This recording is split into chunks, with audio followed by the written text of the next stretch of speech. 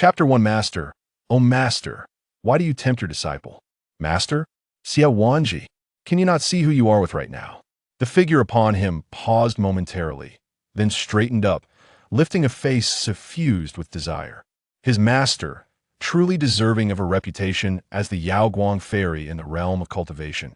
Even though he felt a twinge of displeasure within, he was momentarily captivated by her unparalleled beauty. Those heated fingers slowly caressed his lips, her gaze holding a fervor and predation that Shen Zhou had never encountered before. Was this truly his aloof and stoic master? Shen Zhou. The gentle utterance of his name caused Shen Zhou's eyes to widen in disbelief. Before he could comprehend the situation, his hands were bound by a belt she had retrieved from her waist, forcefully thrusting them above his head. Her lips invaded his with overwhelming intensity. How could his meager spiritual power contend with the mightiest in the world? Bang! The illusion shattered. Shen Zhou suddenly regained his senses, only to find a familiar sword piercing through his heart. Pain, excruciating and bone-deep, compelled him to look up and behold his master withdrawing the Xianbing sword.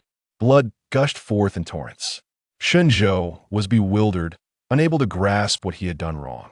One by one, familiar faces emerged. Junior sister Yunzi, junior brother Zhou Qingshi, second junior sister Siyao, and third junior sister Qingwu.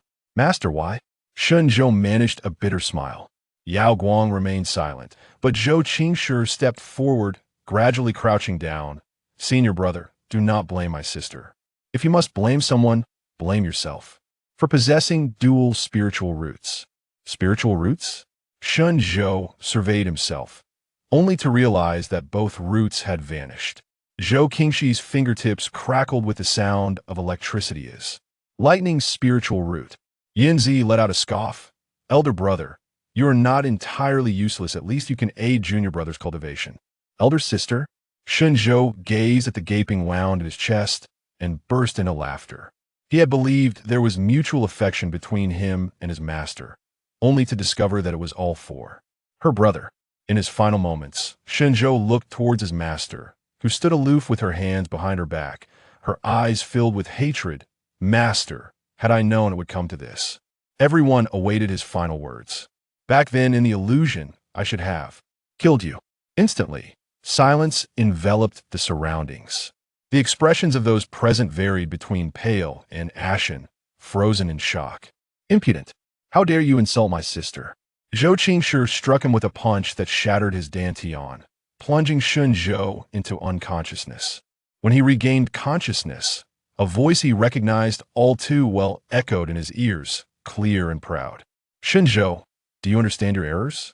Shen Zhou struggled to lift his head, beholding a woman clad in a white robe, stepping gracefully as if walking on the moonlight, the surrounding raindrops not daring to mar her pristine attire.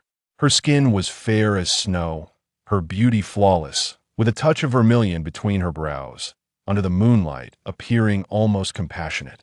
Yao Guang?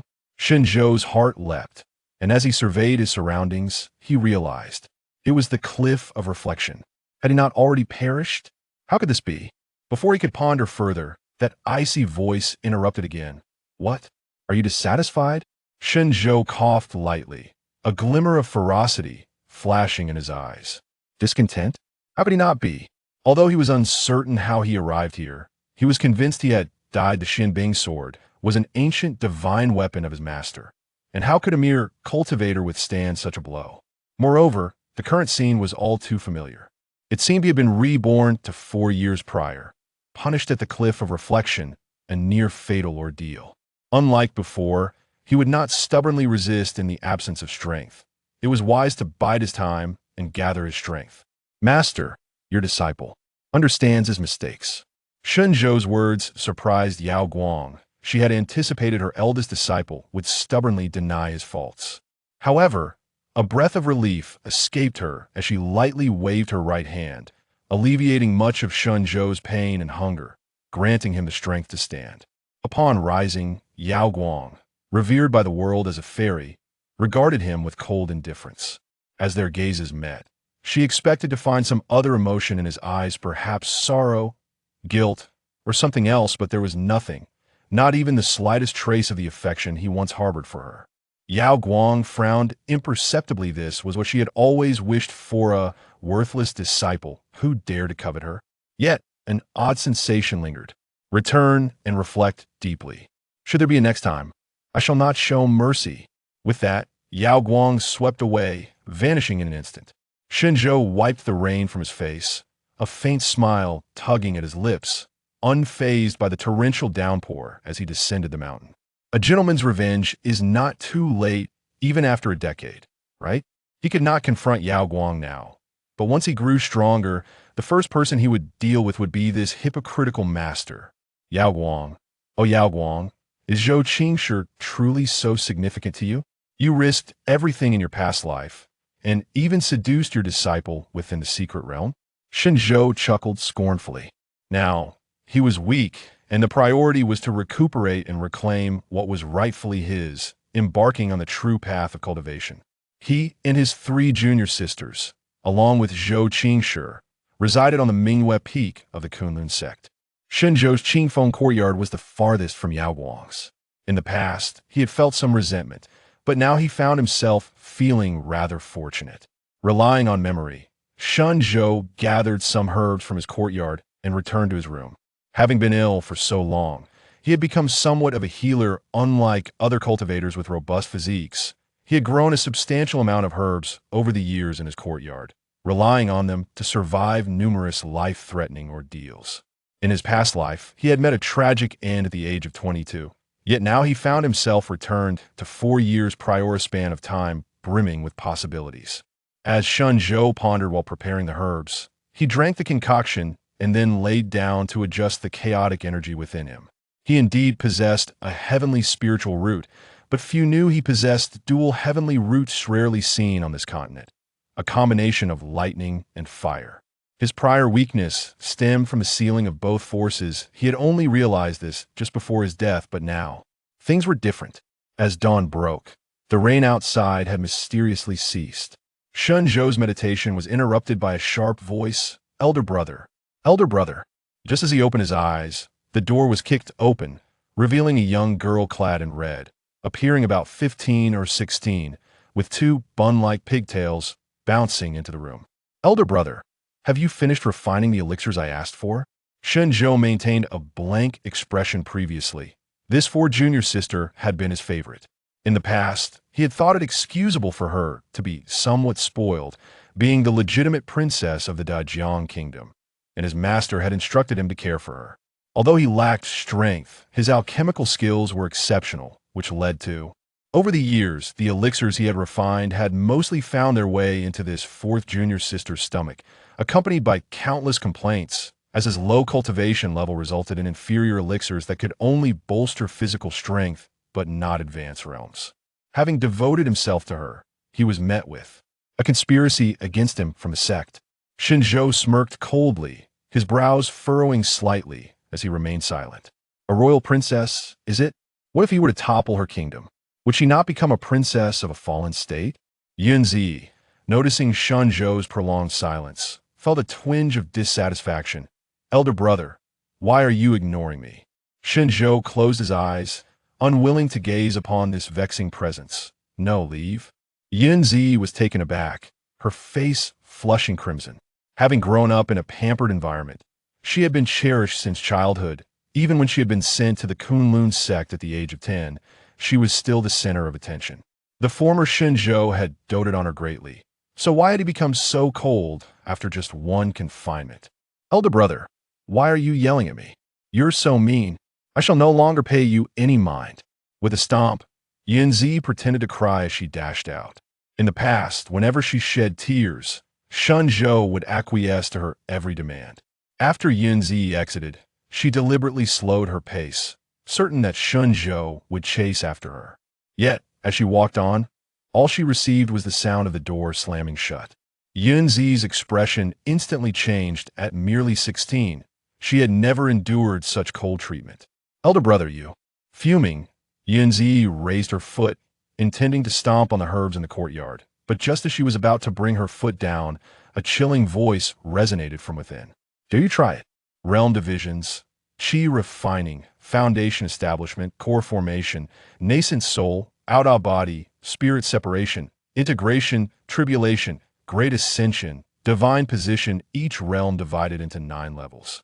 S. Multiple female leads. 1. Master, the lofty flower, her cultivation unmatched. 2. Little Fox, the princess of Qingqiu, pure and innocent, oblivious to love. 3. Iluo, the blood moon demoness of the demon realm. 4. The mermaid princess lost to the mortal realm, Lin Xingyang. 5. The ghost king of the underworld, Ming Qi. 6. The mortal empress, Chu Huan. Others, to be determined, but unlikely to be many, ensuring excitement. The initial pace is rather languid, with the male protagonist undergoing significant character development, leading to an intense climax filled with dramatic confrontations in the latter part of the narrative. Each female lead possesses her own emotional arc. The events of the previous life will be elucidated in due course. Master's relentless pursuit of her husband leads to a fiery conclusion. Chapter 2. I beseech you, Master, to show mercy. Yunzi felt a sudden jolt in her heart. She had never anticipated that Shen Zhou would address her in such a warning tone. Despite her willful nature, she remained a young girl at heart. Overwhelmed by a sense of injustice greater than her anger, her eyes welled up with tears, and with a stomp of her foot, she exclaimed in a choked voice, "Elder brother is wicked. Z will never play with him again." With that, Yunzi turned and fled the room in haste. As she exited the Qingfeng courtyard, Shen Zhou released a sigh of relief. After a night of tumultuous energy swirling within him, he felt somewhat more at ease. Being merely an ordinary cultivator, he still relied on earthly grains for sustenance. Consequently, Shen Zhou rose from his bed and made his way to the kitchen. In the kitchen, he found only some coarse rice and potatoes. He tended to the fire himself, boiling a few potatoes and preparing a simple porridge, which he consumed with little ceremony. Afterward, he took a bath, tidied himself up, and donned a long robe that had faded from countless washes. He understood that he could not afford to delay any longer. Each day was a blessing bestowed upon him by the heavens, a gift he had stealthily appropriated. He needed to expedite his training, for in this age where strength reigns supreme, a fist is the sole measure of truth. With a basket slung across his back, he prepared to venture out for herbs to concoct elixirs. Yet an unexpected visitor arrived at the Qingfeng courtyard. It was his third junior sister, Qingwu. As the daughter of the sect leader of Qingyun's sect, which ranks just below the Kunlun sect, Qingyun's sect is renowned for its profound swordsmanship and agility. The Qingyun sword in Qingwu's hand had, in a previous life, pierced Shen Zhou's abdomen. Clad in green robes with her long hair tied high, she wielded the Qingyun sword, her gaze directed at Shen Zhou with unabashed disdain. She simply could not fathom how the sisters of Mingyue Peak, including even the ailing junior brother, could all surpass Shen Zhou in skill.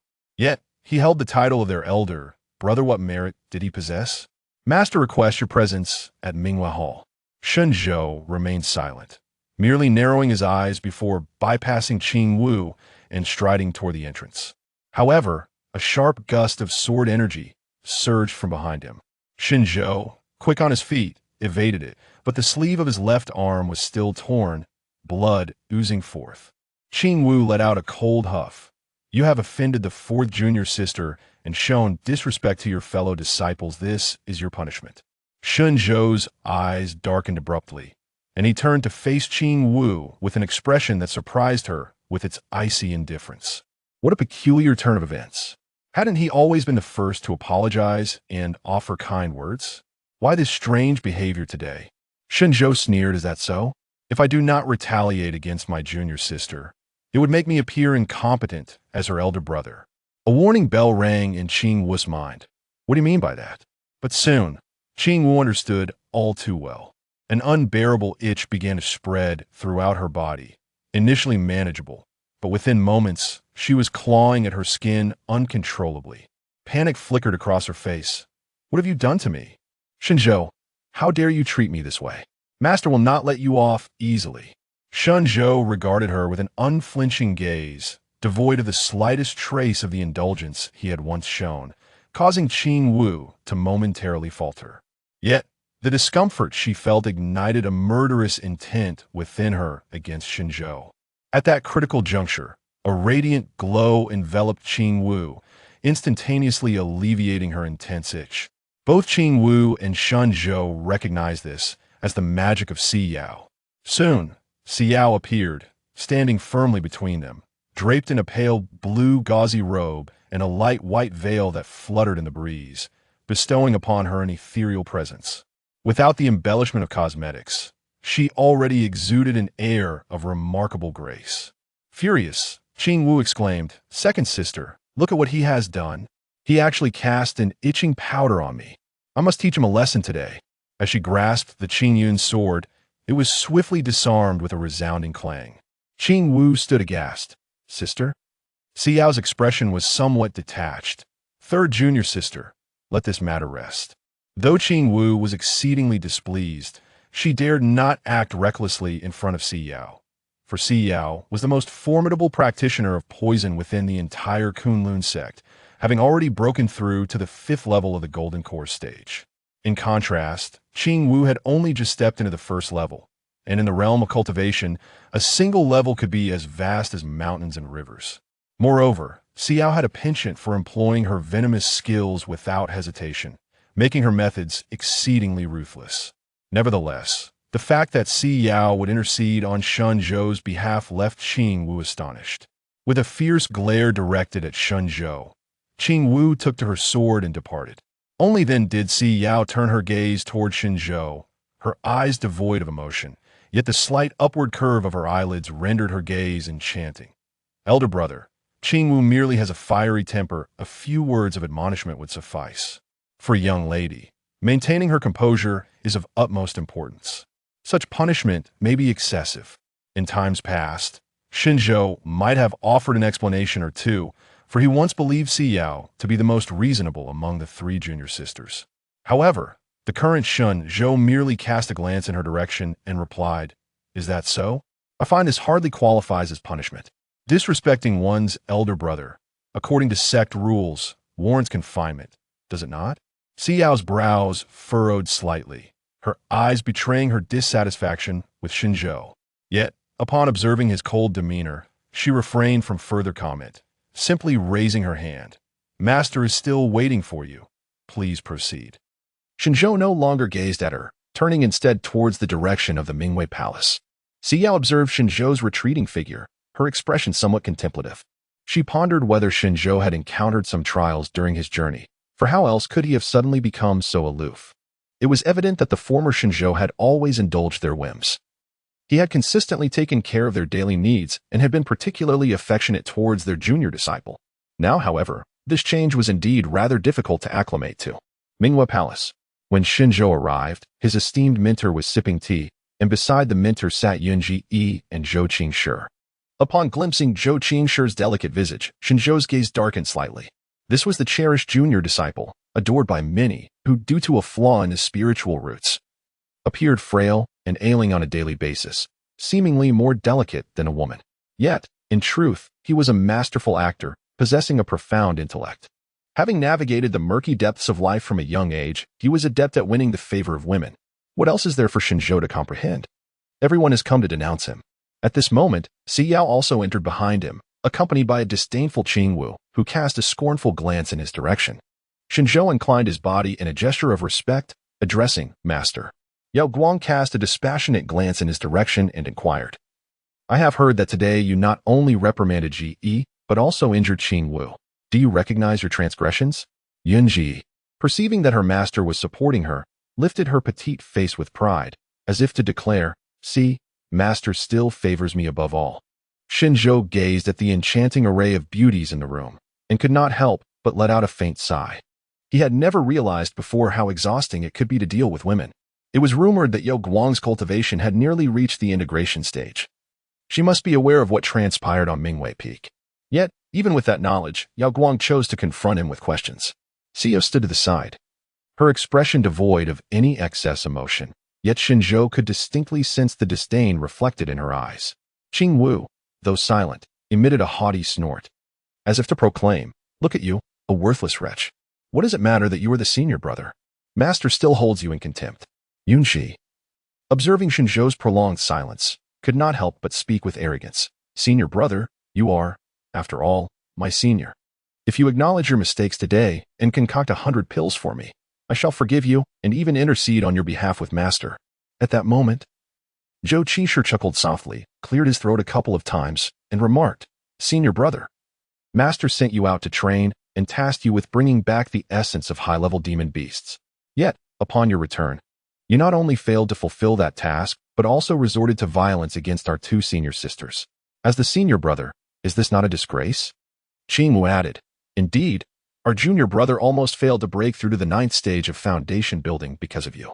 We have yet to hold you accountable for that, and you dare to create more chaos? Truly, you show no signs of repentance, Shen Zhou remarked. What a large face you have. He cast a cold glance at Zhou Qishu, a hypocritical scoundrel he was determined to expose one day, revealing how this seemingly innocent junior brother had truly decayed in the eyes of others. However, at this moment, he lacked the energy to engage further with these individuals. Thus, he slightly bowed and stated, Disciple acknowledges his error and humbly requests Master to exercise mercy by expelling me from Mingyue Peak as a form of punishment. Upon utterance of these words, an eerie silence enveloped the room. Astonishment etched upon every face. Even Yao Guang's cold gaze flickered with surprise. Chapter 3. Returning the Master's token within the Mingyue Hall, the atmosphere was so hushed that even the sound of breathing was inaudible. Yao Guang's expression gradually darkened, prompting several junior sisters to conceal their own reactions, their hearts growing increasingly anxious, while Zhou Qishu's gaze towards Shen Zhou shifted repeatedly. What on earth was this young man up to? This was a clear sign of Yao Guang's fury, indicating that someone was about to face misfortune. As anticipated, the very next moment, Yao Guang cried out in indignation, impudent. Instantly, an overwhelming pressure enveloped Mingyue Peak. None present could withstand the force akin to that of an earth immortal. In an instant, everyone but Yao Guang was compelled to kneel. Si Yao and the others, taken aback, hastily clasped their hands together, exclaiming, Master, please quell your anger. Yet, the party at the center of this upheaval, Shen Zhou, knelt with utmost composure, his back straightened defiantly. For the first time in his life, he regarded Yao Guang with eyes full of resistance. Shen Zhou initially wished to maintain a low profile. After all, it is quite natural for a man to keep his head down, gather strength, and await the day when he can shine brightly. However, at this moment, he found himself thinking, let it be as it may, he has but one life to live, and if anyone dares to challenge him, they can face the consequences. Thus, with immense pressure bearing down upon him, Shen Zhou boldly declared, Why should I? Yao Guang responded, What did you say? The others, including Yunji, were taken aback, their faces turning pale. Zhou Qishu quickly interjected, Master, my senior brother may have simply been confused to confront you like this. Please do not be angered. Qingwu let out a cold snort. Little junior brother, you are far too benevolent, despite his treatment of you. You still speak in his defense. Shen Zhou, however, refrained from expressing any opinions on their contentious debate, as if it were entirely inconsequential to him. Zhou Qishu's hypocritical demeanor and Qingwu's foolishness held no interest for him. As Si Yao observed Shen Zhou in this manner, she couldn't help but adopt a more serious demeanor herself. Is this truly Shen Zhou? The Shen Zhou of yore was so cautious and meticulous. Even when Qingwu consistently looked down upon him, he maintained a gentle demeanor. When did he ever exhibit such a stance? Yao Guang even began to suspect that Shen Zhou might have been possessed by some external malevolent force, yet upon using her divine gaze, she confirmed that he remained the same ineffectual individual. Zhou Qishu was about to utter something further when Qingwu's gaze towards Shen Zhou revealed a hint of astonishment. Consequently, everyone turned to see Shen Zhou, blood seeping from the corners of his mouth, under the immense pressure exerted by their master. Even in such a state, Shen Zhou did not concede. This is not how it should be. Yao Guang's expression grew increasingly intricate at that moment. Si Yao then recalled that Shen Zhou had ventured out for training to procure a spiritual elixir for their junior brother and had returned injured, subsequently enduring a lengthy confinement. Unlike the rest of them, Shen Zhou had established his foundation and had truly become a practitioner. A few days of fasting were not a significant issue for him. Yet Shen Zhou was someone who had not even crossed the threshold of the second layer of Qi training. Si Yao's gaze fell upon the backpack slung over Shen Zhou's back. Once he bore that burden, it signified his intent to ascend the mountain for medicinal herbs. This time, It was evidently not for them or their junior brother, but rather for himself. Indeed, Shen Zhou must have sustained severe injuries. How could they have forgotten? For reasons unknown, Xiao's thoughts became intricate, yet she resolved to follow her heart. Thus, Xiao knelt and bowed her head, saying, "Master, my senior brother is still injured and cannot withstand your pressure. I implore you to allow him to recuperate before proceeding." Yunji quickly nodded, her eyes brimming with tears as she gazed at Yao Guang. Only Qingwu remained obstinately silent, her expression suddenly evoking memories for Shen Zhou of his past life. He had been schemed against by several junior sisters, and had his spiritual root extracted by their master for the benefit of their junior brother, while Qingwu had looked down upon him, as if they were virtuous enforcers of justice, and he, merely a remnant of refuse beneath their feet. Zhou Qingshi couldn't help but feel a flicker of surprise in his heart. Shen Zhou had changed. The original Shen Zhou was not like this. Shen Zhou, who was clearly so concerned about his fellow disciples, especially his master, is now exhibiting an unusual demeanor. This peculiar behavior compels Zhou Qingshi, despite the immense pressure he faces, to exert considerable effort in scrutinizing Shen Zhou's expression. Shen Zhou's celestial root has perpetually aroused his covetousness, while simultaneously instilling a sense of trepidation. Shen Zhou must never change. Blood began to seep from the corners of Shen Zhou's eyes and ears, yet he still managed to smile. This group of people remained as insincere as ever. Soon, Yao Guang lifted the oppressive aura, causing Shen Zhou to lose control and collapse onto the ground. Meanwhile, Yao Guang stood up and personally assisted Zhou Qingshi, saying, "Your health is fragile. Please take a seat." Zhou Qingshi looked at Yao Guang with immense gratitude, replying, "Thank you, master." At this moment, Yunzi was genuinely both worried and angry. Master brother, who was always adept at cheering up their master, now seemed unwilling even to utter a kind word. Yunzi continuously gestured to Shen Zhou, urging him to apologize to their master. However, Shen Zhou merely braced himself, staggering to his feet, his face ashen and the blood streaming from his eyes and ears, creating a rather frightening spectacle. Shen Zhou understood that due to the nature of his innate spirit root, even if Yu Guang looked down upon him, she would not easily allow him to depart. Moreover, he had no intention of leaving until he discovered what truly belonged to him. After all, he was eagerly awaiting the fate of these individuals, was he not? Thus, Shen Zhou calmly spoke, "I am aware of my limitations, both in strength and constitution. Neither my master nor my fellow disciples regard me highly. Therefore, from this day forth, I shall practice in solitude at Qifeng Courtyard, striving to avoid being a bother to you all. I kindly request that you do not disturb me unless absolutely necessary. On second thought, do refrain from interruption even then. After all, a useless person like me is unlikely to be of any assistance." Having said that, Shen Zhou turned to the celestial being high above.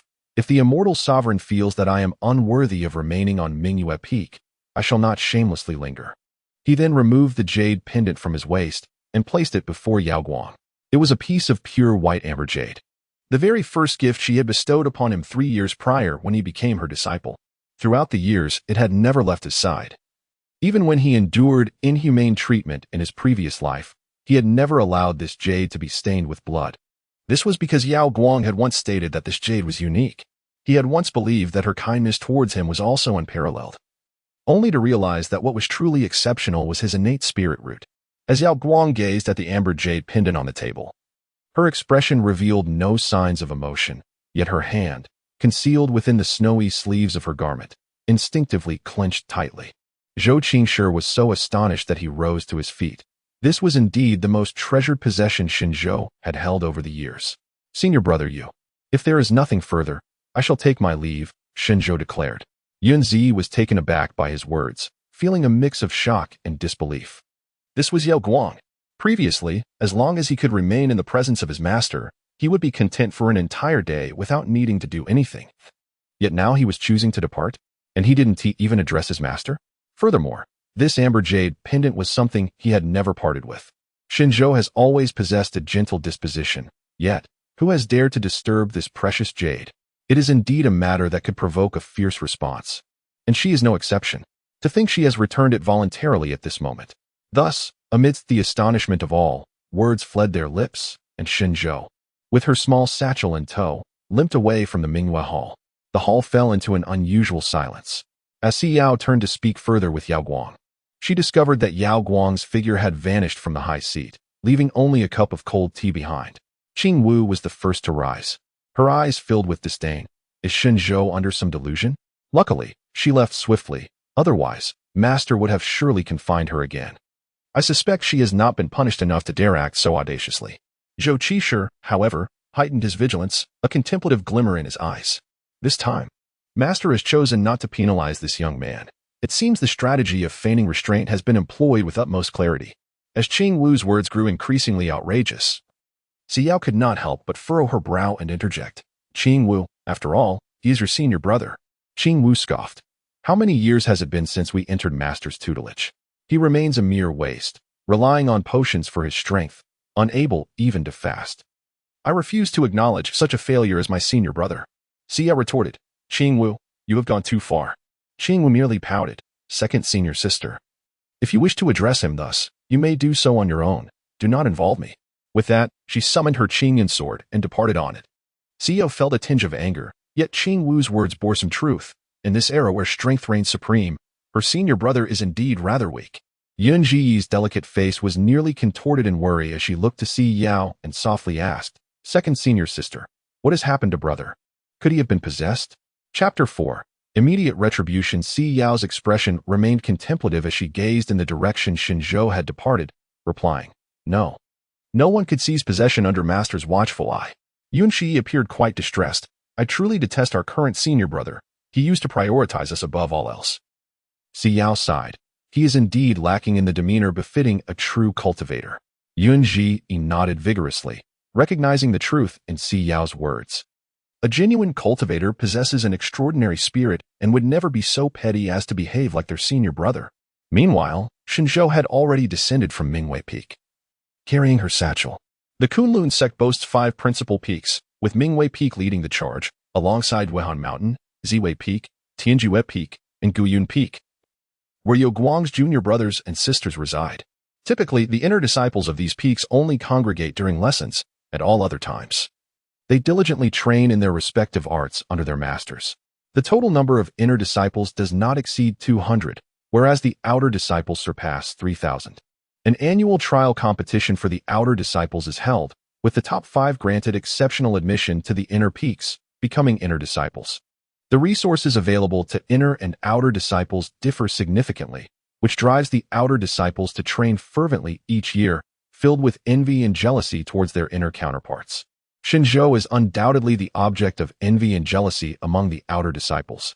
Despite possessing little strength, he was accepted under the tutelage of Yao Guang solely due to his heavenly spiritual root. However, because of his association with Yao Guang, no one dared to question his presence. Yet there was not a single soul who held him in esteem, nor did anyone desire to become his disciple. Consequently, as Shen Zhou descended the mountain with a burden on his back, he endured a barrage of disdainful glances. In the past, no matter the slander directed at him, Shen Zhou would always greet others with a smile.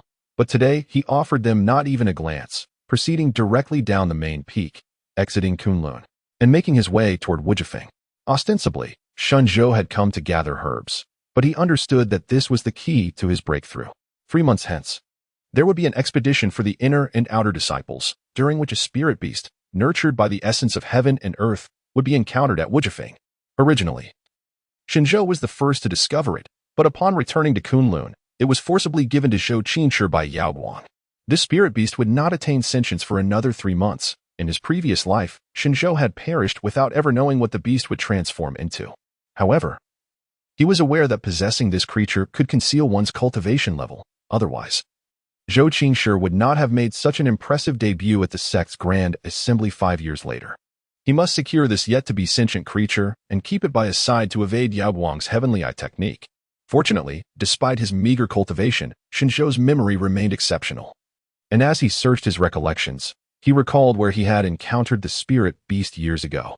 Shen Zhou, burdened with a basket on his back, ventured deeper into the heart of Wuji Peak.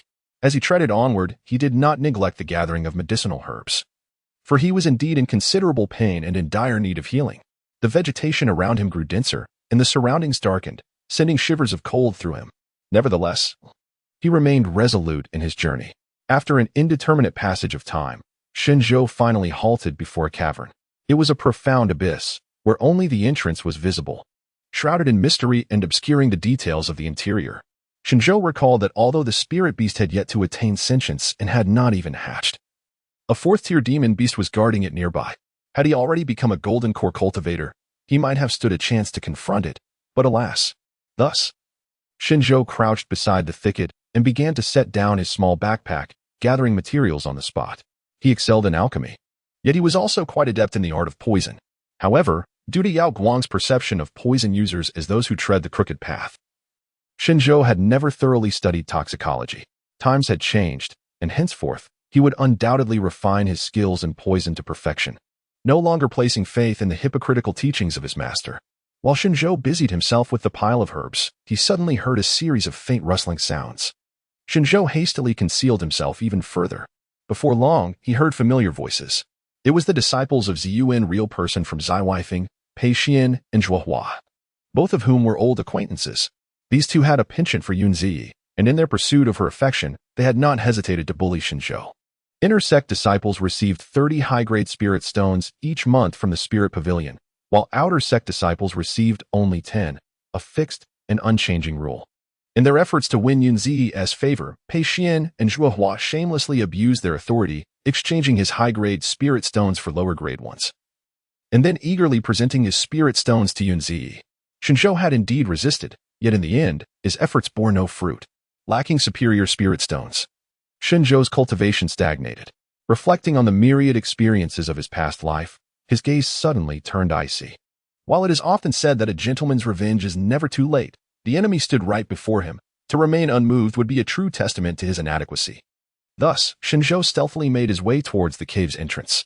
Zhuohua remarked, "Senior brother, do you think there are spirit beasts here at Wuji Peak that junior sister Yun would fancy? It seems almost impossible to find any." Pei Xian replied, "Regardless of their existence, we have come all this way. If we truly cannot find any, we shall have to compensate junior sister with spirit stones." Zhuohua scoffed. Spirit stones? Junior sister Yun would hardly spare a glance at Shen Zhou's 30 spirit stones. Pei Xian sighed, "You have a point. However, it is to be expected. After all, junior sister Yun is a princess of royal blood, accustomed to the finest. I sincerely hope we can find a little spirit beast today that will delight her." Shen Zhou concealed himself in the shadows, observing them with a gaze akin to that of two lifeless corpses. Just as Pei Xian and Zhuohua were about to reach the cave's entrance, Shen Zhou hurled a large stone accompanied by a concocted toxic smoke into the depths. With a resounding bang, he captured the attention of Zhuolin and Pei Xian. "What is that?" The two drew their swords, alert and on guard. Yet, silence soon enveloped the surroundings once more. Zhuohua remarked, "Brother, it seems the sound originated from within this cave." Pei Xian and Zhuohua exchanged glances. Excitement mirrored in their eyes. With such a vast cave mouth, could it be that a beast lurked within? The Wujifeng was not far from the Kunlun sect. Rich in spiritual energy, the beasts inhabiting this region were predominantly benevolent and pure-hearted. Thus, if encountered, most would be captured and taken back to the sect to be tamed, ultimately becoming mounts for the cultivators. Consequently, Pei Xian and Zhuohua perceived little in the way of mortal peril and cautiously advanced deeper into the cave. Before long, a swirl of violet toxic mist began to waft from within the cavern. Shen Zhou silently consumed the detoxifying herbal remedy. Although the poison he concocted was of a low grade, it was sufficient to impede the movements of these two inept individuals. Pei Xian exclaimed, "This is bad. It's toxic mist. Hold your breath." Yet, it was ultimately too late. Both inhaled the poison and soon felt dizzy and disoriented. From the depths of the cave, a frantic roar of a beast echoed. The ground began to tremble violently. Pei Xian and Zhuohua were both taken aback in horror. "This is terrible. It's a fourth-tier demonic beast. Run." But alas, it was too late. Pei Xian was struck and sent flying by a paw thicker than a human's as he attempted to flee. Zhuohua's eyes widened in terror. "Senior brother Pei?" In that fleeting moment, Shen Zhou swiftly entered the cave from the side. Chapter 5. Colliding with the Empress. Truly fortunate amidst the seismic chaos outside and the anguished cries of Pei Xian and Zhuohua, Shen Zhou did not glance back even for a moment. He sprinted resolutely towards his destination, a speed-enhancing talisman affixed to his leg. He understood that Pei Xian, being at the first level of Golden Core, and Zhuohua, at the 9th level of Foundation Establishment, would not withstand the onslaught of that fourth-tier demonic beast for long. Moreover, considering the effects of his toxic mist on the two, they would likely be dispatched even more swiftly. Shen Zhou spent the duration of a fragrant incense stick running to the innermost recesses of the cave. where he stumbled upon an egg resting atop a bed of straw, roughly the size of a goose egg. The egg radiated a soft, luminous glow, its surface an immaculate white. Without a moment's hesitation, Shen Zhou seized it and tucked it into his pocket. He then affixed 2 talismans for swift movement onto himself and sprinted out of the cave. Suddenly, with a resounding crash, a figure hurtled towards Shen Zhou, sending a cloud of dust swirling around them.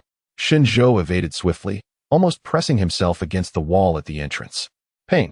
Pei Xian gasped, blood spilling from his mouth as he cried out. Lifting his gaze, he met Shen Zhou's eyes, a wave of joy washing over him. Shen Zhou, quickly. Send word to the sect. Yet, in the next moment, Shen Zhou pulled a hoe from his backpack. Pei Xian was taken aback, his eyes widening in terror. What are you planning to do? Shen Zhou uttered not a single word of frivolity, striking down fiercely with his hoe. Die. The 4th-tier demon beast, sensing the commotion, swiftly trampled the already gasping Zhuahua to death before dashing towards the cave entrance. Shen Zhou unceremoniously hurled the bloodied Pei Xian towards the beast, while he swiftly fled the scene. Pei Xian, already battered and bleeding from Shen Zhou's earlier strike, now found himself cast into the maw of danger, forcing him to summon every ounce of his spiritual energy to defend himself. His desperate actions only served to enrage the brown bear further, its roar resonating through the air and sending tremors reverberating across the entire Wuji Peak. Shen Zhou cast a glance back, only to witness Pei Xian being mercilessly torn apart by the brown bear.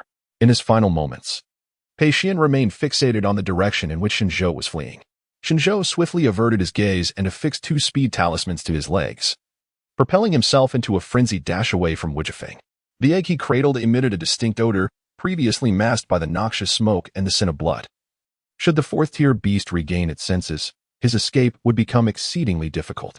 Thus, Shen Zhou sprinted in a nearly straight line, his velocity so astonishing that the surrounding minor demons could only perceive a fleeting shadow. Meanwhile, Chu Wang was navigating deeper into the area with a map in hand when, all of a sudden, a fierce gust of wind surged toward her. Instinctively, she drew the sword from her waist, yet before she could comprehend the unfolding chaos around her, she was violently hurled away. Chu Wang felt a sharp pain in her chest as her entire being was propelled backward. Shen Zhou was compelled to halt. He sensed a collision with something.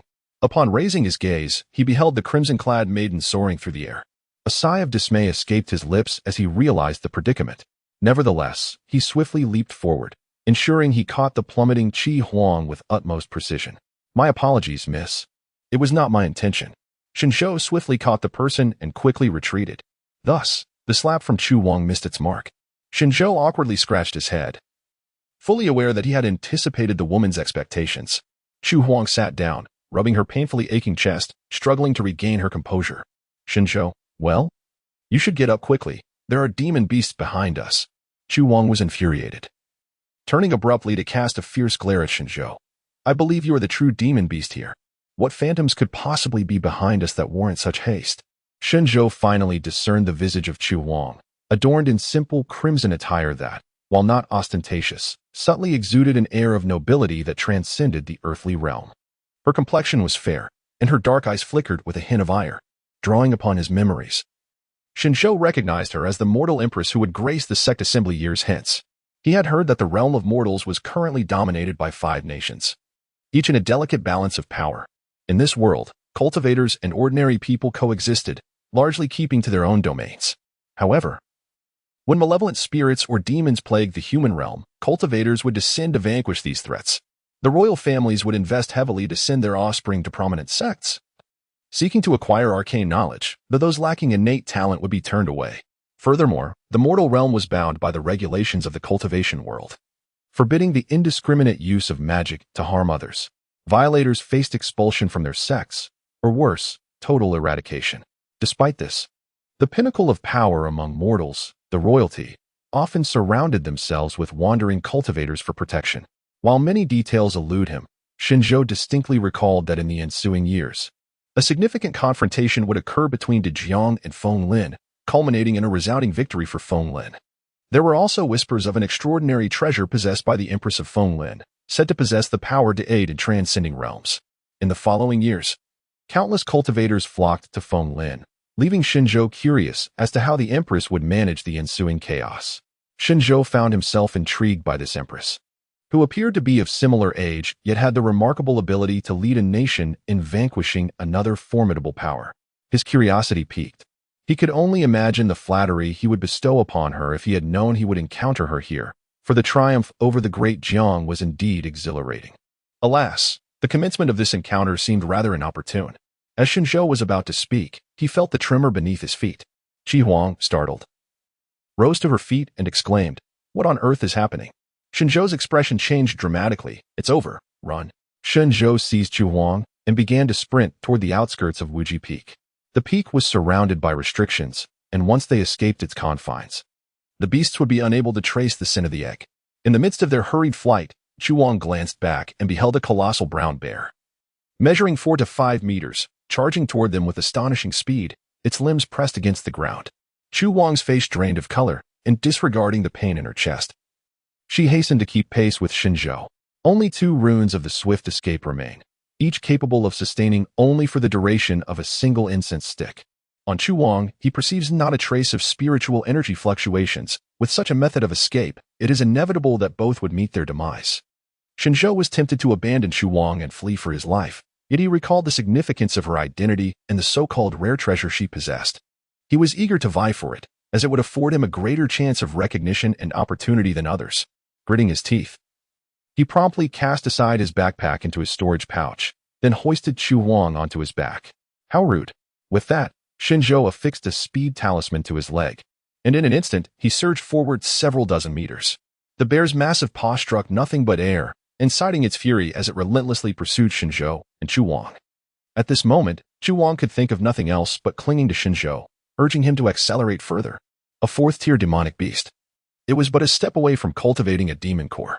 Once it obtained the core, transforming into a 6th-tier great demon would be within reach, making it effortlessly capable of confronting practitioners at the nascent soul level. Shen Zhou had never perceived Wujifeng to be so vast. Even though he had sprinted in a straight line, yet the time of a single incense stick was swiftly approaching its end.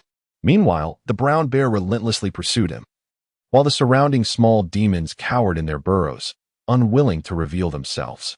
Shen Zhou was already drenched in sweat. "Is there no one accompanying you for protection?" Qi Huang, her body tensed, had not considered this until Shen Zhou mentioned it. "Right. I almost forgot." She hastily retrieved a firework signal from her waist and launched it into the sky. The cultivators searching the periphery of Wuji Peak glanced up. "Quick. That's His Majesty's signal flare. His Majesty is in danger." Meanwhile, Shen Zhou, on the verge of fainting from exhaustion, thought to himself, were the circumstances not so dire, he would have cursed aloud. How could someone with such a mindset ascend to the throne as Empress? Furthermore, how could a sovereign of her stature venture alone into the heart of Wuji Peak? She truly possessed an extraordinary amount of luck. Chapter 6. Blood crystal grasped before Shen Zhou's hastily written runes lost their efficacy. The cultivators surrounding Qi Huang finally arrived. Shen Zhou could not discern their cultivation levels, yet he noticed that the brown bear pursuing them had come to a halt, seemingly wary, panting heavily as it assumed an aggressive stance, adjusting its angle of attack. Typically, when confronted with a formidable opponent, most beasts would instinctively seek an escape route, for both humans and animals share the innate instinct to flee. However, Shen Zhou understood that this particular beast would not easily relinquish its pursuit. The leader cast a glance at Shen Zhou, gripping his sword with a vigilant gaze fixed upon the brown bear, and warned, "Young man, I advise you to release my master at once. Otherwise, the blade shows no mercy." No sooner had the words left his mouth than Shen Zhou unceremoniously dropped Qi Huang. She stumbled, nearly losing her balance, and was about to unleash a tirade when Shen Zhou interjected, "That beast will not depart lightly. You should make your escape swiftly." With that, Shen Zhou turned to leave, only to be halted by Qi Huang, who firmly grasped his arm. "You think you can simply collide with me and then depart without consequence? There is no such fortune in this world." Shen Zhou had exhausted all his strength, and the wounds on his body, which had yet to heal, were now oozing blood once more due to the relentless turmoil. "Miss," he remarked, "I have just rescued you. It would suffice if you were ungrateful. But how can you repay kindness with enmity?" Qi Huang raised her delicate face, her haughty demeanor fully apparent. "It was you who lured the beast here. You must take responsibility." Shen Zhou's complexion turned pale. "The demon beast is targeting me. As long as I leave the boundless peak, it will not catch my scent and will naturally depart. Does that imply that if we sacrifice you to the demon beast, We can secure our own survival? Shen Zhou was suddenly taken aback, feeling as if he might vomit blood, gazing incredulously at Chu Huang, observing Shen Zhou's wide-eyed expression of disbelief. Chu Huang found herself inexplicably amused, and thus she genuinely laughed. Zhang Yuqin was currently in a standoff with the beast, and upon hearing the sound of his sovereign's laughter, he cast a surprised glance back. However, the subordinates around him dared not turn their heads. In such an extremely dire situation, how could Chu Huang still manage to express amusement? Shen Zhou felt unwell, yet at that moment, she refrained from uttering any harsh words, lacking the strength to do so. She merely cast a glance at them before retreating towards the periphery. Meanwhile, the brown bear grew increasingly agitated, incessantly clawing at the ground, producing a rasping sound. As she was now quite close to the edge, Shen Zhou hastened her pace once more. The bear launched a sudden attack, prompting Zhang Yuqin and the others to adopt a state of heightened alertness, preparing for combat. Chu Huang glanced at Zhang Yuqin and said, "Do not linger in battle. Hold them off for a quarter of an hour while we regroup at the perimeter." With that, she sprinted directly towards Shen Zhou.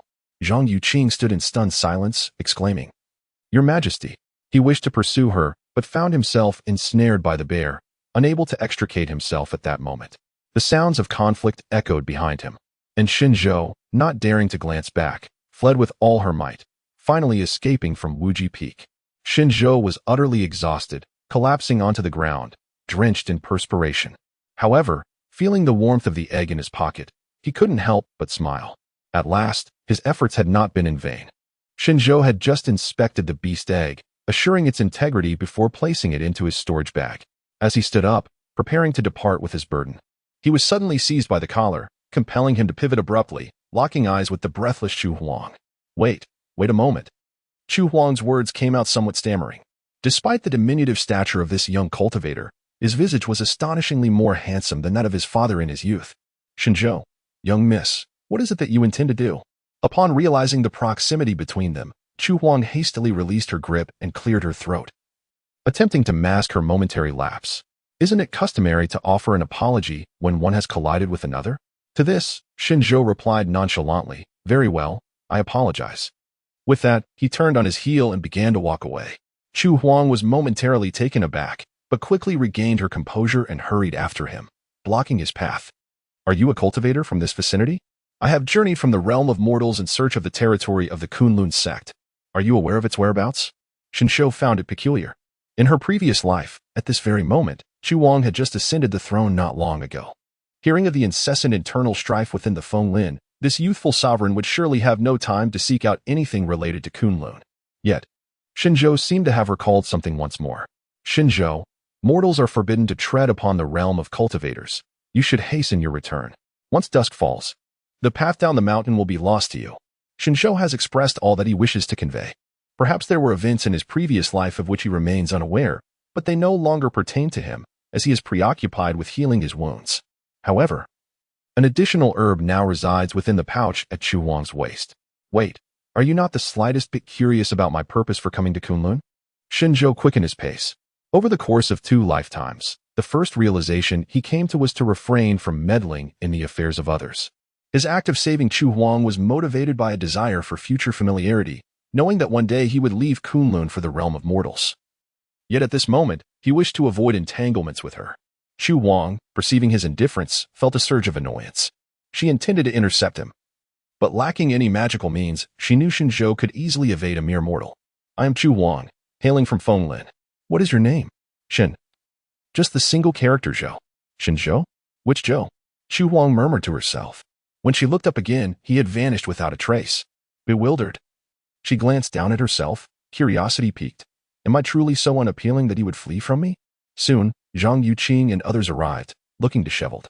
"Your Majesty, thank heavens you are unharmed." Although her companions bore injuries, none were life-threatening, and the beast had not pursued them, affirming Shen Zhou's words. As Chu Huang hesitated between continuing her search for the path to Kunlun or returning, Zhang Yuqing exclaimed in astonishment, "Your Majesty, I sense a faint fluctuation of spiritual energy emanating from you." His gaze fixed upon the pouch at her waist, which had fallen to the ground, spilling its contents. All present were stunned. This was the blood crystal grass they had sought, vibrant red like droplets of blood, aptly named. One such specimen could save the life of the Empress. Chu Huang crouched down, her eyes glistening with unshed tears as she delicately cradled the blood crystal grass, repeatedly confirming. "This is indeed blood crystal grass, isn't it?" Zhang Yuqing affirmed. "Indeed, and it appears to be over 100 years old, Your Majesty. Your father can be saved." Standing resolutely against the wind, her fiery red attire illuminated by the blazing sun, her delicate face shone with extraordinary brightness. When she turned to the direction Shen Zhou had departed, the path was obscured by thickets, leaving no trace of his passage. Were it not for the blood crystal grass in her possession, she might have believed this to be a mere illusion. "Shen Zhou," Chu Huang murmured. "What an enigmatic person." "Your Majesty," Zhang Yuqing began. Chu Huang issued a command. "Let us descend the mountain." Before departing, she cast a glance at Wuji Peak, silently wishing for a day when they might meet again. She would express her gratitude to him. Having obtained what she desired, Chu Huang dared not linger. With her mother having passed away a month prior, her father gravely ill, and her cousins eyeing her throne with predatory intent amidst ongoing border conflicts and the suffering of the populace, her absence had been lengthy. She must return to restore order. As night fell, Chu Huang exited the realm of cultivators, while Shen Zhou, burdened by the trials he had faced, returned to Kunlun, ascending Mingyue Peak to his tranquil abode.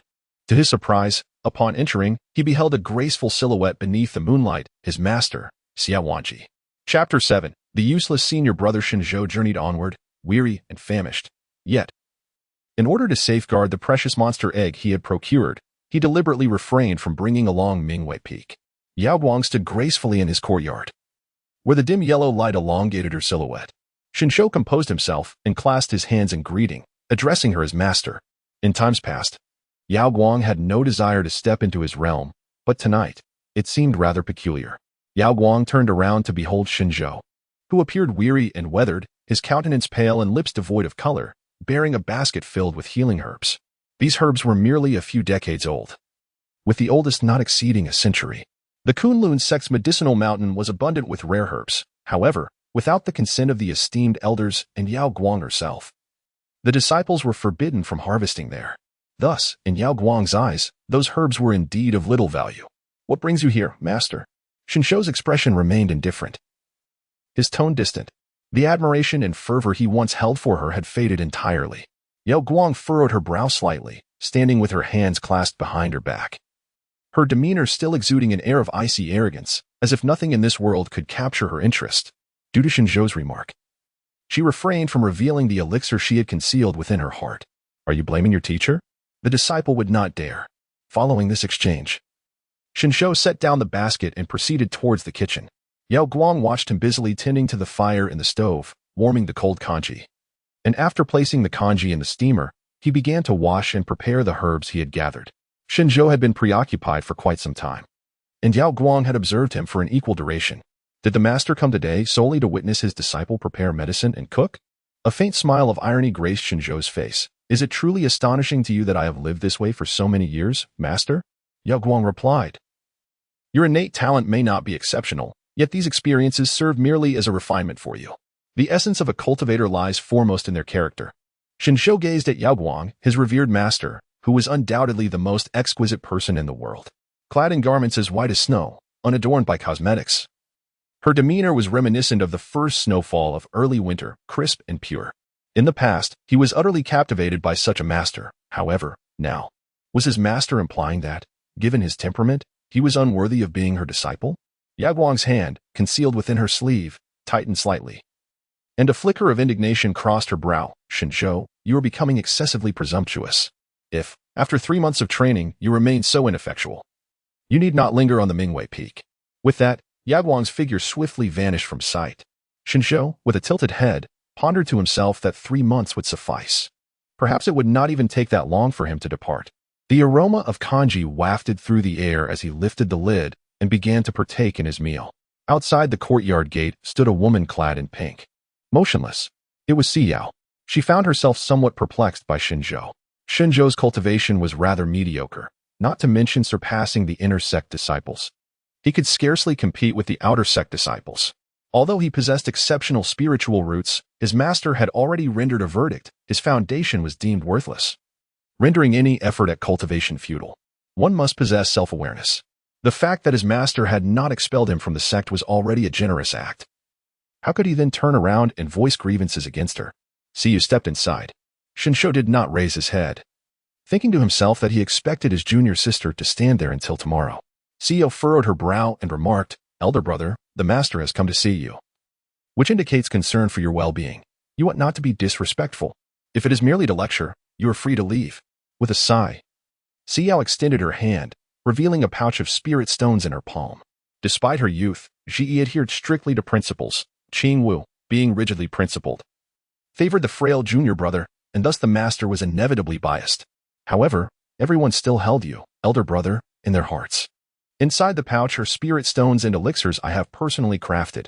Please accept them, elder brother. Xiao placed the items on the stove and turned to depart.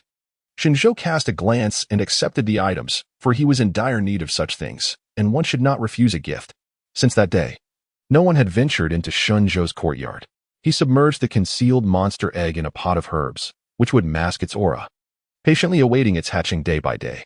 Once it successfully hatched, even with his master's heavenly eye, it would be exceedingly difficult to detect. Within the sect, every 7 days, the elders took turns to impart lessons. Except for those who were out on expeditions or in secluded cultivation, nearly everyone attended. As the internal competition approached, everyone grew increasingly anxious, diligently participating in classes and hastily engaging in sparring and cultivation thereafter. For an entire month, the inner disciples had not seen Shen Zhou, which puzzled many. After all, despite his lack of cultivation prowess and inability to form a golden core, he had never been late for class. Always arriving first, his enthusiasm had been the subject of ridicule by countless peers, yet he persevered undeterred. This prolonged absence stirred a cloud of speculation among them. On this particular day, Shen Zhou, with a small basket slung over his back, intended to descend the mountain to gather herbs.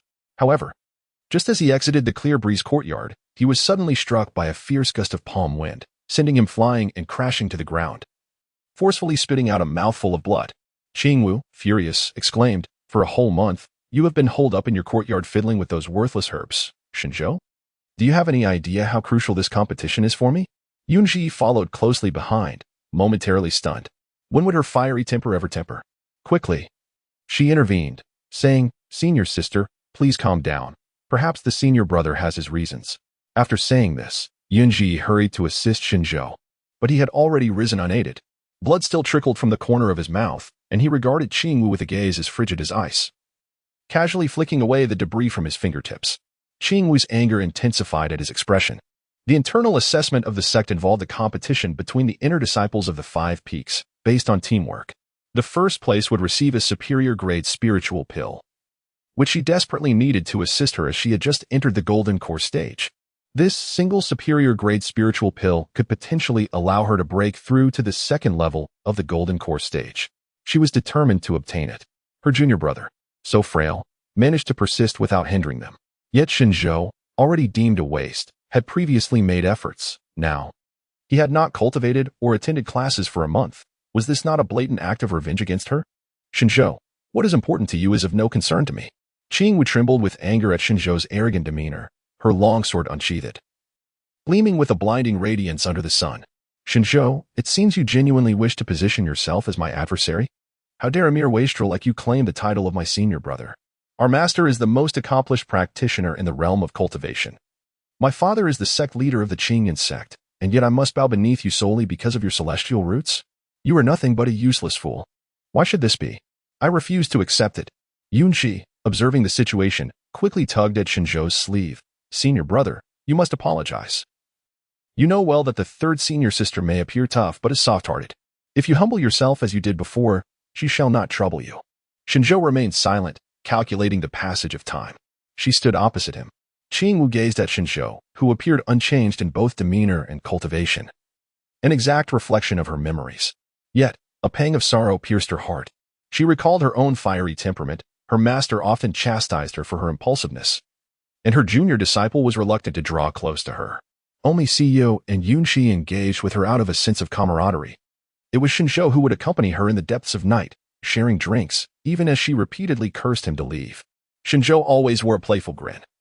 Undeterred, last year, her shattered mirror had led to her near descent into madness, drowning her sorrows in a haze of alcohol. Shen Zhou brought the food he had prepared to console her. Qingwu junior sister, you are truly remarkable. among all the inner disciples, whose swordsmanship can rival yours? To which she replied, Shen Zhou, you imbecile, what do you know? Shen Zhou, I may not fully comprehend. Yet I can discern your deep concern for our esteemed master and junior sister. I recognize your desire to safeguard us, which fuels your ambition for progress. However, in the realm of cultivation, one must not be hasty. Qingwu, I firmly believe that in due time, you shall surpass even your father as an exceptional swordsman. Keep striving. Qingwu stared blankly at Shen Zhou for a moment before taking a sip of her drink and playfully chiding him. Look at that foolish expression of yours. As if you know it all. When have I ever wished to protect you? Do not embellish your own image with your disposition. How could you ever become my senior brother? Shen Zhou, with a sincere demeanor, gently scratched the back of his head and remarked, although my cultivation is lacking. Since you have called me senior brother, it is only natural for me to offer you some solace. Qingwu was at a loss for words. A gust of wind swept through, scattering countless peach blossoms like confetti. At that moment, she thought to herself that having such a seemingly inept senior brother might not be so bad after all. What mattered most was that every time Shen Zhou descended the mountain, he would return with sweet treats from the mortal realm, sometimes candied hawthorn, other times osmanthus cake. Though she always maintained a cold expression, her heart brimmed with joy. She was also waiting for Shen Zhou to relent, which is why she hesitated to take action.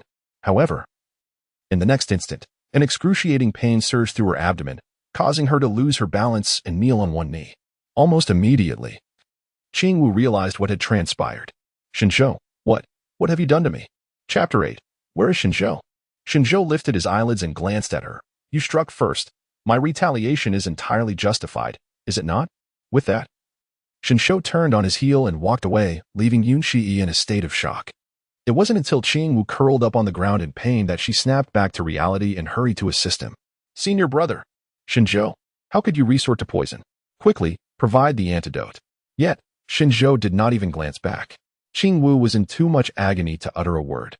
And Yun Shiyi was in a frenzy, attempting to stop Shen Zhou, but he moved too swiftly. She sought to alleviate Qingwu's suffering with her techniques. But the more she tried, the paler Qingwu's complexion became. In desperation, Yun Shiyi produced her talisman, her fingertips brushing against it as it emitted a faint white light inscribed with her name. Master, third senior sister has been poisoned by senior brother. Please come quickly. No sooner had her anxious voice faded than Yao Guang's figure appeared before them. Yun Shiyi's eyes brightened. Master, you have finally arrived. Yao Guang approached, squatted down, and felt Qingwu's pulse. It is not a lethal poison. Yao Guang instructed, Shiyi, go fetch Shen Zhou to see me. With a flick of her sleeve, Yao Guang whisked Qingwu away. Yun Shiyi wiped the sweat from her forehead, her delicate face marred with dissatisfaction and fury. Even if Qingwu had struck Shen Zhou, it had not endangered his life. Why had Shen Zhou resorted to such a vicious act? The senior brother she once knew was no longer the same. Reflecting on Shen Zhou's deliberate disregard for her moments ago, a knot formed in her heart. For the past month, she had been sulking, refusing to see Shen Zhou. But now, it was her master who had summoned her. Resolving this in her mind, Yun Shiyi lifted her skirt and set off in search of Shen Zhou. At this moment, on Jiwei Peak, Ji Yuan Zhenren unexpectedly summoned all disciples for a gathering. Having emerged from a 2-month seclusion, he discovered that the life stones of 2 disciples had shattered. Upon careful investigation, he learned that Zhuo Hua and Pei Xin had perished. After visiting Wuji Peak, he found that their remains had been completely devoured by beasts, leaving only 2 piles of bones. Now, those remains lay in the Jiwei Hall. Ji Yuan Zhenren's eyes turned red. Send the order. Investigate. I must know who is responsible for the deaths of my 2 disciples. The inner disciples were all exceptionally gifted. While it took ordinary cultivators 3 to 10 years to reach the Golden Core stage, Pei Xin, at merely 17, had achieved the first level of Golden Core after 3 years, and Ji Wei Zhenren held him in high regard. Zhuo Hua, at 16, had reached the 9th level of Foundation establishment, equally talented. To lose disciples he had painstakingly nurtured was intolerable. Wuji Peak was not far from Kunlun. It took just the time of an incense stick to fly there on a sword.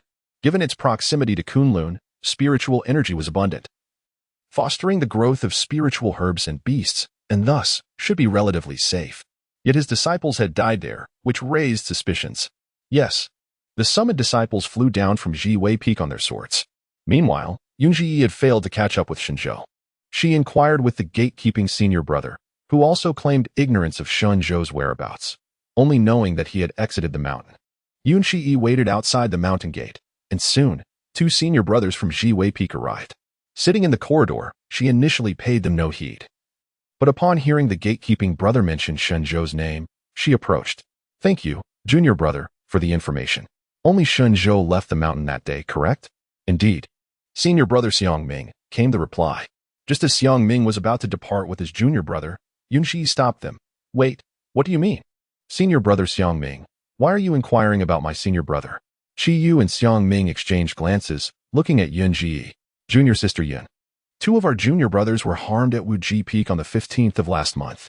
We are investigating every individual. So please do not make it difficult for us." Yunji was taken aback. "Harmed? Who?" "Pei Xian and Zhuohua," Ji replied. Yunji was stunned. It was them? She had not seen them for some time, thinking they had been sent down the mountain for training. Xiang Ming added, "Qi Yu and I must return to report to the sect. Junior sister Yin, we must take our leave." "Hey, senior brother Xiang Ming." "Wait." But Xiang Ming and Qi Yu had already departed, seemingly eager to return to Jiwei Peak to inform Ji Yuan Jinren. Yun Shi recalled that on the 15th of last month, Shen Zhou had indeed exited the mountain, returning with a considerable amount of herbs. Although inner disciples had the right to exchange spiritual stones for herbs at the apothecary sect, Shen Zhou, being of lower cultivation, was looked down upon by the apothecary's staff and seemingly had no spiritual stones, so he had gathered the herbs himself. Considering Ji Yuan Zhanren's volatile temper, this was bound to lead to significant trouble. Yunji shot a fierce glare at the 2 gatekeeping disciples and summoned her sword, flying towards Mingyue Peak. However, upon her arrival, before she could locate Yao Guang, she spotted Ji Yuan Jinren approaching with his disciples on their swords. Although all belonged to the Kunlun sect, the 5 main peaks were essentially independent, each with its own prohibitive measures. Yet the arrivals were not strangers. With a wave of Ji Yuan Zhanren's hand, a golden light emerged, shattering Mingyue Peak's barriers. "Where is Shen Zhou?" Yao Guang had just expelled the poison from Qing Wu's meridians when she sensed the barriers collapse and heard Ji Yuan's words. Frowning, she set Qing Wu down and swiftly departed. "Ji Yuan Jinren, there must be some misunderstanding. My senior brother's cultivation is arguably the lowest among the inner disciples. He cannot even compare to the outer disciples. How could he possibly harm Pei Xian and Zhuohua?" Ji Yuan sneered. "Yunji, I do not wish to debate with you. Bring Shen Zhou out." Zhou Qingshi then stepped forward. "What has transpired?" Qi Yu and Zhou Qingshi shared a close relationship, and upon seeing the situation, he quietly recounted the events. Zhou Qingshi was taken aback.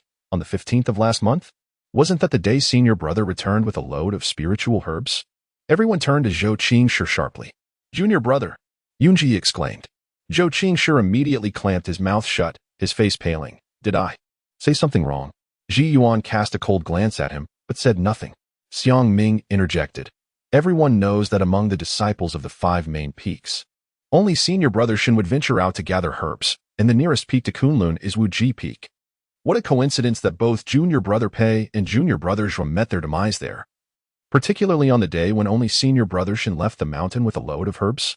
Yunji was furious. "Senior brother Xiang Ming, you have no evidence.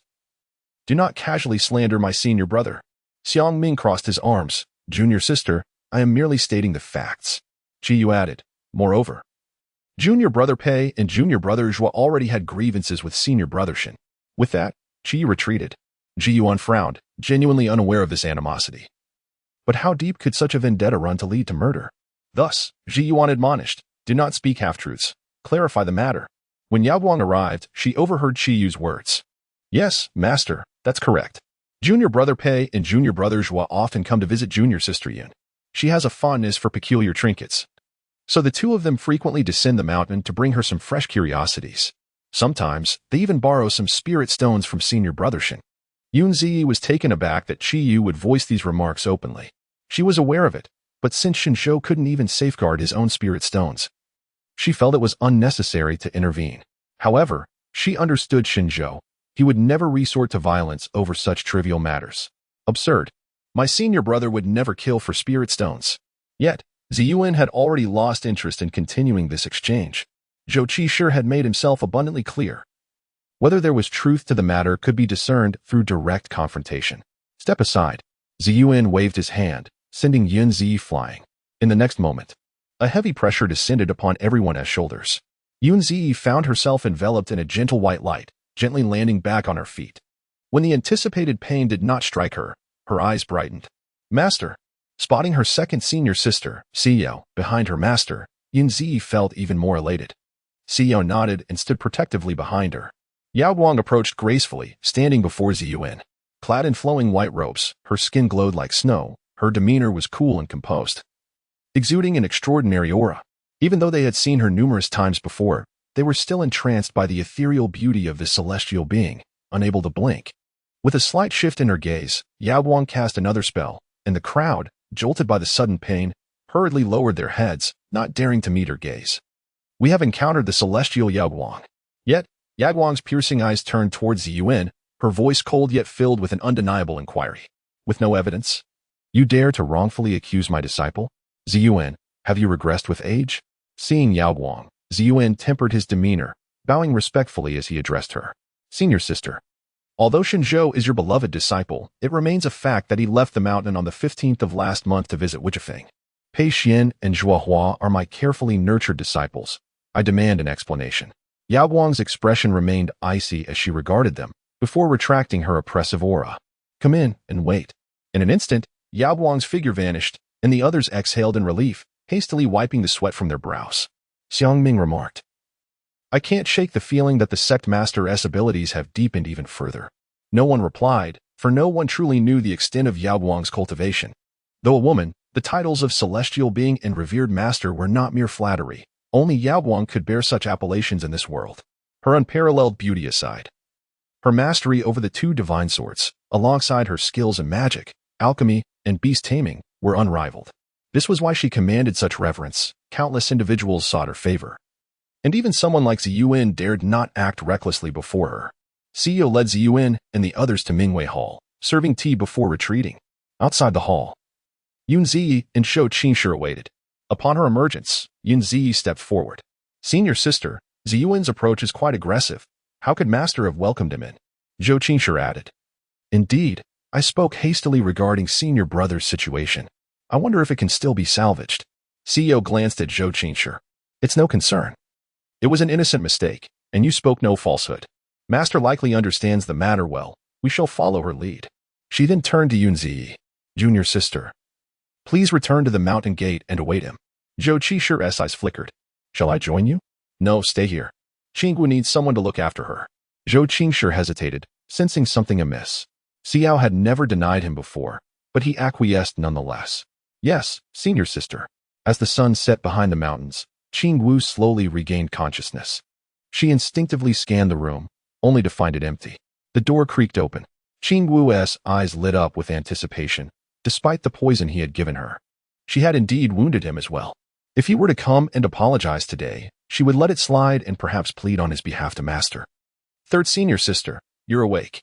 Come, take your medicine. Qinggu's expression dimmed immediately.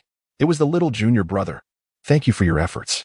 Zhou Qingshi presented the medicine before her, gently assisting her to sit up. As she drank, she inquired, who resolved the poison? Zhou Qingshi smiled. Naturally, it was master. Third senior sister, do not blame senior brother. He has been in a foul mood lately, which might have prompted his actions. When he returns, master will surely admonish him for harming a fellow disciple. Qinggu asked, has he not returned since he injured me? Zhou Qingxi's gaze dimmed slightly. Indeed. Senior brother has been frequently descending the mountain. I do not know what he is up to. Elder Ziyuan is still waiting for him. Qinggu's brow furrowed. Why has Elder Ziyuan come? Zhou Qingshi recounted the events briefly. Qinggu threw off the covers and got out of bed. Elder Ziyuan's relentless nature means he will not let it go easily if he captures senior brother. We must alert Shen Zhou to hide outside. Zhou Qingshi quickly supported her. Senior sister, do not worry. The little junior sister has already gone to the mountain gate to wait. Qinggu asked, where is master? What is her stance? Zhou Qingshi looked troubled. Senior sister, you know master is always just and upright. If Shen Zhou is indeed suspected, she will not show favoritism. Qinggu felt a sudden urgency. Sister, there's no use fretting now. We must wait. Besides, you have yet to recover. Rest for now. Just then, Qiyu's voice rang out. Senior brother Shen has returned. Senior brother Shen has returned. Ziyuan and the disciples rushed outside. Qinggu's face paled slightly. I hope he exercises wisdom and does not confront them head-on. Suddenly, a surge of spiritual energy swept rapidly above their room. It's master. Let us go see. All right. Senior sister, take your time. Zhou Qingshi assisted Qin Wu as they made their way out. Yunzi seized Shen Zhou. Senior brother, why do you not heed a word? So many are waiting for you. Shen Zhou, master, you instructed me to bring him back. Did you not? If I fail to do so, will I not face punishment? Yunji was taken aback. Even at such a moment, Shen Zhou was still considering her feelings. Were Shen Zhou aware of Yunji's thoughts at that instant, he would only find it amusing. Even if he chose not to come, could he truly evade his fate? With Xia Wanji's capabilities, locating him would be a trivial task. A beam of violet light appeared, and before it reached him, a sharp pain pierced his knee, forcing him to kneel upon the ground. A voice, clear as a mountain spring, resonated. Shen Zhou, do you acknowledge your error? Once again, this phrase, which Shen Zhou had grown weary of hearing. Yunji was startled and quickly shielded Shen Zhou. Master, please allow my senior brother to explain. Elder Ziyuan, in that case, let us not linger on words. Lei Yin, come forth. Elder Ziyuan, wielding the Lei Yin sword, stood before the assembly. The sword was adorned with lightning patterns, and each swing echoed with the sound of thunder, its aura as formidable as a tempest. As the Lei Yin sword was poised to strike down upon Shen Zhou, it was abruptly intercepted by the Xian Bing sword. That was one of Master S's divine swords, its blade crystalline and translucent, as though forged from profound ice, exuding a chilling essence capable of freezing all in its path. Cherished by Yao Guang, he recalled that in his previous life, this sword had been shattered during a demon-slaying mission, leaving Master in deep sorrow for an extended period. Ziyuan turned to Yao Guang. Sister, do you intend to obstruct me? Yet, Yao Guang did not meet his gaze. Instead, she focused on Shen Zhou. I have come personally. Shen Zhou did not raise his gaze, yet he perceived a pair of immaculate white boots stationed before him. On the 15th of last month. Did you venture to Wuji Peak? With each inquiry, the weight upon Shen Zhou's shoulders intensified. Above him, thunder rumbled ominously. This was the Array of Hearts inquiry, where falsehoods would invoke divine retribution. Upon emerging, Qingwu was taken aback by the scene, utterly bewildered. Xia was equally astonished. Master, this cannot be. Xi Yao and Qingwu abruptly knelt, and even Yunji followed suit. Witnessing this, Zhou Qingshi reluctantly knelt as well. Yao Guang's expression was sharp and commanding. Shen Zhou, respond. Chapter 10. On the brink of peril, blood once again trickled from Shen Zhou's lips as he raised his head to gaze at Yao Guang. I have been there. Upon uttering these words, the crowd erupted in astonishment. Ziyuan let out a cold snort, a glint of murderous intent flickering in his eyes. It seems you are the one. Having slain your fellow disciples, you deserve to be executed. Xiao interjected, that is utterly impossible. The assembly turned their attention to Xiao, who slightly inclined his hand in a gesture of respect before speaking with composure. Junior brother Pei Xian has already reached the golden core stage, and junior brother Zhuohua is on the verge of a breakthrough. As for my senior brother, it is common knowledge that he has been unable to form a core for 3 years. How could he possibly have killed 2 junior brothers? Yunji, feeling anxious, affirmed, indeed, with my senior brother's capabilities, it is absolutely inconceivable.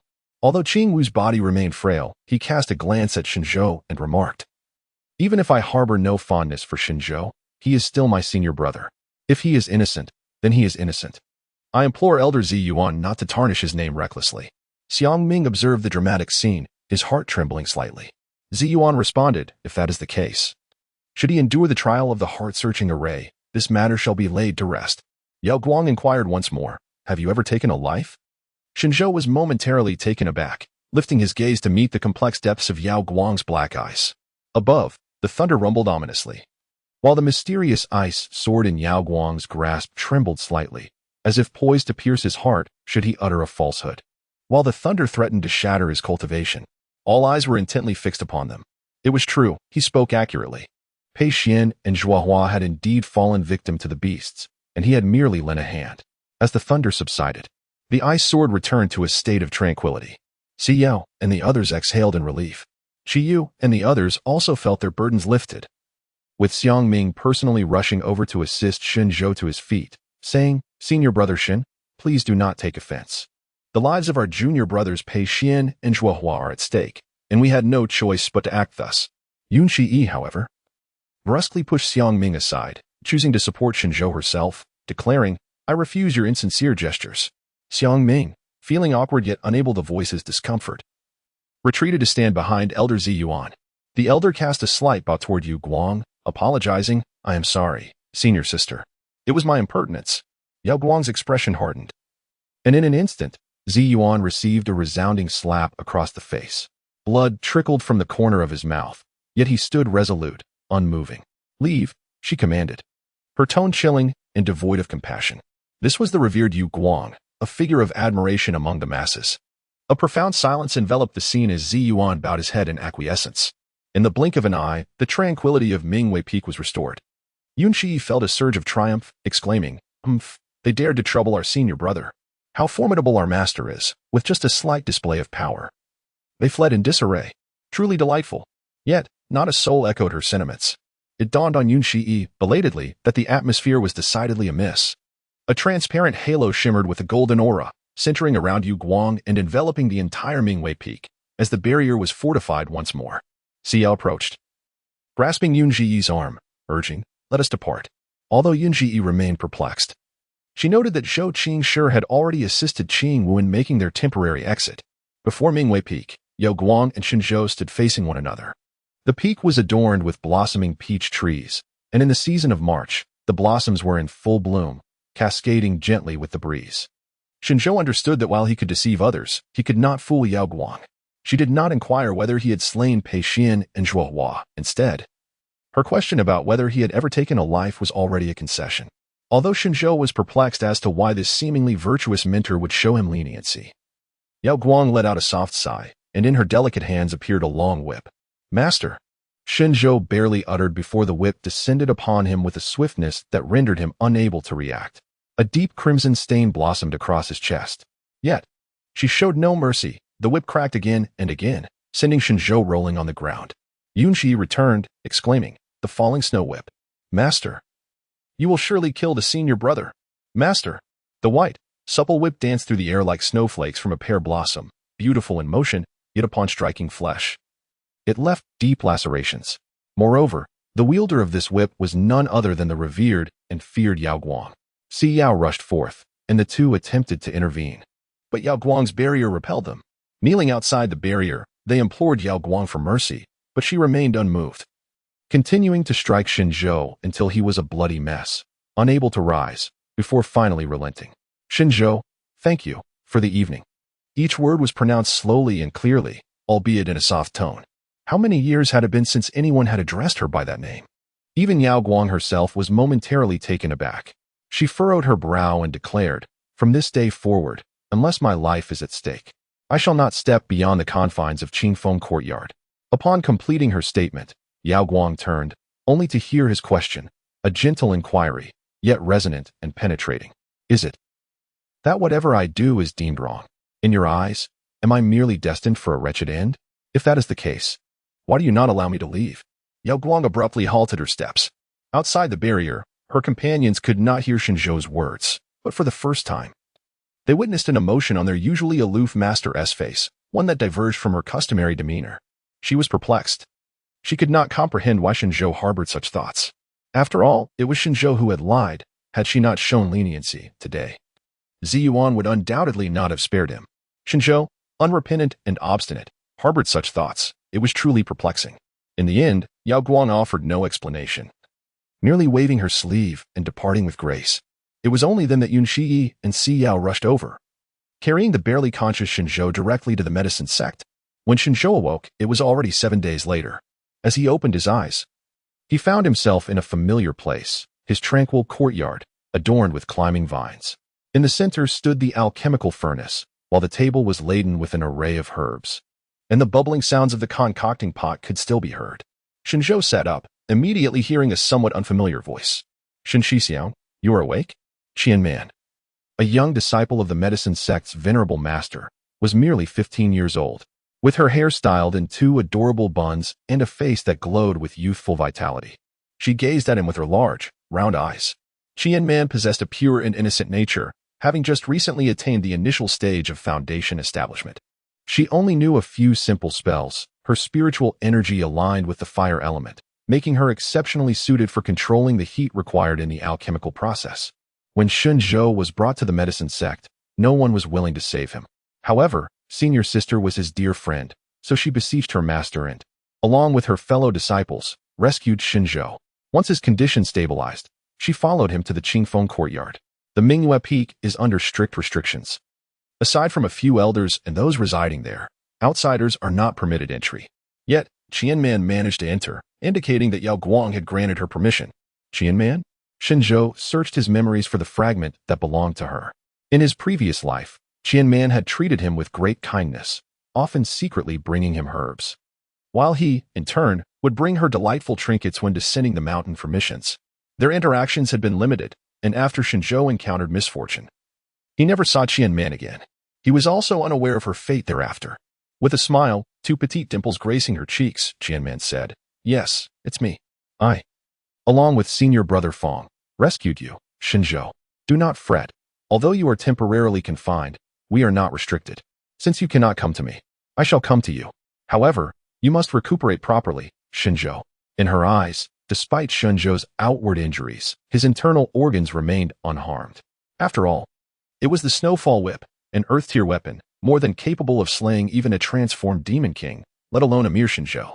It seemed that the sect leader was not as unfeeling as the world had claimed. Chapter 11. Overestimating oneself. Qianman approached his bedside, holding a steaming bowl of traditional Chinese medicine. "This century-old Ganoderma was given to me by my master," she said, "to help restore your vitality." Shen Zhou sat up, sipping the medicine while unable to suppress his skepticism. "Your master? The esteemed figure of the medicine sect? All matters, great and small, within the sect are overseen by the sect's head. That old man has always looked down upon him. How could he possibly part with such a rare treasure as the 1,000-year-old Ganoderma? It is one thing to speak of a century-old specimen, but a millennium-old one. There are hardly a few growing on Mingyue Peak." Shen Zhou found it peculiar that within the Kunlun sect, only Xie possessed the authority to command the actions of the leader of the medicine sect. Could it be that Xie was the one to speak up? Qianman replied, "Indeed, although my master may appear stubborn and unyielding, he is, in truth, soft-hearted beneath that tough exterior. Shen Zhou, once I have recovered, I shall personally express my gratitude to him." Qianman, "Very well. Please take good care of yourself, senior brother. I shall return to see you tomorrow." With that, Qianman lightly waved her hand, extinguishing the fire at the stove. With her small bag slung over her shoulder, she skipped away cheerfully. "Thank you, Qianman Jr. sister." Without even turning her head, Qianman waved her hand in acknowledgement and departed. Shen Zhou was beset by numerous questions, yet no one could provide him with answers. He sensed that his tranquil courtyard now bore a peculiar restriction, one that allowed entry but forbade exit, seemingly crafted solely for him. Approaching the alchemical furnace, he intended to retrieve the elixirs he had concocted a couple of days prior, but upon opening the furnace, he was bewildered. Empty. Although his potions were not of extraordinary quality, they had been specially formulated to enhance his vitality and strengthen his body. Shen Zhou, in disbelief, searched endlessly around the alchemical furnace, only to find not even a fragment. Suddenly, he heard a peculiar sound emanating from behind him. Turning around, he discovered that the bowl he had placed on the table was also empty. Before he could fully comprehend the situation, he noticed that the lid of the apothecary jar outside the window had inexplicably opened, and to his astonishment, the liquid within began to flow forth on its own, dancing gracefully in the air. Shen Zhou rubbed his eyes, then rubbed them again. My goodness, am I seeing ghosts in broad daylight? However, it didn't take long for Shen Zhou to trace the source of it all along the water's flow. That egg he brought back? Shen Zhou rummaged through his storage bag, only to discover that it was indeed empty. Not only had the egg vanished, but the spirit stones and herbs that once filled the bag had also disappeared. Shen Zhou's expression shattered in an instant. After toiling tirelessly for so long, had this fellow silently consumed it all? Moreover, he felt as if the egg had grown a bit larger. How infuriating. You wretched creature. Have you devoured all my possessions? Just wait. I shall not let you off easily. Shen Zhou seized a broom and pursued the glowing wretched egg, yet just as he was about to strike, with a swift whoosh, the egg floated into the courtyard. Although its shell was remarkably smooth, akin to that of a chicken egg, rendering it nearly indistinguishable, Shen Zhou perceived a hint of provocation emanating from its surface. Shen Zhou, just you wait.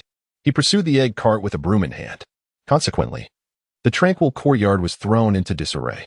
After the passage of a short incense stick-esque duration, Shen Zhou, utterly exhausted, collapsed onto a lounge chair in the courtyard.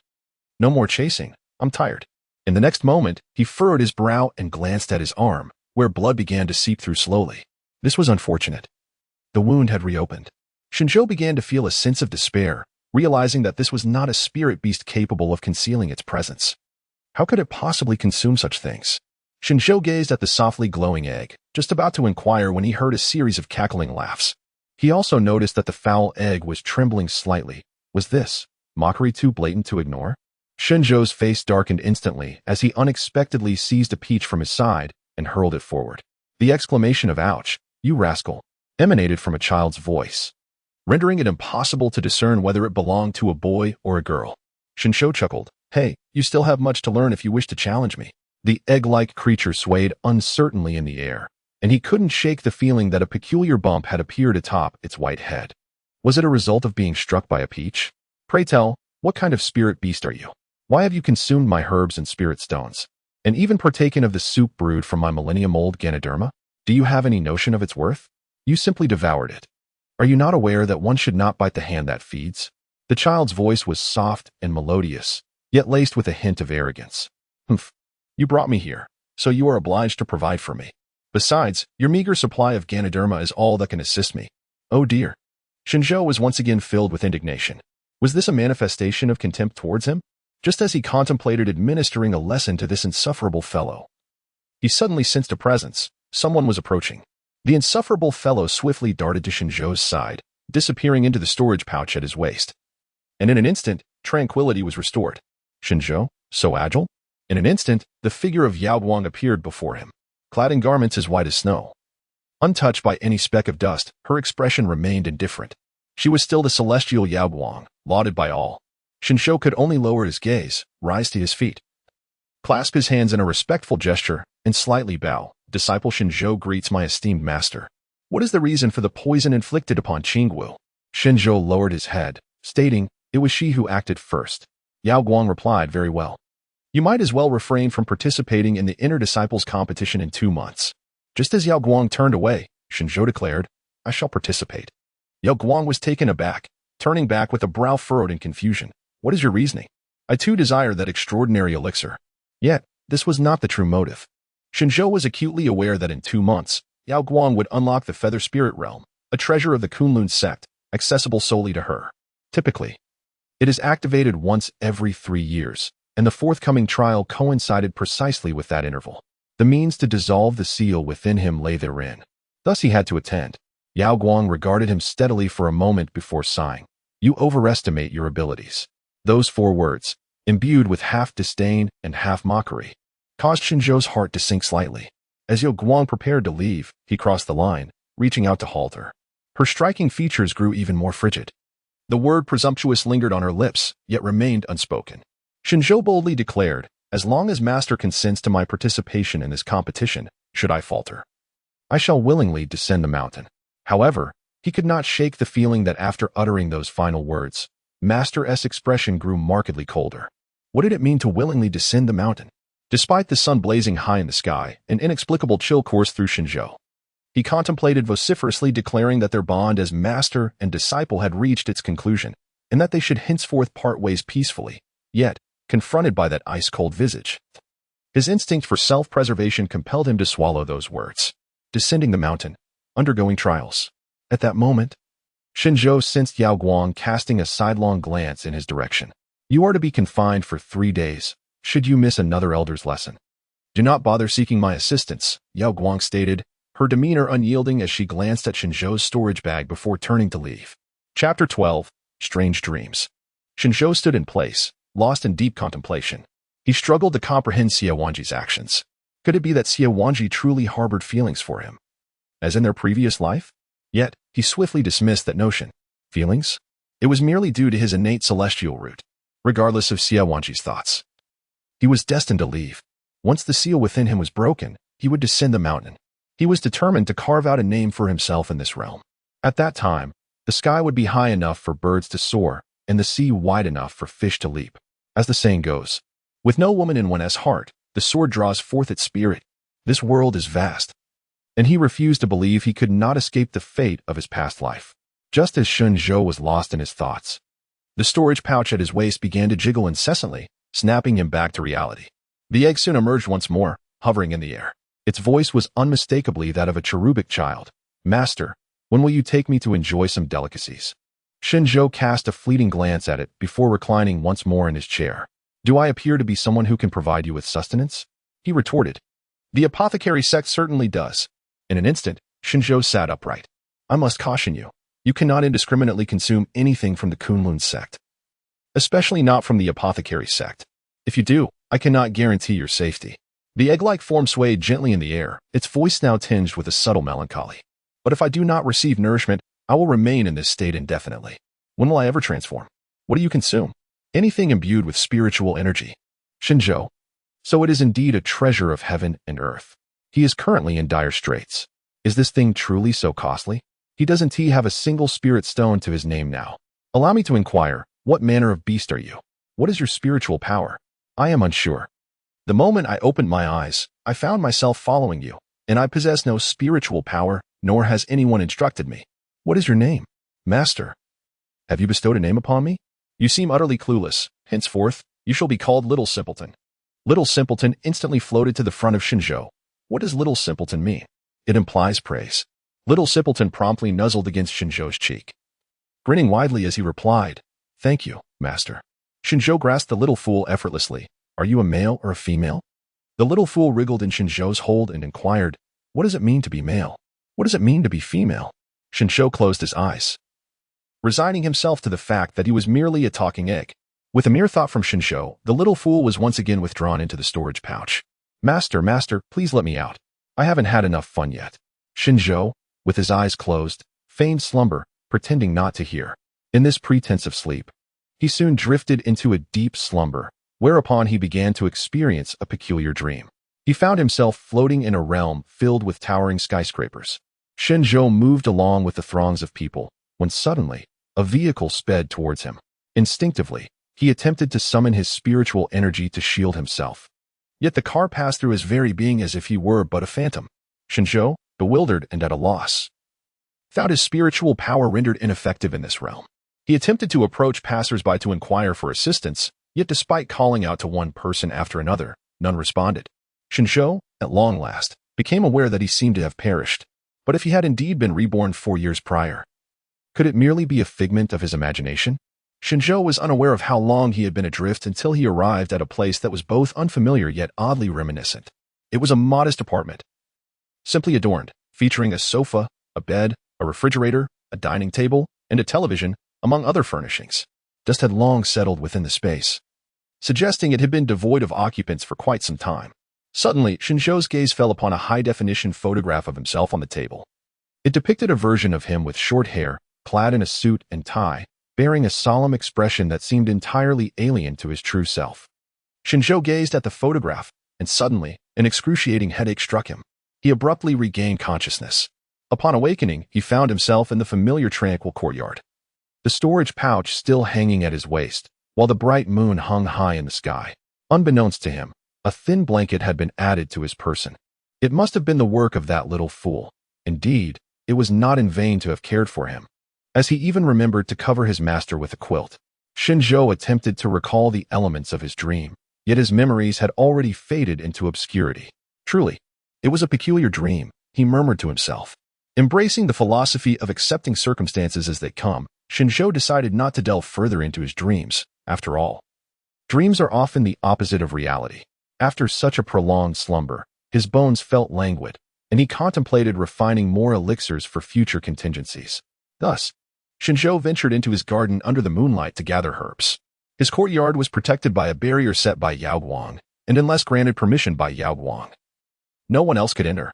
This provided Shen Zhou with 3 days of respite. During this time, only Qian Man from the medicine sect visited him at a fixed hour to deliver medicine. He consumed half, while the remainder was entirely consumed by that little fool. Whether it was merely Shen Zhou's illusion, he could not shake the feeling that after taking the medicine, that little fool appeared increasingly plump and glossy. The 3 days of confinement soon came to an end. One morning, before dawn broke, Shen Zhou donned the disciple attire of the Kunlun sect. A flowing long robe of a delicate azure hue, adorned with cloud patterns along the collar and cuffs. A simple jade belt cinched his waist, and his exclusive token dangled from it. His hair was tied back in a high ponytail with a white ribbon, epitomizing the image of a graceful young gentleman. As he stepped out of his courtyard, he encountered the very individuals he least wished to see, Yao and his companions, including the frail junior disciple, all clad in identical disciple garments. Upon noticing his presence, they offered a slight bow, greeting him as eldest senior brother. This unexpected display of respect puzzled Shen Zhou. For in the past, these individuals had treated him as if he were invisible. Zhou Qingshi chuckled lightly, saying, "Eldest senior brother, not only have you been reprimanded by our master these past few days, but so has third senior sister, who has been tasked with copying the sect rules 1,000 times. Do not hold a grudge against her. We are all family, after all. Is it you who assumes the role of the good person?" Shen Zhou cast a glance at Qingwu, who stood with his back turned, hands clasped behind him, showing no inclination to apologize or relent. Yet, Shen Zhou could not muster the energy to engage in disputes with them. These individuals would not cross his path again. "What brings you here?"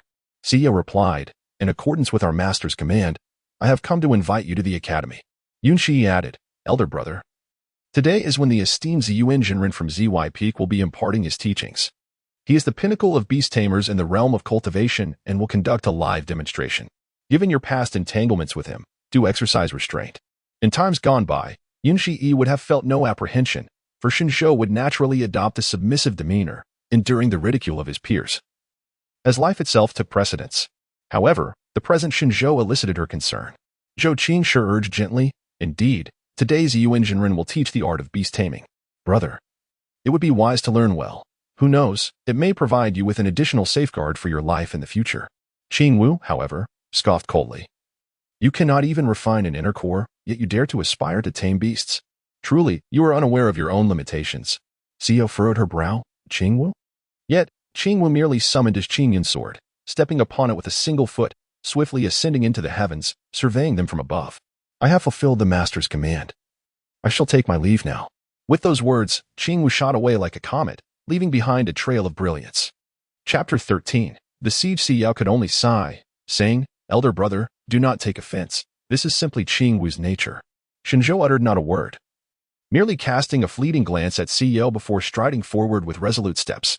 Yunshi hastened to catch up, calling out, "Senior brother, wait. Today, we shall travel together.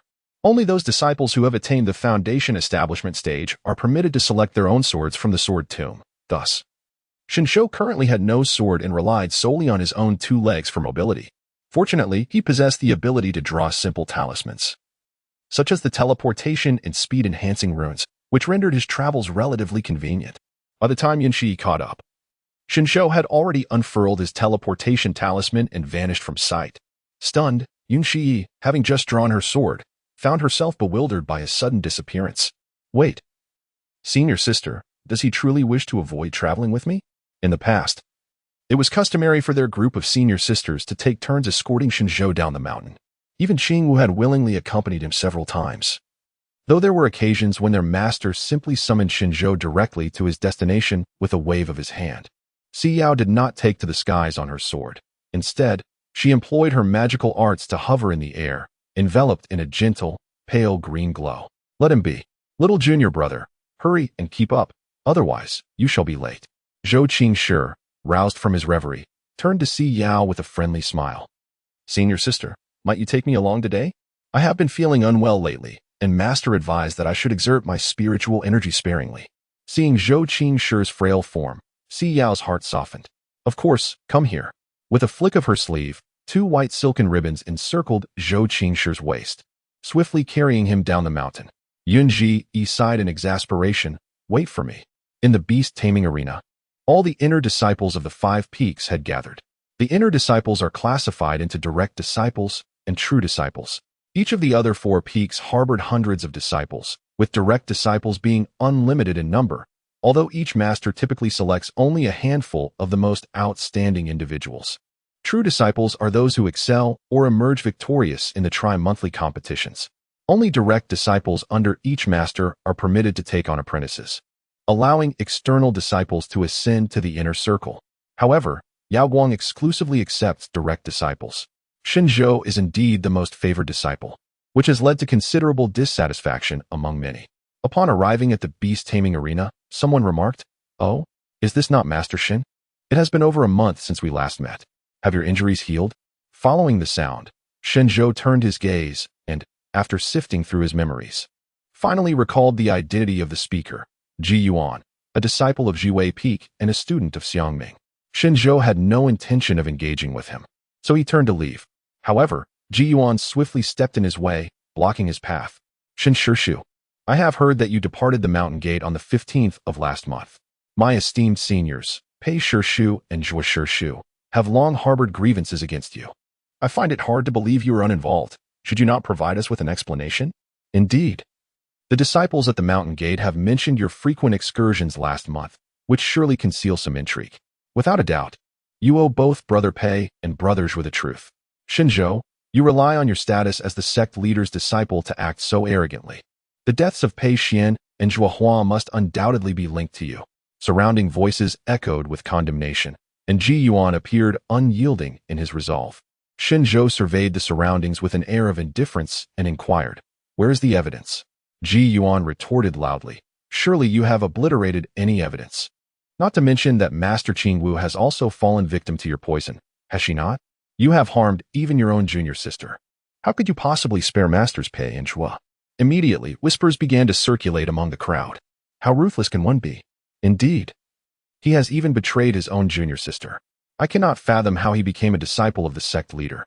This is nothing short of tarnishing the sect leader's reputation. Alas, the celestial maiden's illustrious name. As fellow disciples of Mingyue Peak, how is it that Master Zhou conducts himself so differently?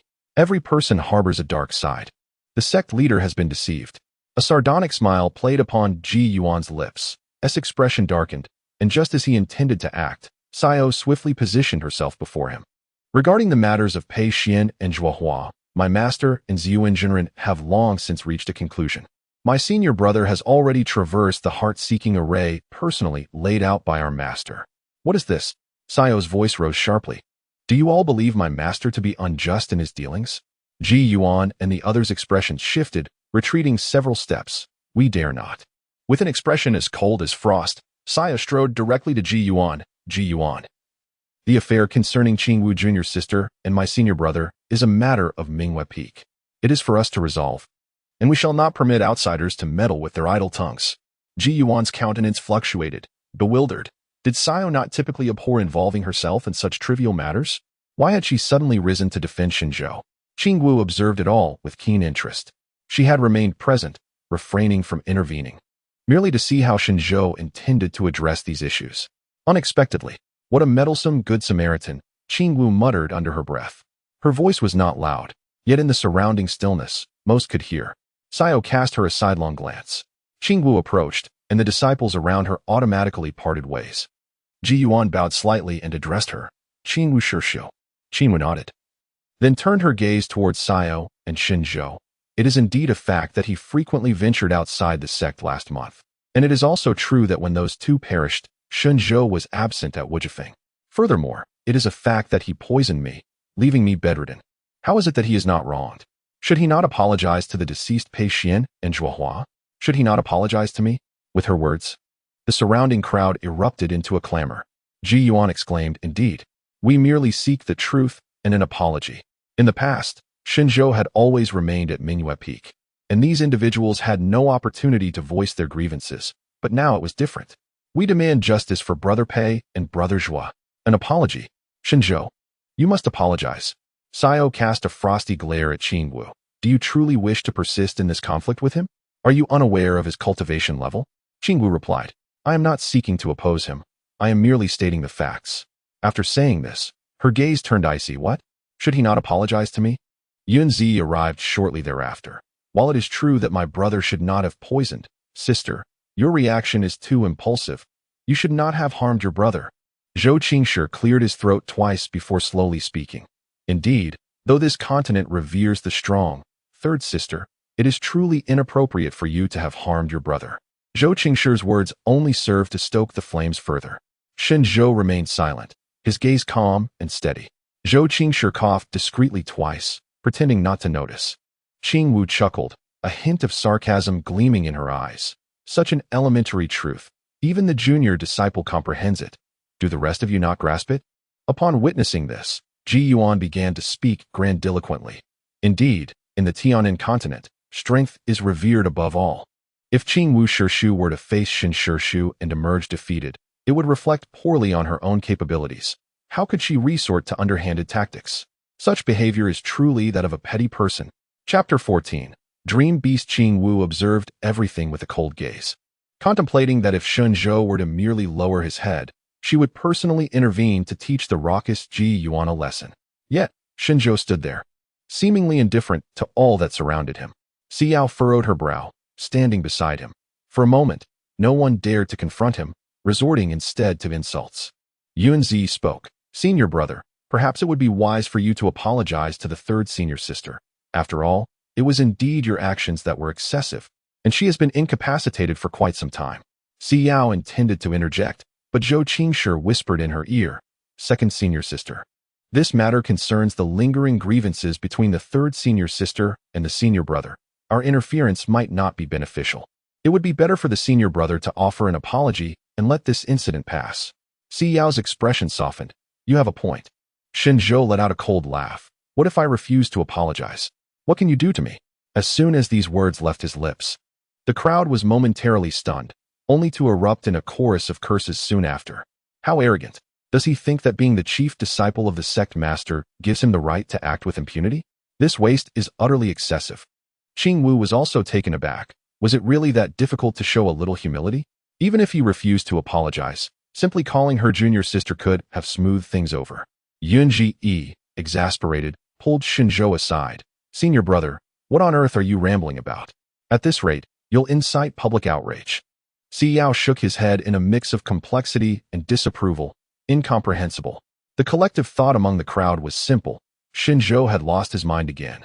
Suddenly, someone shouted, the true master of Ziyuan has arrived. The crowd quickly dispersed to their respective places. In the next moment, the true master Ziyuan, accompanied by Xiang Ming and others, stood before them. The disciples bowed their heads. We have the honor of meeting the true master Ziyuan. With a wave of his hand, the true master commanded them to stand straight. By now, the dawn light was beginning to break. The early morning commotion was utterly inappropriate. As soon as Ziyuan spoke, the crowd fell silent. Xiang Ming turned to Ji Yuan with a gaze that conveyed both inquiry and discontent. Ji Yuan immediately lowered his head, not daring to provoke further. The entire beast-taming arena fell into a profound silence, and Xiang Ming stepped toward the line of disciples from Jiwei Peak, positioning himself at the forefront. The absurd clamor finally ceased, albeit temporarily. Ziyuan did not cast a glance at Shen Zhou. Instead, with a wave of his wide sleeves, a massive iron cage materialized in the center of the arena. The crowd felt the ominous aura of the beast within, their faces betraying a hint of fear. Ziyuan declared, I have taught you much theory regarding beast taming. Today, we engage in practical combat. This beast is a dream eater, a third-tier beast, retrieved by Xiang Ming during his training. Do you remember what makes the dream eater formidable? Ji Yuan replied, Master Ancestor, I remember. Ziyuan turned his gaze to him. Then speak. The dream eater not only devours nightmares, but can also weave beautiful dreams. It can ensnare enemies in an endless labyrinth of dreams, causing them to lose their sense of self. Only by breaking the dream woven by the dream eater can one escape. A satisfied expression crossed Ziyuan's features. Well said. Receiving Ziyuan's praise, Ji Yuan's face lit up with pride. Ziyuan continued, Today's task is to tame the dream eater. Whoever can successfully control it will be gifted the beast as a mount. At these words, the crowd fell into stunned silence.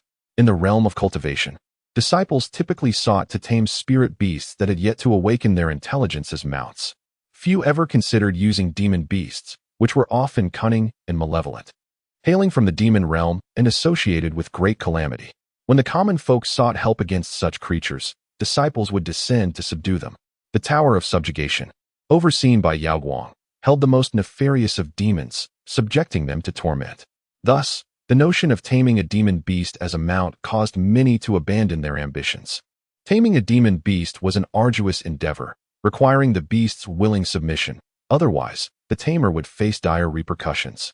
Consequently, those with mounts dismissed the idea, while those without remained hesitant. Yet, Ziyuan did not grant them time to ponder, calling out, Xiang Ming. Present. Xiang Ming responded. Release the dream eater.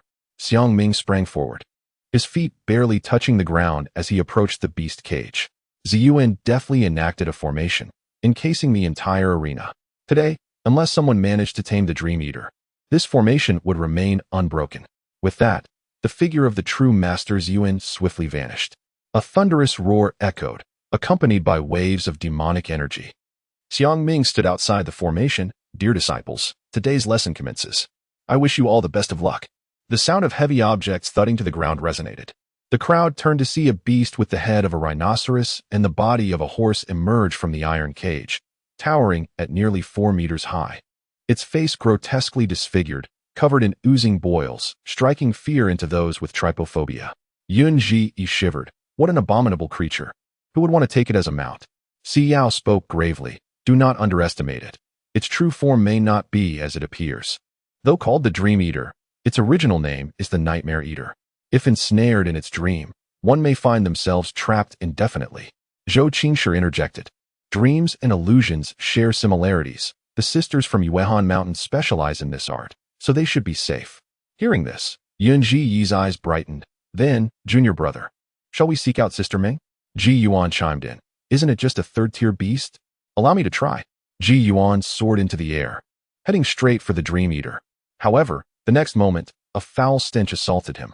Not good. Hold your breath. Si Yao warned, but it was too late. Everyone inhaled the sudden, overpowering odor, their minds momentarily dulled. Xiang Ming watched this unfold from outside the formation, his expression calm. Ji Yuan found himself suspended in the void.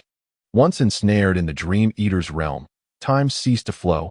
Those within lost all sense of the outside world.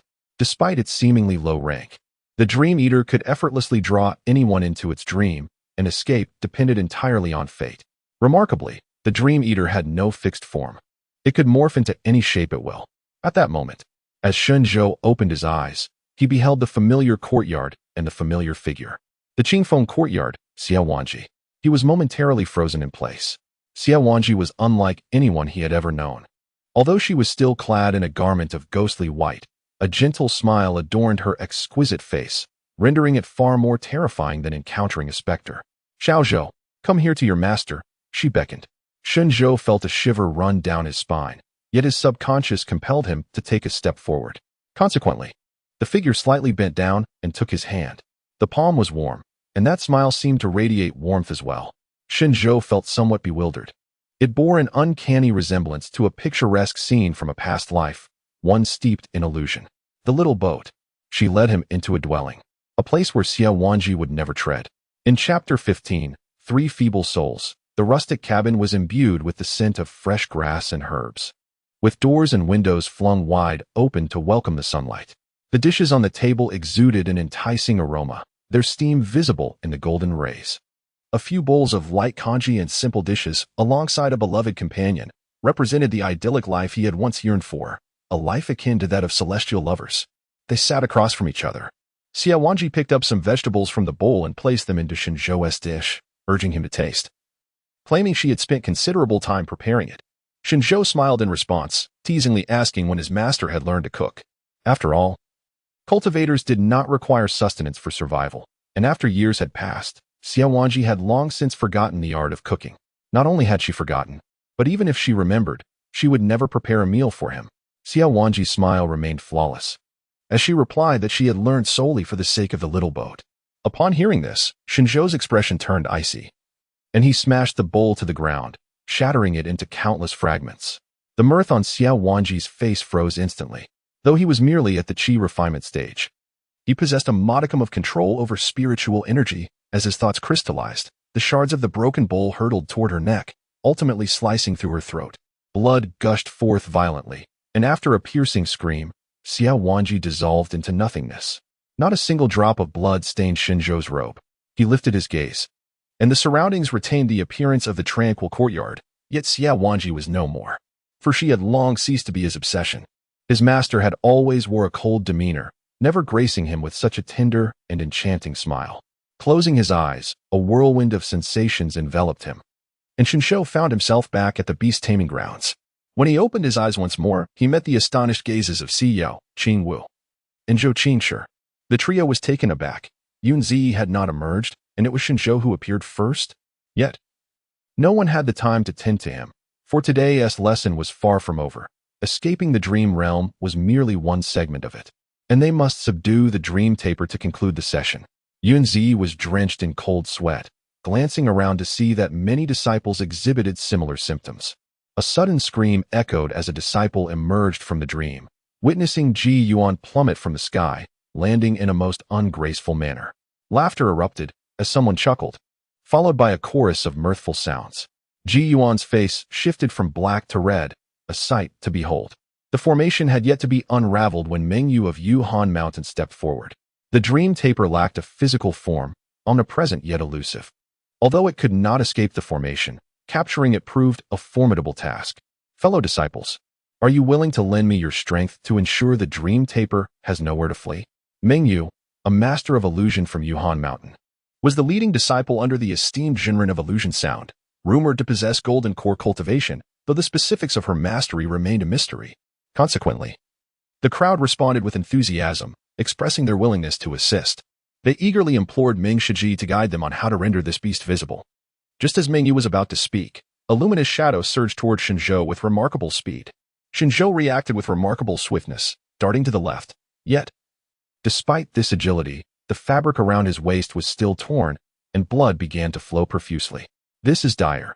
The Dream Eater has commenced its assault on humans. Everyone formed pairs, clinging together, ensuring not to be isolated. As Mingyue's voice faded, Xiao stood before Yunxi, who had yet to exit the dream realm. Meanwhile, Qingwu instinctively moved to stand beside Shou Qingshi, reassuring him, "Do not be afraid, little junior brother." Shou Qingshi replied, "Thank you, third senior sister." "It is my duty, no need for thanks," she responded. Casting her gaze around, she observed that most were huddled in small groups, with even those still trapped in the dream being protected by their fellow disciples. In that moment, it was only Shen Zhou who stood alone. Xia surveyed the scene before frowning at Shen Zhou, saying, "Elder brother, you are too far away. Come closer." Qingwu then let out a cold laugh. "Aren't you adept at using poison? Do you now require protection?" Shen Zhou remained still and did not respond, for he sensed a ripple of demonic energy surrounding him, the foul stench lingering subtly at the tip of his nose. Shen Zhou's intuition had never been wrong. This dream beast was undoubtedly targeting him. He could only brace himself. His hand already reaching into his storage pouch, grasping the invisibility talisman. In the next moment, countless lights and shadows surged from all directions, and Shen Zhou felt an overwhelming intent to kill. Xiao wished to assist, but the dream beast had manifested numerous shadows, each imbued with demonic power. Should she leave, Yunzi would be in dire straits. Qingwu instinctively lifted her foot, only to hear Zhou Qingshi's exclamation, compelling her to turn back and focus on the demon before her. "Do not be afraid, junior brother." "Thank you, third senior sister." Meanwhile, the lights and shadows pierced through Shen Zhou's shoulder, the excruciating pain causing him to cough up a mouthful of blood. Damn it. He couldn't even handle a mere third-tier demon beast. Senior brother Shen, who was calling for him? Shen Zhou felt as though he were hallucinating. The light and shadow surged once more, yet he found himself devoid of any capacity to resist. Was Zi Yuan truly intent on his demise? At the brink of disaster, Shen Zhou pondered the profound unfairness of this world. He had yet to obtain the means to break the seal within him and was now facing death once again. Would he even have the chance to be reborn this time? However, the anticipated pain did not manifest.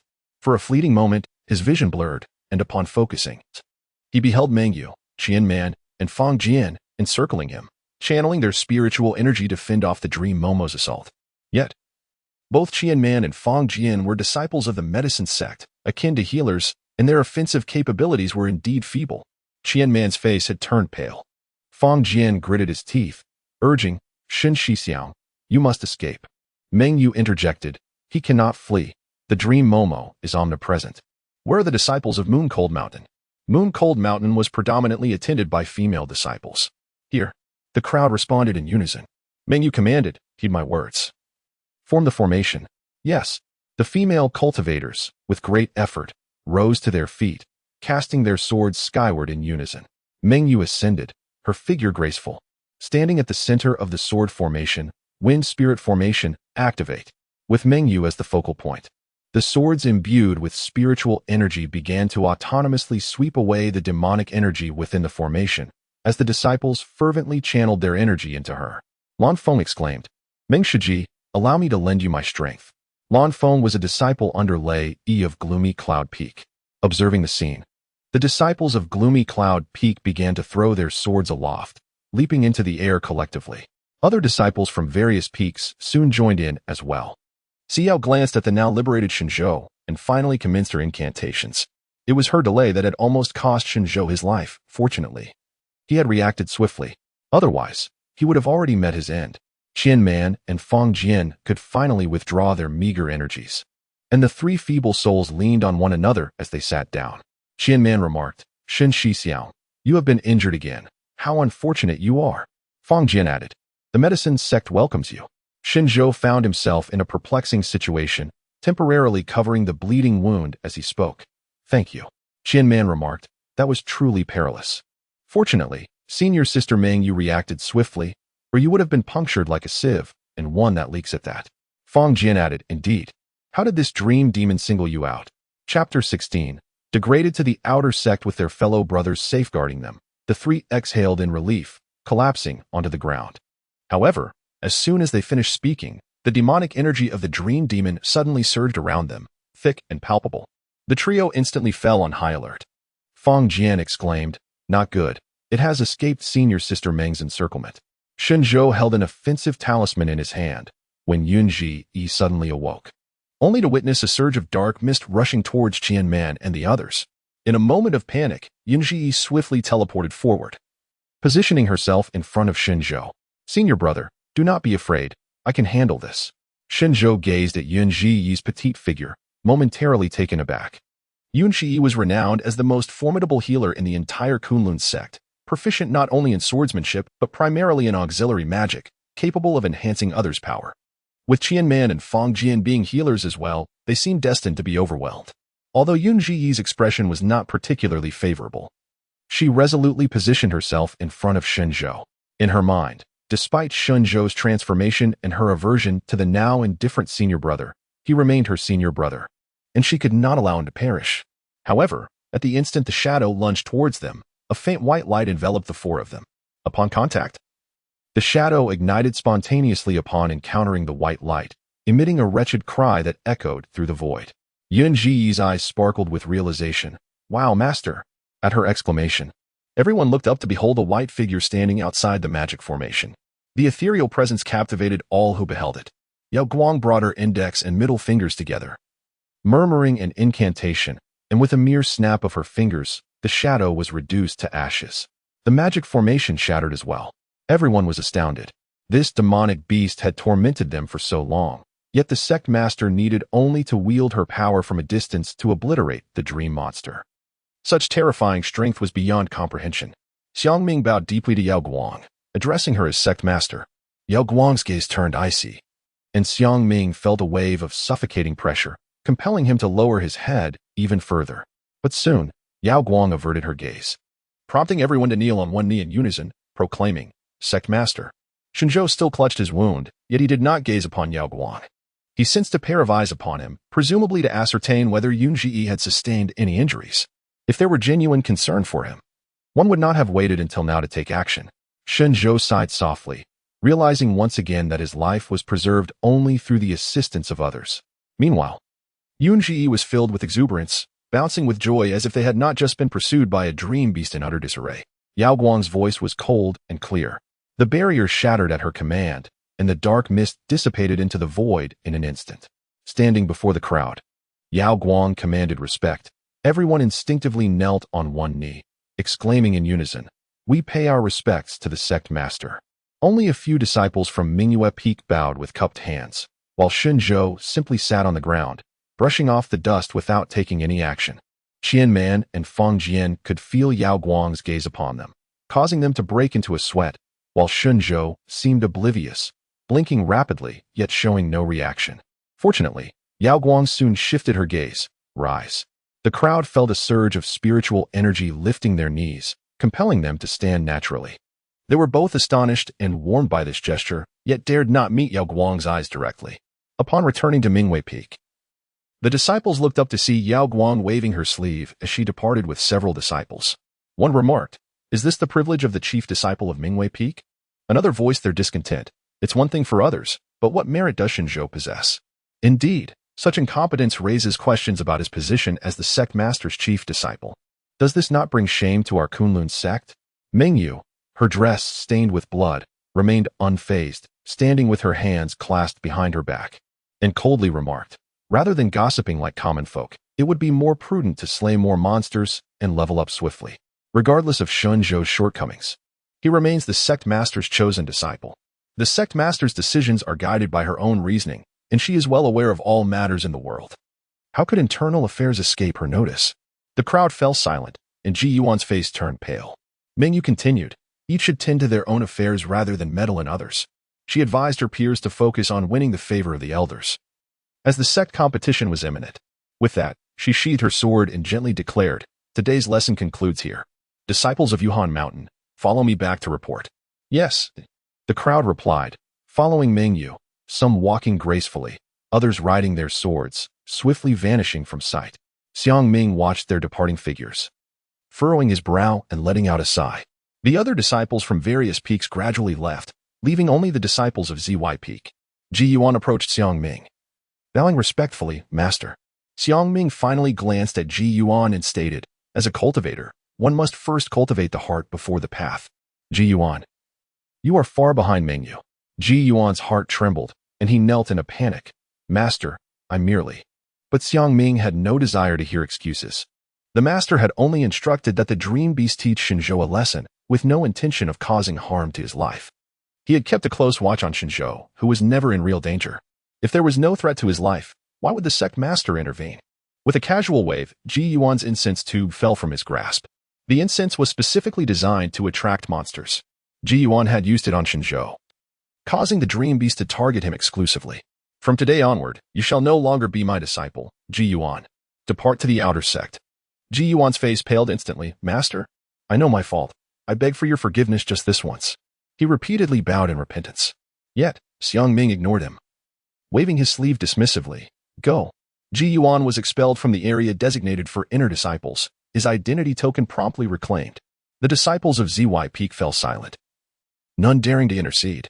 The sect master's parting glance made Xiang Ming acutely aware that unless this matter was addressed, it would not be so easily forgotten. Forcing Ji Yuan out of the inner sect was a means to quell the sect master's wrath. Outside the inner barrier, Ji Yuan landed unceremoniously in the square, where outer disciples were gathering in small groups, preparing for class.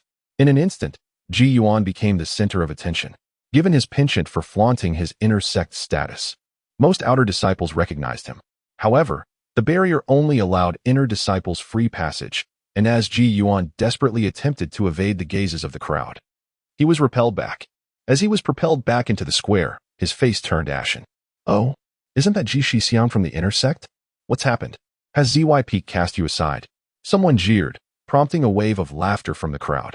Ji Yuan, already irritable, was now seething with rage, his eyes blazing as he shouted, Silence! Do you dare to challenge me? Liang Bo leapt forward, exuding arrogance. I've long since grown tired of your pretentiousness. I am keen to see how you stand proud as an inner disciple. Ji Shixiang, prepare yourself.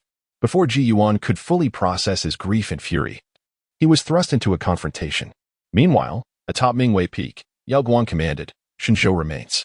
The crowd collectively thought, Shen Zhou is doomed once again. Yunji attempted to speak, but was swiftly pulled away by Si Yao. Chapter 17. The realm of feather spirits on Mingyue Peak.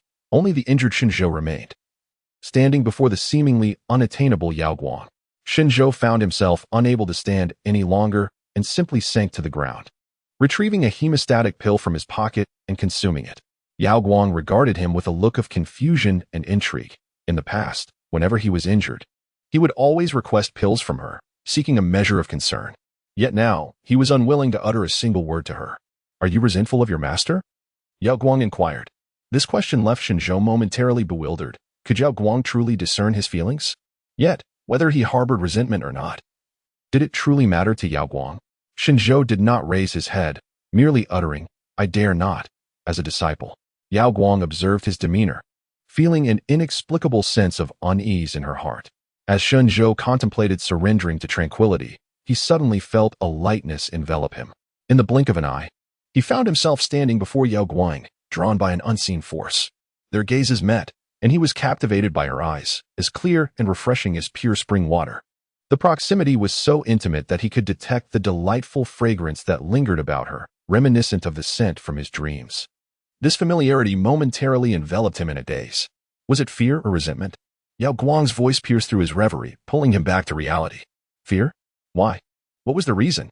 Shen Zhou found himself utterly perplexed by her today. Perhaps sensing the bewilderment etched on his brow, Yao Guang inquired, "Why harbor resentment towards your master?" Shen Zhou yearned to laugh, yet he feared that provoking Yao Guang would lead to dire consequences. Her current prowess rendered him as fragile as an ant in her grasp. Thus, he chose to maintain his composure, as he harbored aspirations of departing from the Kunlun sect to carve out his own destiny. Unwilling to meet his demise before he even left. Therefore, Shen Zhou stifled his laughter and, raising his gaze, regarded Yao Guang with a cold stare. Is this not what Master desires?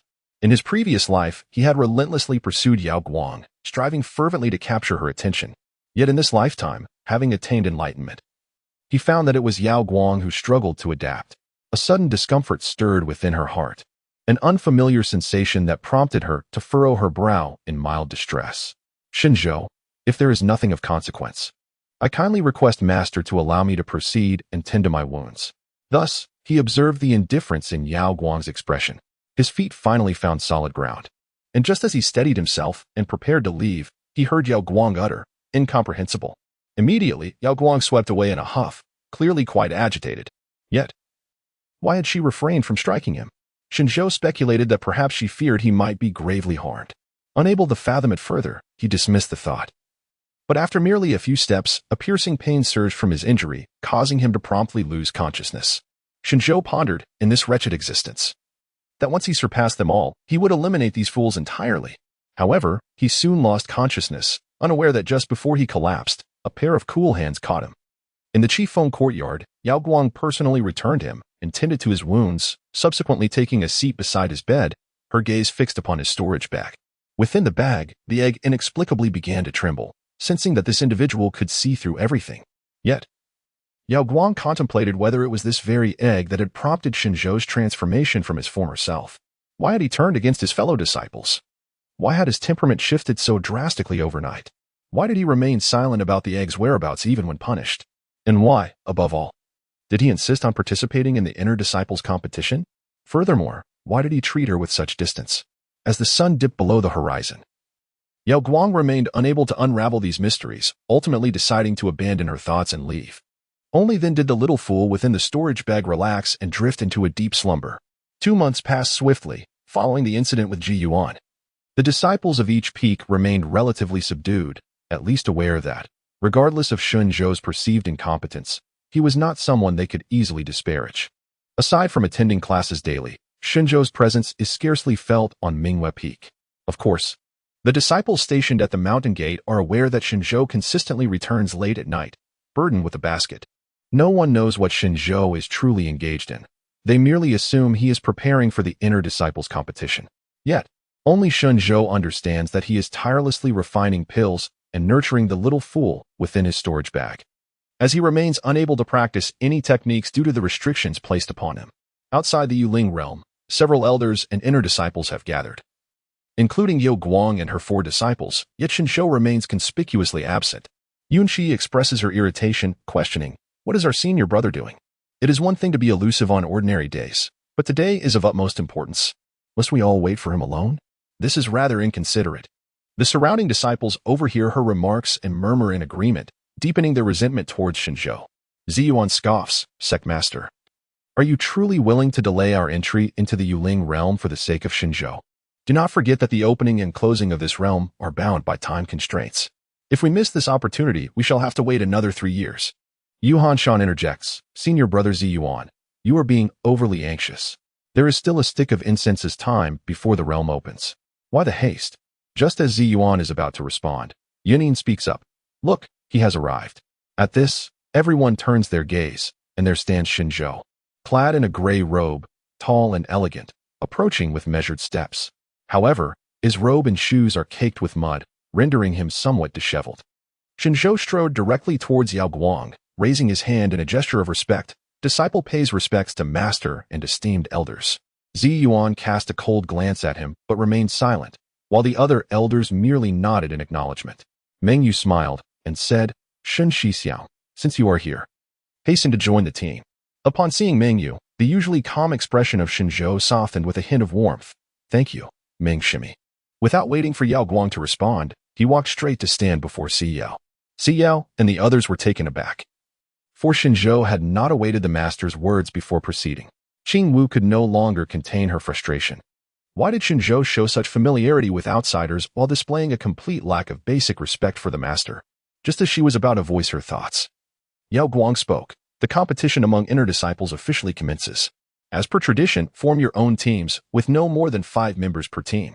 In previous years, Shen Zhou would stand beside Yao Guang to announce the rules, but this year, he remained where he was, showing no intention of approaching her. Yao Guang glanced at him twice, but he feigned blindness to her gaze. At this moment, Siyao, Qing Wu, and Yun Shi felt a surge of anger, while Zhou Qingshi was filled with confusion. It was peculiar. Shen Zhou was truly enigmatic, leaving them utterly bewildered as to his thoughts. Thus, Siyao stepped onto the stage with the grace of a breeze and amplified her voice using spiritual energy, with a time limit of 1 incense stick. The 5 members of each team must bind their identity tokens together. Upon receiving the spiritual circle, you may enter the feather spirit realm. The prize for this year's first place remains the same as in previous years, a superlative spiritual elixir. The last team will be expelled from the inner sect and will continue their training in the outer sect. Siyu wishes all fellow disciples good fortune. As her words concluded, the incense in the burner ignited. Chapter 18. The mission approaches as disciples of Mingyue Peak. Each of them was quite popular. Even Zhou Qingshi found himself surrounded. Yet, Shen Zhou remained an enigma, overlooked by all. Just as Shen Zhou was about to leave, he was intercepted by Qing Wu. "If you beseech me, I might graciously allow you to accompany me. What do you say?" Qing Wu declared with a commanding tone, a smirk of schadenfreude gracing her features. It was common knowledge that forming a team required at least 2 individuals. Shen Zhou, alone, could not possibly enter the realm of Yuling. In previous years, during the inner sect disciples competitions, Shen Zhou had often found himself pleading for assistance, and this year, she had been eagerly anticipating his approach. However, he had not come. Leading Qing would have believed he had sought others for companionship. Yet, upon observing the 2nd senior sister, the 4th junior sister, and the little junior brother, it was evident that none harbored intentions of including Shen Zhou. If they had, he would have joined them by now instead of lingering. Thus, Qing Wu pondered. Perhaps she could extend a benevolent opportunity to him. Little did she know Shen Zhou merely responded with a disdainful smile, casting her a dismissive glance before turning away. Qing Wu was momentarily taken aback, and once she regained her composure, she was genuinely infuriated. "Shen Zhou, how dare you roll your eyes at me?" The disciples accompanying Qing Wu hastily urged her. "Sister Qing Wu, do not stoop to the level of that useless fellow. He only ascended to the position of chief disciple through backdoor means. He cannot even compete with the outer sect disciples. He does not desire your opportunity. Just observe how he intends to enter the Yuling realm." As Qing Wu watched Shen Zhou's retreating figure, she coldly remarked, "That is indeed true, Shen Zhou. I am curious to see what you will."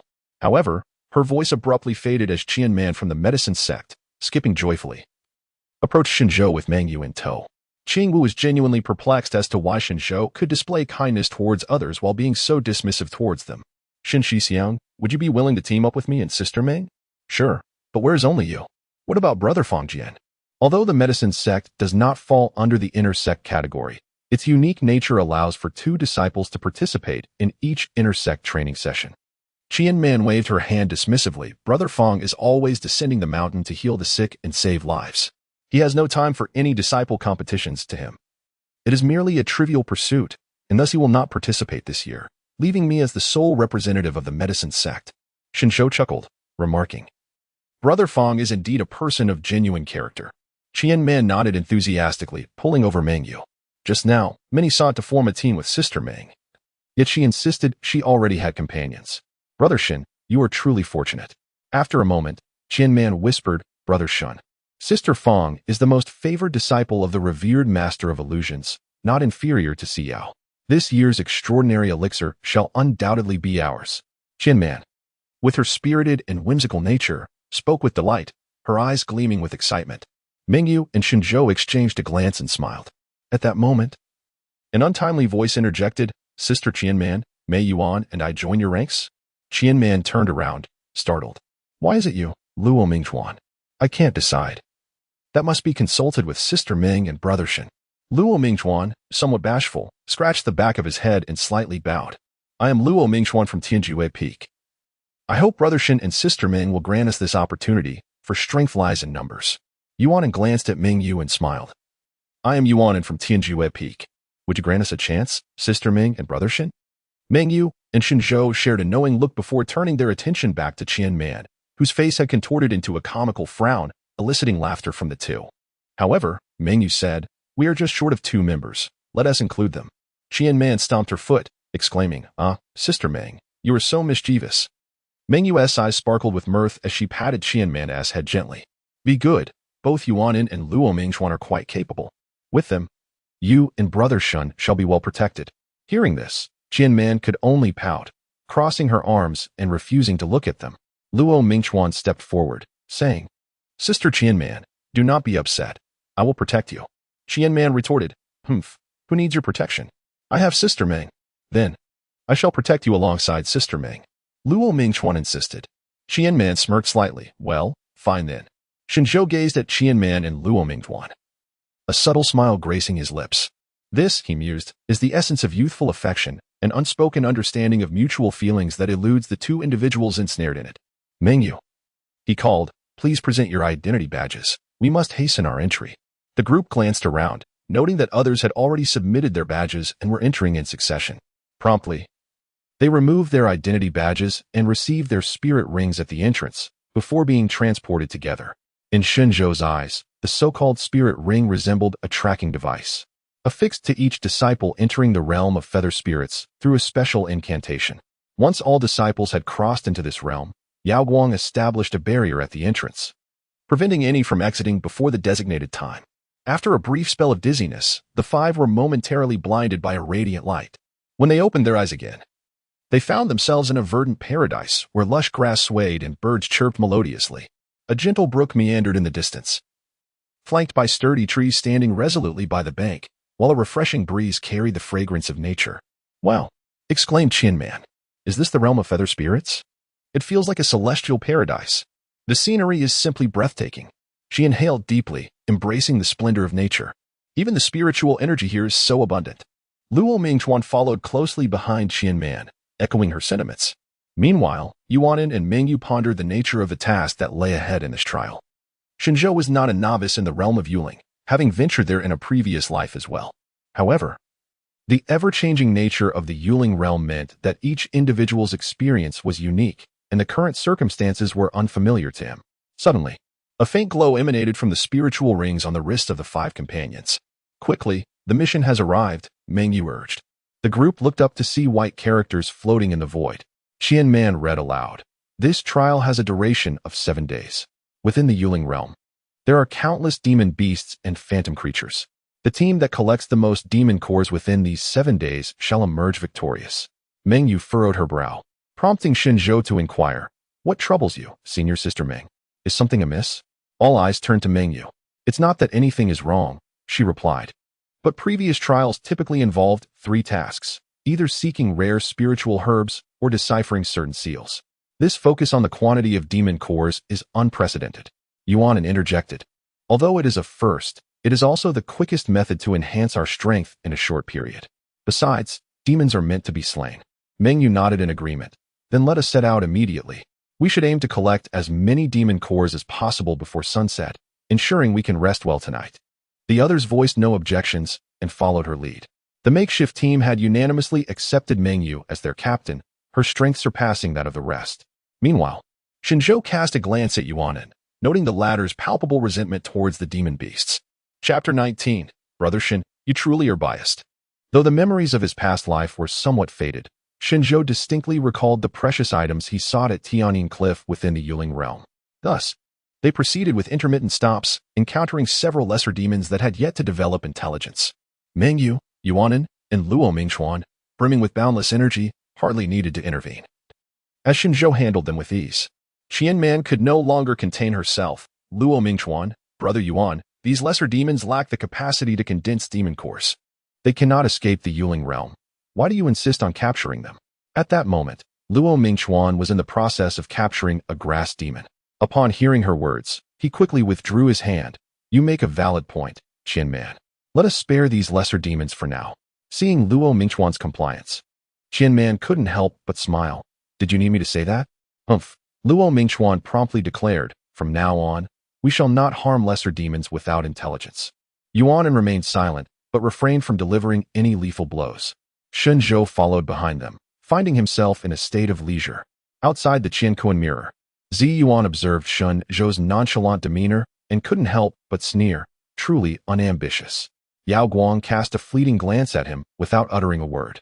Huanin suggested, shall we see how the other disciples are progressing? With a gentle wave of her sleeve, the Qiankuan mirror revealed Qingwu and her companions, who were currently wreaking havoc, collecting demon cores one after another into their storage bags. Among them were 2 disciples from Ziwei Peak, and Zi Yuan nodded in approval. He was pleased with Qingwu and equally satisfied with his 2 disciples.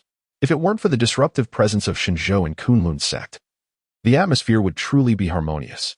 Suddenly, Yao Guang sensed an unfamiliar aura and immediately rose from her position, making her way to the Qiankuan mirror. Huanin furrowed her brows, asking, what is it, senior sister? Yunin also stood up, inquiring, is something amiss, senior sister? Even Zi Yuan felt a surge of unease. While Lei Yin appeared bewildered, Yao Guang did not respond but opened her heavenly eye, her spiritual sense enveloping the entire Yuling realm, scanning it thoroughly. Upon reopening her eyes, her expression bore traces of confusion. Yao Guang remarked, I just sensed an unfamiliar aura, but upon investigation, it vanished. Zi Yuan noted, in this realm, only you have the ability to open the Yuling realm. Could it be that a new demon has emerged within? At this, the mood among the group turned somber. After all, the Yuling realm had once birthed a demon king, who, before escaping, had been vanquished by the collective strength of the disciples, causing significant injuries, including to Zi Yuan himself, who had spent 3 years in seclusion to recover. Therefore, none dared to underestimate the situation. Yet, what kind of creature could evade Yao Guang's heavenly eye? Huanin speculated, perhaps it was a mere illusion? Apart from the supreme beings of the demon race and the demon lords, who could escape your heavenly eye, senior sister? Yuan Yi nodded in agreement. Currently, the demon lord is in slumber, and the demon king is suppressed, so it seems. However, Yao Guang's icy gaze returned to the Yuling realm, interrupting their dialogue. Regardless, we must not let our guard down. Now that the Yuling realm has been activated, we cannot afford any mishaps. Huanin and Yunin, you must enter the Yuling realm. Should you encounter the demon king, eliminate it. Yao Guang commanded coldly. Huanin and Yunin immediately bowed. Yes. We shall obey the sect master's orders. As soon as her words fell, they vanished at the entrance. Yao Guang addressed Zi Yuan and Lei Yi. You two must diligently guard the Yuling realm in the coming days. Zi Yuan and Lei Yi bowed in compliance. Understood. Only then did Yao Guang temporarily depart, needing to verify her suspicions. She felt restless without visiting the demon and devil realms to check on her 2 old friends. Meanwhile, night had descended upon the Yuling realm. Shen Zhou and his group found a cave to rest temporarily. The mountain stream at night carried a chill, so they gathered some dry wood to kindle a fire. Qian Man and Luo Mingchuan settled in one spot, while Yuan took the opportunity to sit in a corner and cultivate. Shen Zhou sat alone by the fire, lost in his thoughts.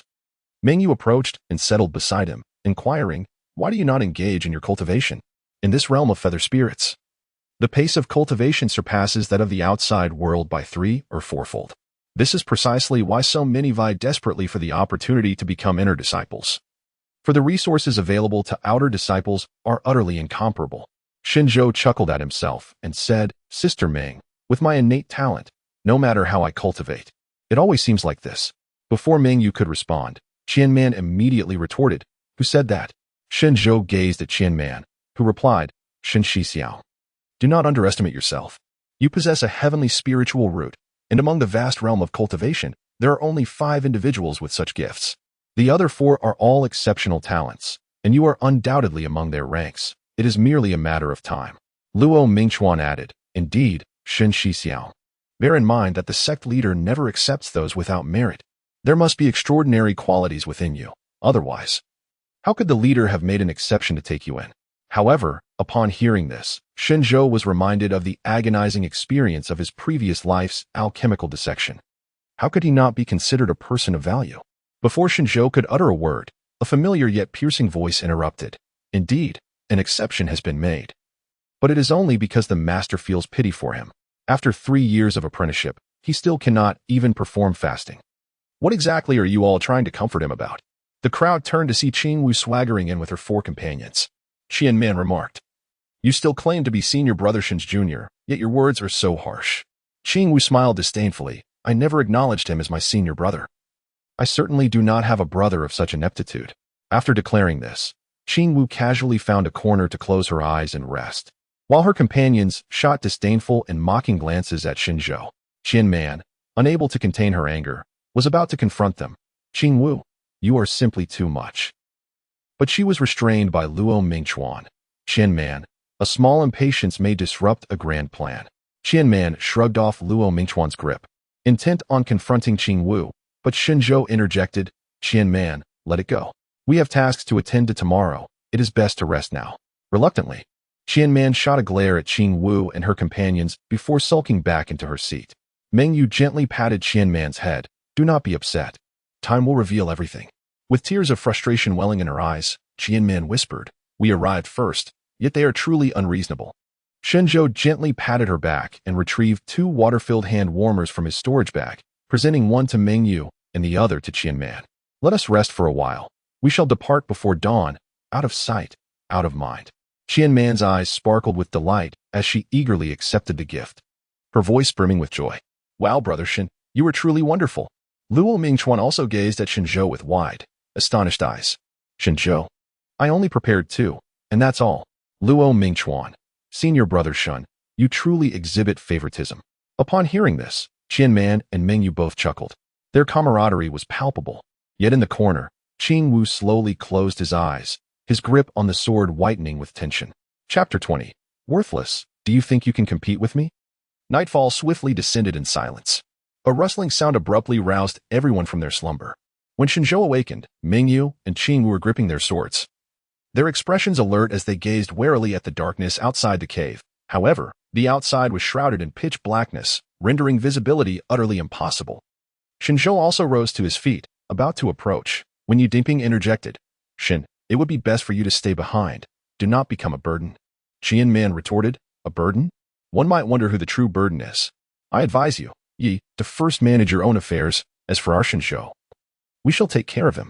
Qing Wu furrowed her brow and chided softly, "Enough. What time is it? And yet you continue to bicker. Show some restraint." Qian Man immediately felt aggrieved. Just as Luo Mingchuan was about to speak, Shen Zhou frowned and said, "Qian Man is merely standing up for me. There is no need for you to target her." Qing Wu's attention had been entirely focused outside the cave, but Shen Zhou's words drew her thoughts back, causing a twinge of pain in her heart that she could not articulate. She instinctively glanced at Qian Man and Shen Zhou. Thus, Shen Zhou pulled Qian Man behind him, with Luo Mingchuan shielding her. His expression was one of wariness towards her, stating, "If you have any grievances, direct them at me and spare Qian Man and her team from trouble." "Trouble? She's merely a little girl from the medicine sect. Why are you so protective?" Qing Wu's gaze turned icy. Yi Dingping retorted, "It's just a few words. What do you mean by causing trouble for Qian Man? I am a man, and I would stoop to quarrel with a girl who hasn't even reached maturity?" However, Qing Wu's expression hardened. "Enough, be silent." Yi Dingping was taken aback and promptly fell silent. Under the watchful eyes of everyone, Qing Wu moved towards Shen Zhou, but after taking just a couple of steps, she was halted by Mingyue. "Junior sister Qing Wu, we must prioritize the matter at hand. Besides, Shen Zhou is your senior brother. There is no need to resort to violence over mere words." Yuan and remained silent, simply standing behind Mingyue. Shen Zhou stood behind Mingyue, feeling a sense of justified tranquility. When did the protectors of Shen Zhou become others? Qing Wu found it glaringly conspicuous. Previously, Shen Zhou had always stood behind her. Although she outwardly feigned disdain, she understood in her heart that she was, in fact, rather pleased with it. Otherwise, why would she have borne the burden for him? Moreover, everyone seemed to believe that she would take action against Shen Zhou. Qing Wu's eyes brimmed with irony, as others mistakenly thought it was disdain for their actions. Night Dingping, unable to bear it any longer, was about to speak when a buzzing sound emerged from behind. He turned to see countless pairs of red eyes in the darkness, densely packed, sparking a sense of claustrophobia. "This is bad. It's the soul-eating blood crow." Night Dingping's voice snapped everyone back to reality. Yet, in the next moment, the blood crows surged forward. Mingyue quickly regained her composure, conjuring a protective array to shield herself, Shen Zhou, and the others, who collectively reinforced the barrier. The blood crows relentlessly battered against the array. They could only glimpse flashes of blades and shadows outside, indicating that Qing Wu had already engaged the blood crows. Yuanan exclaimed, "Aren't these creatures exclusive to the demon realm? How could they appear in the feather spirit realm?" Qianman's face turned pale with fear. "Blood crows, what are they?" Shen Zhou, "This entity feeds on the grievances of vengeful spirits, preying upon human souls. Its black feathers are as sharp as blades, inflicting harm upon contact. Moreover, the blood crows are social creatures. The implication of social behavior is..." Qianman's voice abruptly ceased. "Yuanan, indeed, it is precisely as you surmised. These blood crows will soon fill this cavern. We must devise a way to escape." Luo Mingchuan, "Qianman, fear not. I am here with you." Qianman, Who is afraid?" "I am not afraid at all," Mingyue decisively declared. "Yuanan and Mingchuan, protect Qianman. I shall lead the way with Shen Zhou. We will break through. Be exceedingly careful and avoid letting the blood crows touch you." With that, Mingyue swiftly pulled Shen Zhou close and summoned her personal sword, Frost Cold, "Clear the path." In an instant, the chill emanating from the blade enveloped the entire cave, freezing the surrounding blood crows in mid-flight. Shen Zhou stood in astonishment, exclaiming, "Wow, is this the magic of ice? It is truly magnificent."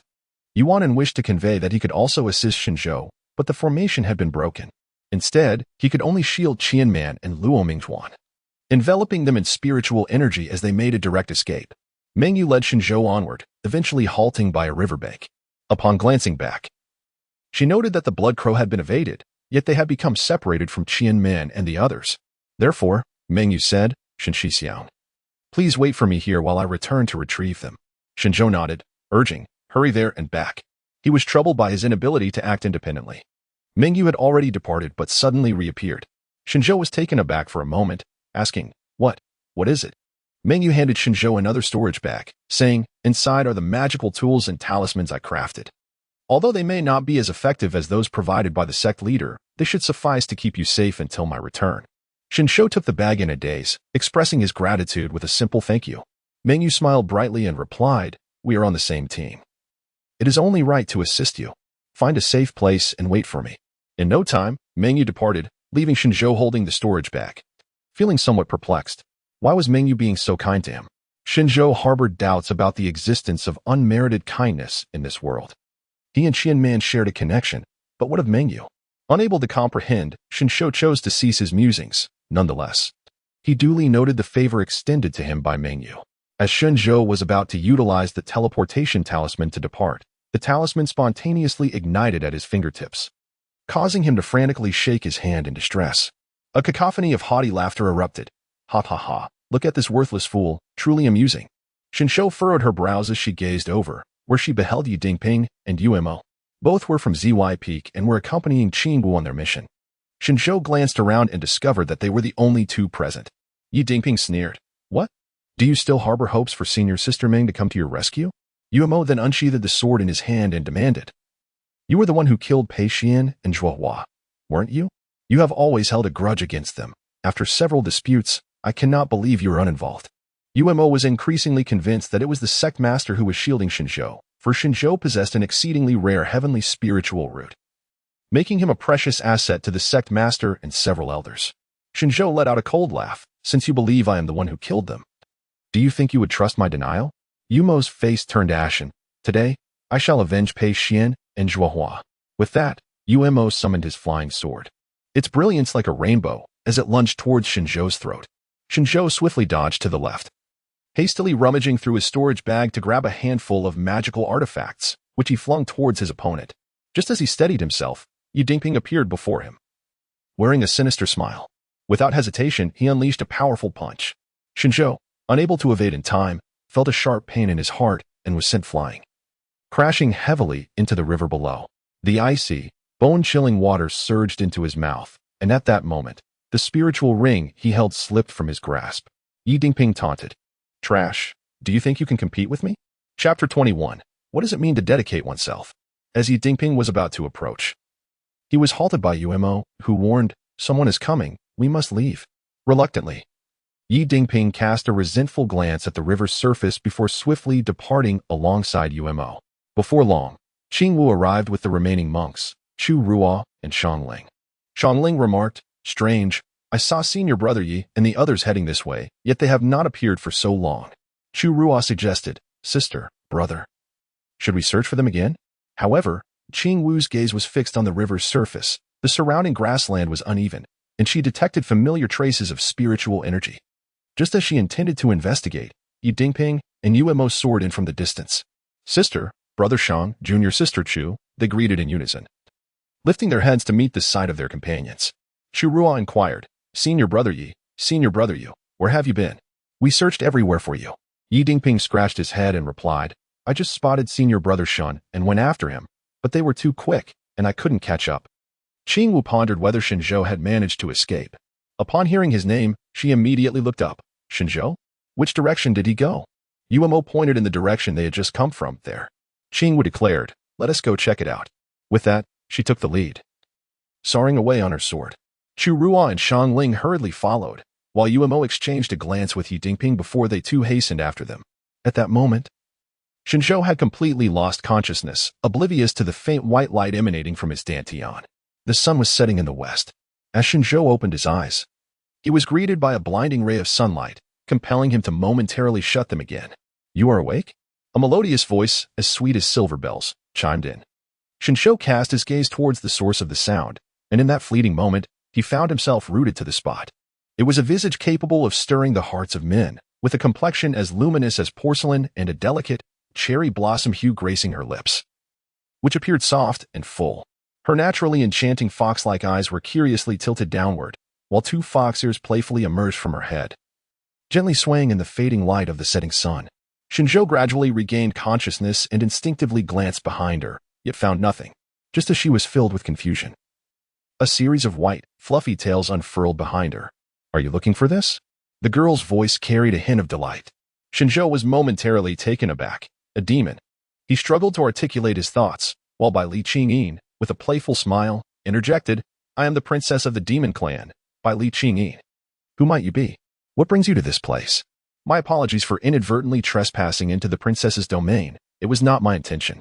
I shall take my leave immediately," he replied, rising to his feet. The garments adorning his form had dried in the sun, and as he surveyed his surroundings, he noted the towering trees that seemed to touch the heavens. He lay beneath an ancient tree by the riverside, surrounded by a profusion of wildflowers. The air remarkably crisp and invigorating. However, with each step he took, he noticed that the figure behind him mirrored his movements.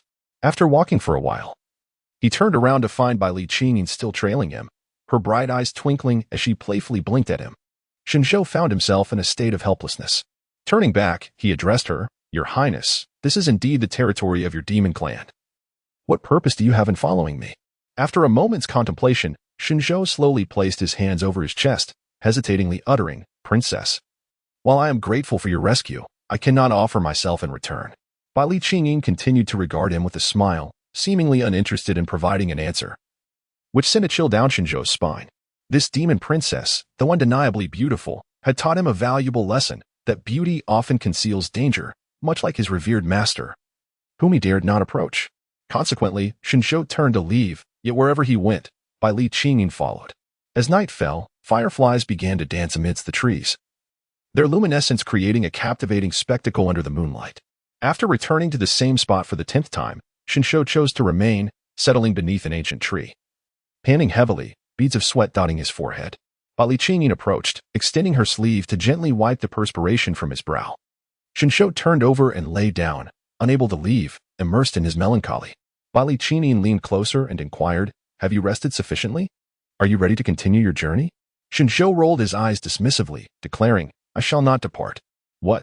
You cannot simply remain here. You are the first human to appear at Tianyin Cliff in 500 years. The king has proclaimed that the first individual to arrive here will uncover the means of exit. If I follow him, I shall be able to escape. Once we leave Tianyin Cliff, the king will sense my presence and come to retrieve me." "Shen Zhou, wait, where do you say this place is?" "Tianyin Cliff." Bai Li Qingyin repeats it once more. Shen Zhou's expression instantly became one of speechless exasperation. "Why didn't you mention it sooner?" Bai Li Qingyin replied, "You never asked. Did you?" Shen Zhou. In an instant, he surrendered to the ground. At Tianyin Cliff, the very thing he sought lay before him, a serendipitous encounter indeed. Why should he flee? Perhaps it would be best to settle here. Just as he reclined, he felt a tug on his arm. Why are you not leaving? You must rise and take me with you. I have been trapped here for 5 centuries. Please, get up. If I cannot escape myself, how can I lead you out? Bai Li Qingyin ceased her tugging, granting Shen Zhou a moment's respite. Yet, before long, he was drawn to the sound of quiet sobbing. Opening his eyes, he beheld a young maiden crouched by the riverbank, weeping softly, her exquisite wide-sleeved gown cascading into the water. Shen Zhou initially wished to remain uninvolved, yet, never mind, who could blame him for his kind-hearted nature? Shen Zhou sat up and inquired, "Excuse me, what is your name?" The young girl turned around, her eyes glistening with tears as she cast him a piercing glance. Shen Zhou was momentarily taken aback, captivated by her beauty. Is it true that the demon race is renowned for producing such exquisite maidens? I am Bai Li Qingyin, she replied. Qing from Clearwater and Yin from Tian Cliff. Do you remember? Shen Zhou nodded. I remember. He crouched beside her. And you, human? What is your name? You have yet to answer me. Without a moment's hesitation, he replied, Long Out Yen. Bai Li Qingyin was momentarily taken aback, her eyelids still glistening with tears. Yet a smile broke upon her face, revealing 2 delicate dimples that were utterly charming. Outien, now that we have exchanged names, we are friends. Could you take me outside? Shen Zhou glanced at the innocent little princess and said, I can take you out, but you must offer something in exchange. Bai Li Qingyin touched her attire. She had only recently transformed into human form, and her garments were woven by the spirits of the mountain stream. She possessed nothing of value. Thus, Bai Li Qingyin leaned closer to Shen Zhou, nearly touching his nose with hers. Shen Zhou's heart raced slightly as she took a step back. What are you intending to do? She inquired, blinking her eyes. What do you mean by pledging oneself? Shen Zhou? The little fox's ears twitched, revealing a hint of shyness. I have only just transformed, and I know very little about the affairs of the human world. Could you teach me? As long as you take me out, I am willing to exchange anything I possess. Shen Zhou found himself momentarily entranced once more. The little fox, when shy, had even its ears tinged with a delicate pink. He pondered, what would it be like to give it a gentle squeeze? He swiftly closed his eyes, urgently casting aside the wicked thoughts that invaded his mind. To pledge oneself entirely meant, well, I am presently famished, and you must fetch me something to eat. Once I am sated, I shall guide you to the path out. Bai Li Qingyin suddenly realized, the wise old trees of the mountains have told me that humans require sustenance. Very well, wait for me. Chapter 22. I have yet to learn. Bai Li Qingyin departed, granting Shen Zhou the opportunity to contemplate the whereabouts of the Xin Yang secret art. He recalled that many years ago, this tome was discovered at Tian Cliff, yet he remained oblivious to its precise location there. As memories swirled in his mind, he recalled Yuemo and Yi Dingping, and a chill flickered in his gaze. He wished for their demise. Shen Zhou, unwilling to sit idly by and await his fate, rose to his feet and circled the ancient tree, searching earnestly. Yet, his efforts proved fruitless. He remained unaware of Bai Li Qingyin's whereabouts, pondering whether he might discover something at her residence. Long Ao Tian. Shen Zhou's face twitched inexplicably. Turning around, he beheld the little fox, lifting her skirt and carrying a basket in her arms, dashing towards him. Do slow down. Is someone pursuing you? The little fox quickly reached Shen Zhou, presenting the basket to him. No one is chasing me, she replied. It's just that Grandpa Tree said humans must not be left hungry, for prolonged hunger could lead to death. Shen Zhou gazed at the basket nestled in his arms, filled with an array of vibrant fruits, each one plump and seemingly bursting with juiciness. He found himself momentarily taken aback. The little fox blinked its eyes and urged, Please indulge yourself. These are the largest and sweetest fruits from the mountains. Shen Zhou's eyes were slightly reddened as he casually picked up a fruit and took a bite. Settling by the brook, quite sweet. Upon hearing this, Bai Li Qingyin chuckled and crouched beside him. So, once you are satisfied, will you take me out? Shen Zhou, you, my dear, how can I make demands when I have yet to satiate my hunger? Very well then, do inform me once you have dined sufficiently. But I must clarify that I am not human. Ahem. Shen Zhou found himself taken aback by the concluding remark of Bai Li Qingyin. With an incredulous gaze, he beheld the little fox, its ears swaying playfully. I am a spirit, and indeed, I belong to the most formidable lineage of spirits. Shen Zhou couldn't help but chuckle. Indeed, you are the mightiest. My father is the most formidable. If your father is so powerful, then why has he left you? A mere little fox spirit, here for 5 centuries? My father claims that this place is rich in spiritual energy and will aid in my transformation. He is deceiving you. Your father has forsaken you. The little fox was taken aback and fell silent. As Shen Zhou savored the fruit, a sense of unease washed over him. Turning his head, he noticed the little fox had dropped another small pearl.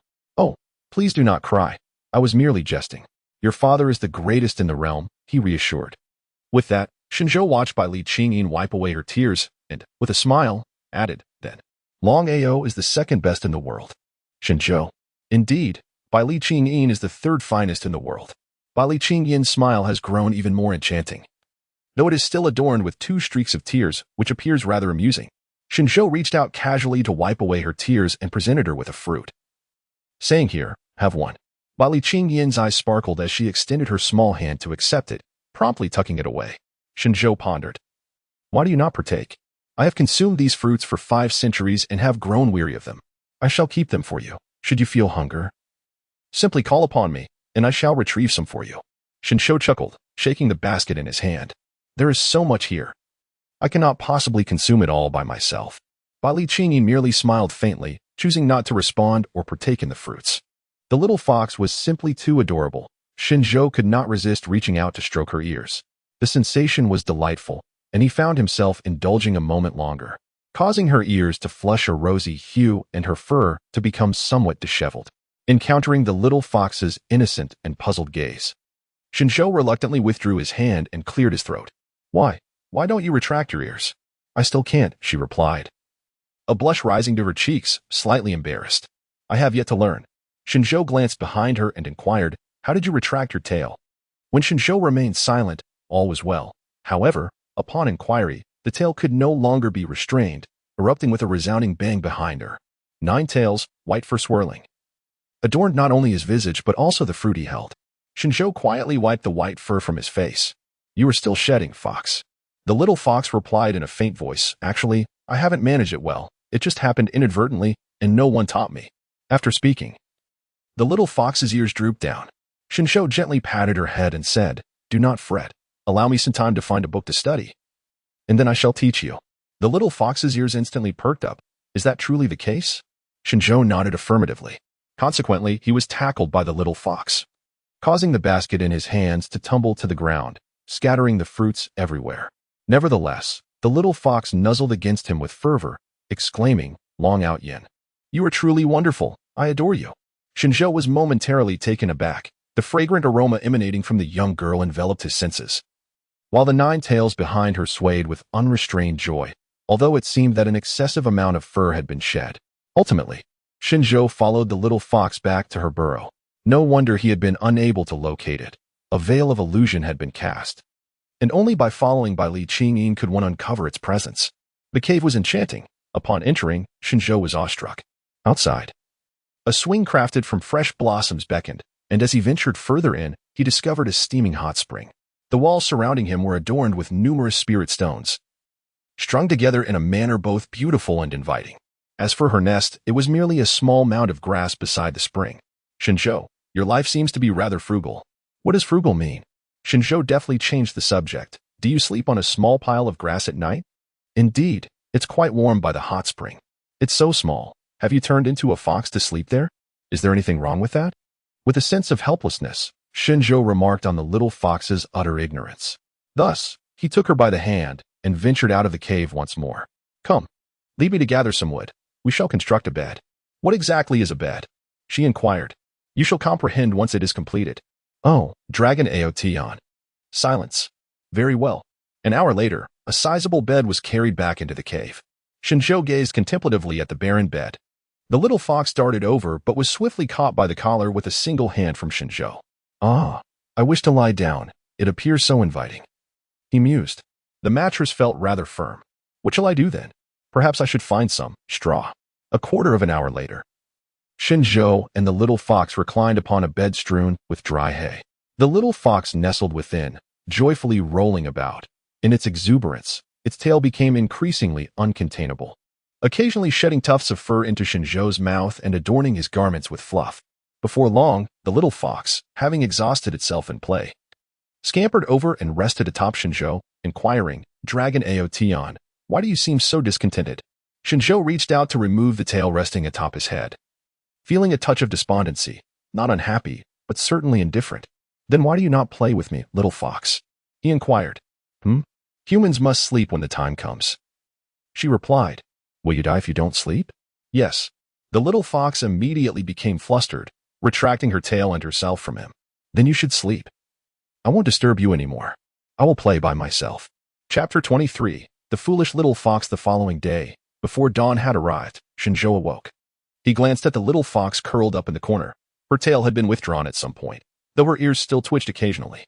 The surrounding spirit stones cast a dim light throughout the cave, not entirely dark, allowing for a faint visibility. Shen Zhou rose from his bed, and at that moment, the storage pouch at his waist began to flicker incessantly. Let me out. Let me out. Shen Zhou furrowed his brow and released it, whispering, hush, speak softly. The little fox is still asleep. The little fool swayed momentarily, acknowledging the request, and then disregarded Shen Zhou entirely, soaring away on its own. Shen Zhou, disinterested in the matter, was engrossed in exploring the cave, since the Xianyang secret technique was believed to be hidden within the Tianyin cliff. It was most probable that it resided within the cave of its master. Thus, he searched diligently, rummaging through every nook and cranny where spirit stones might be concealed. Yet he found nothing. As dawn gradually broke, a sense of irritation washed over Shen Zhou, prompting him to turn around, only to find a small fox perched on the bed, gazing at him with wide, curious eyes. Shen Zhou was startled. You woke up without making a sound? The little fox instantly leapt down, barefooted, and approached him, gazing upwards as she inquired, what are you searching for? Captivated by her eyes, Shen Zhou found himself momentarily at a loss for words. However, it wasn't long before the little fox pointed at the foolish creature behind him, stealthily devouring the spirit stones, and asked, are you looking for food for it? What? Shen Zhou turned around and beheld the foolish little creature greedily consuming the spiritual energy of the spirit stones, its entire form having swollen yet again. Unable to restrain himself, he darkened his expression and strode over, seizing the little one's throat with a firm grip. The little creature exclaimed, please, not so. I still wish to eat. Shen Zhou gently tapped the little fool and with a hint of apology, glanced at Bai Li Qingyin. Before he could articulate his thoughts, Bai Li Qingyin had already taken the little fool from his hands. He enjoys eating. Just let him indulge, she said. I have an abundance of spirit stones here. As she spoke, Bai Li Qingyin affectionately patted the little fool's head, urging, go on. The little fool, elated, dashed forward, resuming its consumption of the spiritual energy from the spirit stones. Shen Zhou scratched the back of his head and remarked, you are indeed quite generous. What does generosity mean? It signifies nothing of importance. Do you have anything else? Perhaps some secret techniques? What are secret techniques? Never mind. With that, Shen Zhou exited directly, prompting the little fox to hastily follow suit. Put on your shoes. The little fox responded promptly, quickly lifting her skirt to return, donning her shoes before dashing out once more. Shen Zhou had already washed his face by the stream, and the little fox crouched down, mimicking Shen Zhou's actions, cupping a handful of water to splash on its face. The water was refreshingly cool, providing a delightful sensation. Shen Zhou cast a glance at her. In the dawn light, her skin appeared more radiant than snow, and after being touched by water, it resembled a peeled egg, delicate and flawless to the touch. Shen Zhou dared not glance back and quickly gathered her thoughts before rising to walk away. By the time she regained her senses, Shen Zhou had already ventured far. The little fox, taken aback, didn't even have time to dry her face before hastily following, exclaiming, please do not abandon me. Shen Zhou was indeed searching for an escape route. Yesterday, he wandered in circles and discovered that Tianyin Cliff appeared to be ensnared by a magical formation, preventing anyone from entering from the outside and trapping those below from emerging. The stream's water was shallow, revealing the bottom at a glance, rendering any attempt to drift downstream futile. The little fox chattered incessantly beside him. Have you already devised a plan for our escape? Aren't you hungry today? I miss father so much. Shen Zhou suddenly came to a halt, and the little fox, caught unawares, collided directly with his back. Rubbing her head and furrowing her brows, she exclaimed, why did you stop so abruptly? That hurt. Shen Zhou turned his head and said, wait here for me. I shall return once I have found the way. With that, he departed, intent on locating the erased core and perhaps discovering the Xianyang Sutra, preferring not to take her along. Thus, as Shen Zhou walked, he marked his path, meticulously recording the topography of Tianyin Cliff. As the sun dipped below the horizon, he returned to the cave, feeling quite famished. He consumed the remnants of yesterday's fruits, while the little fool lay motionless in the basket, appearing to be well-fed and fast asleep. Subsequently, Shen Zhou unfurled the map he had drawn, spreading it across his bed for a thorough examination. It seemed to depict a diagram of the 5 elements in 8 trigrams. Just as he was lost in contemplation, a sudden thunderclap erupted outside, illuminating the sky with a brilliant flash of lightning, soon followed by a torrential downpour. Shen Zhou stood in a daze for a couple of seconds, surveying the cave. Apart from himself and the little fool, there was no one else present. Could it be? Surely, she wouldn't be that foolish. Despite his musings, Shen Zhou retrieved an umbrella from his storage bag to search for her. Meanwhile, Li Qingyin had been standing so long that her legs ached. The torrential rain relentlessly cascaded down her face, soaking her beautiful dress, yet she continued to gaze into the distance, pondering why Long Ao Tian had yet to return. Was he lost? Yet, she dared not leave, fearing that he would return and find her absent. She had promised to wait for him here. Had he perhaps forgotten? The little fox's spirits sank, and she squatted down despondently. When Shen Zhou arrived, what he beheld was a little fox, drenched and resembling a drowned rat, squatting amidst the curtain of rain. Its ears drooped forlornly, and its slender back trembled slightly in the biting cold wind. Shen Zhou found it difficult to articulate his emotions. Yet he quickened his pace. Li Qingyin suddenly realized that the rain no longer fell upon her. Upon glancing up, she beheld him wielding an unfamiliar object, shielding her from the downpour. Consequently, her drooping ears perked up once more, and she sprang to her feet. However, having crouched for too long, her legs weakened, and she nearly stumbled, only to be steadied by Shen Zhou's firm grasp. Shen Zhou, Li Qingyin, are you truly such a fool? Can't you find shelter from the rain? Is it not a short distance to your cave? Why haven't you returned yet if you didn't wait for me? Li Qingyin was taken aback by the reprimand, her eyes glistening with unshed tears. Raindrops cascaded down her damp hair, rendering her appearance both disheveled and pitiable. I was afraid you might not find me, the little fox replied, her voice tinged with grievance. The rain poured down with increasing intensity. You were the one who said to wait here for your return, she added, her delicate form trembling slightly in the cold wind. Shen Zhou's emotions were exceedingly intricate. Yet he ultimately chose not to abandon her. Very well, take the umbrella and come up, he said. After speaking, Shen Zhou turned around, crouched before her, and gently patted her shoulder, signaling for her to climb onto his back. Li Qingyin's eyes sparkled with delight as she held the umbrella in one hand and then nestled against his back. Shen Zhou lifted the person onto his back and then slowly made his way back. Li Qingyin, filled with joy, whispered in his ear, Long Ao Tian. You are truly wonderful. Shen Zhou's lips twitched slightly. Could her mind truly conjure the ethereal sound of Tianing Cliff? If her father were unable to locate her, would she be destined to wander? And what if she were to encounter malevolent individuals, those who would skin her alive and dismember her? Little fox, how old are you? I am 500 years old. 500 years and yet still so Navi? Haven't the spirits of the mountains taught you not to trust strangers? What does Navi mean? It means I am complimenting your adorableness. Oh, I see, you are praising me. But you are not a stranger, are you? Shen Zhou paused his steps. I recognize you as the epitome of the dragon, the one who exudes unparalleled confidence. Shen Zhou sighed. You truly are a fool. Chapter 24. Sealing his dantian to assist his breakthrough upon returning to the cave, the little fox went to change her attire while Shen Zhou sat at the entrance, gazing at the diagram of the 5 elements and the 8 trigrams. He pondered. He must have located the formation's eye, but where exactly was the Xianyang technique? He had traversed the entirety of Tianing Cliff yet had not encountered any semblance of the so-called secret manual. Meanwhile, outside Tianing Cliff, Mingyue was becoming increasingly anxious. The 5th day is nearly upon us, senior sister Meng. Do not be hasty. Let us continue our search, Qianman urged. Yuan spoke rationally. Senior brother Shen is surely safe.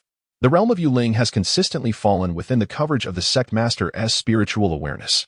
If senior brother Shen were truly in mortal peril, the sect master would undoubtedly come to his aid. What we must do now is gather demon cores swiftly before senior brother Shen returns. Luo Mingchuan added, Yuan and S words hold merit. If something unfortunate had befallen senior brother Shen, the fate stone would have shattered long ago. The absence of any disturbance suggests he is merely entangled in some matter. After hearing their words, Mingyue gradually calmed herself. Indeed, only 2.5 days remain of our 7-day time frame. She glanced at her companions. They had been preoccupied with searching for individuals, and each held only a meager handful of demon cores. If this continued, they would surely lose the competition. Thus, they resolved to give their all. Hunting demon beasts was their primary mission. They need not strive for first place, but they must avoid finishing last. Agreed. Everyone was instantly invigorated. At that moment, within Tianing Cliff, the little fox had donned a lovely pink flowing, her hair cascading like silk as she approached Shen Zhou. Curiosity etched upon her face. What are you doing? Drawing a map, he replied. Upon glancing over, Shen Zhou noticed her lustrous black hair falling freely. Why don't you tie up your hair? He inquired. The little fox, in a moment of frustration, tugged at her locks. I don't know how. Then who styled your hair before the rain? The little fox beamed, about to respond, but Shen Zhou interrupted. I see, it was the spirits of the mountains. Wasn't it? She nodded in affirmation. Yes. Why can't I see them? They are somewhat fearful of humans and do not dare to emerge. Are you not afraid of me, little fox? Why should I be afraid? You harbor no malice towards me. I like you. At this, Shen Zhou felt his ears warm. Yet he understood that this little creature, with her innocent heart, did not grasp the profound implications of her declaration. Thus, he set aside the map, took her wrist, and led her toward the cave. Let us go. Are we not going to draw the map? First, I shall tie your hair. Baodian, you possess so many skills. The little fox's words made Shen Zhou's heart tremble. Did he possess many skills? No, rather, he had practiced countless times in silence. His master had beautiful hair, and in his past life, he often attended to her, gradually acquiring the skill. Before long, Shen Zhou had fashioned 2 delightful braided pigtails for the little fox and had plucked some flowers from the ground to adorn her hair. He finally found a bronze mirror for her to admire her reflection. Wow, so beautiful. Will you do my hair like this often? Shen Zhou clapped his hands and took a seat, exclaiming, Aren't you taking advantage of me? Huh? What do you mean? The little fox scampered over, wrapping her arms around his, her wide, perplexed eyes gazing up at him. It was as if Shen Zhou, in her eyes, was an all-encompassing treasure chest, brimming with wonders. Shen Zhou, in an exceptionally good mood, decided to relax and lie down, especially since the outside world was enveloped in a persistent drizzle. In the realm of mortals, the act of unbinding one's hair is a privilege reserved for a husband to perform for his wife. The little fox, perplexed by this notion, felt his gentle touch on her head as he reassured her, When you grow up, you will understand. Oh, very well then. Is the mortal world truly so delightful? Are all humans as kind as you? How can they be so wonderful? The creatures of the mountains often warned her that humanity could be quite wicked. Yet in her encounters with him, she could only perceive his overwhelming goodness. She noticed his wounds and, with her ethereal powers, tended to his injuries. As their conversation unfolded, the little fox succumbed to slumber, resting her head upon Shen Zhou's arm. Shen Zhou lowered his gaze and glanced at the little girl, who was soundly asleep, her cheeks flushed and her eyelashes fluttering gently. A slight, indeterminate droplet lingered at the corner of her mouth, while her ears twitched intermittently. It was amusing. Even at 500 years old, she still drooled in her sleep. Nevertheless, he took a cloth and gently wiped her face. He then tilted his head to admire the exquisite cave around him. Although the spiritual stones had been drained, it seemed that the mountain spirits had replenished them, illuminating the cavern with a brilliant glow. In truth, humanity is not as remarkable as one might believe. Perhaps a lifetime spent on the Tianyin cliff could indeed offer a certain kind of happiness. Shen Zhou murmured a few words, but finding slumber elusive, he rose and settled onto the swing. A glimmer of confusion flickered in his gaze as he contemplated the dire possibility that if the Xianyang Sutra remained lost, the constraints within him would remain unbroken. Would his desire to descend the mountain and seek adventure be rendered futile? The little fox emitted a soft whimper, prompting Shen Zhou to steady the swing before leaping down. As he intended to inspect further, he sensed an unusual texture beneath his hands and glanced down. In that instant, he crouched low, realizing that the wooden plank of the swing was, in fact, the Xianyang Sutra. Without hesitation, he retrieved a sickle from his storage pouch, swiftly severing the ropes on either side of the swing. Gently, he lowered the wooden board and, utilizing the faint glow emitted by the spirit stone, he produced paper and ink to meticulously transcribe the contents. Many characters had been worn away, so Shen Zhou devoted an entire night to reconstructing the text. Upon completion, he discovered it was merely a fragment of the Xianyang Sutra. Yet, he recalled the elderly monk proclaiming that this very sutra could dissolve the constraints within him just before his demise. There could be no mistake. As dawn broke, the sky gradually brightened. Shen Zhou placed the Xianyang Ju before him, attempting to break through the internal restrictions as per the technique inscribed within. When Bai Li Qingyin awoke, the sight before her was startling. Shen Zhou was enveloped in smoke, his complexion ghastly pale, resembling someone drained of their vital essence. This sight truly shocked her. She yearned to approach him, yet was repelled by a surge of heat. In that moment, Bai Li Qingyin found herself at a loss. Oh dear, my little princess, he is channeling energy to dispel the internal restraints. You must utilize the Xianbing Ju to lend him your support. Bai Li Qingyin exclaimed in delight. Grandfather tree. Without hesitation, she summoned a wave of frigid energy from her palms. Little princess. Seal his dantian to aid his breakthrough. Understood. With unwavering focus, Bai Li Qingyin silently transmitted her demonic power, gradually enveloping his dantian in a protective embrace. This guardianship lasted a full day and night. When Shen Zhou opened his eyes once more, he discovered the little fox gazing at him sleepily. Upon noticing his awakening, it rubbed its eyes and joyfully exclaimed, "At last, you are awake. How do you feel? Have you broken through?" Shen Zhou's emotions surged with excitement as he extended his hand, a vibrant crimson flame blossoming in his palm. Bai Li Qingyin instantly awakened, exclaiming, "Wow, that is incredible! I have established my foundation." Qingyin. Chapter 25. Almost drowned. Established my foundation? What does that mean? Bai Li Qingyin was about to inquire when she suddenly felt herself being lifted, causing her to instinctively wrap her arms around his neck. She sensed herself soaring through the air. Shen Zhou was genuinely elated. He had broken through, achieving a significant advancement to become a true cultivator. He had yet to completely dissolve the restrictions within his body, and the Xianong Sutra, merely a fragment, wielded such formidable power. The thought of gathering the remaining fragments and fully liberating himself was beyond his imagination. Little fox. Thank you. Shen Zhou tossed the little fox into the air several times before gently setting her down. Bai Li Qingyin felt a dizzying sensation from the motion. Yet seeing his joy made her dance with excitement beside him. Just then, a small silver creature unexpectedly emerged from the basket.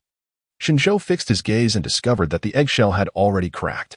He swiftly reached out and captured the small serpent, which was scarcely thicker than his thumb and was currently hissing in his grasp. Bai Li Qingyin bent down and gently stroked the little snake's head with her delicate, pale hand. "So, you are a little snake," she remarked. "Greetings, it is a pleasure to meet you. What is your name?" The serpent continued to hiss. But only Shen Zhou could comprehend its meaning. It seemed to express its discontent with the lack of a name. "From now on, you shall be called Silver Dragon," he declared. The silver dragon, seemingly pleased, exposed its belly in Shen Zhou's palm, nodding its small head in approval of the name. Bai Li Qingyin questioned, "But is it not a snake?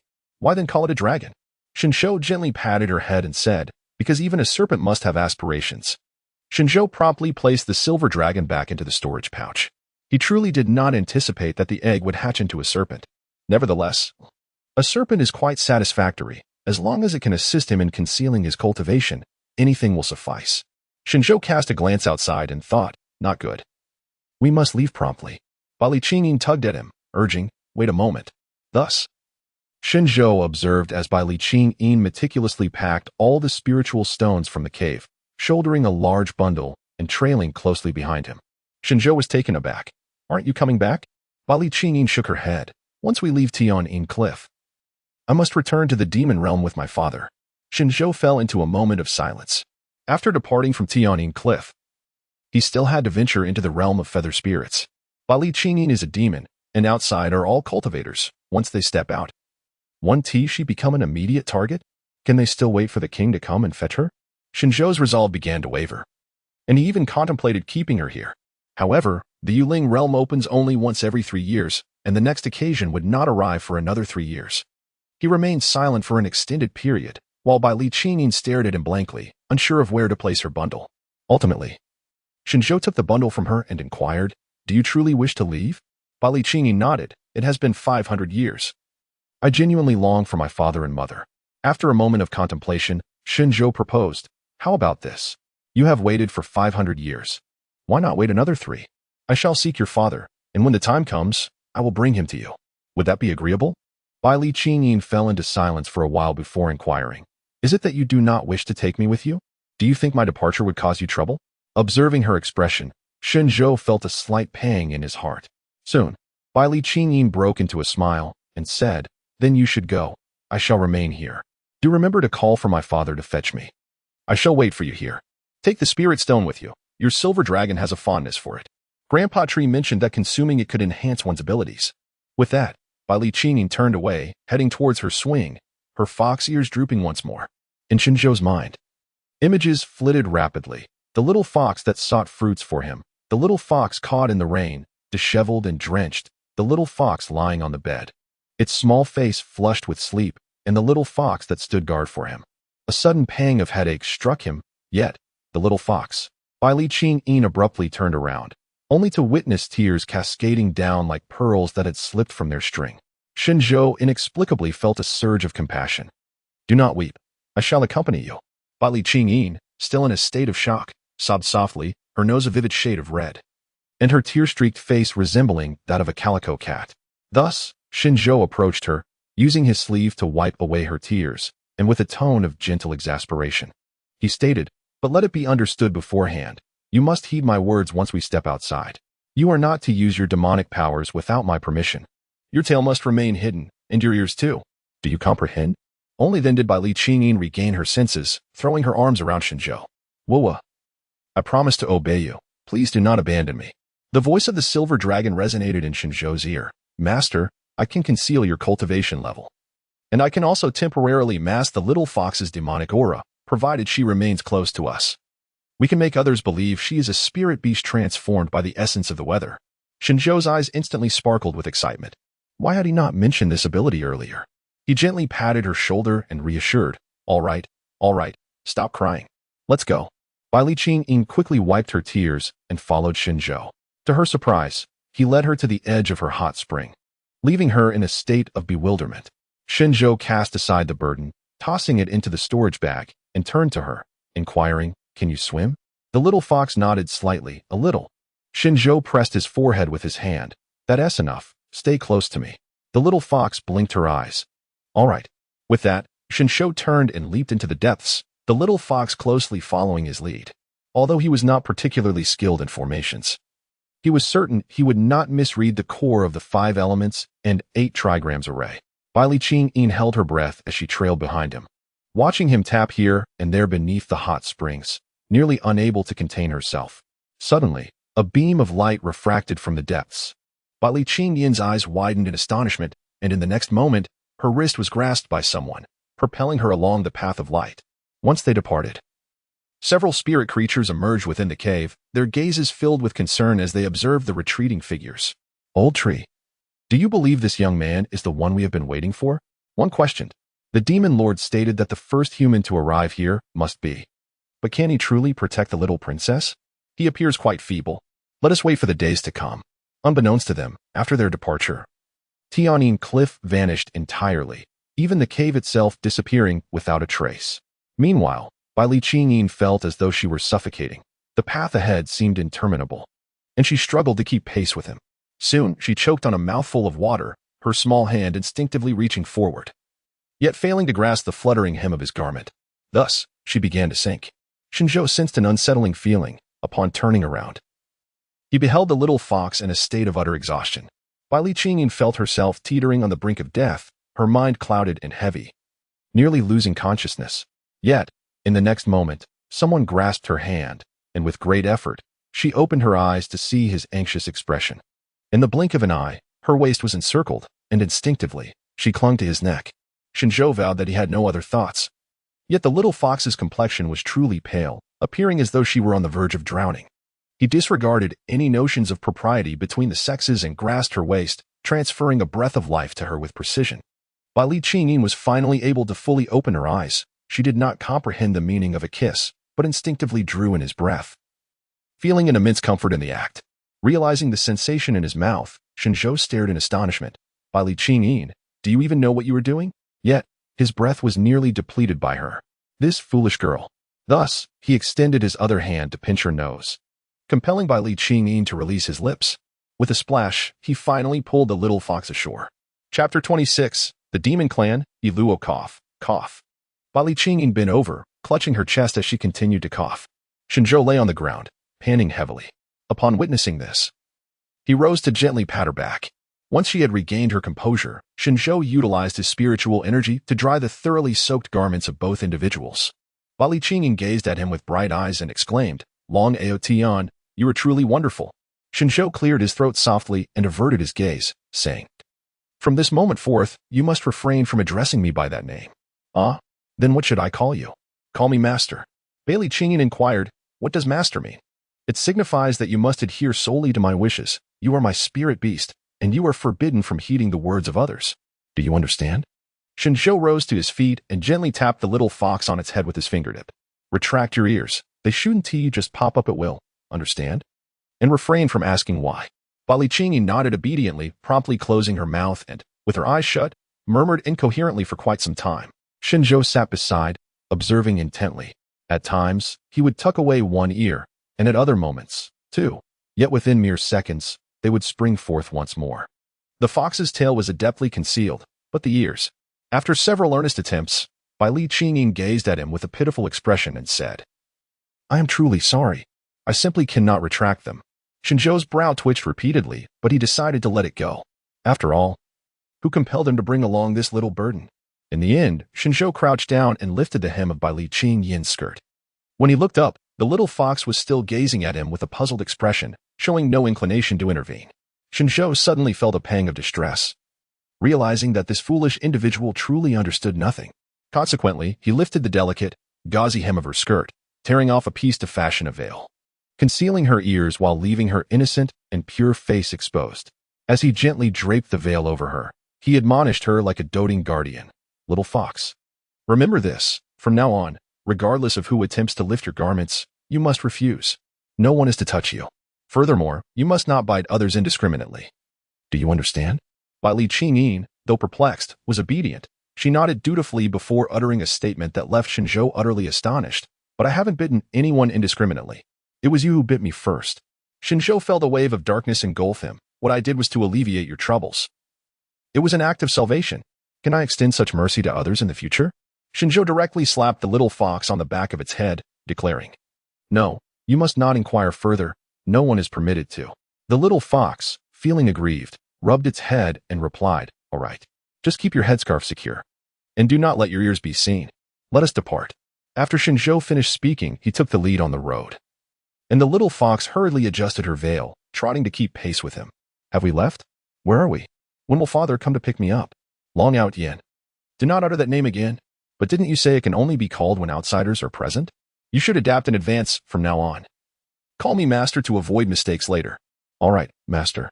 For some reason, when the silver dragon addressed him as master, Shen Zhou felt little sensation. Yet when the little fox did so, a peculiar warmth tingled within him. Thus, Shen Zhou affectionately ruffled her head, saying, "So well behaved. Master, Qingyi. Be good and listen to your master. Keep that little mouth closed." With that, Shen Zhou strode forward, and the little fox hurried to follow. Outside the realm of feather spirits, today marked the final day of the inner sect disciples competition, prompting Yao Guang to return from the demon realm.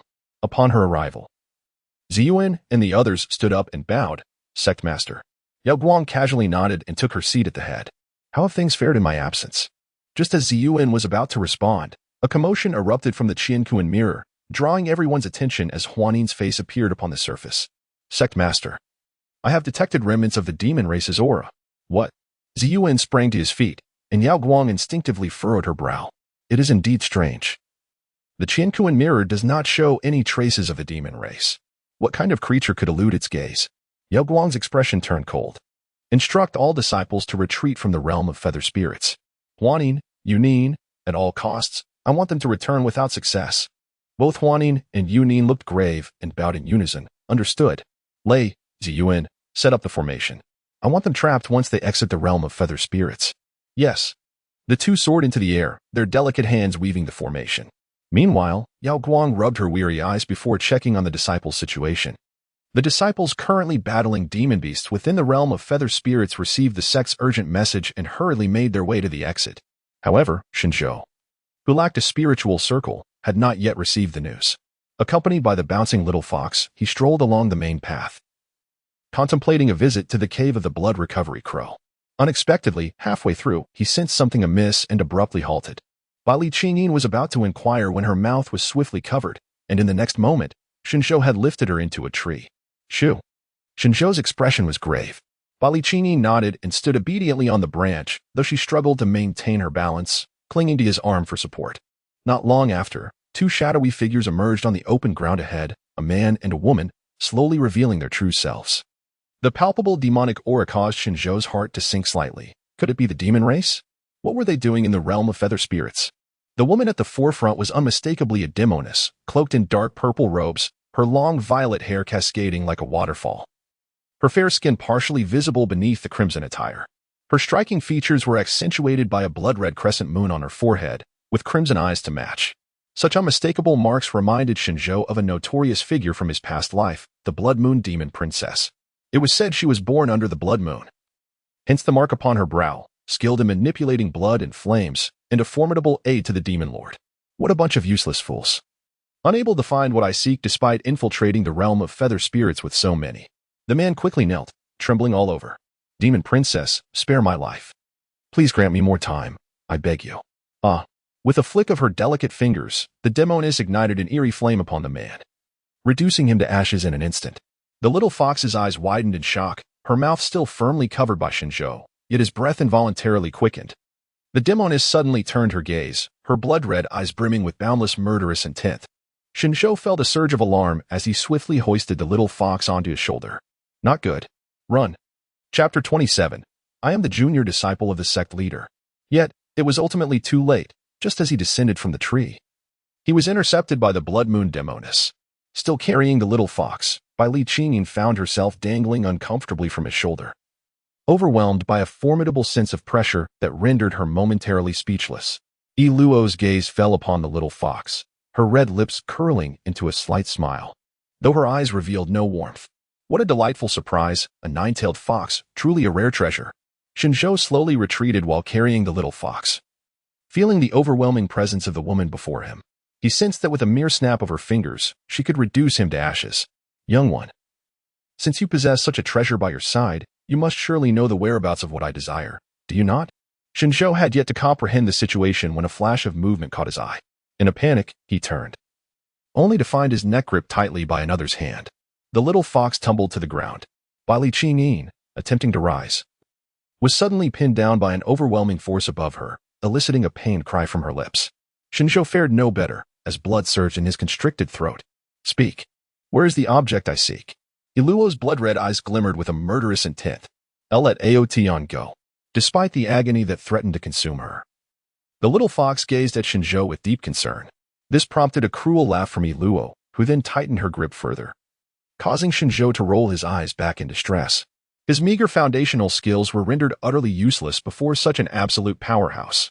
As the little fox's complexion grew increasingly pallid, Shen Zhou, with a desperate glimmer of hope, mustered the strength to speak. Xian Yangju? At that moment, he perceived a flicker of surprise in Yi Luo's gaze, and he understood that his gamble had paid off. With a forceful motion, Yi Luo flung him aside, sending him crashing to the ground. Coughing violently, he clutched his throat. The little fox was seized again, her neck gripped firmly by Yi Luo. Do you know Xian Yangju? Tell me, where is it? As Bai Li Qingyin opened her mouth to respond, her throat was gripped mercilessly, bringing forth tears to her eyes. Shen Zhou quickly interjected, do not harm her. I will guide you to her. Li Luo gazed at him with skepticism. Are you not a disciple of the Kunlun sect? How could you consort with such malevolent beings? Indeed, Li Luo harbored a deep disdain for these wicked entities. Yet her loathing for the hypocritical pretenders within the realm of cultivation was even more profound. Shen Zhou rose to his feet, exclaiming, what of it? If you seek to obtain the Xianyang secret, then do not lay a finger on her. Li Luo chuckled with increasing delight. How amusing. You actually care for a mere creature of the abyss?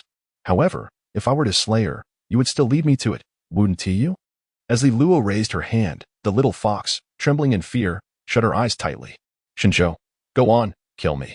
You might as well take me with you. However, I assure you, without me, you will never uncover the so-called Xianyang secret. A glimmer of amusement flickered in Yi Luo's eyes. In the next moment, a shroud of dark energy enveloped Shen Zhou's neck, and he was overtaken by a suffocating sensation, the veins on his forehead bulging and his eyes beginning to glaze over. The little fox wept sorrowfully. Long Out Yin, you wicked scoundrel, release him. Observing that he refused to plead for mercy even as he was being choked, Yi Luo's amusement deepened. With a flick of her hand, Shen Zhou was finally liberated, and the little fox was cast aside. She then scrambled over, crying out, Long Out Yin. Long Out Yin, please don't die. Whoa. Shen Zhou exerted himself to open his eyes. Cough, cough.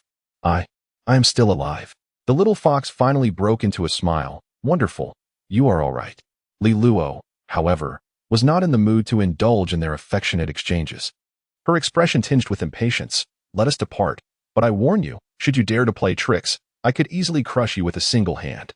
Shen Zhou promptly rose to his feet, drawing the little fox behind him. Rest assured, I am merely a humble cultivator. How could I possibly deceive you? He continued. This Xianyang secret technique is a treasured possession of our Kunlun sect, and no one understands its whereabouts better than I do. Li Luo regarded him with a bemused smile. Oh, is that so? And who might you be? On what grounds should I place my trust in you? Shen Zhou beckoned her with a subtle curl of his finger. Yet Li Luo remained utterly still. Shen Zhou. Very well, very well. A true gentleman possesses the ability to adapt and endure. Shen Zhou cautiously approached and whispered in her ear. I am the beloved disciple of the sect leader. My name is Zhou Qinshe. He thought this identity might intimidate her. But to his surprise, Li Luo's smile grew even wider. So you are the favored disciple of Yao Guang? Shen Zhou nodded hurriedly, affirming, Yes, yes, yes, I am indeed. Li Luo extended her hand, her elongated nails gliding slowly across Shen Zhou's face, reminiscent of a venomous serpent slithering upon his skin, causing him to gulp nervously several times. Then why did you betray your master? Shen Zhou stammered. Those who recognize the times are indeed the true heroes. This statement instantly delighted Li Luo. If Yu Guang were to discover that her most cherished disciple appeared so cowardly before a creature like her, would it not be amusing? Lead the way. Yes, yes. Shen Zhou hastily sprinted towards the little fox, grasping her hand and urging her forward. The little fox, still in a state of shock, was filled with an overwhelming dread of the unknown. Having encountered such a situation immediately upon her emergence, she found it impossible to remain calm, clutching Shen Zhou's sleeve tightly. Though he said nothing, he continually patted the back of her hand in a gesture of comfort. Shen Zhou's mind was racing, contemplating the formidable strength of the Blood Moon Demoness. Although he was loath to concede, within the realm of Yuling, only a few elders and his esteemed master could possibly contend with her. He needed to buy time until they realized the gravity of the situation. There were still 4 hours left before the closure of the Yuling realm, and he had to devise a strategy. At that moment, Shen Zhou heard a familiar voice ahead. Senior Sister Ming, do you truly believe that Senior Brother Shen will be unharmed? It was the voice of Qian Man. A sudden alarm rang in Shen Zhou's mind. Upon turning around, he was met with the murderous intent gleaming in Li Luo's eyes. The collective strength of their group was insufficient to contend with this woman. Thus, Shen Zhou's reflexes outpaced his thoughts. He swiftly pivoted, grasped Li Luo's arm, and darted aside. The little fox, perplexed, cast a glance at Qian Man and the others before hastily following Shen Zhou. Just as Li Luo was about to strike his hand, he released her grip and raised his hands in surrender, speaking rapidly, Consider this. They are all disciples of the Kunlun sect. If you take their lives, the life stone will shatter, and my master will soon notice something amiss. At that point, forget about the Xianyang technique. It will be a question of whether I can preserve my own life. Meanwhile, as they conversed, Qian Man and the others had already distanced themselves. Li Luo's expression grew colder, continued to lead the way. Shen Zhou let out a sigh of relief, grasping the little fox's hand as he turned and continued forward. Suddenly, the little fox tapped his arm, and as Shen Zhou looked down, he noticed that a spirit ring had unexpectedly appeared within the little fox's sleeve. Shen Zhou was utterly astonished and quickly used his sleeve to cover himself. The spirit circle. The spirit circle is an object that can directly connect to the sect. When did the little fox steal it? If it weren't for the presence of others, Shen Zhou would have undoubtedly rewarded the little fox generously. Chapter 28. Shen Zhou. What madness are you indulging in now? As Shen Zhou was lost in thought, a hand pressed down on his shoulder, compelling him to halt abruptly. In the next moment, his jaw was roughly pried open, and a black pill was thrust into his mouth. The bitter taste of the medicine caused Shen Zhou to grimace. Li Luo chuckled. Did you truly think I was unguarded against you? Dare to play tricks? Let us see how you fare against the poisons of our demon realm. Shen Zhou lamented a myriad of grievances, while the little fox glared at Li Luo with palpable indignation. Shen Zhou turned the little fox's face towards him, then, with a forced smile, feigned humility. How could I dare? We shall arrive shortly. As he spoke, Shen Zhou hastened his pace, clutching the little fox's hand. Outside the Qiankuan mirror, Elder Dan Ding hurriedly approached. The pill furnace requests an audience with the sect master. Yao Guang arrived upon hearing the commotion. What is the matter? With a delicate wave of his hand, Dan Ding magnified the message transmitted by the spirit circle. The demon clan has invaded. We are in dire need of assistance. He fell to his knees, pleading, This message comes from Qian Man. I implore the sect master to save my disciple. Yao Guang's gaze flickered. Something was amiss. The Qiankuan mirror had just displayed that Qian Man and Mingyue, along with 2 others, were not in peril. For individuals, Yao Guang's breath momentarily hitched, and in the blink of an eye, she vanished from her location, forcefully entering the feather spirit realm. Dan Ding attempted to follow but was halted by Zi Yuan. Elder Dan Ding, please wait. The sect master has already departed. The feather spirit realm is not yet in a state to be breached. Repeated intrusions may lead to its collapse. Meanwhile, Yi Luo grew impatient. If we do not locate them in a moment, you shall soon find yourselves in dire straits. We are close, very close, just ahead. Shen Zhou's expression darkened. If the master could not arrive in time, they would have to gamble everything. A quarter of an hour later, Shen Zhou pointed towards a nearby lake. The Xianyang technique lies at the bottom of that lake. Yi Luo surveyed the surroundings and noted that aside from the trees, there was nothing else. The lake was emanating waves of chilling air, and even with her abilities, she could not discern what lay beneath. Therefore, Yi Luo resolutely kicked Shen Zhou. You, go down and retrieve it.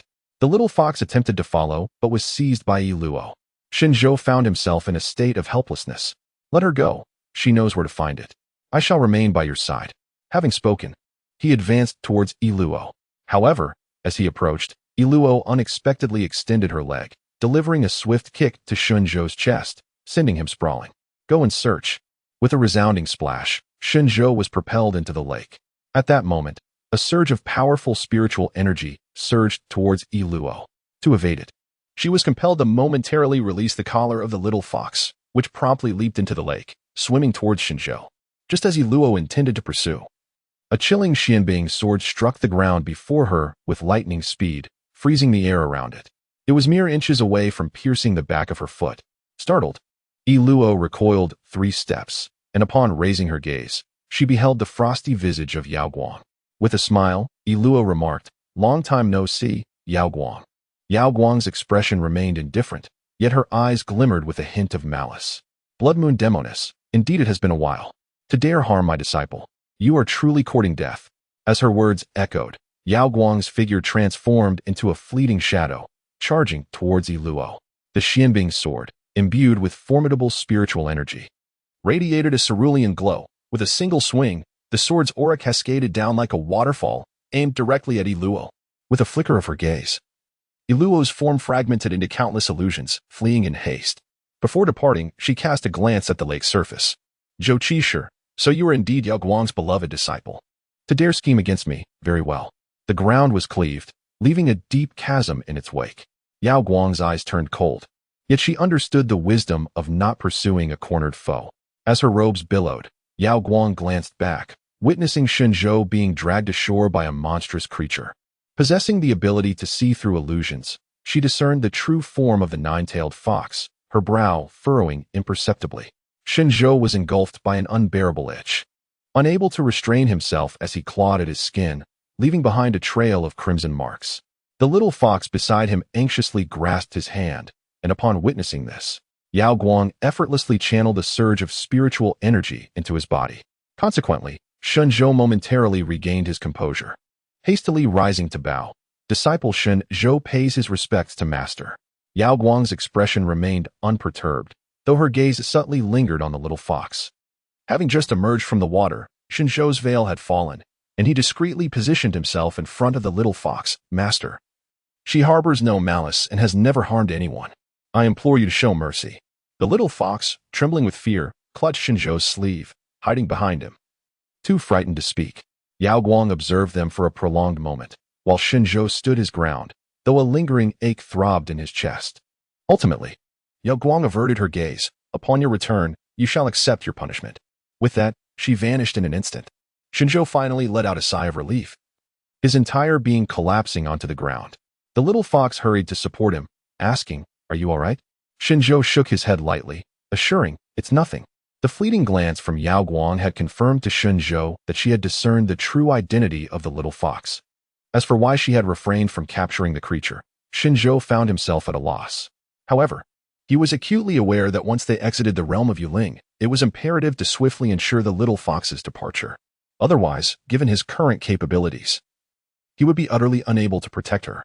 The little fox, observing the change in his demeanor, instinctively wished to heal him as she had done at Tianyin Cliff. Yet Shen Zhou grasped her wrist firmly. "I am fine. Do not waste your magical energy. Let us depart." Shen Zhou gently placed the veil back on the little fox. covering her ears. The two hastened their steps and, just before the gate closed, emerged from the feather spirit realm. Everyone had already exited, and Mingyue and the others awaited anxiously until Qianman joyfully called out, "Shen Xiao." The crowd turned to see Shen Zhou stepping out with a little girl following closely behind. Mingyue's heart finally settled. Qianman, Luo Mingchuan, and Yuan approached him. However, Umo and Yi Dingping felt a surge of anxiety, their expressions darkening considerably. Yet, the moment Qingwu laid eyes on Shen Zhou, her previously unsettled heart found peace once more. She herself was unaware of the inexplicable sigh of relief that escaped her. Someone remarked, "Shen Zhou is indeed fortunate. During this demonic assault, many of our disciples were gravely injured, and several lost their lives. Who would have thought he, seemingly so frail, would emerge unscathed? And he even brought out a spirit beast. The spiritual energy radiating from that creature is truly abundant. It seems to have already recognized him as its master. What extraordinary luck has Shen Zhou encountered?" After Shen Zhou exchanged pleasantries with the crowd, he temporarily entrusted the little fox to Mingyue and Qianman, and then proceeded towards Qingwu and the others. Qingwu's gaze softened slightly, contemplating that if Shen Zhou could utter a few kind words, their past grievances could be effortlessly forgotten. Little did he know, Shen Zhou unexpectedly bypassed her and approached Umo and Yi Dingping directly. Yi Dingping asked, What do you intend to do?" The elders were preoccupied with tidying up after the demon clan and counting the demon cores, leaving no one to pay attention to this side for the moment. Umo and Yi Dingping also assumed that Shen Zhou would not dare to act in such a public setting, until Shen Zhou suddenly gathered his strength and delivered a powerful punch to the midsection of the two individuals. The impact echoed loudly as they were caught off guard, sent flying 3 meters away, and both spat out blood simultaneously. The onlookers turned, witnessing Shen Zhou's abrupt cessation of action, leaving them utterly astonished. Qingwu was the first to react, exclaiming with indignation, "Shen Zhou, what madness has taken hold of you?" Chapter 29. I demand your lives, Yi Dingping, incensed, pushed himself up with both hands and stood tall. Drawing his sword, infused with spiritual energy, he charged directly at Shen Zhou, vowing, "Shen Zhou, I will kill you." Although sparring among disciples was commonplace, the blatant intent to kill was a sight none had witnessed before, leaving everyone momentarily frozen in shock. Mingyue and Qianman hurriedly arrived, but Shen Zhou remained tranquil amidst the turmoil. Just as Yi Dingping's sword was about to strike, Yunji unexpectedly dashed out from an unknown direction, positioning herself before him with an expression tinged with anger, declaring, "Yi Dingping, how dare you?" Yunji, a noble princess in the mortal realm and a disciple of Yao Guang in the cultivation world, commanded respect. Despite his reluctance, Yi Dingping had no choice but to retreat, his face clouded with fury. "Is it because Shen Zhou is the sect leader's disciple that you can bully us at will? Are we not allowed to retaliate?" The spiritual energy gathered in Shen Zhou's palm dissipated in an instant as he gazed perplexedly at Yunji's back. He had not anticipated that the person standing before him at such a critical moment would be her. Yunji asserted, "What do you mean by bullying at will? My senior brother would never strike without reason." Mingyue and the others approached, sensing the gravity of the situation, prompting her to instruct Qianman to summon the sect leader. Disciples began to gather in small clusters around them. As Shen Zhou was about to speak, Qingwu stood in front of Yi Dingping, her complexion remarkably poor. "Ji, step aside. Senior sister, step aside." Though Yunji was not intimidated by others, she felt a twinge of fear in the presence of Qingwu and Si Yao, and thus reluctantly complied. Qingwu cast a cold glance at Shen Zhou. "Without discerning right from wrong, you dare to lay hands on my companions. Shen Zhou, are you seeking vengeance against me?" Shen Zhou couldn't help but chuckle at Qingwu's self-importance. "Before you question me in such an accusatory manner, perhaps you should inquire why I acted against them."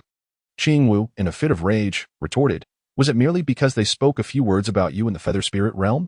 Are you so petty that you would endanger your fellow disciples over a few remarks?" Around them, voices murmured in discontent. Indeed, it was Shen Zhou. People had thought he had changed, but it seemed he had only grown more ruthless. In this world, there are always those who abuse their power to oppress others. Being a sect leader's disciple is no small matter. The crowd seethed with indignation, as if Shen Zhou were truly the heinous villain they claimed him to be. The little fox, draped in a veil, followed Mingyue closely. She did not comprehend the discussion swirling around her, yet there he stood at the center of the crowd, devoid of allies. The words she heard weighed heavily on her heart, and she instinctively wished to step forward, only to be restrained by Mingyue. Umo approached as well. "If you are dissatisfied, why not settle it with a duel, regardless of life or death?" Yunji became anxious. regardless of life or death. You all know he is yet to reach the foundation establishment stage. How can you speak of life and death so casually? Yi Dingping scoffed. A waste is merely a waste. Are you afraid to compete? Yun Jiyi's face darkened. Yi Dingping, do you seek death? Umo turned his gaze toward Shen Zhou. Will you only stand behind women? Shen Zhou's expression grew even colder than before. He raised his head and, behind Umo, beheld a familiar figure, Yao Guang. At that moment, she stood there, clad in flowing white garments, her demeanor neither sorrowful nor joyful. Qian Wan, anxiously chattering beside her, seemed to be seeking a response, yet she exhibited no inclination to engage. Qingwu had intended to counsel Umo and Yi Dingping. As they were all of the same sect, why must they be so aggressive? However, the next instant, she heard Shen Zhou's voice. What are we comparing? Instantly, the atmosphere fell into a momentary silence, followed by an eruption of laughter. Look, Shen Zhou has actually accepted the challenge. Are they truly going to the life and death arena? This is a matter of life and death. Perhaps he has indeed lost his mind, unable to gauge his own limitations. Not far away, Xia was also momentarily taken aback. Her master was nearby, and she had assumed he would intervene to halt this ludicrous contest. Everyone knew Shen Zhou was bound to lose. Was this not tantamount to sending him to his demise? Yet her master merely stood by, a passive observer. Zhou Qingshi, amidst the crowd, witnessed this scene, and a glimmer of amusement flickered in his eyes, though he quickly lowered his gaze to conceal it. He had thought that the master truly held a different regard for Shen Zhou, but it seemed he had overthought the matter. Umo and Yi Dingping were likewise stunned, yet the next moment, they exchanged knowing glances, their eyes betraying a hint of scornful amusement. Shen Zhou, the life and death platform shall be your final resting place.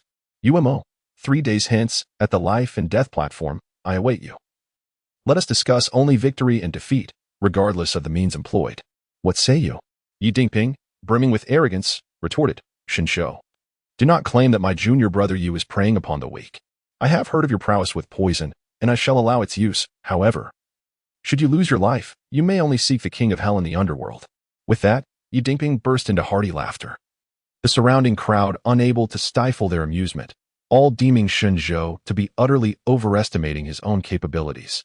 The little fox struggled desperately to free herself from Mingyue's grasp, yet her efforts were in vain. Umo chuckled lightly. Of course. If you were to kneel before me and Brother Yi, bowing your head in apology, we could consider this contest as if it were never proposed. What do you think? Yun Ziyi fumed. Umo, do not overstep your bounds. Even Qingwu furrowed her brow. Umo, no one to stop. Yi Dingping interjected. Sister Qingwu, let us not forget that it was Shen Zhou who initiated the confrontation.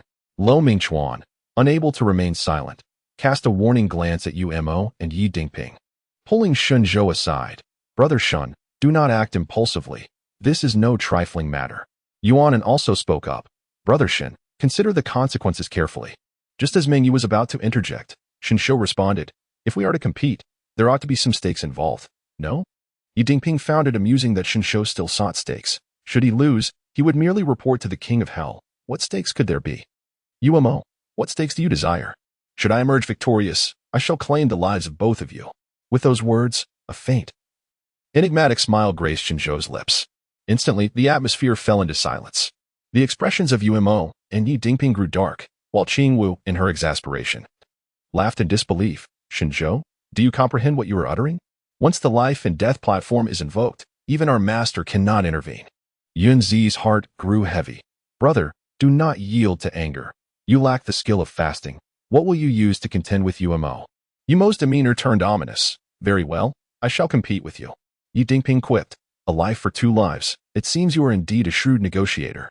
Shen Zhou smiled dismissively, not responding to their words.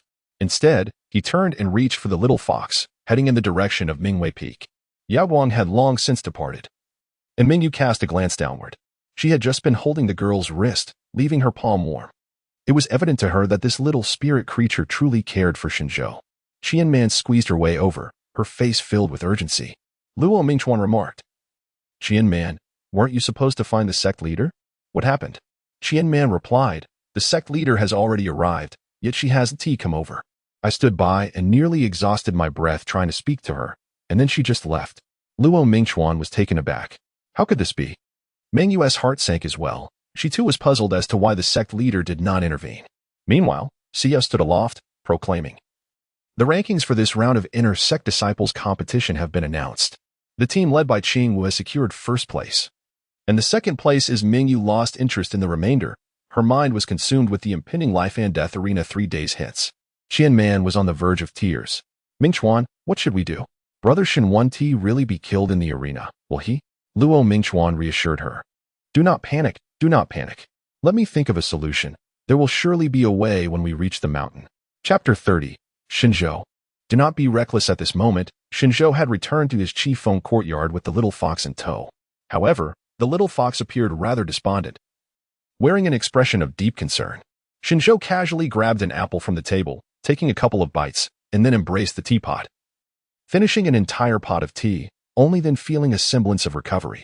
He reclined in the armchair, observing the little fox standing in the courtyard with a perplexed expression. What occupies your thoughts, little fox? As soon as he spoke, the little fox scampered over, finding a small stool to perch beside him. The life and death platform? Will you perish? Beneath Shen Zhou's neck, the skin bore a deep purplish hue, the marks of fingers still fresh, rendering the sight somewhat terrifying. The little fox gazed upon this scene, tears welling up in its eyes, on the verge of spilling. Shen Zhou urged, "Stop it." The little fox replied, "They are all so wicked, they bully you, and I feel utterly useless." As she spoke, the little fox lowered her head, and a tinge of guilt gradually appeared on her petite face. She had just transformed into human form not long ago, and had yet to master many spells, struggling even to control her own demonic energy. Shen Zhou smiled gently. Do you know how to become an extraordinary person?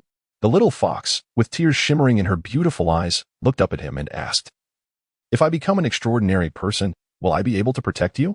Shen Zhou was momentarily stunned. He truly did not anticipate that the little fox possessed such insight. Now that she had emerged from the feather spirit realm, he had no intention of further interaction after returning her to the demon realm. Thus, even upon discovering the remnants of the Xinyang Sutra at Tianyin Cliff, he refrained from inquiring further. As he regained his composure, he noticed the little fox still gazing at him with her round, glistening eyes, awaiting his response. Consequently, Shen Zhou extended his hand to gently ruffle her fur, saying, Not only can you protect me, but you can also safeguard many whom you wish to defend. Therefore, once you return to the demon realm and reunite with your father, make sure to diligently study magic and become a formidable individual, or rather, a formidable demon. Do you understand? The little fox nodded in a manner that suggested partial comprehension. As for your match with that individual in 3 days, do not worry, I shall not perish. And I am certain I will emerge victorious. As he spoke, a glimmer of cold light flickered in Shen Zhou's eyes. The little fox recalled what she had heard moments ago. They had mentioned that this individual was a golden core cultivator, seemingly quite formidable. Shen Zhou, little fox, why do you elevate others' ambitions while diminishing your own grandeur? What? Forget it. Refrain from speaking. You should rest well tonight. And tomorrow I shall escort you down the mountain. Thus, both little fox and Shen Zhou fell into silence, each reclining wearily in their respective chairs. Little fox. Will your father truly come to fetch you? Upon hearing this, Bai Li Qingyin experienced a fleeting moment of clarity amidst her muddled thoughts, subsequently responding with unwavering conviction, he will. In fact, he has already arrived. Bai Li Qingyin sensed the presence of her kin, though she was uncertain of her whereabouts. She knew that once she stepped out, she would return home. When will he arrive? Bai Li Qingyin closed her eyes. Tomorrow. At that moment, Shen Zhou's foggy mind cleared for an instant. So soon? It truly is tomorrow? However, once he processed this information, he settled back comfortably, accepting that tomorrow would come. For Little Fox, Kunlun's sect represented a treacherous territory. Although Yao Guang had yet to expose her true identity, the presence of the silver dragon concealed her demonic aura. Yet, it was only by distancing herself from the Kunlun sect that Little Fox could hope to survive. As night descended, Little Fox slumbered peacefully in her chair. Yao Guang stood within the protective array of Kunlun's sect, observing 2 concealed figures of the demon clan not far off. One of them rubbed their arms and said, When do you think the princess will emerge? If she does not, shall we be forced to wait a lifetime? If she remains hidden, we will have to venture in ourselves. Venture in? This is Kunlun's sect, the foremost sect of the cultivation realm. Surely we cannot breach this array? There are so many cultivators inside, rushing forth to meet their demise, no? Let us wait a little longer, perhaps a few more days. That is all we can do. In the serene courtyard of Qifeng, Shen Zhou was suddenly awakened, a cool breeze sweeping in, causing the little fox to instinctively curl up its body. Shen Zhou cast a glance outside the courtyard, then rose to his feet, and carried the little fox from the lounge chair into the house. After a brief moment, he closed the door and exited the courtyard. Outside, shrouded in the night, stood a solitary figure. Having met the master, his voice was calm, contrasting sharply with Yao Guang's expectations. In the past, had she found herself in a similar situation today, she would have left, and Shen Zhou would undoubtedly have pursued her for a clear explanation. Yet, Yao Guang did not inquire. She merely stated, "Tomorrow, I shall see her off." Shen Zhou's expression slightly dimmed. Yes. After speaking, Yao Guang intended to leave. But Shen Zhou suddenly lifted his gaze towards his master. Even in the night, he retained an ethereal demeanor, his face, renowned as the most beautiful in the realm of cultivation, devoid of any superfluous emotion. This master, akin to the one in his memories, appeared remarkably unapproachable. Master. Thus, she halted and turned her gaze towards him. In that fleeting glance, a delicate and profound ache surged within Shen Zhou's heart. He deliberately refrained from contemplating memories of his past life, yet these individuals danced before his eyes daily. How could he not think of them? He had intended to say, "Master, let us consider our fateful bond concluded here. Let us release one another, for after all, you merely picked up a small beggar in the mortal realm. And I should return whence I came." Their paths diverged, and they could simply part ways. He was but an ordinary person, eager to explore the world, yet devoid of any aspirations to save it. Titles such as Yao Guang's disciple and the chief disciple of the Kunlun sect were burdens too great for him to bear.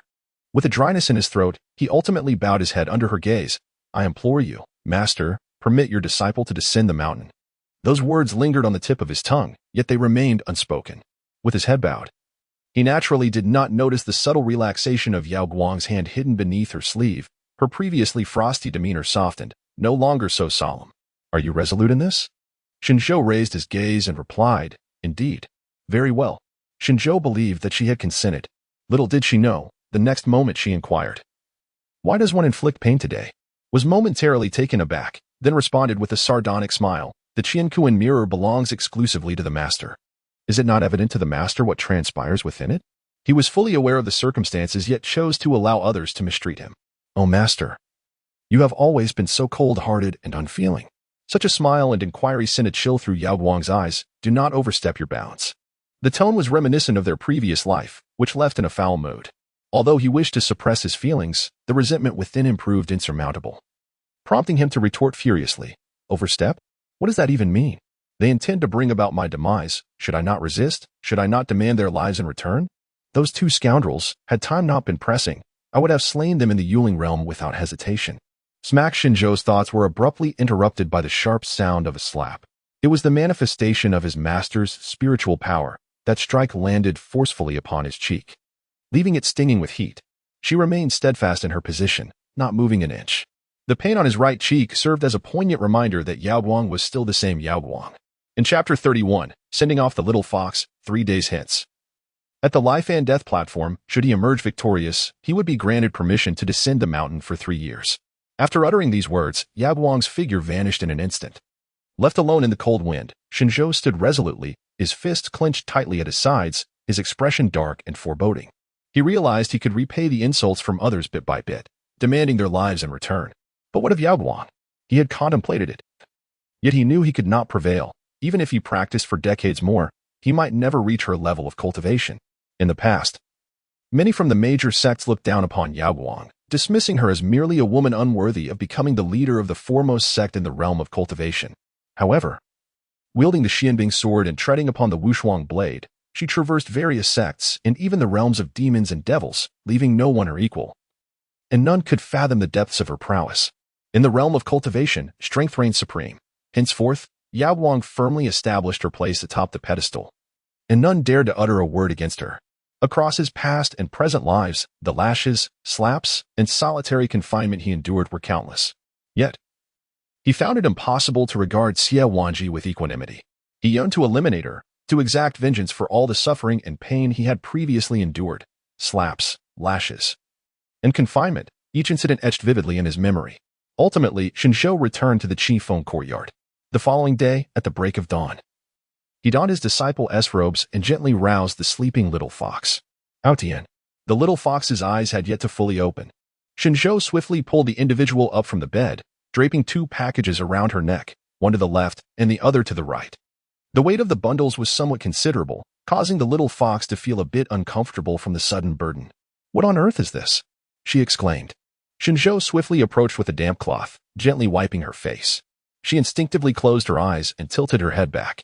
Once he finished, he handed her 2 freshly made pancakes from that morning, placing them in by Li Qingyin's hands before grasping her wrist and leading her down the mountain. "We must hurry. It will be too late once dawn breaks." Shen Zhou had yet to acquire a suitable weapon. Thus he relied solely on his legs or talismans when descending the mountain. The little fox followed closely behind, her mouth busy with a biscuit, chewing away. She had discovered yesterday that the delights of the mortal realm were truly delectable, and this biscuit, warm to the touch, was both fragrant and tender, far surpassing the fruits of Tianyin Cliff in taste.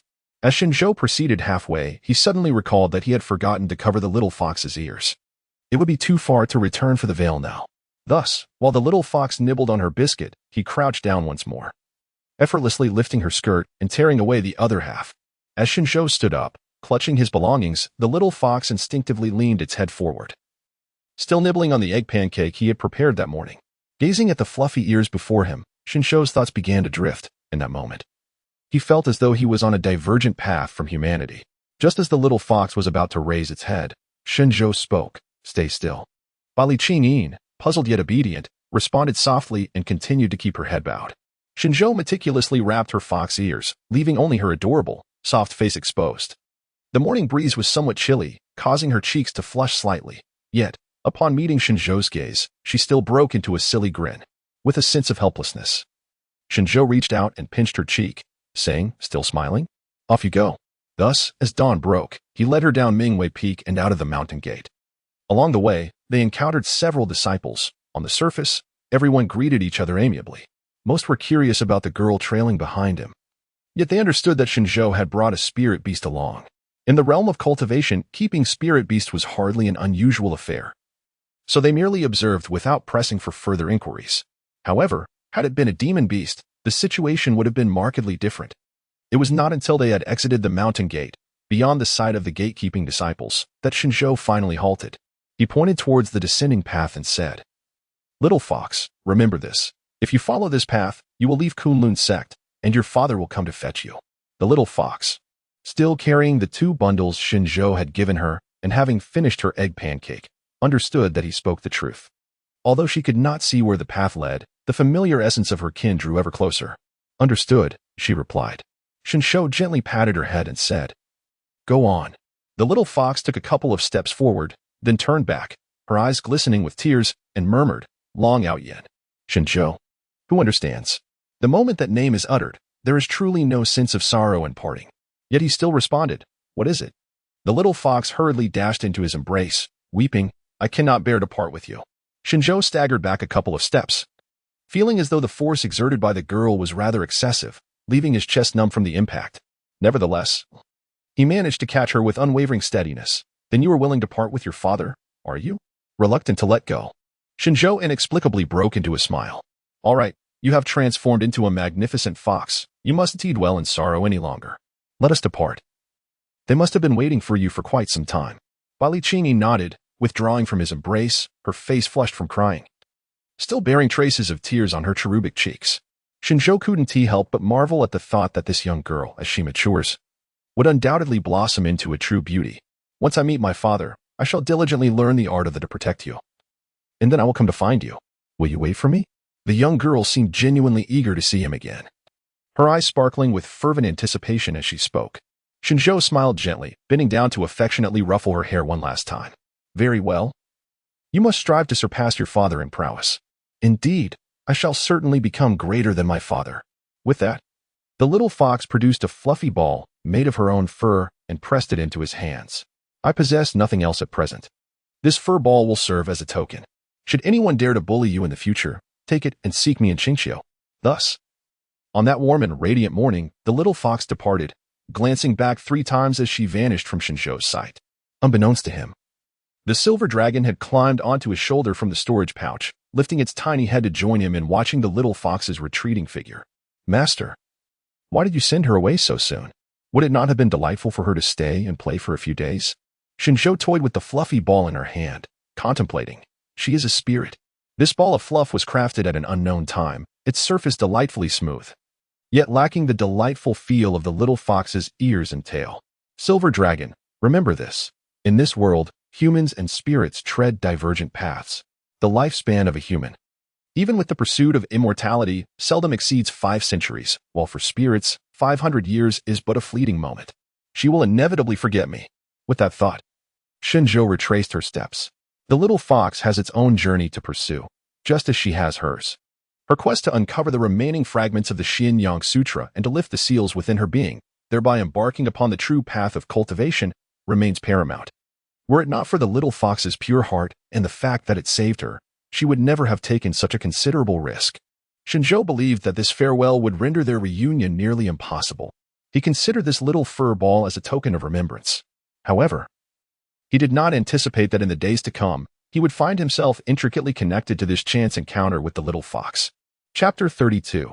The Resurgence of the Blood Moon Demoness. Upon returning to the Qingfeng courtyard, Qian Man, Mingyue, Luo Mingchuan, Yuanen, and Yunzi were all present. As Shen Zhou stepped inside, he was momentarily bewildered. What was the situation? Had the restrictions on Mingyue Peak been lifted? Yet, as he glanced outward, the formation was evidently still intact. How did you get in? What brings you here?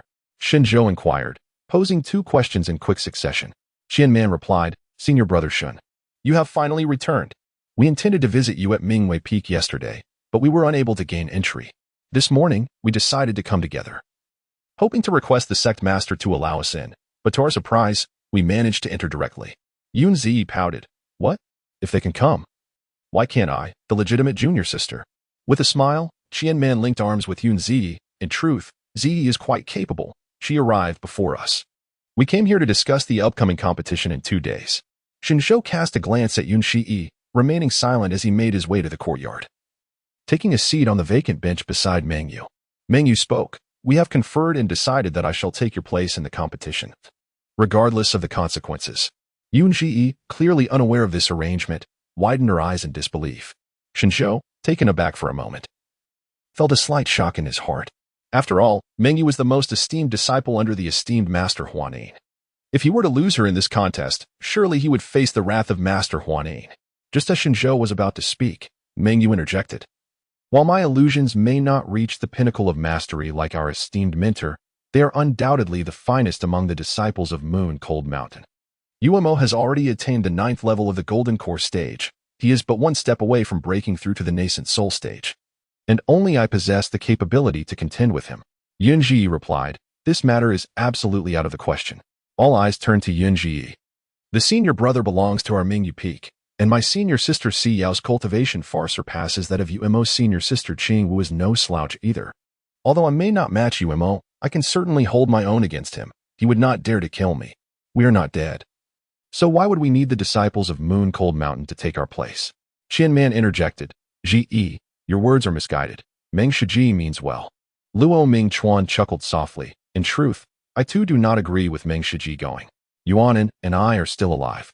Although our cultivation may not measure up to Umo's, once we step onto the life and death platform, we can still fight with all our might. Yuanen, who had remained silent, finally spoke up. I might not necessarily lose. Just as Yunzi was about to respond, Shen Zhou chuckled lightly, causing everyone's gaze to shift toward him. While Yunzi's words were not entirely agreeable, she did have a point. This was a matter concerning Mingyue Peak, and my own affair, thus I shall not allow anyone to take my place. Fate is predetermined, and this life and death contest is one I must engage in alone. As Qingwu reached the doorway, she heard these words and halted abruptly. The group looked at Shen Zhou with evident discontent, especially Qian Man, who anxiously blurted out, Senior Brother Shen, do not act impulsively. This concerns your very life. We all wish to assist you.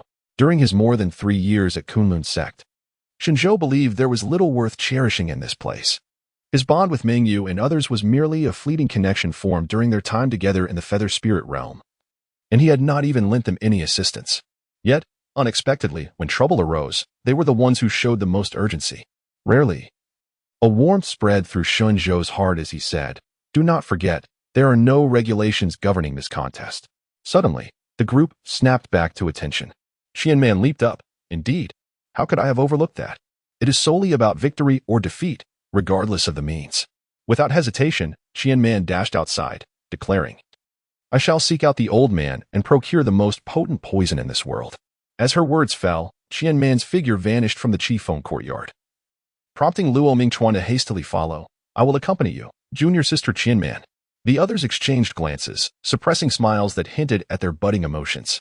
Mingyue cautioned, "But senior brother Shen, do not forget that Umo is a disciple under the revered Ziyuan Jinren. His techniques embody the metal element, formidable as a copper wall or iron bastion. Moreover, he is aware of your propensity for poison. He will surely be prepared." Qingwu stepped in. Umo is a rare talent among the younger generation, possessing the ability to command beasts. Under his tutelage are two fiercely powerful spirit beasts. You shall find it difficult to gain an advantage. Shen Zhou cast a glance, his eyes dimming slightly. "So, what do you wish to convey?" Qingwu stood there with a frosty expression. "I advise you to relinquish this notion." Yunji wholeheartedly concurred with Qingwu's sentiment. After all, this was no trivial matter. Within a single night, the news had spread throughout the entire Kunlun sect, and both inner and outer disciples were well aware of it, with some even surreptitiously placing bets. Shen Zhou rose to his feet, standing face to face with Qingwu. "Give up? After having come this far? Do you truly believe I can abandon my path?" Qingwu frowned. "Umo has stated that all you need to do is bow your head and acknowledge your mistake. Everything will be forgiven. We are all of the same sect, and he has provided you with a way out. This agreement remains valid until the competition commences." Shen Zhou could not help but burst into laughter. "Do you really think that my kneeling and bowing is to their benefit?" Qingwu replied, "What other choice is there? Losing a bit of face is far better than losing one's life, isn't it? I truly do not understand. Are you not aware of your own capabilities?" Shen Zhou, "What do you possess to compete with those who have reached the nascent soul stage?" Shen Zhou, "Does my life or death concern you?" He appeared somewhat impatient, stating, "If you have come merely to pick a quarrel, then please take your leave." Qingwu was infuriated to the point of turning green with anger. Prompting Yun Shi to quickly intervene as a peacemaker, "Senior brother, senior sister is also considering your well-being. She even made a special trip to seek out Umo." Shen Zhou exhibited little reaction, while Qingwu, incensed, swept away in a huff, declaring, "When the time comes and you perish on the life and death platform, do not come seeking my aid." Yun Shi, with a troubled expression, interjected, "Elder brother, how can you utter such hurtful words?" With that, Yun Shi hurried after Qingwu. In the serene courtyard, two fewer souls lingered. Yuanan, brows furrowed, mused, "I comprehend your desperation for this competition." Though not particularly eloquent, Yuanan asserted, "We shall all support you. With 2 days of diligent preparation, victory is not unattainable." Mingyue inquired, "How so?" "In contests against others, one must discern their weaknesses. Only through unexpected maneuvers can one achieve triumph. The life and death platform imposes a time constraint. Should the time elapse without the demise of one party, it shall be deemed a draw. While we may not seek outright victory, securing a stalemate remains a possibility." Shen Zhou observed Mingyue and Yuanan as they both strained their minds to devise a solution for him, and he couldn't help but soften his expression slightly. "Rest assured, I know my limits. However, I do wish to employ poison.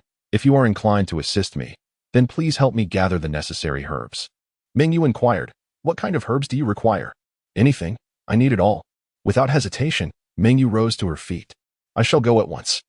Yuanan added, "The resources of the apothecary sect are indeed limited, but I am familiar with poisonous plants. I will accompany her." Thus, the two swiftly departed. Shen Zhou shook his head helplessly. In truth, he could discern that Yuanan harbored feelings for Mingyue, yet it appeared that Mingyue remained oblivious to this sentiment. Shen Zhou rose to his feet, intending to enter the house, when he was suddenly enveloped by a bone-chilling cold that washed over him.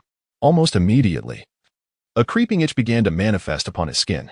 Despite his attempts to combat it with spiritual energy, his efforts proved futile. The gate of the Qifeng courtyard was firmly shut, and the air was thick with a palpable sense of danger. Shen Zhou realized, the blood moon Demonis has arrived. Chapter 33. The warning of Illustrious. Shen Zhou felt as though he had plunged into an icy abyss, his countenance betraying a hint of terror. How could this be? This was Mingyue Peak. How had the sorceress arrived here? He attempted to move, only to realize that his entire body was immobilized. As he glanced towards the room, before he could discern its contents, an overwhelming force drew him inside, and the door promptly shut behind him. Shen Zhou was cast to the ground, his entire body enveloped in an unbearable itch, yet he was ensnared by a binding spell, rendering him incapable of even scratching the slightest discomfort. Shen Zhou exerted considerable effort to lift his gaze, only to be met with a pair of delicate feet. As his eyes traveled upward, he beheld her reclining upon his bed, propping her head up with a single hand. In this posture, her curvaceous figure was unmistakably revealed, cloaked beneath a black robe that concealed a fiery red beneath. Her blood-red eyes emanated a chilling aura, yet the corners of her lips curled into a subtle, enigmatic smile, sending shivers down Shen Zhou's spine. He realized that provoking this woman would invite retribution, yet he had not anticipated such swift vengeance. Shen Zhou closed his eyes in a moment of despair. What now? Is there still a chance to compete? Can he still descend the mountain? Will he be torn apart by this enchantress? Shen Zhou, what is the matter? Are you afraid to look at me?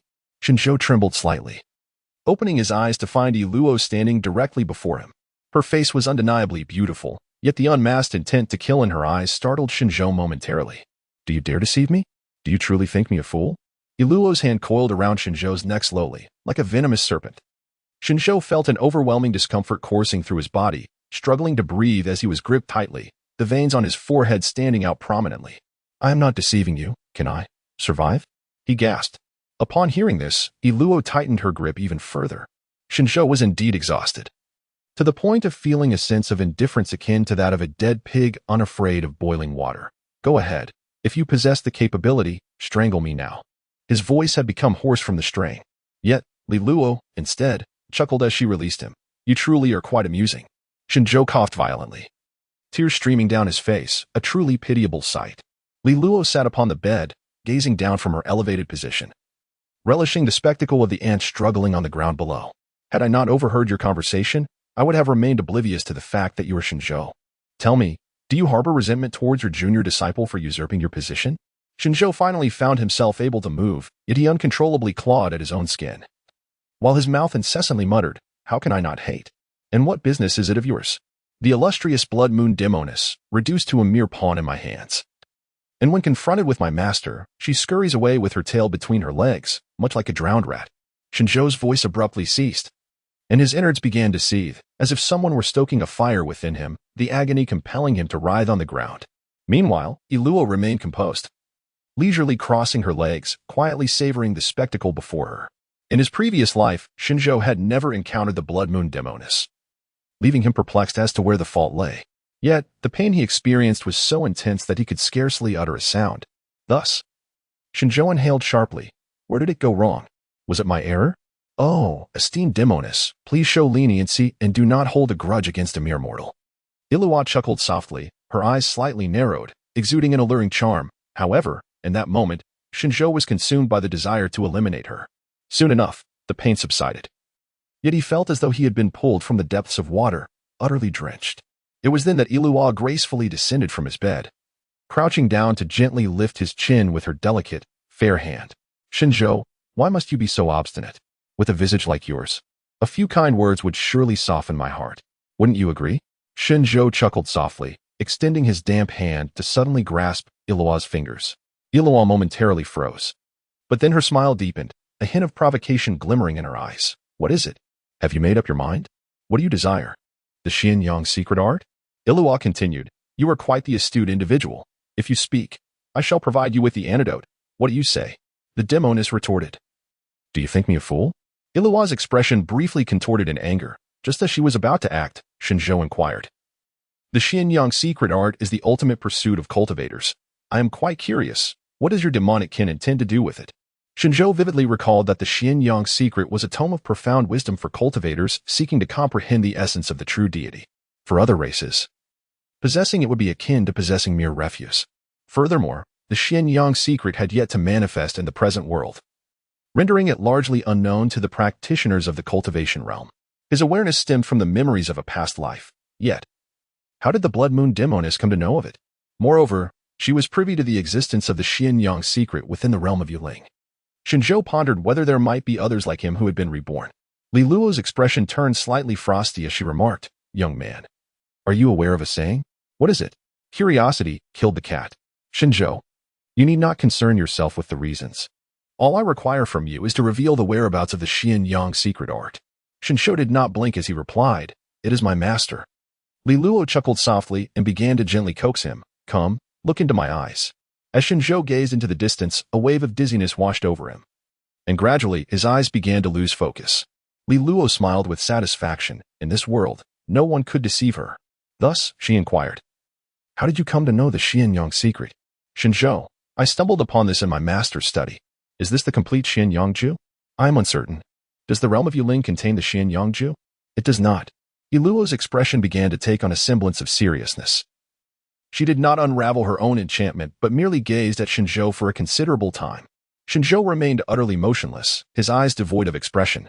Iluo gently closed her eyes and snapped her fingers, awakening Shen Zhou from his stupor. Shen Zhou was still somewhat perplexed and inquired, "What have you done to me?" However, Iluo had lost interest in toying with him any longer and directly replied, "Take me to Yao Guang's study." Shen Zhou's gaze instantly transformed into one of incredulity. "Sister, have you lost your mind, or am I simply mishearing you?" The term sister caused Iluo's slender brows to arch slightly in surprise. "Oh? What do you mean? You are enveloped in demonic energy. Although I am unaware of how you have concealed your aura, do you truly believe you can waltz into my master's chamber without detection?" Iluo's aura was indeed somewhat unstable. She had successfully masked her presence, yet she lacked the confidence to wander beneath Yao Guang's vigilant gaze without being discovered.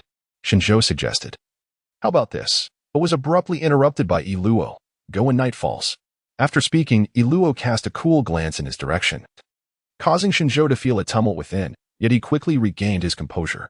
He understood that she was issuing a warning. Iluo reclined on his small bed, resuming her rest with her eyes closed, clearly disinterested in further conversation. After enduring a tormenting ordeal, Shen Zhou could only muster the strength to raise himself from the ground. Just as he prepared to depart, he heard the voice of Iluo, "Little Shen Zhou, my patience is rather finite. If you were to behave yourself, you might spare yourself some suffering." "Shen Zhou." I intended to utter a few harsh words, but upon meeting her subtly warning gaze, I refrained. Shen Zhou could only force a smile and said, "Sister Moji, I just need to take a shower. I'm drenched in sweat and quite odorous, aren't I?" It was unclear which remark had amused Iluo, but the mirth in her eyes was evidently deeper, as she generously replied, "Go ahead." Without the slightest hesitation, Shen Zhou turned and exited, an undeniable glint of murderous intent flickering in his eyes at that very moment. Chapter 34. Captivating yet dangerous. After Shen Zhou departed, Iluo propped herself up from the bed. Her curiosity piqued as she surveyed Shen Zhou's room with keen interest. Shen Zhou's abode is adorned with a rather simplistic decor. Apart from the tables, chairs, and bed, there exists merely a wardrobe and an alchemical furnace. Surrounding the furnace are numerous herbs, which seem distinct from those cultivated in the courtyard. Iluo, having visited the mortal realm on numerous occasions, found these items reminiscent of those possessed by human physicians. Yet, it struck her as peculiar that Shen Zhou, a cultivator and the foremost disciple of Yao Guang, would engage in such endeavors himself. She was curious to discover whether there lay anything of value within his dwelling, but to her dismay, it was truly barren, save for a few pots of swaying flowers on the windowsill. How curious it was that a grown man would take pleasure in such trifles. She approached the alchemical furnace and observed its contents, which were disappointingly monotonous, lacking even the quality of a low-grade elixir. Iluo mused, how utterly ineffectual. It is no wonder he is so easily bullied by his own junior sister. With a shake of her head, she strode toward the outer courtyard. On ordinary days, Shen Zhou would bathe indoors. However, today, with Iluo inside, he could only hastily fetch some water and rinse himself outside the kitchen.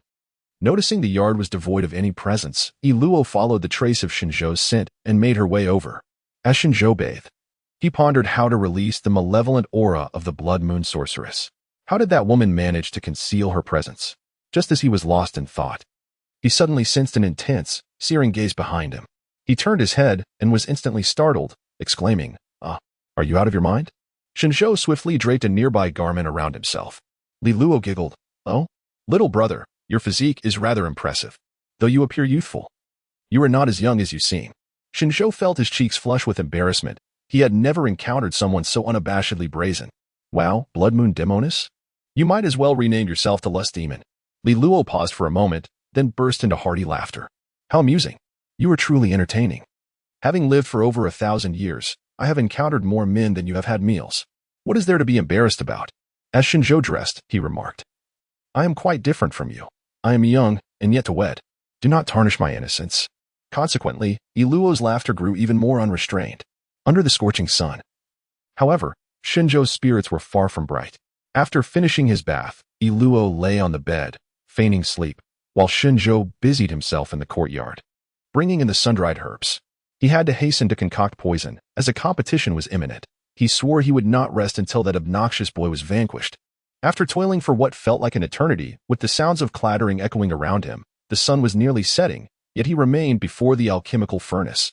Iluo, utterly exasperated by the noise, thought to herself, to believe that one could defeat a cultivator nearing the Yuan stage with such trifling concoctions is nothing short of futile. Shen Zhou clapped his hands and walked over directly. That beautiful sorceress, do you have a better solution?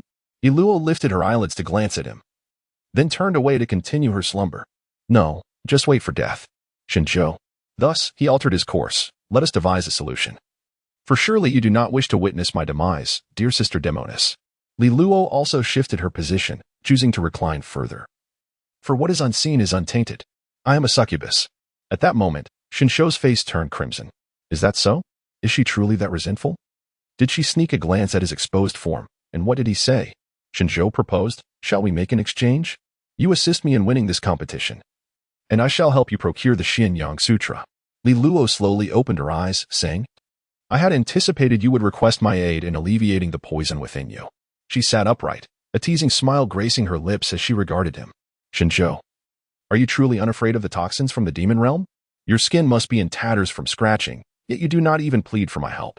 If I were to implore you, would you truly provide me with the antidote? With an arched brow and a playful glint in her eye, she added, why not give it a try? I find myself utterly defenseless against a younger brother like you. Shen Zhou smiled, embodying the essence of a true gentleman who can bend and yield. He extended his hand, and under Iluo's watchful gaze, he took hers, gently caressing it. His voice softening, Dear Sister Mog, would you grant your brother the antidote? The corners of Iluo's mouth twitched inexplicably as she swiftly withdrew her hand, delivering a light slap to Shen Zhou's face. This gesture, gentle rather than harsh, resembled more a playful flirtation than a reprimand. Iluo's long nails grazed Shen Zhou's skin, her eyes betraying a hint of mischief. I might make an exception to assist you, but what will you offer in return?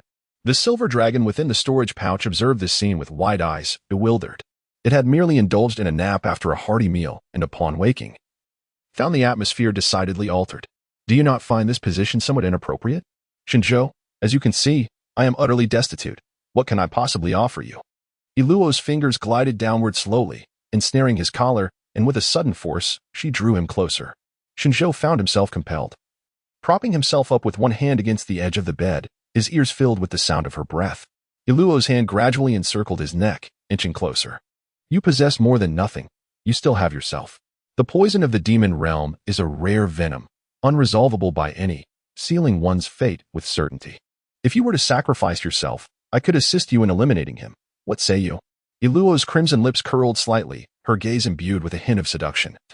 Enchanting yet perilous. Shen Zhou remained remarkably composed, even taking the time to gently caress a strand of hair that had fallen beside the bed. Sister Demoness, what a cunning tactic you have devised. If I were to employ the poison from your realm, it would be tantamount to announcing to the world my illicit association with the demonic clan, would it not? In such a case, even with 9 lives, I would scarcely escape the relentless pursuit. Would you come to my aid? I fear you would not. Should that be the case, I would truly become a wretched creature, hunted by all. Sister, your heart is indeed ruthless. Upon hearing this, Iluo broke into a fit of laughter, her entire being quaking with mirth. Shen Zhou sat there, gazing at her smile, until she had smiled to her heart's content, before he finally heard her say, I do have a solution, but it depends on your sincerity. Just as Shen Zhou was about to speak, he heard Qian Man's excited voice. Senior Brother Shen, Senior Brother Shen, are you there? Luo Mingchuan and I have come to find you. As the voice drew nearer, a hint of panic crossed Shen Zhou's face, prompting him to rise abruptly. You must hide. However, Iluo remained reclined, showing no intention of complying. Shen Zhou's face turned pale with anxiety. He even contemplated lifting her and hiding her beneath the bed. However, before he could make a move, Qian Man burst in. It was over. In Shen Zhou's mind, there were only these 2 words. Qian Man entered with a lively bounce, holding a large bag of herbs, while Luo Mingchuan followed closely behind, carrying a woven basket on his back. Shen Zhou was drenched in sweat, lacking the courage to confront the impending inquiries. To his surprise, Qian Man called out, Shen Shixiang, what are you standing there for? Come over here. We have acquired a plethora of medicines from the pharmacy sect. Shen Zhou was engulfed in confusion as he lowered his head, realizing that there was no trace of the blood moon sorceress on the bed, as if everything that had transpired was merely a figment of his imagination. However, the disheveled sheets left no room for doubt, revealing that this was no mere illusion. The enchantress still lingered in his chamber, albeit temporarily concealed, regardless of her whereabouts. It was evident that she had indeed hidden herself away. Shen Zhou could not help but exhale in relief. They have arrived. Chapter 35. A Breach of Martial Virtue. Kicked into the master's courtyard, Qianman placed all the items she carried onto the table, while Luo Mingchuan set down the basket he had been shouldering, filled with herbs, some of which were even highly toxic. The two took their seats at the table, and Qianman spoke. Shen Xixiang. These are the herbs I brought for you from the medicine sect. Do take a look and see if any may be of use. Luo Mingchuan chuckled. Shen Xixiang. You cannot imagine the expression on old Dan Ding's face when we departed. It was utterly grim. Qianman lifted her small face defiantly. Humph. My master dotes on me greatly, and he would never stand idly by while Shen Xixiang is harmed. Luo Mingchuan responded with a fond smile. Indeed, indeed. Your master cherishes you above all. Shen Zhou also smiled, expressing his gratitude. Thank you, Qianman Jr. sister. Qianman casually waved her hand. You're welcome, you're welcome. As long as I can be of assistance to you. Luo Mingchuan then interjected. So, will these items be of help to you? Shen Zhou glanced at the medicinal herbs. Those emerging from the apothecary must undoubtedly be of superior quality. In the past, during his usage of these remedies, Qianman had occasionally come to his aid. Now, having transported such an abundance of spiritual herbs from the apothecary, it was certain that Dan Ding harbored a deep resentment towards him. Shen Zhou, they are all applicable. And far more useful than what I could have found myself. Qianman's eyes sparkled. Is that true? Shen Zhou nodded affirmatively. Indeed. Qianman smiled as she turned to Luo Mingchuan. See? I told you it would be useful, didn't I? Luo Mingchuan replied. Yes, Qianman is the cleverest among us. Qianman chuckled and then asked, Shen Xixiang, what kind of poison are you planning to concoct? Although I am studying medicine under master. He has mentioned that medicine and poison are intertwined, so I can still assist you.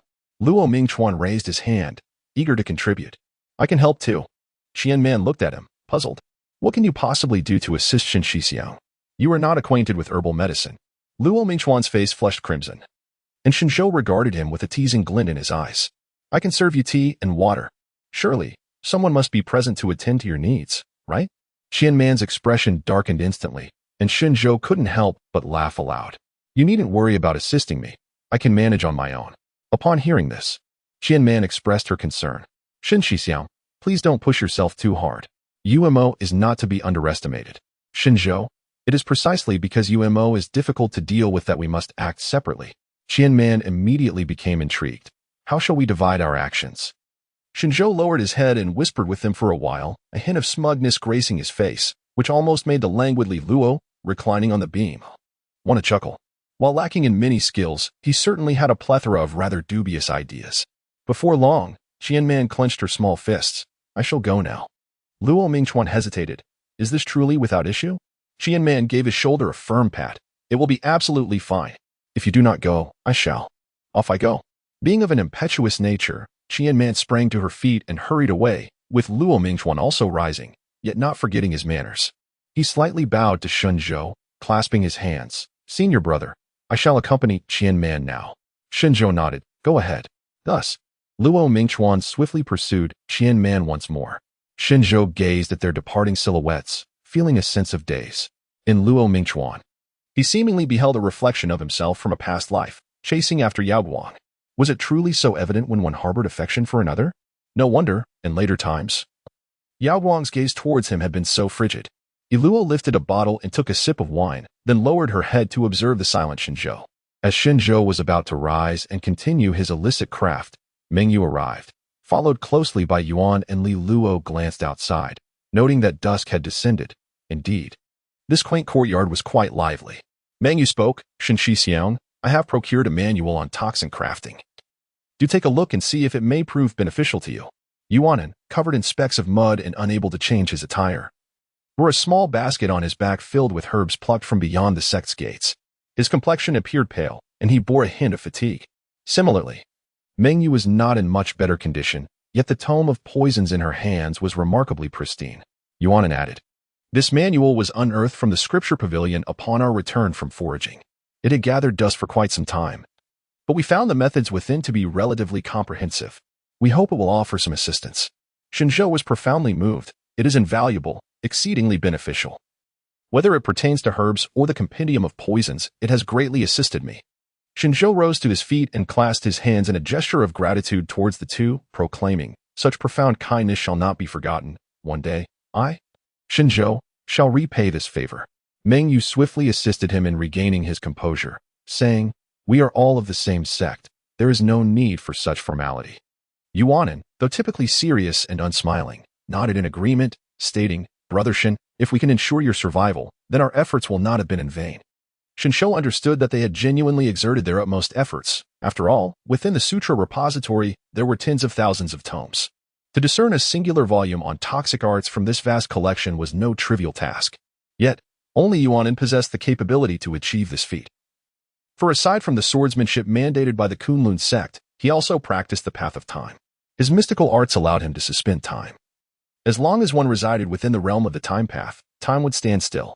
This enabled them to swiftly locate the tome on toxic arts within the repository. Initially, he intended to visit the sutra repository after delivering the little fox, but he was delayed by the blood moon demoness, and thus, he could not proceed.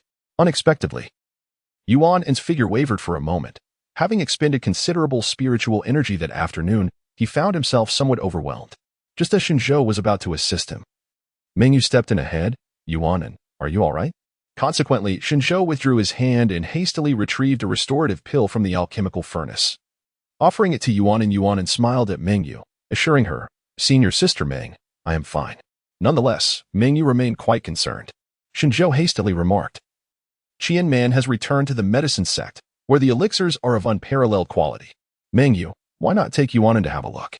Mingyue replied, "Certainly. We shall return tomorrow."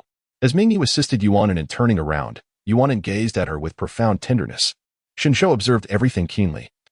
If their bond were to flourish because of him, it would indeed be a fortunate turn of events. Before departing, Yuanan cast a grateful glance at Shen Zhou. As night fell, tranquility enveloped Shen Zhou's surroundings. He lit a candle and quietly perused the tome on poisons, meticulously arranging the herbs brought by the four of them beside the alchemical furnace. Meanwhile, Iluo had already shifted from the beam to the bed. By the time she awoke, the moon hung high in the night sky, yet Shen Zhou continued his nocturnal studies. Thus, Iluo approached him and, without hesitation, pulled him up, declaring, "Come, we are going to see your master." Shen Zhou placed the toxic scripture into his storage bag and was subsequently compelled to proceed. The Cold Plum Residence. Since his rebirth, Shen Zhou had not visited this place. Thus standing here evoked a profound sense of discomfort within him. Leaning against the wall, Iluo stealthily followed behind him. "What are you gazing at? Hurry along, and do not attempt any tricks. If you fail to emerge within 2 hours, do not blame me for allowing the poison to take effect. At that moment, seeking my mercy will be futile. Shen Zhou, my master's courtyard is protected by a magical formation. Without her permission, I cannot enter." As soon as Shen Zhou finished speaking, a sharp pain struck his rear, causing him to lurch uncontrollably forward, crashing through the courtyard gate and tumbling to the ground.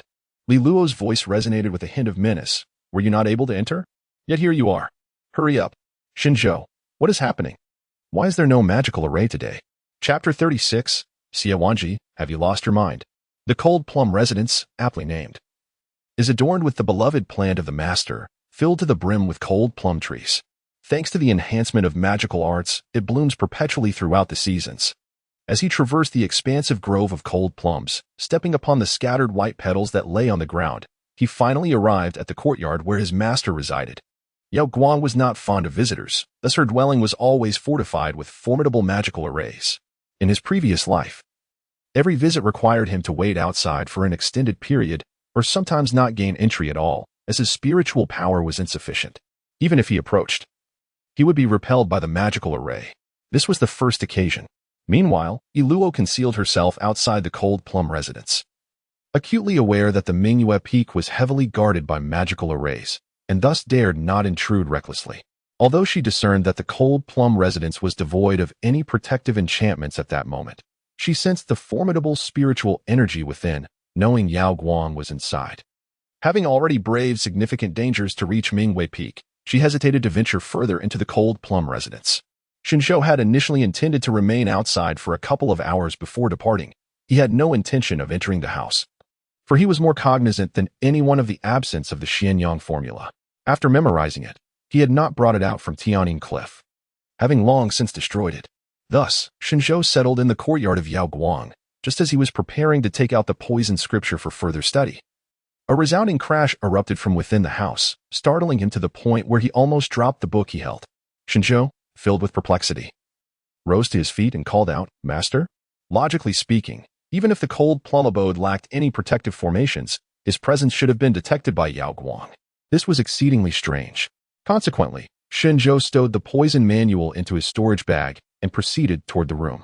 Inside, an eerie silence enveloped the space, as if the recent loud crash had merely been a figment of his imagination. "Master?" He called again, yet no response echoed back. However, he discerned faint sounds emanating from within, and without further hesitation, Shen Zhou pushed open the door. What greeted his eyes was a scene of utter disarray. Tables and chairs were overturned, curtains and garments lay scattered about, and even the Xianbing sword and Wushuang blade appeared as discarded debris strewn across the floor. Pastries and teapots were carelessly thrown down, leaving scarcely a spot to place one's foot. Shen Zhou was utterly astonished. He had never encountered such a disordered Hanmei residence. In his recollection, the residence had always exuded an air of cleanliness and elegance, with the rooms perfumed by the fragrant incense favored by Yao Guang. To his surprise, even the incense burner was overturned. The absence of candles left him to navigate by the silvery moonlight filtering through the window. The deeper he ventured, the colder he felt. Despite it being summer, an unusual chill enveloped him. "Master, where are you? What has transpired?" The evening breeze lifted the white curtains, casting an eerie ambience under the cloak of night. Shen Zhou advanced step by step, nearing the bed, when he caught sight of a shadowy figure. He lifted the bed curtain and beheld a trembling figure lying upon the bed, emanating an aura of cold. She had curled herself into a tight ball, her teeth chattering, and a layer of frost coated her lashes. At last, he comprehended the source of the chill that enveloped him. Shen Zhou stood in stunned silence. Was this Yao Guang? What had transpired?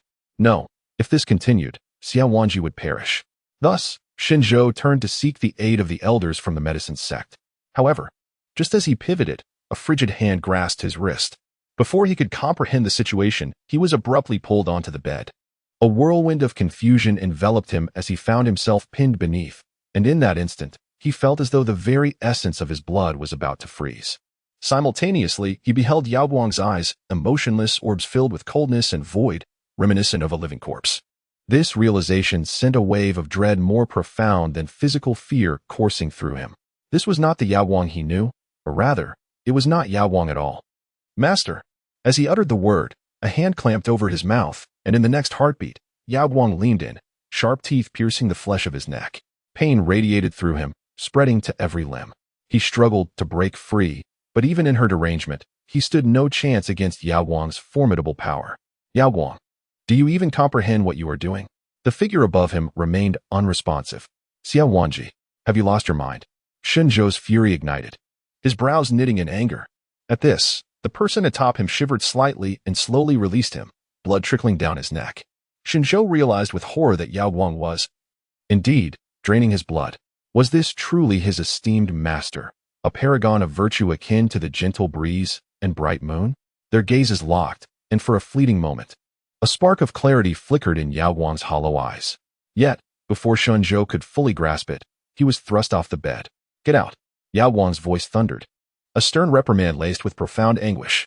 He rose to his feet and began to walk away. What did it matter how Yao Guang fared? Even if Yu Guang were to perish, he should feel elation.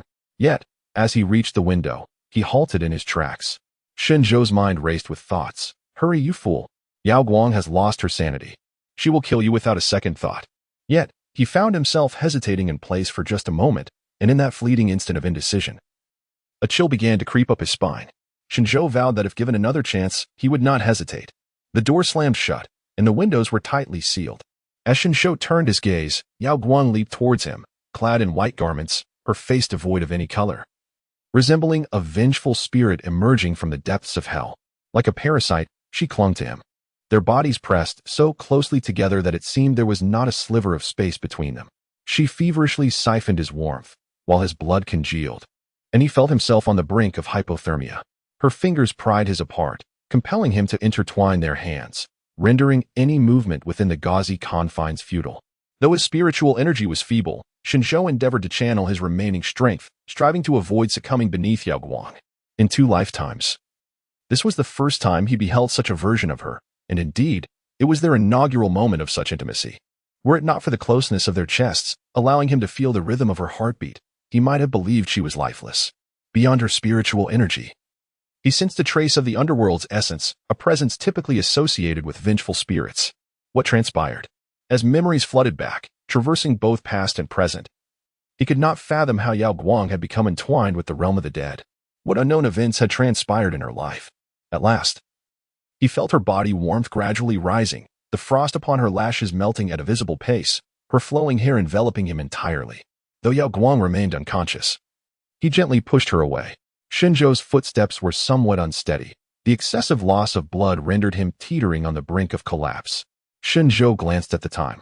Outside Hanmei residence, another troublesome individual awaited him. A row of bite marks adorned his neck, bruises of a deep purple hue encircling it, leaving him in a state of exasperation. If word got out, no amount of explanation would suffice. Thus, Shen Zhou retrieved some medicinal herbs from his storage pouch.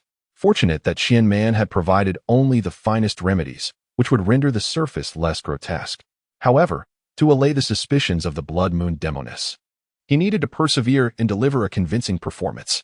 The days spent navigating among these individuals at Mingyue Peak were becoming unbearable for Shen Zhou. The urge to descend the mountain grew stronger with each passing moment. Chapter 37. Revenge on the Spot. Luo cast a glance at the time. 2 hours were swiftly approaching, yet there was no sign of light illuminating Hanmei residence, nor any other sounds to be heard. A sense of urgency gripped her. The outcome hinged solely on this night. She found herself pacing back and forth, attempting to alleviate her unease. Just then, the door of Hanmei residence creaked open. In peering inside, she found it empty. As confusion set in, she suddenly heard rapid breaths. "Help me." Looking down, Luo beheld Shen Zhou, who had struggled to crawl his way out. The night was shrouded in darkness, obscuring the details of his condition. Fearing to alert any lurking threats, she swiftly revealed herself and ushered Shen Zhou back to Qifeng courtyard. Once inside, the candles flickered to life, and as Shen Zhou was cast upon the bed, Luo finally discerned the lash marks on his back, blood seeping through his garments, a sight both harrowing and poignant. Shen Zhou's complexion was pale, lying on the bed as if on the verge of death. Luo's question was abruptly halted, leaving her perplexed. "Does your master harbor a grudge against you?" Shen Zhou remained silent, while Luo sensed his breathing growing increasingly faint, prompting her to mutter a curse under her breath. Damn it. She was reluctant to intervene with Shen Zhou, yet she could not bear to witness his demise, for she had yet to obtain what she desired.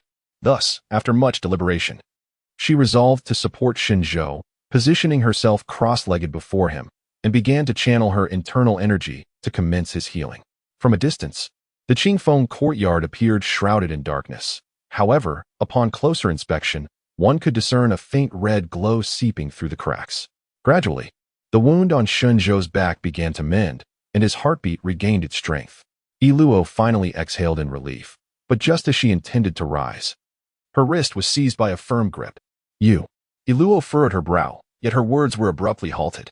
Shen Zhou had bitten into her wrist, sending a prickling sensation coursing through her, a strange feeling that caused a flicker of confusion in her eyes. She had long since ceased to perceive pain, or so she believed. Shen Zhou's eyes remained shut, and his mouth bore the marks of his exertion. A gentleman must repay enmity on the spot. Who compelled this enchantress to send him in pursuit of Yao Guang? She had nearly rendered him lifeless, her venom causing him to bleed profusely, teetering on the brink of demise. He had to numb the pain and inflict a few lashes upon himself to fabricate wounds, feigning the appearance of imminent death. Yet, even as the metallic taste of blood lingered in his mouth, she remained utterly unmoved, allowing him to suffer in silence. Thus, Shen Zhou swiftly released his grip on Luo's wrist, not bothering to open his eyes, collapsing onto the bed in a pretense of death. A droplet of fresh blood still uncleaned at the corner of his mouth. Luo glanced down, clearly witnessing the bite marks on the inner side of her left arm. Blood streaming profusely, revealing the considerable force he had exerted. With her eyes closed, Shen Zhou remained oblivious to the crescent mark, barely visible and concealed beneath a veil of blood that lingered on the inner side of her arm where he had bitten her. He awaited the witch's response. Emboldened by his audacity, yet to his surprise, Luo merely draped a blanket over him before quietly departing. Shen Zhou, he wished to open his eyes and observe, yet feared that the enchantress had not departed. Thus, he pondered endlessly, ultimately succumbing to slumber in this position. When Shen Zhou awoke, the day had already brightened considerably. As he groggily opened his eyes, he beheld a familiar figure in the room. Yao? Upon noticing his awakening, Yao offered a cool nod before placing a box upon the table. Tomorrow, you shall engage in a life and death battle with Yuan Mo. This is the recovery pill I have cultivated over the past few days, designed to swiftly replenish your depleted spiritual energy. Furthermore, Yao produced another transparent small box and set it on the table. Its contents remained unclear to him for the moment. This is the 5 poisons Gu I have nurtured for many years. While poison may not be necessary in dealing with Yuan Mo, employing Gu offers a glimmer of hope. Your skills with poison surpass mine. Perhaps you could modify it. With that, Yao rose and cast a distant glance at him, saying, "Do not perish on the platform of life and death." Soon, the room was left in solitude with Shen Zhou, gazing at the pills and the Gu on the table. He felt a sense of astonishment. After all, this was Yao, who, despite her outward aloofness, was perhaps the one who looked down upon him the most. Yet, as Shen Zhou watched Yao's departing figure, a sudden thought of another person struck him, Yao Guang. Among the disciples, Yao possessed the highest cultivation level. Though her spiritual energy was not particularly high, it was evident that she had transcended the golden core realm. Moreover, Yao's temperament bore a striking resemblance to that of Yao Guang, not only in name but in demeanor and approach, as if they were carved from the same mold. Shen Zhou rose from his bed and made his way to the table, casting glances around him. It seemed that the sorceress was truly absent. Had she perhaps departed? Upon opening the large box, he counted a total of 100 recovery pills. These pills were categorized by their quality. Shen Zhou typically refined inferior pills that served merely as aids. However, within this collection of recovery pills, while the majority were of moderate quality, there were 6 of superior grade. The art of alchemy had been taught to them by Yao Guang, and while everyone believed that she excelled solely in swordsmanship, few knew that she was also a rare alchemist across the entire continent. Shen Zhou harbored doubts regarding Yao's ability to concoct such exquisite elixirs, for her expertise lay in the art of Gu. As she caressed the fine spiritual pills in her hand, a silver dragon emerged from the storage pouch, drawn irresistibly by the enchanting fragrance of the potent elixirs. Just as it was about to take a bite, Shen Zhou swiftly grasped its vital point and returned it to the pouch. "This is not permissible," she asserted. The silver dragon protested, "Master, why not? Once I ascend a level, I can assist you in becoming invisible. I possess my own invisibility talisman." The dragon, filled with urgency, insisted, "I am far more effective than a mere talisman." Shen Zhou expressed his curiosity. "Oh, pray, do tell, how remarkably effective is it? I assure you, even cultivators at the nascent soul stage would be unable to discern your whereabouts." Shen Zhou raised an eyebrow. "Is that true?" The silver dragon replied, "We are bound by a master-servant contract. If you perish, I too cannot survive." Thus, it is indeed true. In the end, the silver dragon acquired the elixirs. Albeit all of them were of mediocre quality. Not a single superior elixir was bestowed upon him by Shen Zhou. Nonetheless, these were sufficient for him to ascend in level. "I shall awaken before your competition tomorrow," the silver dragon declared before vanishing from sight. After each meal, the silver dragon would invariably succumb to a deep slumber, a phenomenon Shen Zhou had long since grown accustomed to. During his recent days back at the Qingfeng courtyard, he had scarcely encountered the silver dragon. Its sudden appearance today likely indicated that the spiritual stones gifted by the little fox had all been consumed. The little fox. Shen Zhou suddenly felt a wave of melancholy. How wonderful it would be if all the inhabitants of this world were as innocent and devoid of ulterior motives as the little fox. He had no time to ponder whether the blood moon demoness was still around. By this time tomorrow, he would have to ascend the life and death platform. Thus, he resumed his work at the alchemical furnace, taking the insect given by Yao. Beside the furnace was a mountain of herbs, with the poisonous compendium readily accessible for reference. Chapter 38. Is there an impropriety between you and your master? Throughout the day, Shen Zhou immersed himself in the study of his poisons. Visitors had come and gone, but upon witnessing his engrossed state, they left their offerings behind and hurried away. The heat of the alchemical furnace remained under his meticulous control, and the fragrance of the elixirs never ceased. It was not until the final batch was completed that dawn began to break. Shen Zhou, utterly fatigued, collapsed onto the ground. As he wiped the sweat from his brow, he suddenly sensed a chill beside him. Upon turning his head, he beheld the blood moon demoness squatting gracefully at his side. Startled, Shen Zhou exclaimed, "Goodness, you appear out of nowhere without a sound." Luo, her eyes fixed unwaveringly on the elixir Shen Zhou had just extracted from the furnace, inquired, "Can this substance incapacitate your adversary?" Enthused by the topic, Shen Zhou swiftly sat up, seized one of the pills, and presented it near Iluo's lips, saying, "Sister, would you care to taste it?" Shen Zhou believed he had concealed his intentions masterfully, first soothing and deceiving the enchantress into consuming the poison. Immediately thereafter, he would exchange the antidote with her. Unbeknownst to him, all of this appeared quite differently in Iluo's eyes. Though Shen Zhou's visage exhibited little emotion, a cunning glimmer danced within his eyes, reminiscent of the feline he nurtured in the demon realm. Each time mischief was afoot, those eyes bore the same mischievous sparkle. Iluo let out a soft chuckle, parting her lips, prompting Shen Zhou to eagerly insert the poison within. However, as he withdrew, his fingertips inadvertently brushed against her slightly moist lips, sending a tingling sensation coursing through him, compelling him to hastily wipe his fingers on his garments. Iluo's gaze held a hint of peril, disdain. "Shen Zhou, how could I dare?" He swiftly shifted the topic. "What do you think, sister?" Iluo licked her lips and replied, "It's passable, though the flavor leaves much to be desired and requires improvement." Shen Zhou widened his eyes as he gazed at her, silently counting in his mind. 1, 2, 3. To his astonishment, Iluo remained perfectly composed, even taking the liberty to lean closer to him. Her enchanting visage loomed before him, while her slender fingers delicately tugged at his collar, drawing him nearer. "Isn't it a pity that I haven't been poisoned by you?" Shen Zhou's gaze suddenly darkened. The sky has fallen. Observing his demeanor, Iluo found it quite vivid and amusing, and thus she couldn't help but laugh. Even her crimson eyes concealed a hint of mirth. She gently patted Shen Zhou's face and spoke, "Do you know? I am impervious to all poisons." She is the blood moon demoness of the demon realm, and in this world, aside from the demon sovereign, she alone can contend with Yao Guang. None of those old fools from the demon realm can compare to her. This is precisely why she came to Kunlun's sect. If she could easily be felled by poison, then she truly would have no place in this realm. However, she had come in search of the Xianyang Sutra and had not anticipated encountering such an intriguing little trinket. Seeing him in such a plight, once she obtains the Xianyang Sutra, she might consider sparing his life and taking him back to the demon realm for amusement. After all, there is nothing quite as entertaining in the demon realm. "Shen Zhou, sister, what makes you immune to all poisons?" Shen Zhou was genuinely curious. At this moment, he was concocting a poison to counter UMO, using a formula he had discovered in his previous life. Lacking a proper name, he simply dubbed it Heartbreak Powder. It would suffice even against a demon king, yet he had not anticipated. "Liluo, do you wish to know?"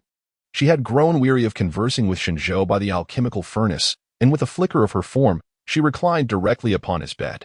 Shen Zhou hurried after her, undeniably eager to uncover the secret, for it was indeed an exquisite formula.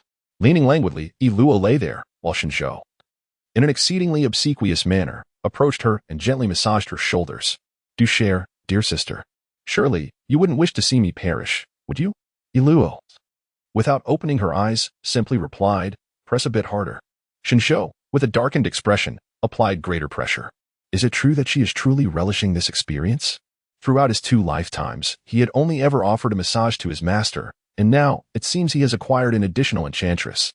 Shen Zhou attended to her for half a day, his hands weary from the effort. "Speak if you wish," he remarked, before turning to leave, only to have his hand grasped by another. He glanced back to find Iluo with a faint smile gracing her lips, leaving him momentarily speechless. "Sister, are you playing with me?" The affectionate term sister brought Iluo a sense of comfort, softening the gaze she directed at him.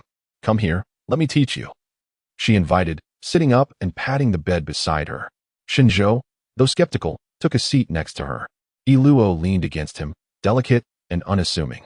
And though he attempted to shift away, he was already a moment too late. Just as Shen Zhou was about to speak, he heard the sound of the courtyard gate being opened. "Shen Xixiang, have you awoken?" Qian Man inquired, as Shen Zhou was just beginning to recollect. He was embraced at the waist by Iluo, and the candlelight in the room was extinguished. "Shen Zhou, are you eager to be discovered? When the moment arrives, do not blame me for not assisting you. I am equally inexperienced." Iluo chuckled softly and secured the door latch. Qian Man pushed against the door, only to find it immovable. "How peculiar. Has senior brother Shen learned to lock the door?" "Luo Mingchuan, junior sister Qian Man, it is still dark outside. Senior brother Shen is likely not yet awake. Let us refrain from disturbing him and wait for a while." Upon hearing this, Qian Man could only comply and sat down on a bench alongside Luo Mingchuan in the serene courtyard. Shen Zhou could still hear their voices, yet his entire being was already pinned beneath Iluo, the blood moon demoness. My name is Iluo, remember it. As Shen Zhou turned his face aside, the dim surroundings momentarily concealed the crimson hue of his ears. Unbeknownst to him, the pair of blood-red eyes belonging to Iluo could discern everything all the more clearly in the darkness. Did you not wish to understand why I am impervious to all poisons? Allow me to enlighten you. Why do you conceal yourself? You are clearly taking advantage of me. Iluo chuckled softly. What is this? Is it beyond your reach? Her cool fingertips gently caressed the tips of his ears, watching as they grew increasingly flushed and heated, filling her with a sense of delight. Now, do tell me, what did your master do to you last night? What? Shen Zhou looked up, inquiring. What does it mean? Iluo responded. Otherwise, how could you emerge covered in wounds, with bruises around your neck? How did this come to be? Is there an inappropriate relationship between you and your master? Shen Zhou's face instantly flushed crimson. Do not speak nonsense. Nonsense? Iluo, witnessing his heightened emotions, smiled even more broadly. In the realm of cultivation, where principles of propriety, integrity, and honor hold paramount importance, the relationship between a master and disciple is strictly forbidden. Should the world learn that the leader of Kunlun's sect had engaged in such despicable acts with his own disciple, how could Yao Guang possibly retain her position as the sect's leader? The mere thought brought Iluo joy. Yet, a hint of dissatisfaction lingered within her. What could be the cause? Speak, and if you acknowledge it, I will teach you how to poison your adversaries, ensuring your safety and anonymity, without anyone discovering your connection with me, this enchantress. How does that sound? Shen Zhou soon regained his composure. Sister Iluo, are you compelling me to slander my master? Let me take a guess. Your intentions are so apparent at this moment that you must be recording this somehow, right? In the realm of cultivation, there exists the Qiankuan mirror, yet such divine artifacts are absent in the demon realm. However, I recall that the Blood Moon Demoness possesses the Blood Eyes, which serve as the finest method of documentation. Sister, if you wish for my master to be disgraced, must you involve me in this? I have already suffered greatly. Cannot you show me some compassion? Iluo was taken aback, then discreetly suppressed the demonic aura emanating from her blood eyes. Her tone gradually grew colder. Shen Zhou, sometimes being overly clever is not a virtue. Chapter 39. An inevitable defeat. As dawn broke, Iluo lost her patience to engage with him further. The parasitic insects provided by Siya still lay on the table. Shen Zhou had toiled throughout the night, even feeding the insects the heartbreak powder. However, when Iluo approached the insects, Shen Zhou genuinely panicked. Hey, please do not kill my insects over a disagreement. Shen Zhou charged forward, only to witness Iluo slicing through her own fingertip, a single drop of vibrant crimson blood cascading onto the shell of the insect. Instantly, the black shell transformed, mirroring the hue of blood. The potent toxin enveloped the air, causing Shen Zhou to widen his eyes in astonishment. He recalled the whispers from the outside world proclaiming that the most venomous being in the demon realm was none other than the scorpion. Yet, it seemed that Iluo's blood possessed an even deadlier quality. Iluo retracted her hand and declared, if you return alive, regardless of the sordid affairs between you and Yao Guang, I shall remain indifferent. What I desire is the Xianyang secret art. Upon finishing her words, Iluo cast a chilling glance at Shen Zhou and added, should you dare to play tricks, I assure you, you will not witness the dawn of tomorrow. Shen Zhou gazed at Iluo with a hint of reverence in his eyes. I wouldn't dare to deceive you. I am a person who values gratitude. You have aided me, and even if my master were to strike me down, I would still assist you in acquiring the Xianyang Sutra. Gradually, the icy demeanor in Iluo's eyes began to soften. Consider yourself fortunate, she remarked. Just as she intended to depart, Shen Zhou grasped her arm. I possess a strategy to obtain the Xianyang Sutra, but it necessitates your collaboration. What do you say? Iluo regarded him with a glimmer of skepticism. What do you mean? Shen Zhou beckoned her closer, and she leaned in. After listening to his proposal, Iluo's gaze remained laced with doubt. Is this plan reliable? You aren't contemplating betrayal, are you? Shen Zhou felt a flicker of guilt wash over him, yet he maintained a facade of bravado. What nonsense are you spouting? I am merely a humble cultivator. How could I dare to deceive you? Besides, the poison you administered remains unneutralized. With a mere flick of your finger, you could extinguish my life. What is there to fear? Iluo pondered for a moment before nodding in agreement. Indeed, if Shen Zhou were to dare deceive her, he would be the first to meet his demise at her hands. As Iluo's emotions gradually steadied, Shen Zhou extended his hand and proposed. Then let us wish for a fruitful collaboration. Intrigued, Iluo smiled slightly and reciprocated the gesture with a clap of their hands, declaring, to a successful partnership. Just as Shen Zhou intended to withdraw his hand, Li Luo unexpectedly grasped it tightly. Shen Zhou, what a delightful intertwining of fingers. Leaning closer, Li Luo pulled him over and whispered in his ear, once you acquire the Xin Yang secret, why not abandon your master and join me instead? Shen Zhou's lips twitched slightly. Dear sister, please do not jest. Li Luo chuckled softly. Take your time to ponder, there is no need to rush. With that, Li Luo's figure transformed into a wisp of crimson smoke and vanished. Though his cultivation was meager and he could not sense Li Luo's presence, he subconsciously felt that she had already departed. Shen Zhou hastily rubbed his arms, tirelessly gathering the goo insects and poisons, and then prepared a small bundle containing 2 sets of clothing and a few precious spirit stones he had accumulated. Gazing at the spirit stones, he reminisced about that innocent and carefree little fox, wondering if she had been taken back, if she had arrived in Qingqiu. In Qingqiu, surely no one would bully her there anymore, right? Yet, he swiftly returned to his senses and hurriedly packed everything away. In the past, he had accompanied disciples from the sect down the mountain for training, understanding that in the mortal realm, currency was silver. Thus, he also gathered a few taels of silver from his dwelling. He was not foolish. After stabilizing Ilua, he would certainly escape. Once everything was prepared, dawn had already broken. He had assumed that only Qianman and Luo Mingchuan awaited him outside, but upon opening the door, he was taken aback by the lively scene in the courtyard.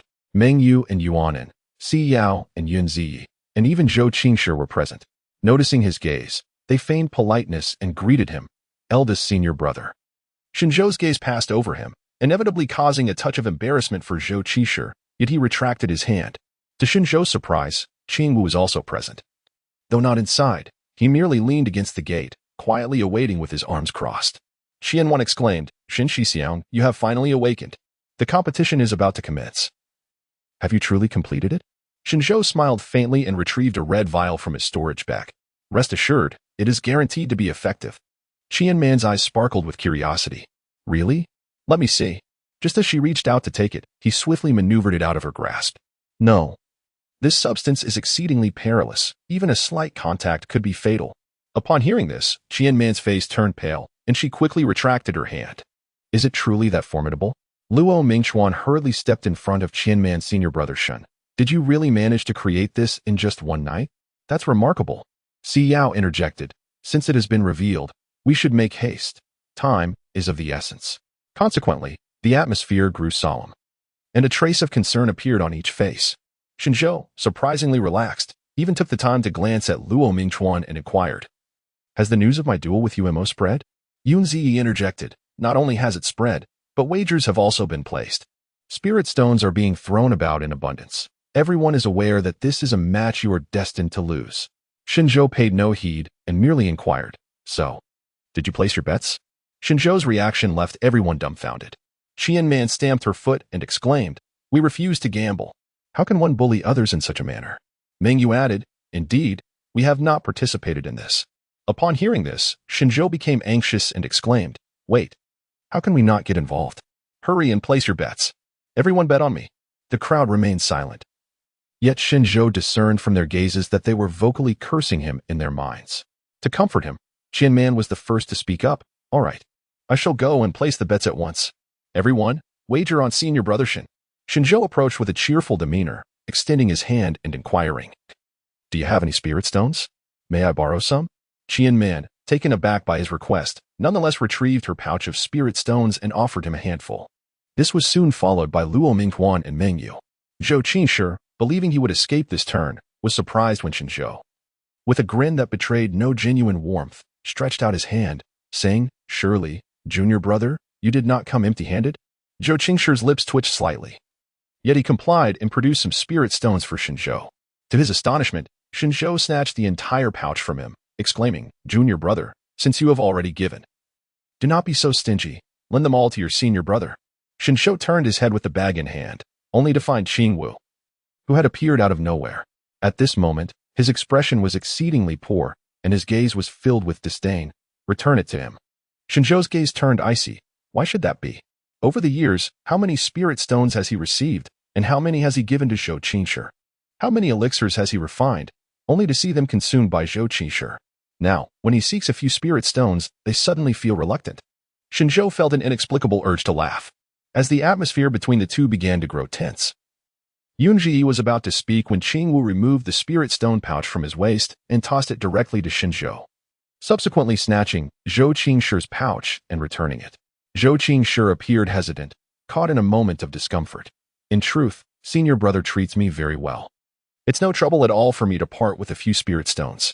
Chapter 40, a thunderous sound in the sky, Shen Zhou shines forth.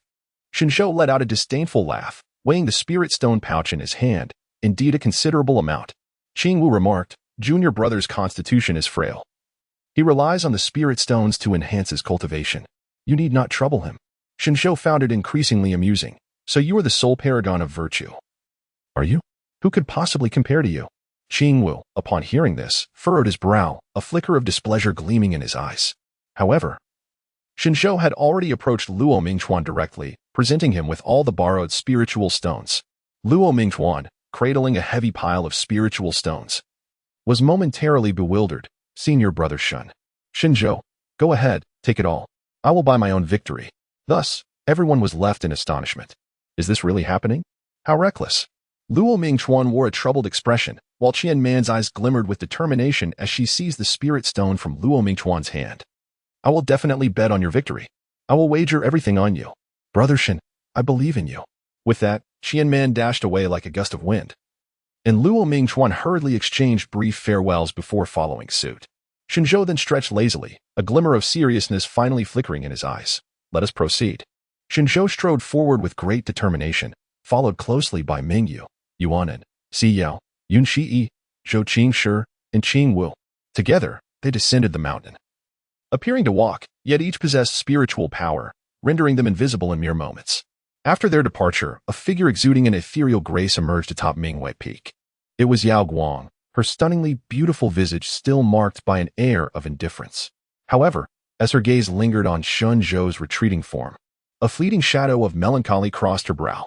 Meanwhile, atop Ziwei Peak, Ziyuan Jinren stood before the hall. Yuan Mo, are you prepared? Yuan Mo, clad in disciple robes, responded respectfully, Master, rest assured, I shall prevail. Ziyuan cautioned, do not underestimate him. Shen Zhou wields potent poisons. Yidingping interjected confidently. Yuemo has consumed the antidote pill personally refined by Master, a superior elixir that guarantees his immunity against any poison Shen Zhou may employ. The other disciples echoed in agreement. Indeed, it is the antidote pill crafted by Master himself, capable of fending off all poisons.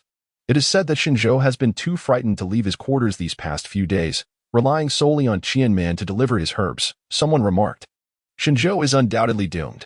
Yet, one disciple hesitated. He is the eldest disciple of the sect leader. If we truly eliminate Shen Zhou, will the sect leader not be enraged? A moment of silence ensued. Even Yuan Mo glanced towards Ziyuan. To everyone's surprise, Ziyuan replied. Once one steps onto the life and death platform, even the sect leader cannot alter its decrees. With this statement, understanding dawned upon them all. Yuan Mo suppressed the murderous intent in his eyes, vowing, I shall not disappoint Master's expectations. He was determined to avenge the fallen disciples and ensure that Shen Zhou paid the price for his arrogance and presumption. He would undoubtedly claim Shen Zhou's life before the 3 incense sticks burned out. Thus, they hurriedly mounted their swords towards the life and death platform. Situated at the boundary between the inner and outer sects, both disciples could witness the spectacle of the platform. The disciples of Kunlun's sect numbered at least 3,000, and the area around the platform was teeming with spectators. Luo Mingchuan and Qian Man found themselves at the edge of the crowd, where a betting table displayed odds of 10-1 for Shen Zhou. Qian Man, Luo Shixiang, are you truly placing your bets on Shen Shixiang? Qian Man waved her hand, pushing her spirit stones towards Shen Zhou's name, exclaiming, absolutely. Perhaps you should reconsider. But Qian Man, growing impatient, retorted, oh, come on. Shixiang, just make up your mind. The surrounding din was overwhelming as the betting frenzy reached the foot of the life and death platform, with outer sect disciples joining in the commotion. A few placed bets on Shen Zhou, pondering the possibility of an unexpected comeback, while others believed that, as the sect leader's favored disciple, Shen Zhou must possess significant talent that had yet to be revealed.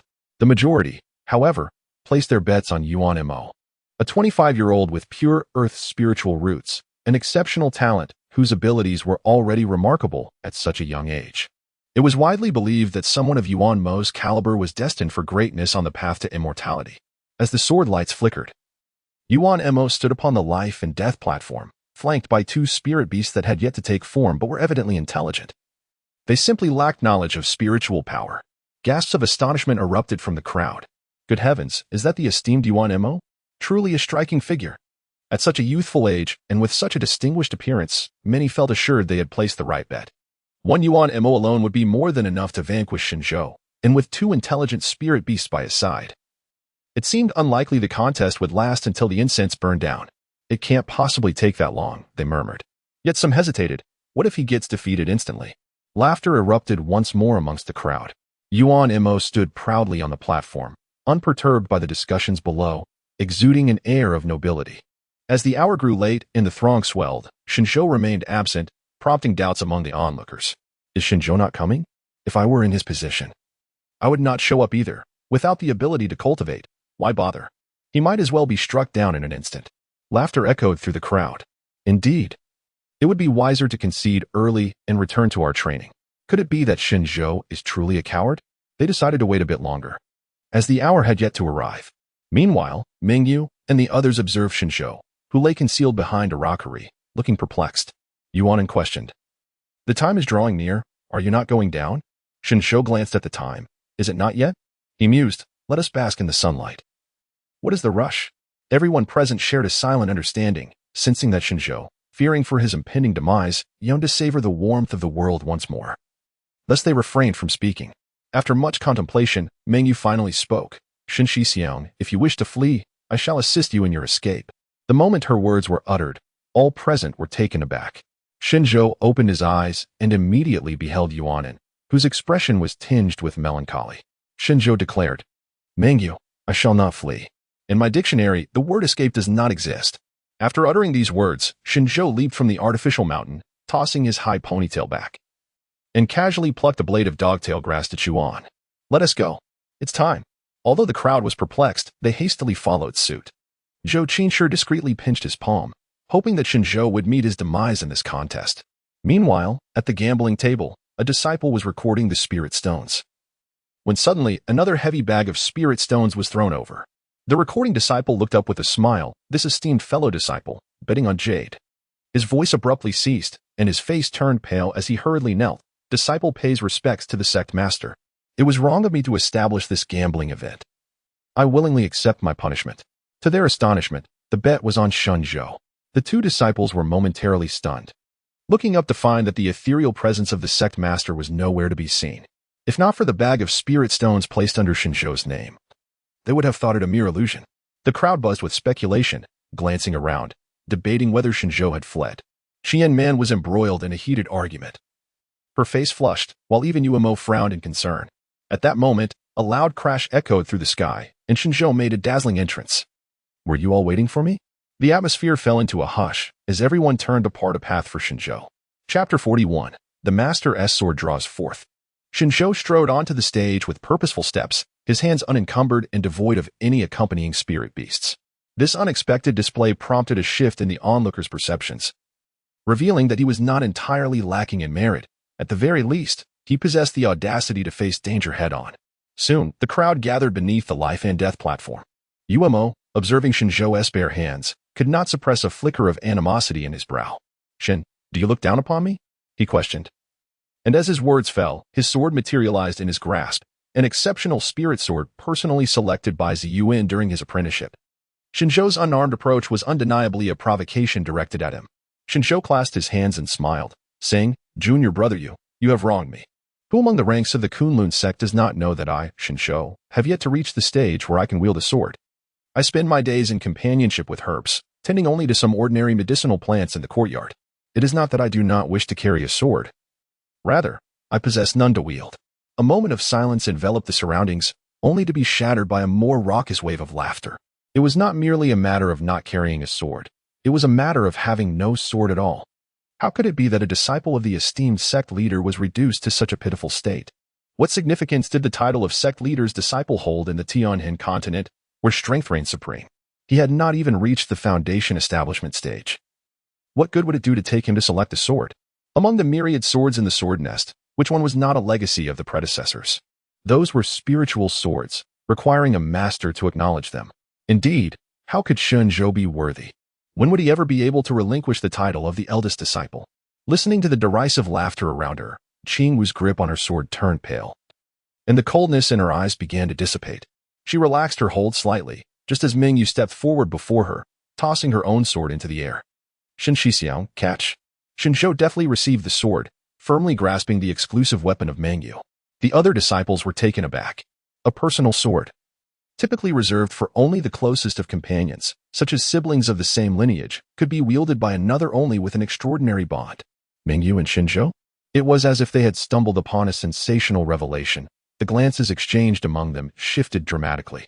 Unbeknownst to Mingyue, she uttered, "The dream of illusion aligns with my heart. I can lend you a helping hand."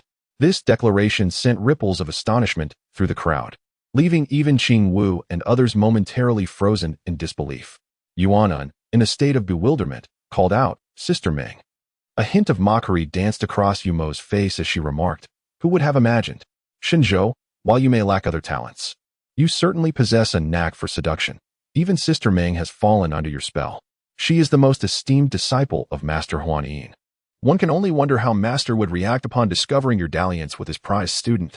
Shen Zhou cast a fleeting glance at Mo before swiftly tossing the dream of illusion aside. The ethereal sword, a spirit weapon, returned gracefully to Mingyue's scabbard.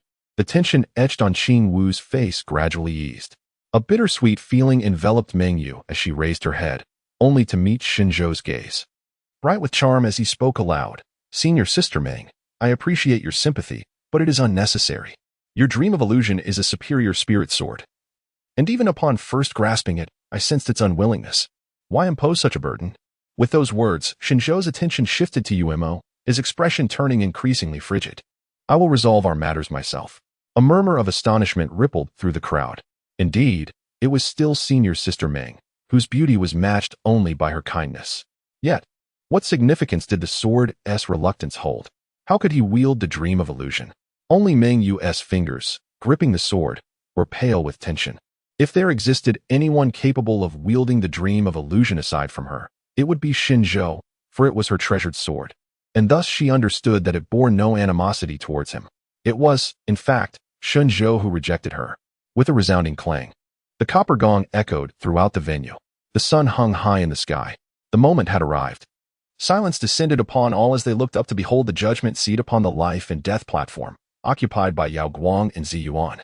Flanked by other revered elders, Zi Yuan proclaimed, "The rules of the life and death platform are well known. As long as both parties voluntarily ascend, the outcome is indifferent to life or death. However, after the burning of 3 incense sticks, regardless of the victor or the vanquished, the battle must cease." Upon concluding his statement, Zi Yuan turned his gaze to Yao Guang. She remained silent, prompting Zi Yuan to glance at Xiang Ming.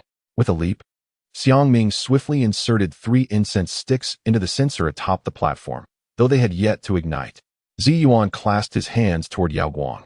"Shall I create the barrier, or would you prefer to handle it personally?" Zi Yuan assumed that Yao Guang would choose to remain uninvolved, which suited him just fine. To his surprise, Yao Guang rose and declared, "I shall handle it." Zi Yuan's expression shifted dramatically, words caught in his throat. Suddenly, an overwhelming surge of spiritual pressure emanated, engulfing the entirety of Kunlun Mountain, leaving the disciples bewildered as they gazed up. Amidst the flurry of frost flowers, Yao Guang stood resplendent in white, suspended in the air, with the Xianbing sword swirling around her. Confusion spread among the onlookers. Why was the sect leader's sword drawn for Shen Zhou's duel? But in the next instant, comprehension dawned upon them. "Xianbing, go." Her crisp voice resonated clearly in their ears. A wave of shock washed over the crowd. Was the sect leader truly intending to shield Shen Zhou with her Xianbing divine sword? Before they could fully process this revelation, the Xianbing sword had already embedded itself firmly in the ground, mere inches from Shen Zhou's feet, its hilt within his reach. The arena erupted in astonishment. Even Shen Zhou was momentarily taken aback, while Umo's eyes widened in disbelief. That was the Xianbing sword, a legendary weapon that had vanquished countless demons throughout history, instilling fear across the realms. Yao Guang maintained her indifferent demeanor, waving her hand to envelop the life and death platform within a barrier. Zi Yuan, utterly astonished, exclaimed, "Senior Sister, this is against the rules." Yao Guang cast him a fleeting glance, her expression void of emotion. Yet Zi Yuan felt a shiver run down his spine. Huan Yin, snapping back from her shock, chuckled softly. It is customary for both parties on the life and death platform to possess weapons. Shen Zhou stands empty-handed, his cultivation still below the foundation stage. Yet, brother allowed Umo, a practitioner nearing the nascent soul stage, to face Shen Zhou on the platform. Is it not permissible for senior sister to use the Xianbing sword to protect him? Furthermore, the Xianbing sword is an ancient divine weapon. Only senior sister can wield it. In Shen Zhou's hands, it would merely be an ordinary artifact. Why must brother pursue this matter? Ziyuan furrowed his brow, observing the life and death platform, where the 3 incense sticks had already ignited, and the barrier had been erected, leaving no opportunity for alteration. Very well, perhaps the lad is simply fortunate. A glint of murderous intent flickered in Yumo's eyes. He had initially intended to allow Shen Zhou 10 strikes, aiming for a more dignified demise for him. However, with the appearance of the Xianbing sword, his thoughts swiftly changed. Without a word, Yumo brandished his sword and charged directly at Shen Zhou. Chapter 42. Have they lost their sanity? The crowd held their breath, fixated on the unfolding scene, none believing that Shen Zhou could withstand this unexpected assault. To their astonishment, Shen Zhou seized the Xianbing sword with determination, charging headlong into the fray. The clash of blades reverberated, sending powerful waves of spiritual energy crashing against the barrier, causing it to tremble. Umo glared at Shen Zhou, who wielded the Xianbing sword with an audacious grin, his fury intensifying. If not for the Xianbing sword, how could he possibly withstand my strike? Shen Zhou, is that so? Unfortunately, I possess the Xianying sword in my grasp, along with my master. What then? In Yumo's eyes, the intent to kill surged like a tempest, her lips slightly parted as she chanted an incantation. Suddenly, the ground erupted with several earthen spikes, thrusting directly towards Shen Zhou. Shen Zhou, left with no choice, could only retreat. He extracted a talisman from his storage bag and hurled it directly at Umo. One after another, formidable ice orbs and water spheres detonated around Umo, forcing him to momentarily halt his advance. Thus, the audience was once again left in astonishment. Shen Zhou, is this a victory by sheer numbers? Qian Man suddenly burst into laughter. Truly impressive, Brother Shun. Yun Jiyi's lips curled slightly. Those were the talismans she had secretly placed beneath Shen Zhou's window. She had devoted 2 entire nights to crafting these offensive talismans. Although her cultivation level could not rival that of Umo, her intention was simply to create a momentary distraction, allowing Shen Zhou a brief reprieve. Her goal had never been about winning or losing. She merely wished for Shen Zhou to emerge alive from the arena of life and death. As long as both parties survived, it would be a draw, with no allowance for a second battle. Hurry, hurry, hurry. It's starting. Yunxi quickly directed her gaze towards the scene, only to witness a tempest erupting around Umo, enveloping the entire arena in its grasp. Most onlookers outside could no longer discern the details within. However, Xiao's expression grew markedly serious. Yunji exclaimed, Elder sister, why can't I see what is happening inside? Surely, Brother Shen is not in danger? No sooner had her words faded than the barrier was struck with tremendous force. The tempest ceased, and the figure at its center gradually emerged. It was Umo. Where is Shen Zhou? Everyone squinted their eyes in search of him, only to find him on the brink of the life and death platform. There he lay, sprawled on the ground, suddenly expelling a copious amount of fresh blood. His complexion as pale as parchment. The Xianbing sword remained clutched in his hand, yet it was already tainted with his own blood. Is this the terrifying prowess of one nearing the nascent soul stage? Indeed, it is formidable. A prodigious youth. No wonder he has garnered such a reputation. Shen Zhou is destined to lose, though it remains uncertain whether he can preserve his life. If he were to kneel and plead for mercy, perhaps senior brother Umo might spare him. Look, senior brother Umo has made his move again. Umo took a deep breath, gripping his sword with both hands, reciting incantations. Suddenly, countless swords materialized in the air, shooting towards Shen Zhou with the speed of falling rain. The crowd held their breath. Even the poised Yao Guang on the high platform felt her concealed hands tighten. If truly struck by these rain-like swords, he would be pierced through. Yet, at this critical juncture, Shen Zhou's figure vanished into thin air, leaving no one the chance to discern the method by which he disappeared. The rain swords were all plunged into the ground, sinking 3 inches deep. Yumo's expression shifted, instantly alert. If his memory served him right, Shen Zhou was merely a disciple in the Qi refinement stage, was he not? Had the world gone mad? He should have been able to strike down Shen Zhou in a single blow, yet now, as the incense burned low, Shen Zhou had inexplicably vanished. How has Shen Zhou managed to endure for such an extended period? At this moment, Shen Zhou, concealed and moving along the edge of the barrier, wore a pallid expression. With the fabric of his chest stained by fresh blood, in a fit of rage, Shen Zhou secretly communicated with the silver dragon. "Why did you not wait until I was dead to come?" The silver dragon, filled with regret, replied, "I apologize, my master. But it is better to arrive early than too late."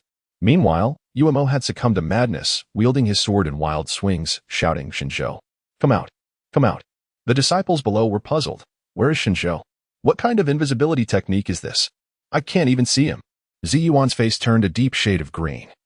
He could see Shen Zhou, who was carefully avoiding Umo's attacks along the barrier. Unfortunately, Umo's cultivation level was insufficient to perceive Shen Zhou. And Ziyuan contemplated the nature of Shen Zhou's path. The manner of combat bore no resemblance to that of Yao Guang, nor did it connect in any way to the path of all living beings that Yao Guang practiced. He could not fathom Shen Zhou's next move. Umo, with eyes blazing in fury, exclaimed, "What a cowardly turtle. All you can do is hide, isn't it? I wonder how long you can evade." Suddenly, the two spirit beasts began to sprint within the barrier, a layer upon layer of golden halos radiating from their forms. The silver dragon warned, "This is bad. Those spirit beasts have an acute sense of smell and will discover us imminently." Just as the silver dragon finished speaking, a powerful surge of sword energy hurtled towards Shen Zhou. In the blink of an eye, Shen Zhou swiftly sidestepped, sending the goo worm in his hand flying towards Umo, the deadly poison scattering generously all over Umo unfazed. Umo quickly redirected his sword, thrusting it with precision and ferocity straight into Shen Zhou's chest. Shen Zhou finally revealed himself before the crowd as Umo soared into the air, delivering a powerful kick to Shen Zhou's abdomen. Once again, Shen Zhou was sent flying, crashing brutally onto the life and death platform. In that moment, he was drenched in blood. As if he had been pulled from a river of crimson, even his face was speckled with blood. Mingyue urgently called out, "Shen Zhou, stop fighting. Surrender." Yunji, her eyes filled with desperation, continuously struck the barrier, pleading, "Stop. Surrender. Senior brother. Please, surrender." Qianman burst into tears, questioning whether he could still survive. He looked almost lifeless. Xiao interjected, "Stop shouting. He cannot hear you." "What?" Yunji responded, confused. Xiao glanced toward the master on the high platform, explaining, "That is the master's barrier, isolating him from the outside world. No matter how loud you scream, he will remain oblivious." Yunji exclaimed, "Right? The master. I will go plead with the master." Unbeknownst to anyone, Qingwu had long since vanished. Only Shou Qing coughed discreetly a couple of times. Casting a thoughtful glance in the direction of Qingwu's departure, Shen Zhou rose once more. Someone shouted in surprise, prompting everyone to turn their attention. Yunji halted in her tracks. There stood Shen Zhou, his hands propped against the Xianbing's sword, though he seemed on the verge of collapse. Blood continued to gush forth from his chest, yet he managed to stand, supporting himself with the sword. Umo looked on in disbelief, exclaiming, "You." Shen Zhou smiled grimly, declaring, "I have said it. If I desire your demise, it shall be so." Umo, instantly inflamed with rage, retorted, "Is that so? I shall see today whether it is you who perishes or I who survives." However, just as Umo began to channel her vital energy, a sudden pain pierced her dantian, and she promptly coughed up a mouthful of blood. The disciples below looked on in astonishment. Umo's expression was one of sheer horror. "What have you done to me?" Shen Zhou curled his lips. Yet there was not a trace of mirth in his eyes. "Poison, you say? It is called the heartbreak powder. What flavor does it possess?" Umo replied, "Impossible. My master's antidote can withstand all poisons in the world. I have my own spiritual energy protecting me. You cannot. Cannot, you say? Always with the impossibilities. I have grown weary of your incessant denials. Umo, it is now my turn." Shen Zhou's eyes narrowed with determination as he brandished the Xianbing sword, propelling himself towards Umo with remarkable swiftness. Chapter 43, The Fall of a Genius. Instantly, Ziyuan and the others rose to their feet, their expressions fraught with anxiety as they watched intently. Only Yao Guang remained seated upon the high platform, her demeanor inscrutable. Qingwu stood closely behind Yao Guang, his gaze firmly fixed on Shen Zhou's figure. Umo wiped the blood from the corner of his mouth, emitting a cold laugh as he waved his hand, summoning a tempest from thin air. Two spirit beasts lunged at Shen Zhou with blinding speed, while a multitude of barbed spikes erupted from the ground, coalescing into a formidable defensive tower before Umo. As the Xianbing sword descended, it merely severed the defensive structure momentarily. Shen Zhou dared not touch the ground. Swiftly retreating as a chilling command from Umo pierced the air, die. A sharp sword, imbued with formidable spiritual energy, cleaved directly towards Shen Zhou. Qingwu, pale with urgency, exclaimed, Master, do you truly care nothing for his fate? Yao Guang remained motionless, her expression indifferent. Mingyue's eyes widened in shock. Shen Zhou, Qin man, unable to bear the sight, instinctively shut her eyes. Everyone understood that Shen Zhou could not evade this strike. He was already at the end of his tether. Yet, at that moment, a mist enveloped the scene, clouding everyone's vision. They could only sense the fluctuation of the barrier. Craning their necks to peer within, Yi Dingping wore a smile at the corner of his mouth, although a minor mishap had occurred initially under Yumo's reckless, all-out assault. Shen Zhou was undoubtedly doomed. What could the ancient divine sword bestowed by the sect leader and the talismans drawn by his comrades avail him? A useless being is merely that. Could a touch of gilding transform refuse into treasure? As he pondered this, Yi Dingping could not suppress a laugh, only to feel a sudden chill as a piercing gaze met his own. Instinctively, he turned to find Qing Wu's eyes, laced with a hint of hostility, fixed upon him. In an instant, Yi Dingping's mirth vanished. He was bewildered by the unexpected turn of events. Wasn't Qing Wu also disdainful of Shen Zhou? With Shen Zhou gone, the position of the chief disciple within the sect has become vacant, presenting an opportunity for Qing Wu, does it not? Meanwhile, in the mist, the tip of Yumo's sword came to a jarring halt just before Shen Zhou's eyes, so close that it seemed a mere exertion could pierce through Shen Zhou's eyeball. Yet, he found himself unable to muster any strength, as if he had been immobilized, unable to advance even a single step further. His hand that held the sword trembling uncontrollably. Yumo's lips were visibly turning a shade of deep purple, and simultaneously, his legs could no longer bear the strain. Collapsing with a resounding thud onto the ground, which even cracked under the weight, the thick fog began to dissipate. Shen Zhou trembled as he rose unsteadily from the ground. Had Umo launched another assault, he undoubtedly would not have withstood the blow, and his very insides might have been shattered. However, Umo, in a state of sheer terror, lowered his gaze only to discover two talismans affixed to his leg. The silver dragon was retreating at a visibly rapid pace, swiftly ascending to entwine itself around Shen Zhou's wrist. The weight of 1,000 pounds? Umo felt as though his teeth might shatter under the strain. As Shen Zhou chewed on the recovery pill, he nodded. Only now do I realize. It was too late, junior brother you. Take a look at your chest. Thus, Umo lowered his gaze, feeling something gnawing at his heart. The fabric of his shirt bulged, clearly indicating something was amiss within. The pain evoked a terrified scream from him. A profound silence enveloped the room. However, with a mere moment remaining before the incense would burn out, it must be said that this goo worm was truly a remarkable thing, especially one that had been infused with the blood of the alluring Luo. It was indeed a treasure. Contemplating this, Shen Zhou glanced at Si Yao, who visibly exhaled in relief. Upon meeting his gaze, she calmly averted her eyes. Qian Man was the first to leap up, exclaiming, we won. We actually won. Long live senior brother Shen. Mingyue was equally astonished that Shen Zhou could still stand. They had all witnessed how perilous the situation had been moments before. Qing Wu, beads of cold sweat forming on his forehead, still managed to feel a secret sigh of relief. Yao Guang also rose to her feet, her celestial eye clearly perceiving the goo worm. Ziyuan snapped back to reality. Sect leader, my disciple Umo is on the brink of death. I implore you to show mercy. Such a prodigy should not perish in this manner. Yao Guang remained unresponsive, not even casting him a glance. Ziyuan, filled with urgency, continued, Senior sister, Umo has made mistakes, but his transgressions do not warrant death. Shen Zhou has employed poison and goo, and even resorted to the use of talismans with 100 weight of force.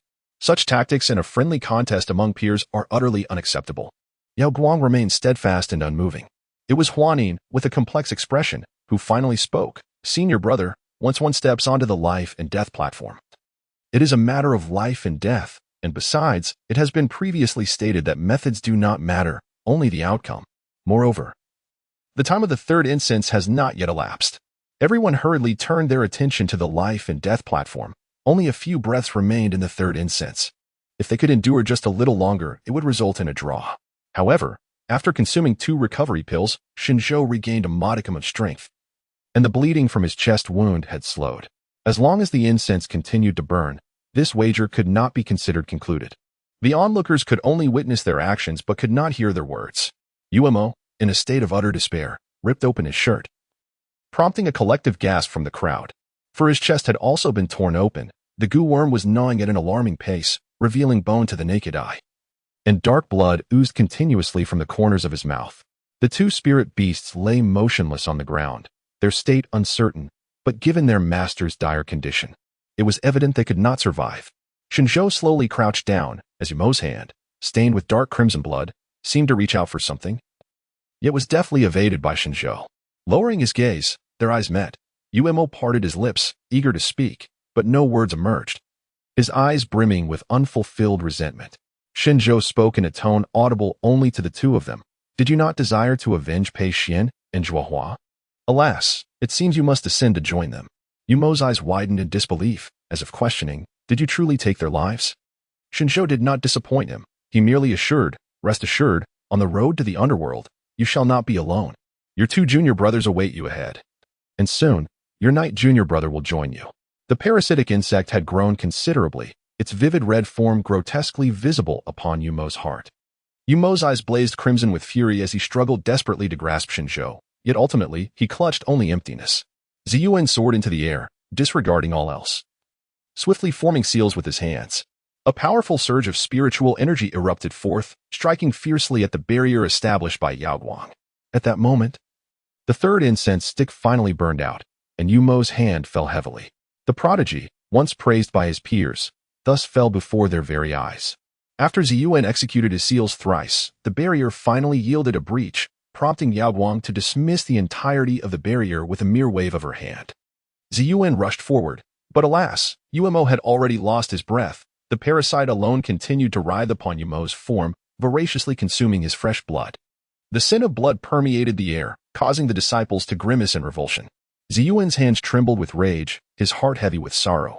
He abruptly rose, turning towards Shen Zhou, and to his astonishment, the first figure he beheld was Yao Guang.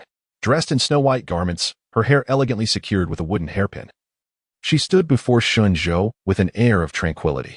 Though merely a woman, she exuded an undeniable aura of intimidation towards Ziyuan. Yet, summoning his courage, he spoke. Senior sister, please step aside. The disciples, pale with fear, dared not utter a word. The atmosphere was palpably tense. Chapter 44. The Master's Fury. Shen Zhou was gravely injured. Even after consuming 2 recovery pills, he could no longer endure and collapsed straight into a pool of blood. Yao Guang stood before him, not casting a glance back, leaving him to succumb in silence. Ziyuan remained aggressively confrontational, declaring, he has killed Yumo. Yet, Yao Guang did not budge an inch, responding, Ziyuan, do not forget that this is the life and death platform. Huanin hastily stepped forward to mediate, while the other 2 elders departed almost instantaneously. Brother, this is where you have erred. We had all agreed before ascending the life and death platform that life and death would be disregarded. Huanin interjected, blocking Ziyuan's path.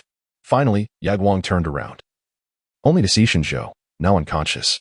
A flicker of complexity crossed her gaze. Before Qian Man and the others could rush onto the life and death platform, she waved her hand, summoning Shen Zhou away. Qian Man could only watch as the shooting star vanished from their sight, heading towards the direction of Mingyue Peak. Xiao and the others remained silent, merely following suit as they departed on their swords. The moment they left, chaos erupted below. Good heavens! Has Master Yumo truly been killed by Shen Zhou? Is this truly the prowess of someone at the qi refining stage? It surely must be mere underhanded tactics involving poison. Yet, one must not forget that at a certain level of cultivation, the poisons of the mundane world become ineffective. If they were effective, it would only indicate that the poisoner's cultivation surpassed that of the victim. Moreover, when Shen Zhou first arrived, did anyone discern his true cultivation level? Was it not said that his abilities were inferior to those of the outer disciples? A remark was made, and once again, the entire venue fell into a hush. In the recent contests, everyone could discern Shen Zhou's cultivation was merely at the qi refinement stage, yet today, not a soul could perceive it. Could it be that in just a few short months, Shen Zhou has transcended to the golden core stage? How else could one explain the demise of Yumo? A lament echoed among the onlookers. What a pity. It was clear to all that the sentiment stemmed from the grief over Yumo's death. After all, it is rare for one to achieve fame at a young age. And Yumo was a paragon among the younger generation. Had he been afforded a few more years, reaching the nascent soul stage would have rendered him truly extraordinary. Nevertheless, no one dared to question the upheaval at the life and death platform. At the moment of Yumo's passing, Yi Dingping had already retreated to Zy Peak, his complexion pale. He believed he could evade this calamity, confident that his master would protect him. Meanwhile, beneath Mingyue Peak, Qianman, Luo Mingchuan, Mingyue, and Yuan had gathered. Just as they attempted to ascend, they were repelled by a transparent barrier. Qianman rubbed her forehead, feeling a twinge of pain. The sect leader has forbidden our ascent. Luo Mingchuan anxiously grasped her hand. Let me see. Did you hurt yourself? Mingyue wore a somewhat melancholic expression, as she was not a disciple of Mingyue Peak. Her freedom to come and go was curtailed. Yuan reassured them. There is no need to fret. This morning, Qianman, your master has already visited Mingyue Peak. Qianman widened her eyes. Huh? How was I unaware of this? Luo Mingchuan mused. It seems the sect leader had plans all along. Mingyue remarked. I had thought the sect leader bore ill will towards Shen Zhou, but it appears otherwise. Though she spoke not, each understood the truth clearly. The actions of Yao Guang today were far from unfavorable. Rather, they were most astute. At the last moment, the Xianbing divine sword was presented, causing the barrier to instantly dissolve. Denying Master Ziyuan any opportunity for reconsideration, Qianman concluded, since both the sect leader and my master are present, Shen Shixiang must surely be safe. Let us return and await news. The group nodded, departing with lingering glances back.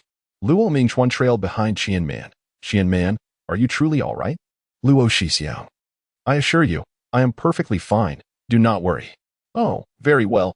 Perhaps I should accompany you back to the medicine sect. Your master is absent, and I can assist you in finding some herbs for treatment. Luo Shixiang, I am a healer myself. I can take care of my own needs.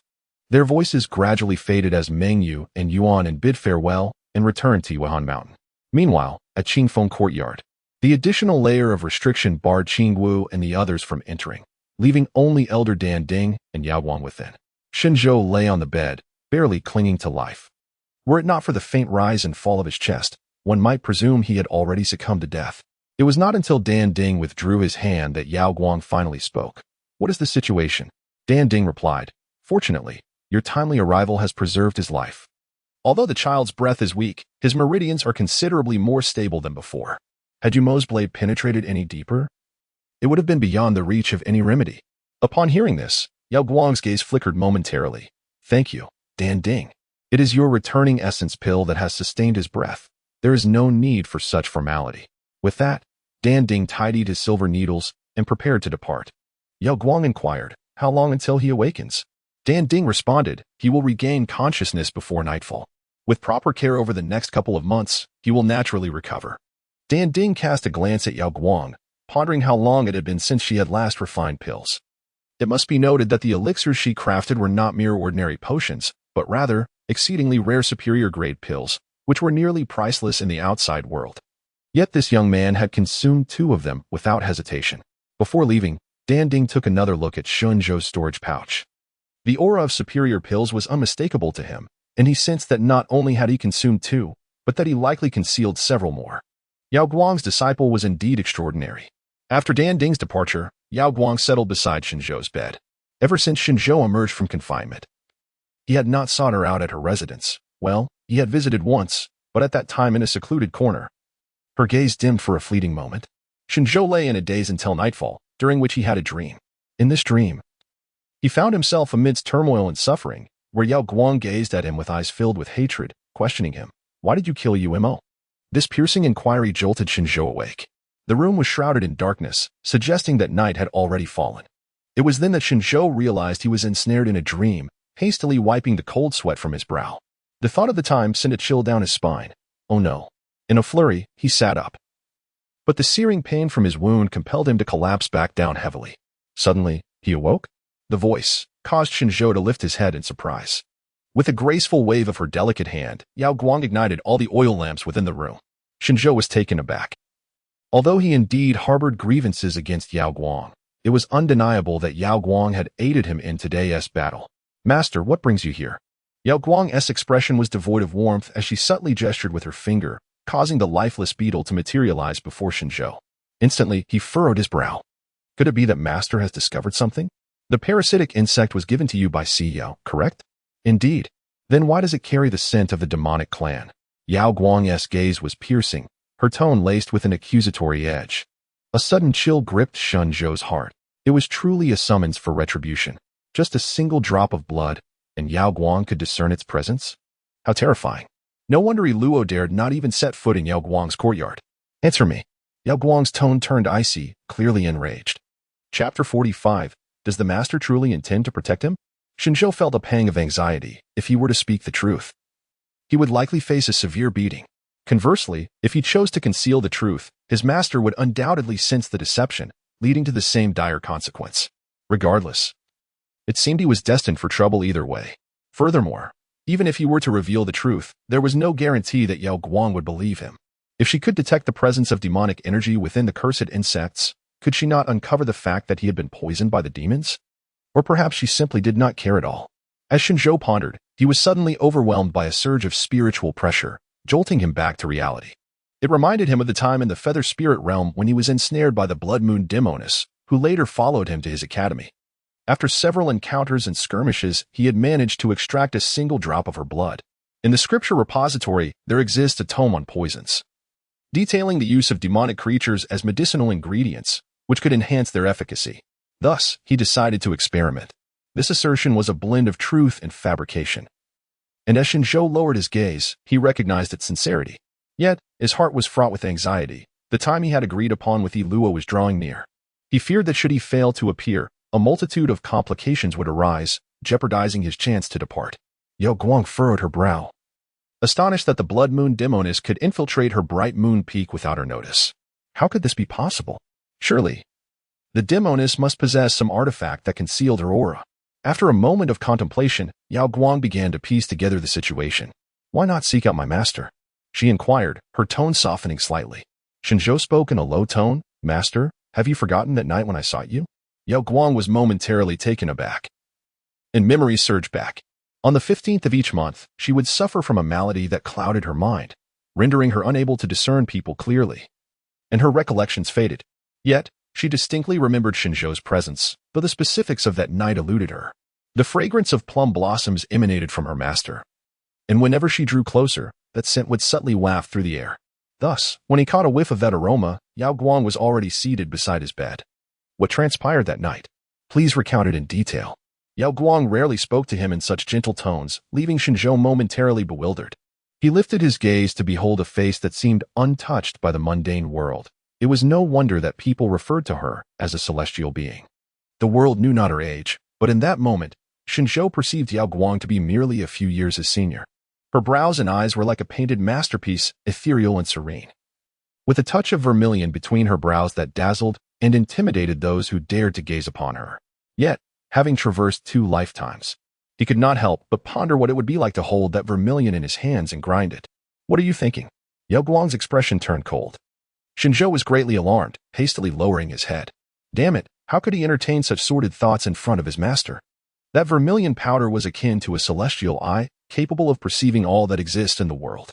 He could not help but wonder if the thoughts he harbored would be fully discerned by Yao Guang. Shen Zhou, rarely inclined to speak, stumbled over his words. It's nothing. Yao Guang, with a single glance, discerned his deception, yet deemed it inconsequential and chose not to inquire further. However, when she contemplated posing another question, she noticed the faint flush on his cheeks and recalled the dazed expression he had cast upon her moments before, prompting her to avert her gaze. Even her ears, unbeknownst to her, bore a subtle tint of crimson. Have you informed the Academy regarding the blood moon demoness? I have not. Why? Shen Zhou pondered. Could he still have the chance to speak? Had Yao Guang afforded him the opportunity to voice his thoughts? She treated him merely as a convenient vessel for her needs, clinging to him in a fervent embrace, rendering him utterly incapable of escape. The world may proclaim that men possess greater physical strength than women, yet they have not witnessed the prowess of the women in the realm of cultivation. He could not break free from his master, nor could he hope to do so against Luo. This realization left Shen Zhou feeling somewhat embarrassed. Thus, he remarked, have you entirely forgotten what transpired that day, master? It seemed you offered your disciple no chance to speak. Once the matter was concluded, you merely dismissed me. His tone was laced with palpable resentment, momentarily rendering Yao Guang at a loss for words. Yet, what had she done? Upon awakening, she found traces of blood upon her lips. Yao Guang's pupils dilated in shock as she instinctively glanced at Shen Zhou's somewhat pale lips. Could it be? Had she committed an unseemly act against him while in a state of delirium? Though her condition had weakened her spiritual powers, it was still far beyond what Shen Zhou could withstand. Strangely, Yao Guang felt an overwhelming urge to flee, yet her exterior remained composed, concealing the turmoil within her heart. Her master would only question her relentlessly. Silence would invite reprimand or punishment, and even an explanation would be dismissed as mere sophistry. Now, in light of her actions, she wished to disavow them, yet why did Yi Luo seek out her disciple? He was but a nameless individual, suffering this unwarranted calamity due to his master's influence. Rather than confronting Yi Luo to prevent future troubles, she chose to cast blame upon her disciple, even when he was nearly beaten to death. What kind of master behaves in such a manner? Yao Guang was left speechless, simultaneously puzzled. When had she ever resorted to reprimanding him without cause? Hadn't each punishment been a result of his own misdeeds and lack of reflection? However, since Shen Zhou returned from the cliff of reflection, this was the first time he had spoken so extensively to her. Truth be told, Shen Zhou felt anxious, as Yao Guang had always struck him as a cold and unyielding person, intolerant of such provocations. His audacity to speak thus was born from a sense of resignation. Very well, you may nurture yourself well. With that, Yao Guang rose to her feet but turned back to say, as for the matter of Umo, let it be. Yao Guang implied that he should spare Yi Dingping. Shen Zhou's expression instantly turned cold. Why should we refrain? The prize I have secured with my life is not something to be dismissed lightly. Yao Guang frowned. Shen Zhou, one must know when to show mercy. Although Zi Yuan is no longer what he once was, he remains a renowned master in this world. His mastery of beast taming is unparalleled, and it is unlikely that anyone else could claim a position even close to his. Moreover, he has already lost 3 of his disciples, and each inner disciple is meticulously chosen. If we continue to press relentlessly, it will only breed true enmity, which benefits no one. Shen Zhou sneered, for he was oblivious to the virtue of mercy. Master, I am but a petty man, one who harbors grudges and seeks retribution. I am no gentleman. It is they who conspired against me in the realm of feather spirits, compelling me to ascend the life and death platform. This is merely a matter of tit for tat. Before he could finish his words, Yao Guang interrupted him. You cannot ascend ZY Peak, and you cannot kill Yi Dingping. Yao Guang ceased to negotiate further and resolutely declared her intent to protect Yi Dingping. Shen Zhou abruptly raised his head, a flicker of resentment lingering in his eyes. Indeed, the person she, Yao Guang, wished to protect, despite his extraordinary abilities, how could he possibly be killed? Would Master truly safeguard him? Yes, Yao Guang responded almost without hesitation. Shen Zhou felt a slight constriction in his chest, yet he still rose to his feet. Though his wound had been tended to, and he had consumed a miraculous elixir, healing could not be achieved overnight. With every movement, he felt the wound tear anew, sending waves of agony through him. Yao Guang observed him, and ultimately saw him kneeling on one knee. Her heart tightened instantly, overwhelmed by a myriad of emotions. She yearned to speak more, yet her words failed her. In this Kunlun sect, it was either him or no one else. Since her master was resolute in protecting him, she implored her master to allow her to return home. Chapter 46. He quit. Home. Where was Shen Zhou's home? By the time she found him, he was already an orphan. Yao Guang was momentarily taken aback, her expression growing colder still. Clad in snowy garments, she stood with poise and dignity, exuding an air of elegance. However, Shen Zhou kept his gaze lowered, oblivious to her current fury. You truly are audacious. Do you think I would spare you from discipline simply because you're injured? Shen Zhou could sense the intensified spiritual energy within the room, the oppressive aura more palpable, as blood seemed to seep from his wounds. Yet he remained obstinate. What is it that you hold dear, master? After all these years, what have you cherished most, if not me? If the master deemed him inferior to the other disciples, why then did she insist on keeping him? He was grateful for the master rescuing him from the mortal realm, providing him a place to belong. Yet he was merely an ordinary mortal, possessing spiritual roots but lacking the foundation, merely regarded as a waste by others. Why prolong his time in the Kunlun sect in such an unfruitful manner? Yao Guang, for reasons unknown, felt a tremor in her concealed hand, a sense of suffocation in her chest. She initially believed his words were merely a reaction to her punishment, intended to provoke her. Now she realized that Shen Zhou seemed to have never relinquished that thought. Just as she was about to speak, the door was forcefully kicked open. The voice arrived before the figure. What an ungrateful wretch. Were it not for the master rescuing you, you would have perished in some forsaken corner, devoured by wild dogs. Now that you've grown and gained some pride, the slightest dissatisfaction prompts thoughts of independence. Shen Zhou, you truly do not deserve to be human. This position of chief disciple has been bestowed upon you for so long. Have we all truly gone blind?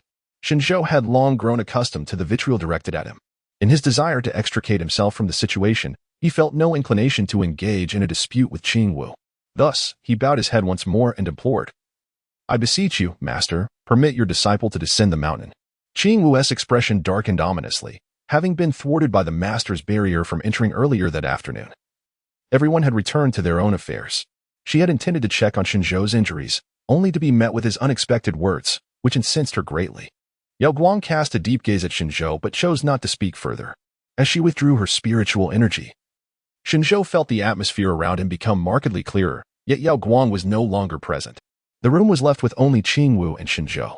Just as Qingwu opened her mouth to speak, she noticed Shen Zhou rising unaided, retrieving a brocade pouch from the head of the bed and extending it towards her, saying, "This is yours. It belongs to its rightful owner." Qingwu furrowed her brow in confusion. "What is it?" she asked, taking it without much thought. However, upon opening it, she stood frozen in place. Inside lay withered osmanthus flowers, still possessing a trace of spiritual energy to maintain their form. Their last amicable interaction had been the previous year, in Shen Zhou's small courtyard. That day, Qingwu had returned from an excursion with the outer disciples. Having encountered some difficulties and poorly managed the situation, resulting in a reprimand from the master, Shen Zhou had brought her to the small courtyard, where they reclined in chairs, surrounded by the fragrant aroma of osmanthus cakes and fruit wine. At that time, Qingwu had been quite displeased and had immersed herself in drinking. Shen Zhou inquired of her, "Junior sister, is the wine unpalatable, or is the osmanthus cake unsavory?" Qingwu chuckled softly, "Elder brother, the wine you brew is invariably imbued with a sweetness reminiscent of counterfeit spirits. The pastries are passable, perhaps the junior sister would fancy them. But I have a penchant for strong liquor and relish the hearty consumption of meat." Shen Zhou directly carried away the pastries. "All right, then you shall not eat any," he replied. Qingwu, feeling anxious, remarked, "You are such a miser." Consequently, Shen Zhou returned with the pastries in his arms. Qingwu leisurely reclined once more, adding, "In fact, indulging occasionally brings a unique charm." Shen Zhou merely smiled, fully aware of her nature, and chose not to hold it against her. Eventually, it was his comforting words that alleviated her mood somewhat. As she was about to leave, she took a branch of osmanthus from her storage bag. Shen Zhou was utterly bewildered.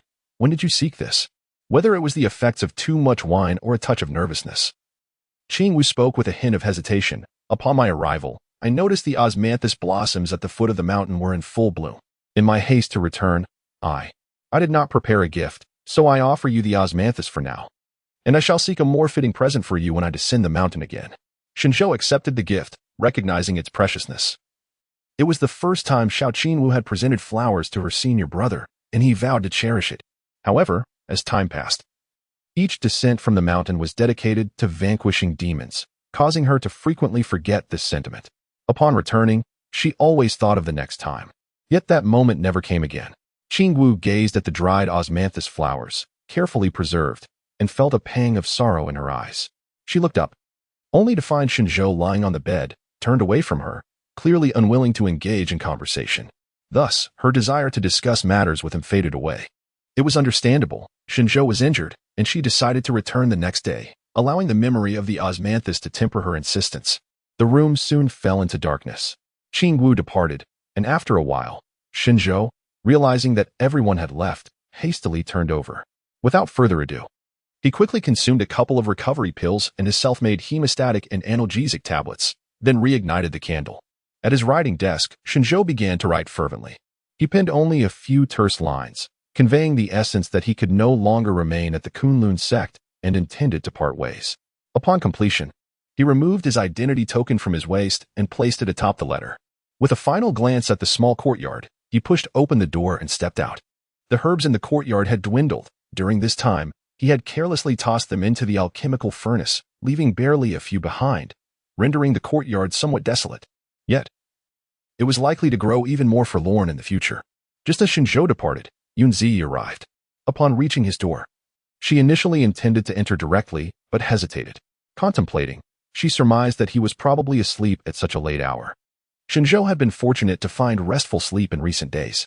Sighing, she decided to return the following day, carefully lifting her skirts as she left. Meanwhile, Shen Zhou successfully exited Qifeng Courtyard. He needed to placate Ilua for the time being, ensuring her calmness before descending the mountain and disappearing without a trace. leaving no one able to find him. At that moment, Yao Guang's figure emerged from the shadows. Shen Zhou felt an eerie chill behind him and turned to see nothing. How peculiar. Surely, ghosts would not dare approach the Kunlun sect. Muttering to himself, he descended Mingyue Peak, hastening towards the rendezvous with Ilaw. He feared that if he did not show up, she might indeed storm in, leaving him with no escape, and any thought of descending the mountain would be utterly futile. Yao Guang appeared somewhat melancholic, yet her inner turmoil prevented her from stopping him. Very well, she thought, let him venture down the mountain today. They could deal with him upon his return. She believed that once he had tasted the hardships of the outside world, he would understand that there were greater forces at play beyond this realm, eventually recalling the comforts of home. After all, Shen Zhou's heart was not anchored here. She would allow him this trial. Little did Yao Guang anticipate that this decision would lead to profound regret. Chapter 47. Sister Ilaw is the best at this moment. Shen Zhou exited the mountain gates, journeying eastward until he arrived at a dilapidated temple. At midnight, the wind howled ominously. His wounds had not yet healed, and in his haste, they reopened, staining his garments crimson. Upon reaching the temple, Shen Zhou settled onto a pile of dry hay in a corner, consuming another hemostatic pill before reclining to rest. Before long, he felt a gentle brushing against his cheek, a tickling sensation. Exhausted from the day's trials, he lazily refrained from opening his eyes and murmured, "Sister Ilaw, you have finally arrived." Ilaw chuckled lightly, sitting beside him, casually twirling a strand of his hair and softly sweeping it across his forehead. "How did you know it was me?" Shen Zhou opened his eyes with a smile. "Only you would dare to tease me thus. If not you, could it possibly be some other specter?" They had yet to leave the confines of Kunlun, where no demons or spirits would dare to tread. Iluo lowered her gaze and met his eyes, which bore a hint of redness. He had entered the day as a youthful figure, yet now appeared considerably haggard, his lips devoid of color. In that fleeting moment, a complex emotion flickered in Iluo's eyes. "I thought you would perish." Indeed, Iluo had offered a drop of her blood, yet she never anticipated that Shen Zhou would survive under the hands of Umo. After all, his cultivation was near the nascent soul stage, capable of contending with formidable demons. While listening to her subordinates report on matters of the demon realm, her mind had wandered, preoccupied with the dread of Shen Zhou's demise. She had arrived early, waiting since dusk until now. If he did not emerge by dawn, she would have to accept his death. The thought of his passing stirred an unsettling sensation within her heart. Shen Zhou propped himself up with great effort and said, "If I were to perish, who would steal the Xianyang formula for you?" Li Luo replied, "Do you truly wish to turn against our sect for my sake?" Shen Zhou cast a glance at her and said, "What do you mean by doing this for you?" "I am doing this for my own sake. Sister Ilaw, please refrain from making unfounded claims. If others were to hear, they might genuinely believe there is something improper between us." Ilaw's eyes sparkled with intrigue. "Very well. For your own sake then. But what about the Xianyang secret? When do you intend to present it to me?" Shen Zhou beckoned with his finger, and Iluo approached with a smile. "Tomorrow, my master will venture out for an exploration. In the evening twilight, I shall present you with the Xianyang Sutra. Should I fail to arrive, it is likely that unforeseen circumstances have detained me. In such a case, I will entrust the sutra to my junior brother, Yi Dingping, at ZY Peak. You may inquire with him for it. I shall feign unconsciousness, as long as I remain incapacitated. The matter of the sutra's theft shall not fall upon my shoulders." Iluo regarded him with a mix of skepticism and intrigue. Shen Zhou lowered his head, gesturing to the blood-stained fabric adorning his chest. "Sister Ilaw, given my current state, why would I deceive you? Moreover, since you are aware of my identity, you must have gleaned the nature of my existence during my time lurking within the Kunlun sect. I am but an orphan, bereft of parents and siblings. If only." As he uttered these words, Shen Zhou felt an inexplicable sense of shame. Yet, without voicing them, he could not sway Ilaw. Ilaw delicately lifted his chin with her slender fingers, prompting him, if only what? Felt a restless anxiety, yet he extended his hand to gently clasp her fingers. "If even Sister Ilaw cannot offer me comfort, what am I to do? I assist my sister, and she should consider assisting me in return, if I am ever wronged. I merely ask that she avenges me." Ilaw's gaze instantly became bewildered. How could Shen Zhou, with such an ostensibly harmless visage, utter such words? Even in the demon realm, there existed places where women could alleviate their solitude, filled with countless succubi who ensnared the desires of both men and women alike. Even those who prided themselves on being righteous cultivators could scarcely withstand the allure of these temptresses. While she had ventured with some of the ineffectual beings from the demon realm, they were all repulsive, gaudy, their beauty paled in comparison to Shen Zhou's.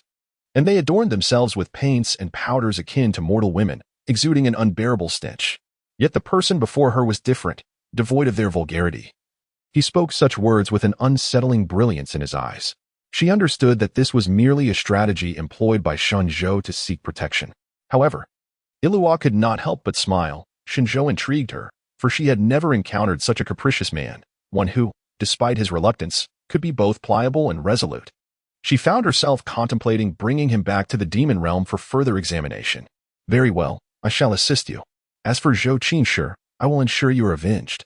Once you have recovered, you may learn how to serve your sister properly, Illuwa said, her fingers gliding along his prominent nose before gradually slipping open his garment. Shen Zhou coughed lightly twice. Dear sister, I am still unwell. Illuwa smiled playfully. He appeared calm on the surface, yet his earlobes were flushed as if they might bleed. Nevertheless, Illuwa gently pulled apart the collar of his garment and gazed at his wound, her eyes flickering slightly. These are all excellent medicines. It seems your master is not entirely devoid of warmth and affection. After speaking, her cool palm gradually rested over his heart. Shen Zhou lowered his head and beheld a swirling mass of black mist pulsating before his chest. What is this? How? Are you concerned that I might bring you harm? Shen Zhou remarked. If my sister truly wished to harm me, I would have perished long ago. Illuo's heart inexplicably fluttered for a moment. You certainly have a way with words. This is a potion from the demon clan. It will not conflict with the medicine your master has administered to you. Thus, Shen Zhou comfortably leaned closer, feeling quite at ease. He was indeed fatigued. As Illuo's shoulders sank under his weight, he leaned against her, even adjusting his posture to ensure greater comfort. A fleeting smile tugged at the corner of Illuo's mouth. This lad, he truly knows how to take advantage of every opportunity. Shen Zhou's mind was clouded as he murmured, Sister Illuwa is the best. I will surely repay her in the future. With that, he succumbed to a deep slumber, his steady breaths resonating in her ears. Though her hands continued to tend to his wounds, there was a hint of sorrow in Illuwa's gaze. It seemed that ever since their paths had crossed, he had been perpetually traversing the road of suffering. Remarkably, he had never uttered a word of complaint. How peculiar. Illuwa settled beside him, initially intent on urging him to seek the Xin Yangju, but upon witnessing the severity of his injuries, she decided to allow him a moment's respite. Before long, two shadowy figures appeared within the dilapidated temple. Master. Illuwa's expression turned icy as she silently raised her sleeve to shield Shen Zhou's face. What brings you here? The demon lord commands that you complete your task within 3 days and return to the demon realm, as there are pressing matters to discuss. Understood. You may leave. The shadowy figures stepped forward, attempting to discern the identity of the person in Illuwa's embrace, but she warned them sharply, A palpable aura of menace enveloped them, compelling the two figures to kneel in trepidation. Begone. Her voice dripped with frost as it escaped her throat. The figures complied hastily and retreated. Only then did Illuwa relax her demeanor, gently enveloping him in her arms. She pondered that since he was asleep, there was no harm in leaning against him. After all, she had resolved that once she obtained the Xin Yangju, regardless of Shen Zhou's wishes, she would bring him back to the demon realm. Chapter 48. It is not too late to pursue now. The following day, dawn broke with a dim light. When Shen Zhou awoke, Illuo had already departed. Yet he was still draped in a crimson cloak, unmistakably belonging to her. Beside him lay a pile of ashes, remnants of a once crackling firewood. Shen Zhou's emotions were rather intricate as he recalled the events of yesterday. It appeared that Luo was somewhat dissimilar to his preconceived notions of the demon race. Nevertheless, the fact that she nearly took his life was undeniably true. His deception towards her was merely an act of reciprocation. Shen Zhou rose to his feet, placing the cloak upon the haystack, and cast a lingering glance back. My apologies, but from this moment forth, he would no longer return to this distant realm. Never to meet again, never to meet again. Shen Zhou uttered a few words before hastily departing, journeying southward. As dawn broke, he had already traversed beyond the borders of Kunlun Mountain. In his desperate bid to escape, the talismans in his pocket were nearly depleted. Yet, the silver dragon perched upon his shoulder remarked, Master, there is no need for such haste. With me by your side, your aura now resembles that of an ordinary mortal. Shen Zhou fled with remarkable swiftness, continuing until the last talisman for escape was exhausted. Only then did he hire a carriage to venture into the mortal realm. Meanwhile, at Mingyue Peak, within the serene confines of Qifeng Courtyard, Yunzi exclaimed in alarm, Something has happened. Something has happened. In a flurry of anxiety, she dashed out of the courtyard holding the letter left by Shen Zhou. Qingwu approached, drawn by the commotion. What has transpired? Yunzi's eyes were reddened with worry. Senior brother. Qingwu, equally distressed, asked, what has happened to Shen Zhou? Yunzi could only weep, struggling to articulate her thoughts. Frowning, Qingwu declared, I shall see for myself. He left a letter. Yunzi cried. Suddenly, an oppressive silence enveloped the air.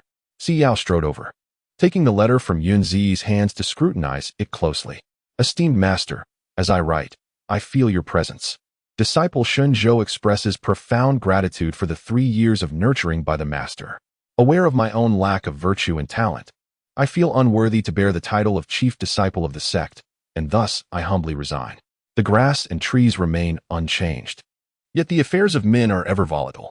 I hope the master will soon appoint a new chief disciple. Across the mountains and rivers, I wish you well. Shen Zhou respectfully submits. Qingwu moved closer, absorbing the contents of the letter. Zhou Qinshe approached as well, his brows knitting together in disbelief. It was indeed perplexing. How could someone like Shen Zhou willingly abandon his post? Qingwu, filled with indignation, declared, I shall bring him back immediately. Yunzi hurriedly joined, Senior sister. I will accompany you. Yao's expression remained stern. To leave the mountain without informing the sect is truly infuriating. Zhou Qinshe remained silent, secretly hoping that Shen Zhou would never return. The master was too astute, and he had never dared to act under her watchful gaze, which had caused him much distress. At that moment, Yao Guang appeared, her presence commanding, none shall pursue. Qingwu and Yunzi halted in their tracks. Qingwu pleaded, Master, he has shown such disrespect by leaving without notice. He must be brought back and punished according to sect rules. I beseech you to allow me to descend the mountain. Yunzi added, Master, my brother is injured and lacks strength. My sister and I can set out immediately. We still have time. With only a few routes down the mountain, they could split up and surely find him. Yao's heart was tumultuous as she spoke. Master, what my junior sister says holds merit. If we pursue now, we may yet catch him. Zhou Qinshe, seeing everyone voicing their concerns, chimed in, Indeed, Master. Even if my brother acted rashly, we should not let him descend the mountain unchecked. If he were to encounter any malevolent beings in his state, how could he defend himself? It would be prudent for the sisters to search for him, and I would willingly accompany them. Yao Guang furrowed her brow. Let him be. Today, Master Yunin will be delivering a lecture, and none are permitted to be absent. Go swiftly. Yao called out to Yao Guang, Master. Yao Guang paused. Yao continued, Are you truly unconcerned that my brother may never return? A slight tension gripped Yao Guang's heart as she extended her hand, allowing the letter to drift gently into her palm. He harbors resentment. Perhaps a journey into the world would serve him well. Qingwu suddenly knelt, bowing deeply, Master. I request to descend the mountain. Yao Guang's gaze narrowed, and the faces of those present paled slightly. Yunzi quickly interjected, Master, my sister seeks to eliminate demons. Recently, cries for help have come from a small nation bordering the realms of demons, urging disciples from the cultivation sect to descend and protect the common folk from evil. My sister is concerned for the welfare of the people. Yao lowered her head, Master, this is indeed the case. Yao Guang finally withdrew her gaze. Once you have achieved the nascent soul, you may descend the mountain. Should anyone descend without permission, they shall be expelled from the sect. With that, Yao Guang's figure vanished from sight. Qingwu grew anxious, Master. Yao admonished, Qingwu, do not defy the master's orders. Do not be foolish. Qingwu's eyes brimmed with tears. Yet she could only silence herself. Yunzi lamented, What shall we do? Zhou Qinshe glanced at the sisters, feeling a sense of resentment. He had previously thought Shen Zhou meant little to them, but now he realized he had misjudged. Yao regained her composure. Though we cannot descend the mountain, we can send word to those below.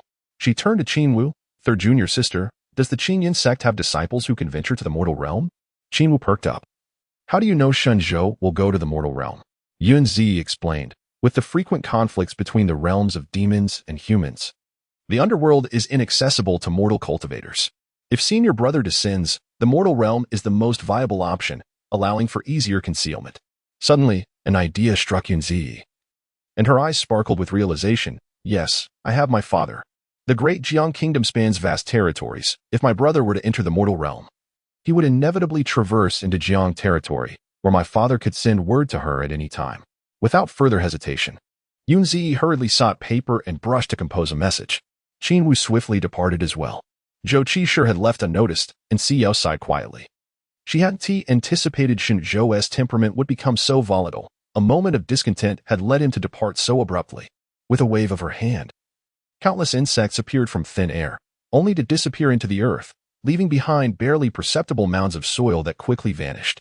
Clearly, she had lingered in the Golden Core realm for too long and struggled to command all things. Xiao felt a pang of disappointment, but turned her gaze towards the distant Qingfeng courtyard. She cherished her tranquil cultivation and cared little for the mundane world.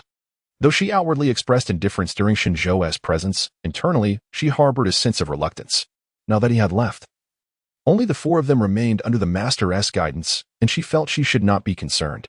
Yet when Qin Wu mentioned descending the mountain to search, she found herself intrigued and released the insects she had nurtured. It was truly astonishing. Xiao shook her head slightly, but ultimately made her way towards the lecture hall. Meanwhile, Yao Guang had descended from Mingyue Peak and, before leaving the mountain gate, encountered Elder Dan Ding. "Master, please wait." Yao Guang turned, and Elder Dan Ding hurried over. "This is a potent healing medicine for Shen Zhou. Since I have encountered you, I need not make another trip to Mingyue Peak." Yao Guang glanced down. Shen Zhou has already descended the mountain, so this medicine is of no use. With that, her figure vanished before Elder Dan Ding's eyes. "Ah? Then where are you going?" "Master?" There was no response. Elder Dan Ding scratched his head in confusion, muttering, how could one so easily let someone leave the mountain? Could it be fear of Ziyuan's clandestine actions? Chapter 49. Shen Zhou's scheme exposed at this moment, on Zy Peak. All disciples gathered in the courtyard where Yumo's lifeless body lay on a pyre, and waves of sorrowful cries echoed. Ziyuan stood before the disciples, his expression filled with bitterness. Yi Dingping, seething with indignation, exclaimed, "Master, if it were not for Shen Zhou's underhanded tactics, Umo would not have perished. He was a prodigy among the younger generation. Master, you must seek justice for Umo." Xiangming interjected respectfully, "Master, Yushidi was not mistakenly killed. He willingly entered the life and death arena. We have no reason to blame senior brother Shen." Yi Dingping, furious, retorted, "How could you, Xiangming, take such a stance? Umo was your junior brother. Not only do you fail to advocate for him, but you also aid Shen Zhou in his wrongdoing." Xiangming replied, "Yushidi, I am merely stating facts. Do not wrongfully accuse me. Besides, it was you who established the wager with Shen Zhou. Logically, you should uphold your end of the agreement." Yi Dingping was momentarily stunned, only to become even angrier. "Senior brother Xiangming, do you mean to say that I should sacrifice my life for Shen Zhou?" Ziyuan, listening to their quarrel, felt a headache coming on and admonished them sternly. "Enough. Both of you, what kind of conduct is this?" At once, Yi Dingping and Xiangming fell silent. Ziyuan commanded, "Burn it." Upon his words, a disciple holding a torch stepped forward to ignite the pile of wood. The flames erupted instantly. The gathered disciples bowed their heads in tribute to Umo. The flickering firelight cast shadows on Ziyuan's face, obscuring his emotions. Once the flames had subsided, Ziyuan spoke again, "Dingping." Yi Dingping hastily knelt. "Master, I am here. From today forth, you are not to descend from Zy Peak until you break through to the Yuanying stage," Ziyuan declared. Yi Dingping was taken aback. "Master, I..." Ziyuan interjected, Sensing Ziyuan's displeasure, Yi Dingping dared not speak further, merely bowing his head in acquiescence. "I shall obey your orders, master." Xiangming, disciple is present. "I shall enter seclusion from today. As for the affairs at Zy Peak, I entrust them to you for the time being. You are my chief disciple. You must oversee Zy Peak and ensure your junior brothers and sisters do not cause any trouble." Xiangming bowed. "I shall obey your orders, master." Ziyuan acknowledged with a nod and then departed on his sword. Yi Dingping felt unsettled, but there was nothing he could do. Xiangming glanced at him with a sigh, saying, "Master is protecting you. Do not disappoint his goodwill." Yi Dingping retorted, "How does master treat me? Must you remind me? I am well aware." With that, Yi Dingping turned and left. Xiangming, feeling helpless, sent 2 disciples to watch over him. As long as Yi Dingping remained on Zy Peak, Shen Zhou, with his current cultivation, could not disturb him, ensuring his temporary safety. As dusk fell, Ilua arrived gracefully, followed by 2 shadowy figures. "You may leave now, once the matter is resolved." "I shall return," she instructed. "Yes."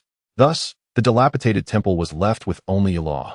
She handled the traitors of the demon realm without delay, anxious not to miss her appointment with Shen Zhou. However, she waited until the moon hung high, yet Shen Zhou did not appear. Remembering his words, she glanced into the ruined temple, only to find her cloak. Ilua's brow furrowed slightly. Was he so intent on severing ties? Not even taking a cloak? Ultimately, with a flick of her hand, she retrieved the cloak and set off towards the Kunlun faction. Yi Dingping had just lain down when he felt a chill behind him. Turning around, he was met with the sight of an extraordinarily beautiful woman, her expression cold, her eyes glinting with murderous intent. The demon clan. Yi Dingping was nearly paralyzed with fear. Ilua casually chose a chair to sit upon, and with a wave of her hand, the door slammed shut. Yi Dingping's face turned ashen, and just as he intended to take action, Ilua simply flicked her finger, pinning him to the ground, rendering him utterly immobile. Help! Help! Master! Yi Dingping screamed in desperation. Ilua, unfazed, merely cleared her ears, her tone icy. This room has long been sealed by my spells. No one will come even if you scream your throat raw.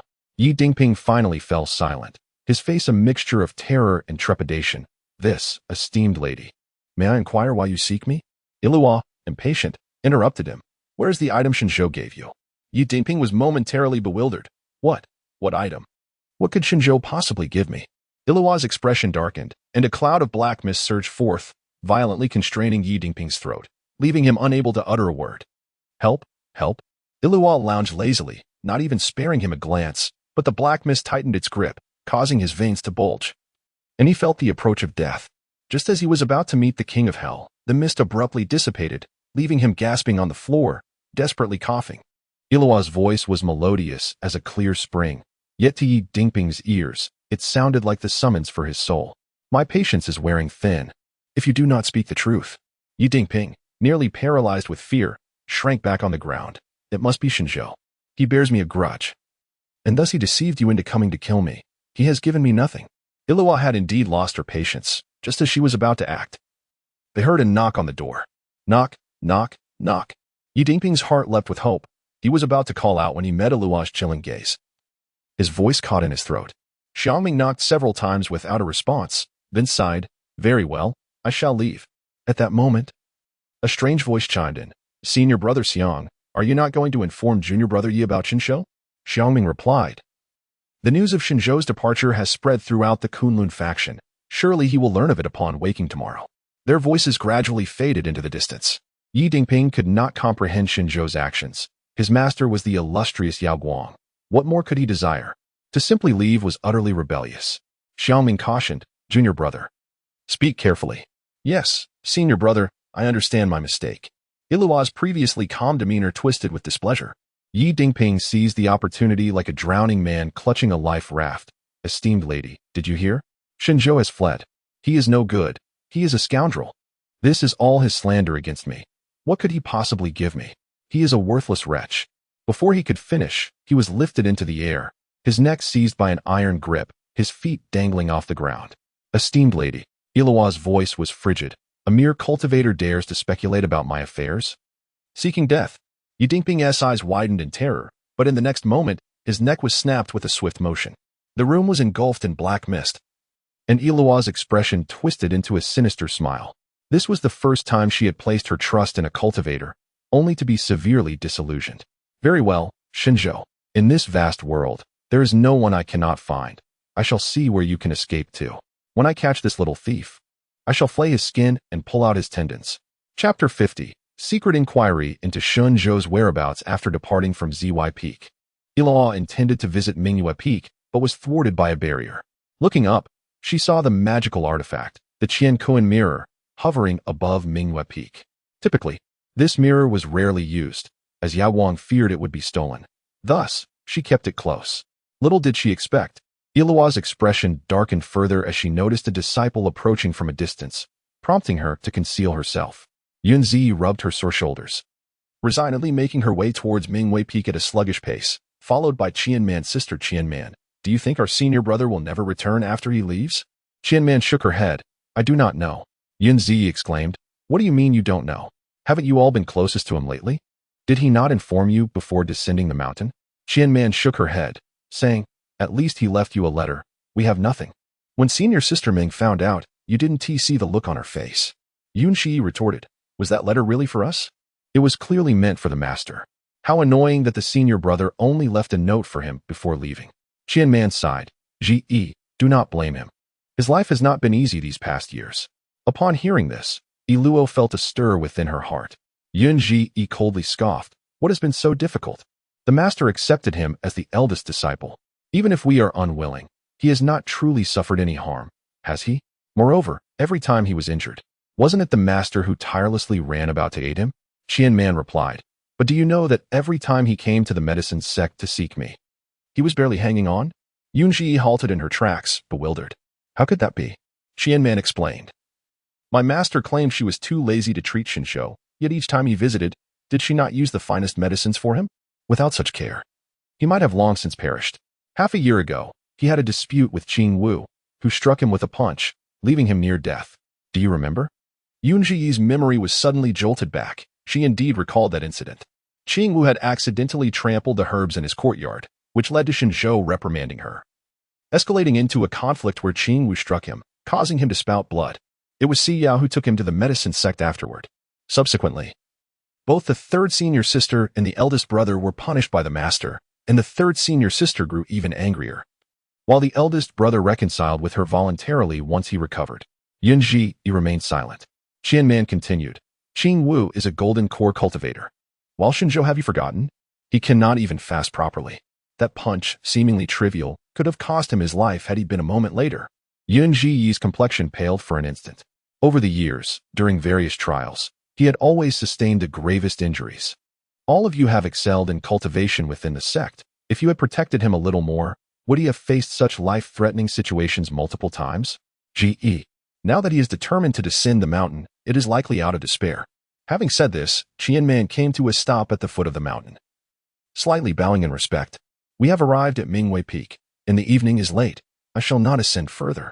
With that, Qianman turned to leave. The night wind was fierce, carrying a touch of chill. Yunji's slender form swayed precariously in the gusts. Initially, she believed Shen Zhou left out of spite. But after hearing Qianman's words, the unease in her heart became even more pronounced. This prompted Yunji to hastily summon her sword and ascend Mingyue Peak, seeking her second senior sister, who was always the most decisive among them. At that moment, Iluo's figure gradually emerged. She gazed in the direction of Yunji's departure, a myriad of thoughts swirling in her mind. Recalling the words Shen Zhou had said to her last night while leaning against her in the dilapidated temple, what if even Sister Iluo does not care for me? She had initially thought it was merely an excuse, but hearing the conversation between her two companions now made her realize it was not entirely false. Iluo's resentment lessened by half, yet the other half needed to be vented upon Shen Zhou. She had intended to ascend Mingyue Peak to find Zhou Qing sure. But with the divine artifact present, she could not go for the time being. Iluo's figure soon vanished from the spot. At the foot of Kunlun Mountain, a voice reported, Master, the Lord has commanded you to return to the demon realm immediately. Iluo stood silently, her gaze fixed upon the direction of Kunlun Mountain. Master Guizong, have you found any trace of the person you were searching for? Guizong immediately knelt, replying, Not yet. Once this person has passed the Kunlun boundary, it becomes exceedingly difficult to trace them, likely due to some hidden magical artifact. Iluo remained silent. Guizong raised his head to glance at Iluo, then lowered it again, saying, Master, the Lord has urged repeatedly. If you linger in Kunlun, it may lead to complications.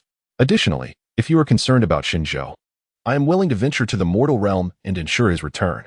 Iluo chuckled lightly. When have you seen me suffer loss at the hands of others? Even I have been played around by him. Do you truly believe you can bring him back? Guizong was taken aback, realizing the truth.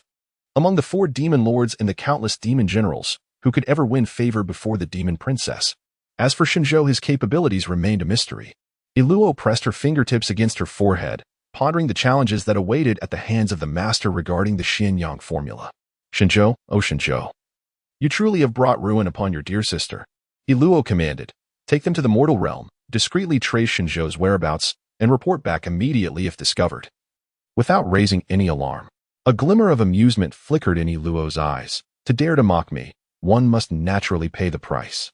Guizong quickly lowered his head. Yes, I shall obey the master's orders. With a sweep of her sleeve, Iluo departed, vanishing from the Kunlun domain in an instant. Guizong, accompanied by demonic cultivators, proceeded directly to the human world. On Mingyue Peak, as Yunzi arrived at Siyao's courtyard, she was halted by a barrier. Siyao's voice echoed, Little junior sister, from today onwards, I shall enter seclusion for cultivation. Do not disturb me unless it is urgent. Yunzi, alarmed, exclaimed, Second sister. How can you choose this moment to seclude yourself? With Master absent, you are my only hope on Mingyue Peak. Yet even if Master were present, she would hesitate to seek him out. With Yao Guang's temperament, approaching him could lead to punishment. Silence enveloped Yao, who offered no further words or lifted the barrier. With no other recourse, Yunzi reluctantly ventured to Qing Wu's courtyard. After searching high and low, she finally found Qing Wu at the training ground, practicing her swordplay with graceful precision reminiscent of their master. Third sister. Yunzi called out excitedly, prompting Qing Wu to sheathe her sword and look over. What is it? Yunzi rushed over, lifting her skirts. Third sister, the eldest brother has been gone for a day now, and master is not on the mountain. Why don't we secretly slip down and search for him? Chapter 51. Zhou Qingshi punished for Shen Zhou's sake. To her surprise, Qing Wu's expression turned cold. Not going. Yunzi was taken aback, rushing to stand before her. Why? Don't you know that there is a chance he may never return? Qing Wu cast her a sidelong glance. Whether Shen Zhou returns or not is of no concern to me. Frustration bubbled within her. As Yunzi saw Qing Wu preparing to leave, she spoke without thinking. Third sister, if you had not nearly killed the eldest brother and allowed those two, Yu Mo and Yi Dingping, to endanger him, would he have just left like this? Qing Wu turned back, her face pale with anger. Are you blaming me? Yunzi still held some fear of Qing Wu, but she steeled herself. Yes, I am blaming you. Qian once said that 6 months ago. The punch you dealt him nearly cost him his life. How could he not resent you? Qing Wu froze momentarily. A mere punch, and he is so fragile? Besides, I did not use my full strength. That was your lack of restraint. You strike and scold him at will. The eldest brother's foundation is still unsteady, relying on mortal food to sustain himself. Even fellow golden core cultivators cannot withstand your blow, let alone him.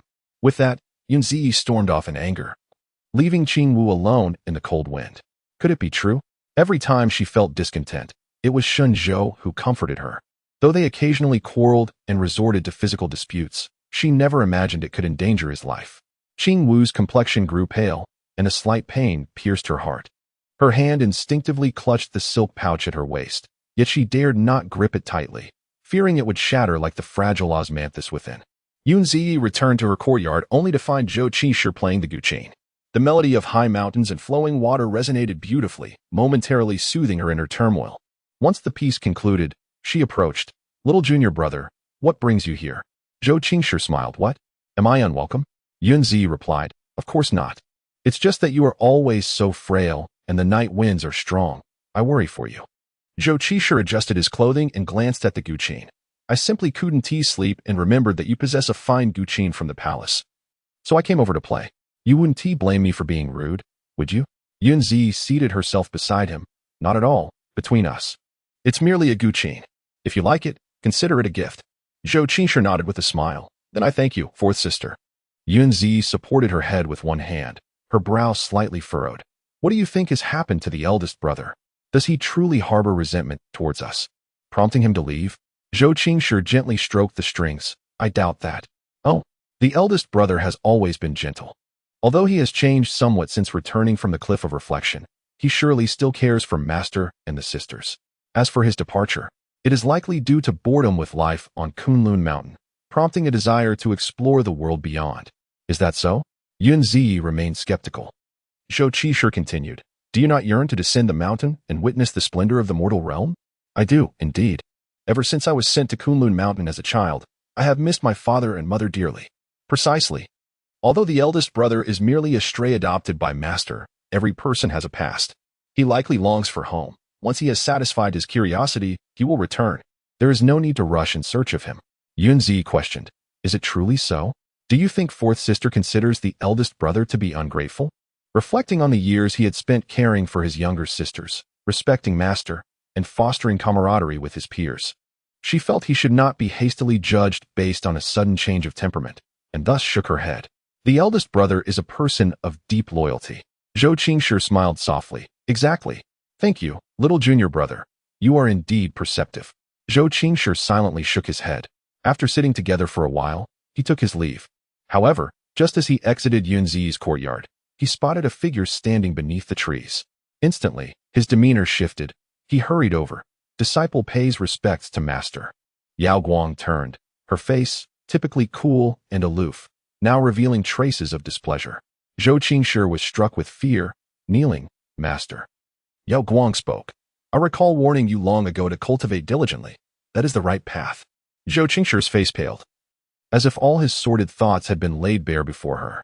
"I have always adhered to Master's teachings and dared not grow negligent." As he finished speaking, a 3-meter-long lizard appeared before Zhou Qingshi's eyes, lifeless. His face turned even paler. This was a beast that had followed Shen Zhou down the mountain. Or perhaps one that had developed intelligence. Among his peers, only Zhou Qingshi possessed the talent for beast taming. The heart query array. Yao Guang's cold voice filled Zhou Qingshi with dread. "Master, I recognize my mistakes. Please forgive me. I shall be cautious with my words and actions henceforth, and will not dare to act with duplicity again." Yet, the heart query array had already activated. Yao Guang inquired, "Did you incite the lizard to kill your senior brother?" Zhou Qingshi's expression turned ashen, paralyzed with fear and unable to speak. Yet, the thunderous rumblings of the array threatened him with punishment should he remain silent. "Yes." Zhou Qingshi knelt in despair. "You came today to dissuade Z from seeking Shen Zhou, did you not?" "Yes." "Are you envious of him?"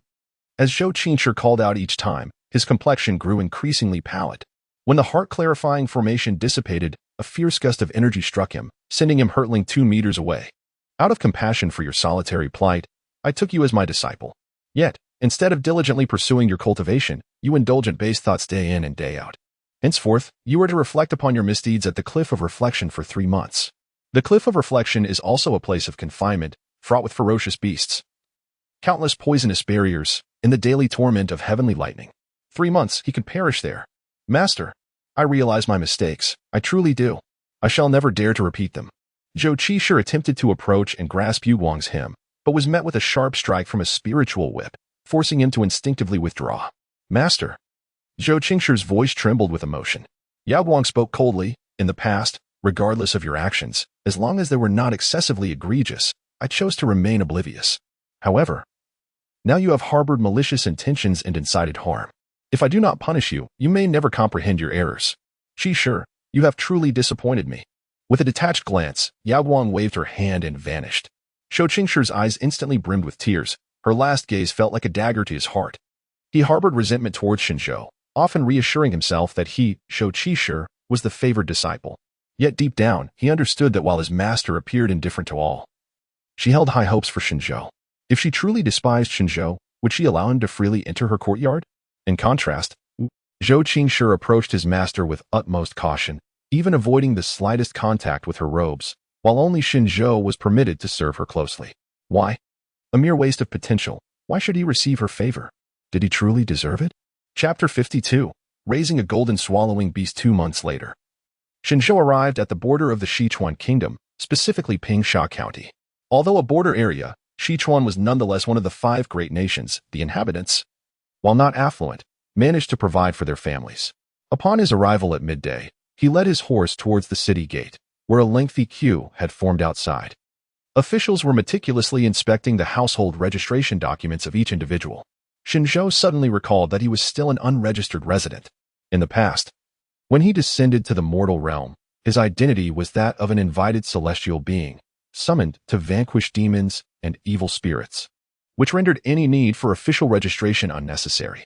They were treated with utmost respect. However, he was now reluctant to reveal his identity as a cultivator. Moreover, this world adhered to the principles of heavenly law. Both demons and cultivators were forbidden from harming mortals at will, and those who indulged in heinous acts would face divine retribution. This thought provoked a smile from Shen Zhou. If heavenly law truly had eyes, such malevolent beings would not roam the earth so freely. Therefore, he resolved to wait until nightfall, when the world lay deserted, before stealthily scaling the city wall to enter. Little did he expect that without a household registration, he would be unable to find lodgings even at an inn. This predicament forced him to seek refuge in a dilapidated temple. The flickering campfire illuminated his face brightly as he sat in solitary meditation. The silver dragon playfully slithered from his left shoulder to his right, reveling in its antics.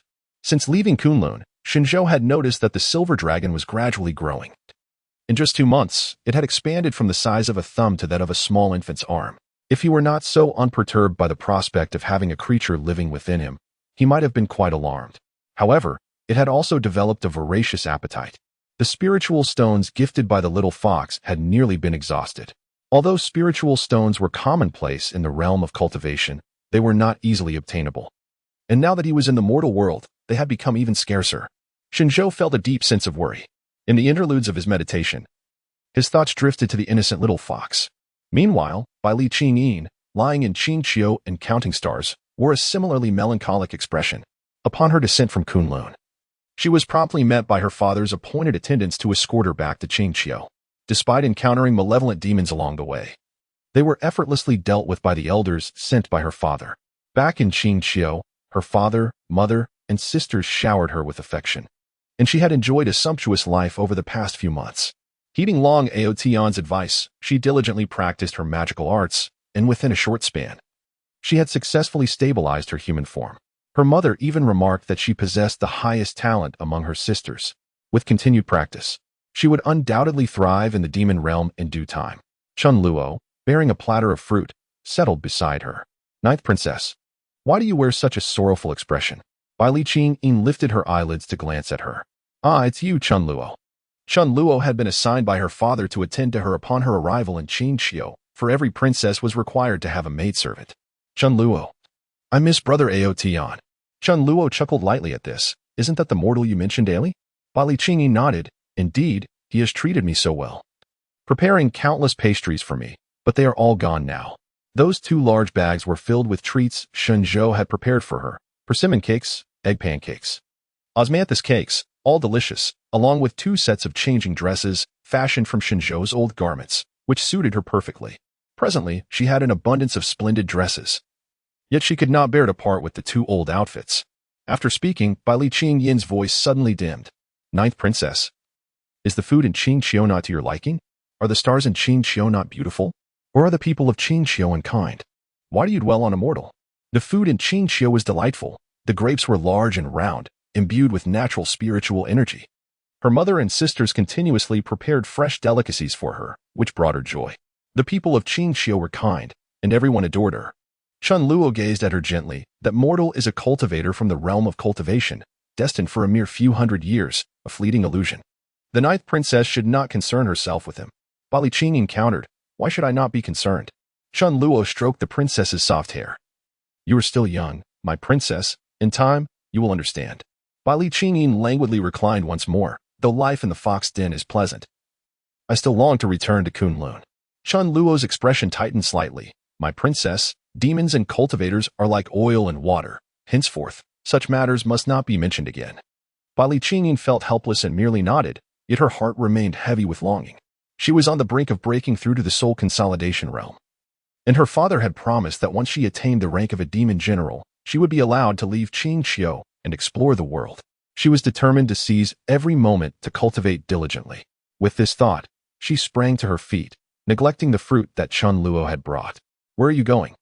My princess? Chun Luo inquired. To cultivate. With that declaration, Bai Li Qingyin's figure vanished. Chun Luo stood there momentarily, shaking her head in resignation, murmuring, the Fox clan is the most passionate of all. Once they have set their hearts on someone, their devotion is unwavering. Years ago, it had been she who, upon her husband's demise, had gathered his remains and returned to Qingqiu. Now, 300 years had passed in the blink of an eye.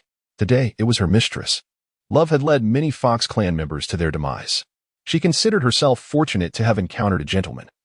Yet most of her kin could not even return to Qingqiu in the end. Standing beneath the trees of Qingqiu, she silently wished for her mistress to have a life filled with peace and tranquility. As dawn broke, the first light of day appeared. Hearing footsteps, the silver dragon slipped into Shen Zhou's sleeve. Shen Zhou opened his eyes and glanced at the sky. He promptly stowed his belongings into his storage bag and turned to leave. The morning market was in full swing, with street vendors calling out their wares. And the throngs of people filled the streets, creating a lively atmosphere. Shen Zhou purchased 2 steamed buns, nibbling on one while inquiring about household registration. He weighed the fabric of his sleeve and felt a sense of helplessness. Yin Long, you should eat less. Are you aware that you've become somewhat heavy? Yin Long hissed. Master, I shall only continue to grow larger from here on. Shen Zhou glanced down and discovered that a segment of the silver dragon's tail had inexplicably fallen out. He hastily retrieved it and reinserted it. Will you grow into a python? Inquired Shen Zhou. The silver dragon responded, how large do pythons grow? Shen Zhou casually gestured towards a pillar outside an inn, remarking, "It must be about this sturdy." The silver dragon expressed disdain, retorting, "Master, my stature would be 10 times that of this object. No, rather 20 times. Shen Zhou paused for a moment, incredulous. "Is that true?"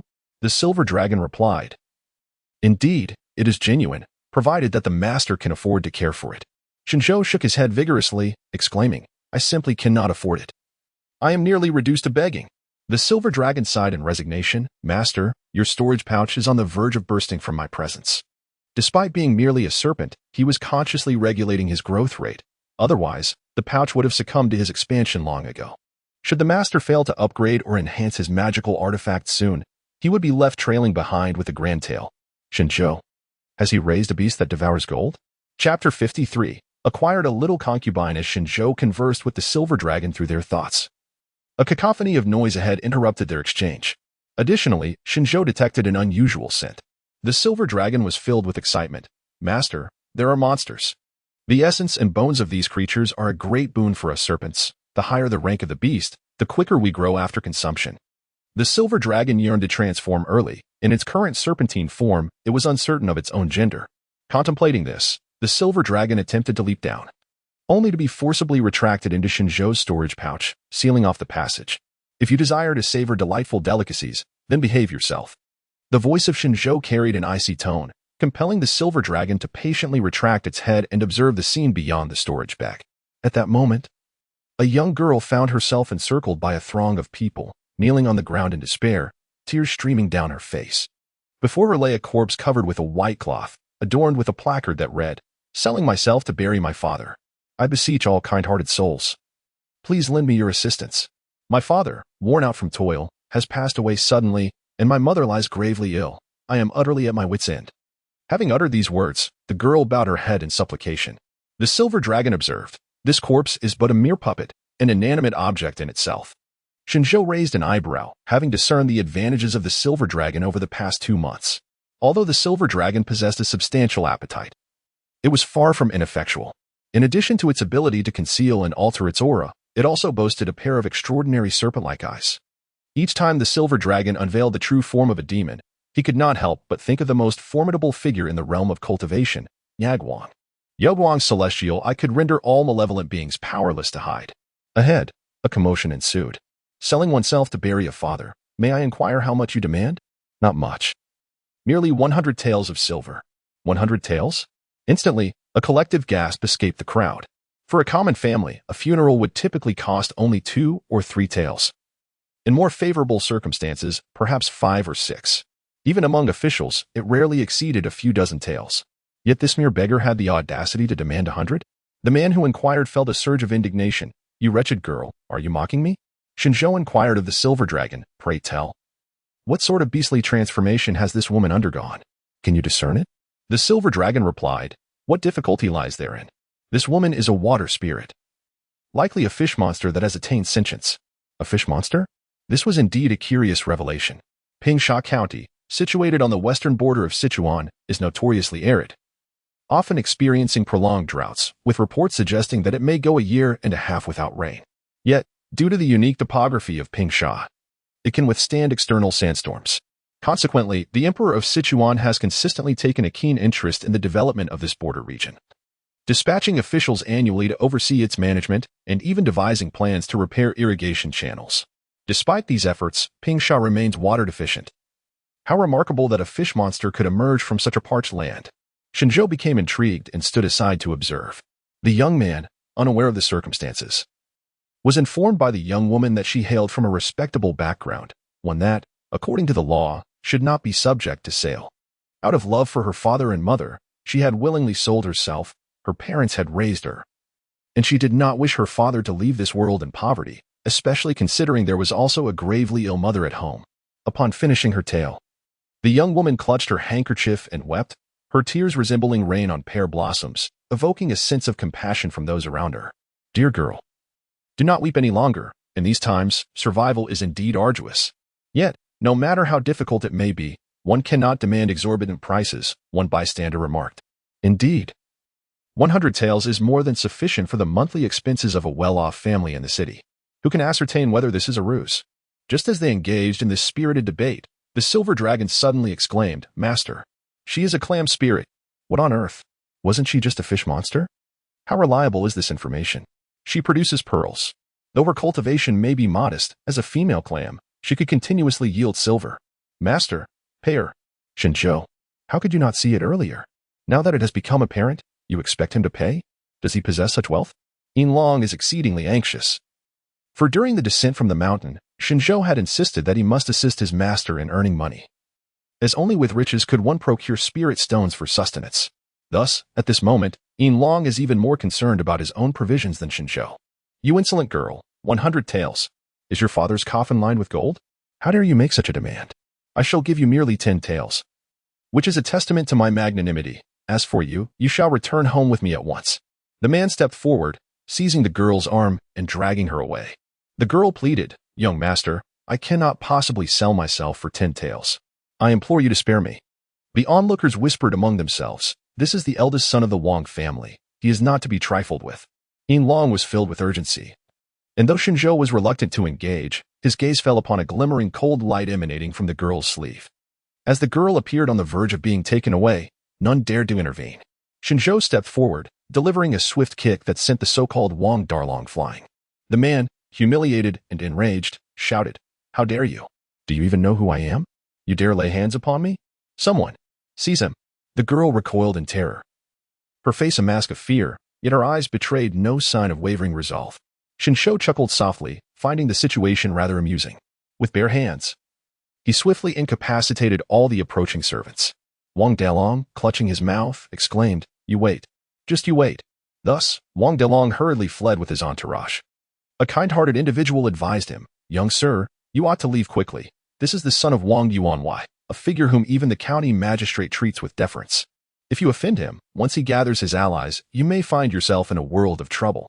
Indeed, while the young gentleman possessed commendable skills, it was still true that 2 fists could hardly contend against 4 hands. Shen Zhou clasped his hands together and, with a hearty smile, proclaimed, "I am but a simple man, lacking in finesse. My only skill lies in martial prowess, and I take delight in championing justice. There is no need for concern on my behalf. When faced with adversaries, I shall stand firm, and when confronted with challenges, I shall adapt." The clam spirit also bowed gracefully towards Shen Zhou, expressing, "I am deeply grateful for your life-saving kindness, esteemed sir." Shen Zhou smiled as he bent down to assist the person to their feet. "My lady, there is no need for such formality. Your filial piety is commendable, and you should not be subjected to such trials. I have a sincere intention to purchase your hand. Would you consent?"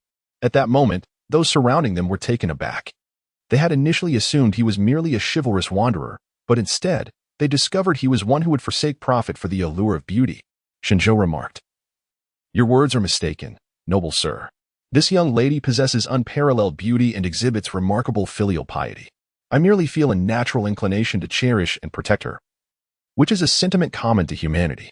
After speaking, Shen Zhou handed her a purse, inquiring, "Milady, do count and see if the amount suffices?" The lady accepted the purse, meticulously counted its contents, and then knelt down, saying, "Your kindness, noble sir, is beyond my ability to repay. Once I have laid my father to rest, I shall personally visit your esteemed presence, and as your humble servant, I shall heed your every command." Shen Zhou, did you hear that? Everyone, disperse now. The crowd, seeing the situation, could only leave in indignation. "Rise, my lady." She stood up, preparing to pack up her stall, but was stopped by Shen Zhou. "Why are you in such a hurry, my lady? I have nothing to do and can wait until you finish your father's affairs before we return to the residence together." Lin Xingyang was momentarily taken aback. "Young master, a person as lowly as I, involved in such a sordid matter, would surely tarnish your esteemed eyes. Please grant me 2 days, and I assure you that I will." Shen Zhou chuckled, "My dear, why must you belittle yourself? I shall accompany you." Lin Xingyang responded with exasperation, "Why must this person be so difficult?" Chapter 54. What should not be seen. Lin Xingyang dragged the puppet covered in white cloth, making her way home, while Shen Zhou followed closely behind, showing no inclination to offer assistance. After a short while, the path grew increasingly secluded, with few signs of human presence. Yin Long remarked, "Master, it appears that the clam spirit has other intentions." Shen Zhou remarked, "It is not the presence of wealth that concerns me, but rather its absence." "My lady, why does our path seem to veer further off course?" You are not contemplating defaulting on your obligations, are you? Lin Xingyang did not turn back, responding, Your Excellency. You are unaware that I hail from a humble background and cannot afford the grand residences of the county town. Shen Zhou took a couple of steps forward and said, Oh, if that is the case, my lady, why not accompany me back? I assure you, you shall want for nothing. As soon as Shen Zhou's words fell, a beam of light shot forth from her sleeve. The silver dragon languidly cautioned, Master, be careful. Shen Zhou merely tilted his head slightly, narrowly evading the lethal strike. My lady, what are you attempting? If you are unwilling, there is no need to resort to treachery along the way. Upon witnessing his effortless dodge, Lin Xingyang's expression shifted dramatically. She cast aside the puppet and swiftly conjured a short blade, thrusting it towards Shen Zhou's heart with a fierce cry, Die. Shen Zhou's demeanor finally grew solemn, yet it was merely a gentle lift of his wrist that allowed him to grasp Lin Xingyang's wrist. The dagger halting just a foot away from his chest. Lin Xingyang, filled with astonishment, desperately channeled her demonic energy in an attempt to drive the blade into Shen Zhou's heart. However, regardless of the amount of power she exerted, it all proved futile. The dagger remaining a mere inch from him, her wrist gripped painfully tight. You are not a mere mortal. You are a cultivator? Lin Xingyang finally realized, as Shen Zhou forcefully cast her aside. How dare a lowly demon attempt to deceive mortals for riches? You have met your misfortune in encountering me. With a resounding thud, Lin Xingyang unexpectedly curled herself into a shell, her garments scattered upon the ground, and then, under Shen Zhou's watchful gaze, she rapidly darted towards the underbrush. Both the silver dragon and Shen Zhou remained silent for 3 seconds before they pursued her. Lin Xingyang fled with great haste, not daring to glance back for fear of capture. Yet, she collided headlong into the barrier, causing her entire shell to tremble with pain. In a panic, she shifted her direction, only to find herself still unable to escape. After colliding with the barrier from every possible direction, she realized, indeed, there was no way out. Trembling, Lin Xingyang looked toward Shen Zhou and pleaded, I beseech you, noble sir, to spare my life. I have never taken a life. My foster mother is gravely ill and requires expensive medicine daily to survive. I am left with no choice but to resort to this. I humbly request your mercy. At this moment, Shen Zhou reclined comfortably against a tree, a blade of dogtail grass clutched between his lips, leisurely gazing at the azure sky and fluffy clouds. Though his cultivation was modest, he found it more than sufficient to deal with these trivial earthly demons. A simple incantation and the formation of a 4-sided barrier sufficed. Demons are most adept at beguiling the human heart. How can I discern the truth in your words? The silver dragon, unable to contain its eagerness, emerged hastily from the storage pouch. The aura of the spirit beast sent the clam spirit into a tremor of fear. The silver dragon descended from the tree, flicking its forked tongue as it drew closer to Lin Xingyang. Lin Xingyang continued to retreat, exclaiming, Every word I speak is the truth. Should there be even a hint of falsehood, may I descend into the depths of hell for eternity. The silver dragon rushed into the barrier, its mouth agape in anticipation. Yearning for nourishment, a grand feast awaited. With a light and airy remark, Shen Zhou watched as the silver dragon let out 2 hissing sounds before turning back. Master, you truly lack loyalty. Shen Zhou smiled as he gently stroked the smooth head of the serpent. All right, you glutton, I shall ensure you feast to your heart's content tonight. The silver dragon immediately brightened with joy, eager to inquire further, but Shen Zhou leapt down from the tree, striding towards the clam spirit. You are Xingyang, correct? With a legitimate household registration? Xingyang trembled slightly, responding, Yes, as we traverse the mortal realm, lacking an identity can expose us to danger. Thus, we go to great lengths to secure a proper household registration. Where is this registration obtained? Xingyang appeared bewildered. Huh? Do cultivators truly require a household registration? Shen Zhou had no desire to engage in lengthy discourse with the clam spirit and spoke plainly. If you assist me in securing my household registration and vow henceforth never to bring harm to the world, I shall grant you your freedom. What say you?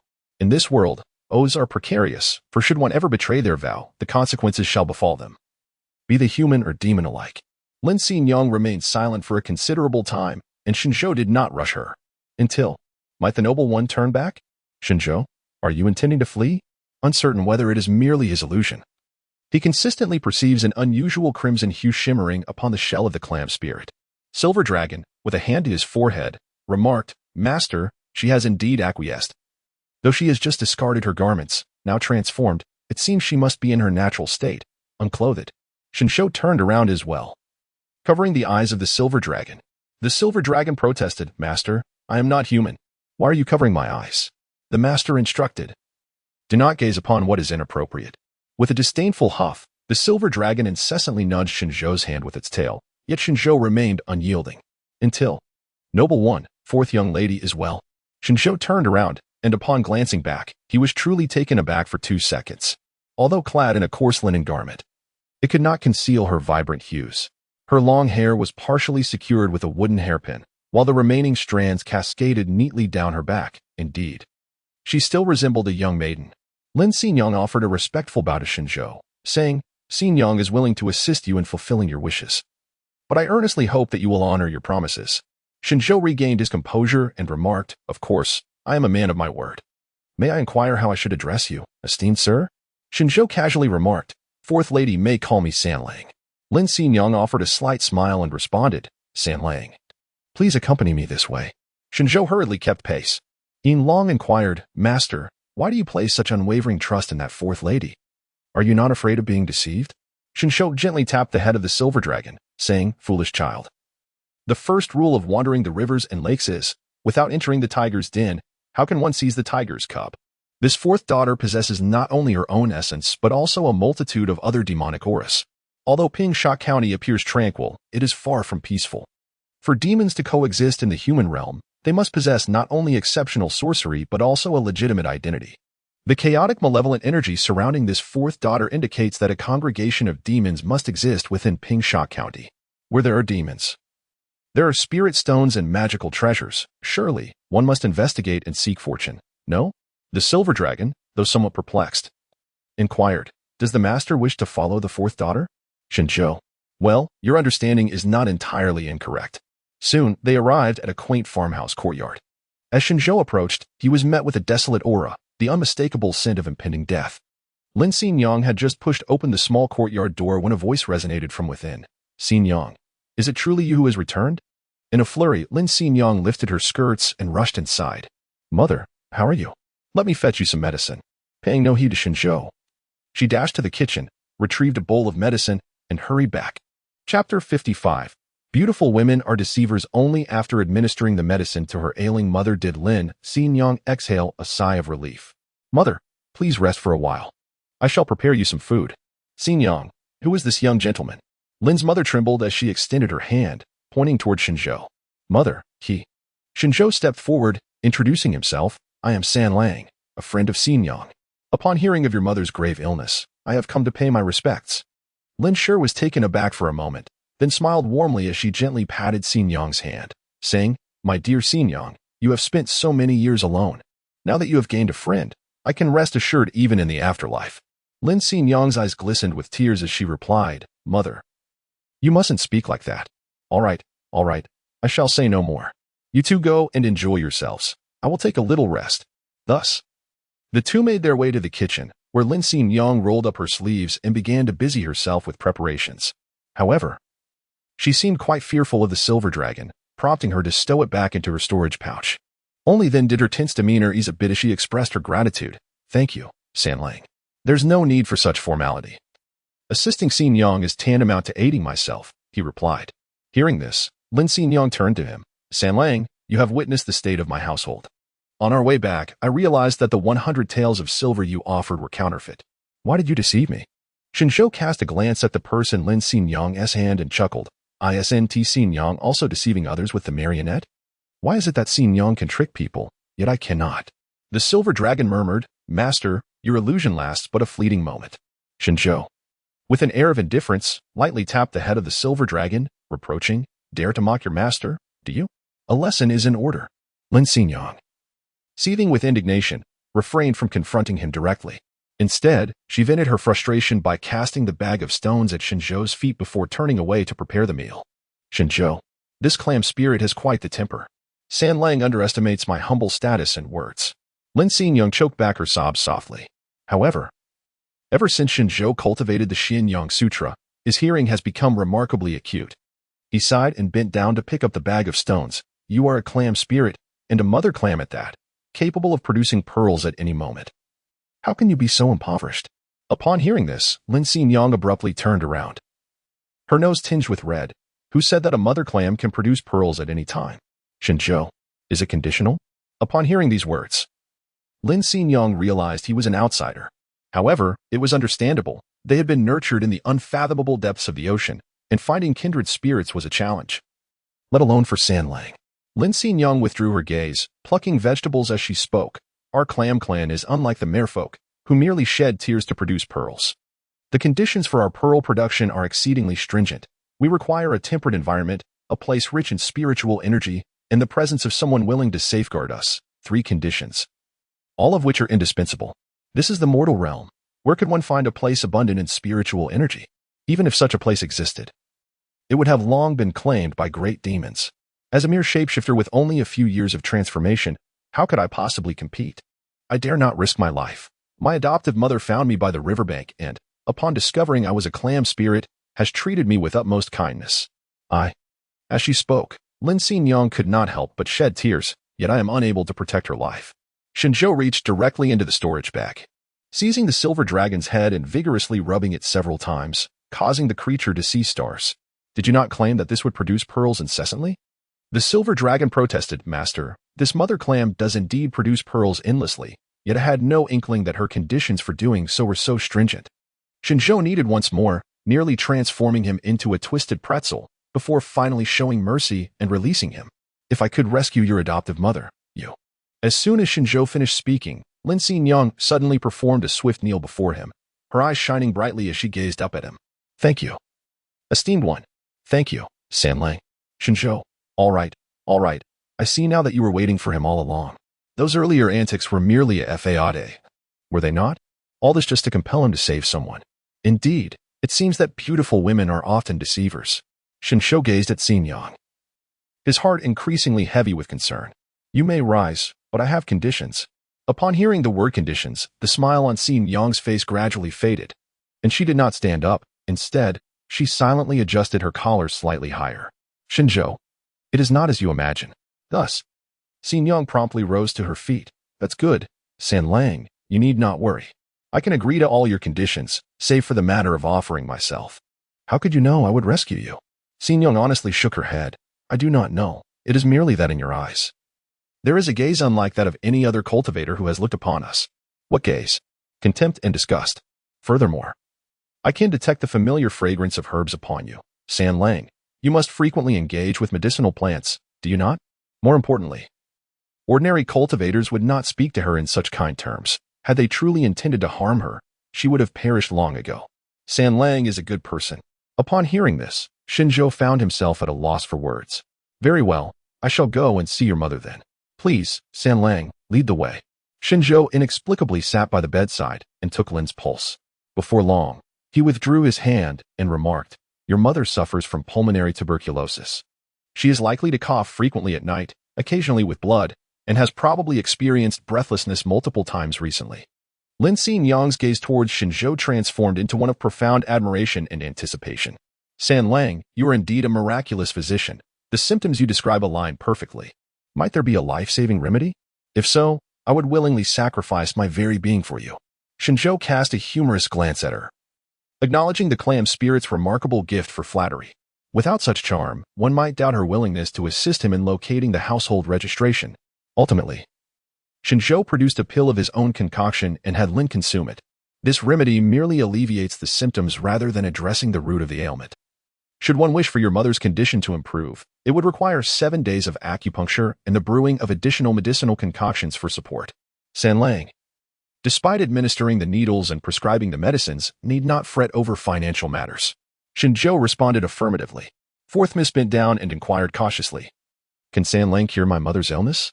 Shen Zhou sincerely remarked, your mother has long suffered from a chronic ailment. The days ahead will be spent relying on medicinal broths. However, after my treatment, your mother's lifespan could be extended by an additional decade. A decade. Lin Xingyang's eyes immediately brimmed with tears, and this time, she knelt down with genuine gratitude. San Lang's profound kindness is beyond my ability to repay. Shen Zhou rose to his feet and said, enough of kneeling. Let us go and take care of the household registration. Xingyang gazed anxiously at her mother, who lay in bed. Your mother has taken her medicine. She will not awaken until tomorrow, and besides, I have neither silver needles nor medicinal herbs on me. Upon hearing this, Lin Xingyang quickly stood up and turned to lead the way. However, Halfway through, she suddenly came to a halt. Shen Zhou inquired, "What is the matter?" Lin Xingyang cast a fleeting glance at him before hastily darting into the house. Before long, a slender little boy emerged, his face a pallid hue, and his garments exceedingly worn. Yet, his pair of eyes shone with an unsettling brilliance. Upon noticing her gaze fixed upon him, Shen Zhou was suddenly beset by an ominous premonition. San Lang had also arrived. Perhaps I should refrain from this endeavor. With a visage more handsome than that of Pan and venturing into the black market with such a countenance would be excessively conspicuous. Before long, Shen Zhou donned a set of tattered garments and affixed a bushy mustache, rendering himself a comical sight. Yin Long erupted into laughter from within the storage bag, exclaiming, "Ha! Master, you have transformed into an old man." Shen Zhou. Lin Xingyang lifted her head to glance at him. Unable to suppress the urge to lower it again, her shoulders shaking slightly. Does he not resemble Panin now? Lin Xingyang wiped away the tears of laughter from her eyes. Not at all. San Lang is the most handsome. San Lang, come with me. Chapter 56. The Reappearance of the Cloak, the Black Market. By the time they arrived, the sky had already darkened. Both wore masks adorned with fierce fangs, blending into the throng as they moved forward. The black market was a place teeming with both humans and creatures, with stalls on either side displaying an array of curious artifacts. The vendors, also masked, created an atmosphere of lively commerce. Noticing his look of confusion, Lin Xingyang took the initiative to explain, "This black market has existed for several years, and no one knows who its master is. But it must be someone of great power and influence." "Oh, does Xingyang have a candidate in mind?" Lin Xingyang shook her head. Although Pingsha County is a small border town, countless small nations operate independently beyond its borders. Smuggling and trade must pass through Pingsha County. Even dignitaries from multiple nations cannot avoid it. Seemingly ordinary, it is, in fact, a vital thoroughfare. Furthermore, the mountains are steep and the emperor's reach is limited, allowing this black market to thrive. Moreover, on the 7th day of each month, an auction is held in the black market. Today is the 7th. Shall we go and take a look? Shen Zhou raised an eyebrow with such words. "Do you wish for me to accompany you?" Lin Xingyang smiled softly. "Indeed, neither of us possesses any wealth, yet attending the auction could yield some profit. Only with earnings can we procure medicine for Mother's ailment." Noticing his prolonged silence, Lin Xingyang continued, "San Lang, establishing household registration is quite costly.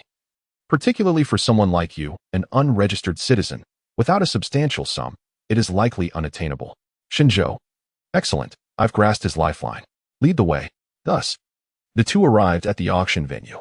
The ground floor was teeming with people, while the second and third floors were filled with private boxes, all of which were illuminated, indicating they were at full capacity. In the center of the first floor stood a ring enclosed by iron mesh, its surface polished to a shine. Yet the rust-stained blood on the mesh was impossible to overlook. Lin Xingyang guided him through the throng. "Shen Zhou, why did you not mention that one needs silver to enter this auction?" Lin Xingyang, each person contributes one tael. "I shall repay you my share once I have earned some money." "How shall we earn?" Soon, Lin Xingyang brought him to the gambling table. What remains unclear to Shen Zhou? At that very moment, an unexpected silence enveloped the venue. "Ladies and gentlemen, the time has arrived for the first match of the evening. Featuring equally formidable beasts of the demon tier, the lion and the tiger, both third-tier demon beasts. Release the beasts." Instantly, the crowd's fervor was ignited. With a resounding creak, a gaping chasm appeared in the center of the arena, and the sound of chains dragging across the ground rang out, piercing through the cacophony. Shen Zhou furrowed his brow slightly. "Lin Xingyang, this is the method of making money. Every month, demonic beasts are compelled to engage in brutal infighting. Initially, it is predominantly the beasts that have yet to take form. As time progresses, those that have already transformed will become involved. The victorious beast, should it catch the eye of a master, may be purchased at a price. And what are the defeated?"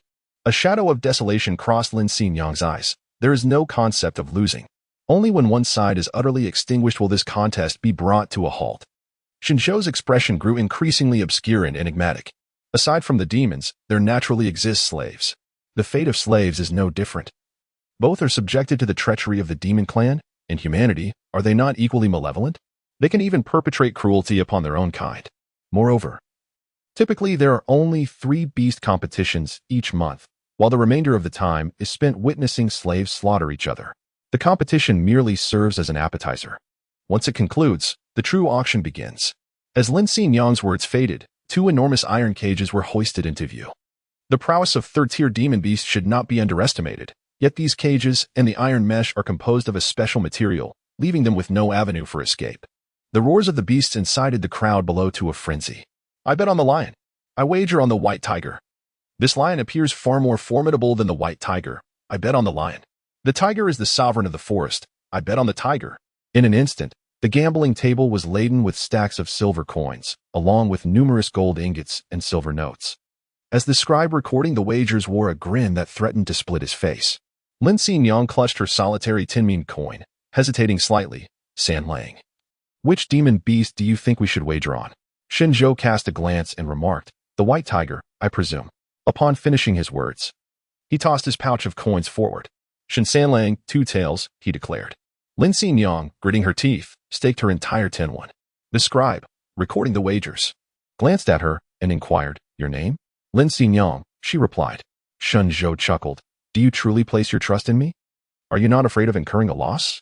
This is a gamble where one risks 10 for the chance of 1. At that moment, Lin Xinyin turned to look at him and replied, I am not afraid. I have faith in Sanlang, even if we were to lose. Would we not still have Sanlang? This response left Shen Zhou momentarily taken aback.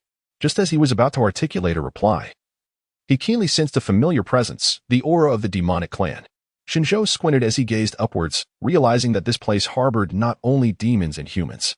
Could it be that the demonic clan has already infiltrated the mortal realm? Quickly, it has begun. Once the contest commenced, no further wagers could be placed at this moment.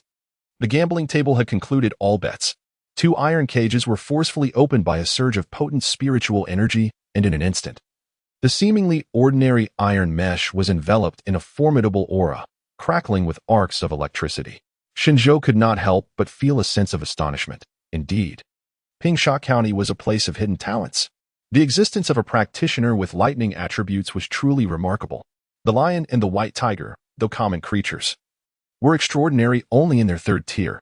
The crowd, envious and eager, leaned against the iron railing, their eyes alight with excitement. Meanwhile, in the private boxes on the 2nd and 3rd floors, many nobles had opened their windows, peering down with great interest. It was the instinct of beasts to fight for sustenance, and as the 2 demonic creatures broke free from their constraints, they clashed almost instantaneously. The lion lunged for the white tiger's neck, its demonic energy radiating a formidable presence that resonated with the onlookers. The white tiger was swift, baring its teeth and skillfully engaging in combat with the lion. Excellent! Someone shouted, and the atmosphere erupted into fervor. Lion, fight it, fight it. Go, white tiger. Lin Xingyang watched intently, her heart racing at the thought of the white tiger possibly facing defeat. Shen Zhou, in a state of utter boredom, lifted his gaze only to promptly lower it, unable to bear another glance. On the 3rd floor, Iluo seemed to sense something amiss. She rose and surveyed the individuals and creatures below. Master, what are you observing? Fengzhu inquired. Iluo frowned slightly. It is nothing. Perhaps I sensed incorrectly. After a moment, Iluo coughed delicately into her hand, prompting Fengzhu to rush to her side and assist her in sitting down.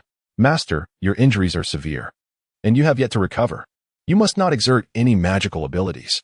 If there is something to be done, leave it to your subordinates. Iluo responded with a nonchalant acknowledgement. Fengzhu, feeling a surge of indignation, spoke up. Shen Zhou is truly despicable. He not only deceived you, but also caused you to incur such a harsh punishment from the Lord, nearly costing you your life. You have not yet healed.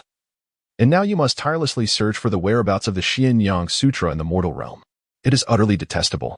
Iluo lounged languidly in her chair. Though masked, her every movement exuded an alluring grace. Chapter 57. The female servant Fengzhu, Iluo called coldly, causing Fengzhu to fall to her knees in fright. It was a slip of the tongue. Iluo, her fingers adorned with vermilion lacquer, lifted a cup of wine and drained it in one swift motion. You dare to speak ill of the Lord? How many lives do you think you possess? As she spoke, Iluo's gaze drifted back to the struggle of a caged beast, her eyes deep and inscrutable, obscuring the tumultuous emotion swirling within. Yet, with a slight exertion, the cup in her hand shattered into fine dust. Her words carried a chilling undertone. Shen Zhou, has he not yet descended? Fengzhu trembled even more violently. Not yet. But rest assured, I have dispatched people to search diligently. Without the protection of Yao Guang, he cannot have escaped far. Cannot have escaped far? Iluo's crimson lips curved slightly. She perceived that he had indeed fled quite a distance. Initially, she had hoped that Shen Zhou, being perceptive, would return to the demon realm once this matter was resolved, allowing her to indulge him thoroughly. However, circumstances had changed. Unless she forced Shen Zhou to kneel before her and acknowledge his faults, her resentment would not abate. Very well, you may leave. I wish to be alone. Yes. Feng Zhu withdrew with decorum. Meanwhile, Shen Zhou's heart raced violently, though the figure before him wore a mask. He recognized it instantly. The blood-red eyes and scarlet robe were all too familiar. Iluo had actually pursued him to the mortal realm? This realization sent a wave of anxiety through him. Fortunately, he had disguised himself and wore a mask. Most importantly, he could conceal his presence. Yet, the mere thought of Iluo's proximity urged Shen Zhou to hasten his departure from this place. Should she discover him, he feared he would face a most gruesome fate. With this in mind, Shen Zhou discreetly swallowed a disguise pill. Just as he was lost in contemplation, Lin Xingyang suddenly exclaimed with excitement, "Look! The white tiger is about to win." Shen Zhou looked up at the stage and saw the white tiger fiercely tearing into the lion's flesh, the scent of blood permeating the air. In a mere moment, the lion collapsed with a resounding thud. Remarkable! The white tiger, half the size of the lion, had triumphed. What a tremendous loss this is! Lin Xingyang leaped up suddenly, grasping Shen Zhou's hand, exclaiming with unrestrained joy, "Ah, we truly won. San Lang has such keen insight. My mother will be saved." With that, Lin Xingyang hurried to the exchange to collect her winnings. A bet of 1 to 10 was indeed a substantial profit. "Hey, wait for me." Shen Zhou squeezed through the crowd behind her. That was 20 taels. It was a must-have. Iluo's gaze flickered, locking onto his retreating figure. How familiar. Iluo murmured to herself, her blood-red eyes gleaming with an eerie light. As Shen Zhou exchanged money, he felt a chilling sensation creeping down his back. Iluo set her teacup down, rose to her feet, and peered down, intending to descend and investigate. Just then, the mask on the man's face suddenly fell away, revealing a completely unfamiliar visage, remarkably unremarkable, and he began to curse vehemently. "Damn it! You've knocked off my mask." Lin Xingyang, taken aback, exclaimed, "You." She recalled that she had not adorned him in such an unattractive manner. Shen Zhou exclaimed, "What is it with you? Quickly, fetch me a mask." Lin Xingyang, jolted back to reality, responded, "Ah, all right." Though she was perplexed by his sudden change in appearance, she hurriedly bowed her head to retrieve the mask for him. They continued to push forward. This way. Lin Xingyang. San Lang. Pay up. A flicker of doubt crossed Iluo's eyes, and after a meticulous examination with her blood-red pupils, she discerned that this individual was indeed a mere mortal, devoid of any trace of spiritual energy. Consequently, Iluo averted her gaze, feeling an inexplicable sense of disappointment. After all, Pingsha County was merely a provincial backwater. If Shen Zhou wished to remain inconspicuous, she ought to have ventured into the affluent cities. She initially intended to do so, but fortuitously passed through Pingsha County, where she encountered a gathering of demons, compelling her to stay and investigate. If she could subdue the demons of this county, her journey would not be in vain. Humans, when used for medicinal purposes, ultimately do not endure. Their bodies are fragile and cannot withstand much torment, unlike these low-tier demon beasts. However, it appears that Pingsha County is guarded by high-level cultivators, necessitating a cautious approach. If those old-timers from the cultivation world were to discover her intentions, they would surely dispatch a swarm of nuisances. Soon, the second match commenced. The white tiger was taken away, and the lion was purchased by the highest bidder. Several attendants hurriedly brought water to swiftly cleanse the bloodstains from the scene. However, Shen Zhou was unprepared for what she encountered next, not demon beasts, but female slaves bound by iron chains, each adorned with a tag. One marked as number 1 and the other as number 2. One was tall, the other short, both bearing numerous whip marks. Their tattered white garments offered little concealment for their alluring forms, with glimpses of their snowy skin visible through the torn fabric. The two stood there, faces ashen, devoid of any movement, as if they had long since become accustomed to their plight. They endured daily beatings, yet the assailants deliberately avoided their faces, all in the hope of fetching a good price on this day. "Ah, 2 young ladies. Such enchanting beauty. How can we bear to look away?" Upon this utterance, laughter erupted among the crowd, yet their enthusiasm, in stark contrast to that for the demon beasts, only seemed to intensify. Shen Zhou immediately narrowed his eyes. Lin Xingyang felt a slight constriction in her throat. This is what it means to be a slave, to endure the torment of a demon beast in one encounter. And the burden of slavery in 3. Shen Zhou. Indeed, it is utterly inhumane. Lin Xingyang, the black market has always been this way. Those of low status possess no dignity. These women either perish in the arena or are purchased for the amusement of others. The men fare no better. Half of them die while the other half are treated as laborers, working themselves to death. As she spoke, a deeper sense of sorrow enveloped Lin Xingyang. When the courtesan announced that the deal was sealed, everyone rushed eagerly towards the gambling table, yet this time, Lin Xingyang remained still. Shen Zhou, do you no longer desire money? I do. As a woman, I cannot bear to see them suffer in such a manner. Shen Zhou's gaze flickered slightly, yet they are human, not of your kin. Lin Xingyang replied, though of different races, our circumstances are strikingly similar. I am far more fortunate. My adoptive mother rescued me and granted me a respectable identity. Otherwise, I fear I would have been one among them. In that moment, Shen Zhou regarded Lin Xingyang with newfound scrutiny, recognizing that this delicate young woman was indeed remarkable. Once the deal was sealed, the auctioneer struck the gong. Let the contest commence. Just as the two female slaves were about to move, an urgent voice called out, "Hold on, hold on." The crowd turned to see a cultivator soaring in on a sword, employing some unknown technique to leap onto the stage, positioning himself between the two slaves. Though masked, Shen Zhou instantly recognized the attire of a disciple from the Qingyan sect. How intriguing. Shen Zhou lowered his gaze towards Xingyang, noticing a flicker of hope igniting in her eyes. Although her demonic power was feeble, she still yearned for someone to intervene and put an end to this farce. Shen Zhou slightly raised his lips and leaned closer, whispering, "Is Fourth Miss intending to save someone?" Lin Xingyang's eyes widened in surprise, and upon realizing, she nodded vigorously. The man on the stage, embodying a gentleman's demeanor, bowed to the crowd and spoke, "Esteemed guests, it is truly inappropriate to treat these two women in such a manner. I implore you, for my sake, to spare their lives. As for the losses incurred by the auction house, I am willing to bear them entirely." A moment of silence enveloped the room, only to be shattered by a chorus of derisive laughter, causing the disciples' ears to flush a delicate shade of red. "Who do you think you are? We have all paid our dues, and now that the arrow is on the string, it must be loosed. How dare you call for a halt? What value does your face hold? Indeed, who is this impudent boy? Be gone at once." Yet, those familiar with the auction house could discern his extraordinary background. The auctioneer, a lady, offered him a courteous nod and smiled gently. "Young master, you may not be aware, but it is our auction house's rule that no competition may be halted before it begins. Given your distinguished demeanor, you must be a cultivator from a significant sect. We do not wish to complicate matters for you. Kindly depart and do not interfere." Chapter 58. Dare to charge in? Yin Qianshao glanced back at the two female slaves. Noticing their tear-filled eyes, biting their lips in a desperate plea, their gazes imbued with hope and longing. At that moment, he appeared to be their only beacon of light. With a sigh, Yin Qianshao felt a pang of compassion, unable to bear witness to their torment any longer. Thus, he turned to the auctioneer and stated, "Madam, please name your price. I shall take these two." The snow maiden smiled softly, descending from the high platform to stand before Yin Qianshao, bowing gracefully. She then replied candidly, "Young master, while you may save these two, our auction house holds hundreds of slaves. Can you truly save them all?" Yin Qianshao gasped. "You are treating lives as mere commodities." The snow maiden maintained her calm demeanor, replying, "Young master, our esteemed leader has stated that if you insist on acquiring these two female slaves, we shall gift them to you as a courtesy. I hope you will leave swiftly so as not to impede our business." Upon hearing this, Yin Qianshao paused momentarily, but the two female slaves immediately knelt, expressing their heartfelt gratitude. "Thank you for your benevolent rescue." Yin Qianshao wished to say more, but the snow maiden interjected, "Young master, this concession is already a loss for us, considering your esteemed sect. I hope you will show mercy."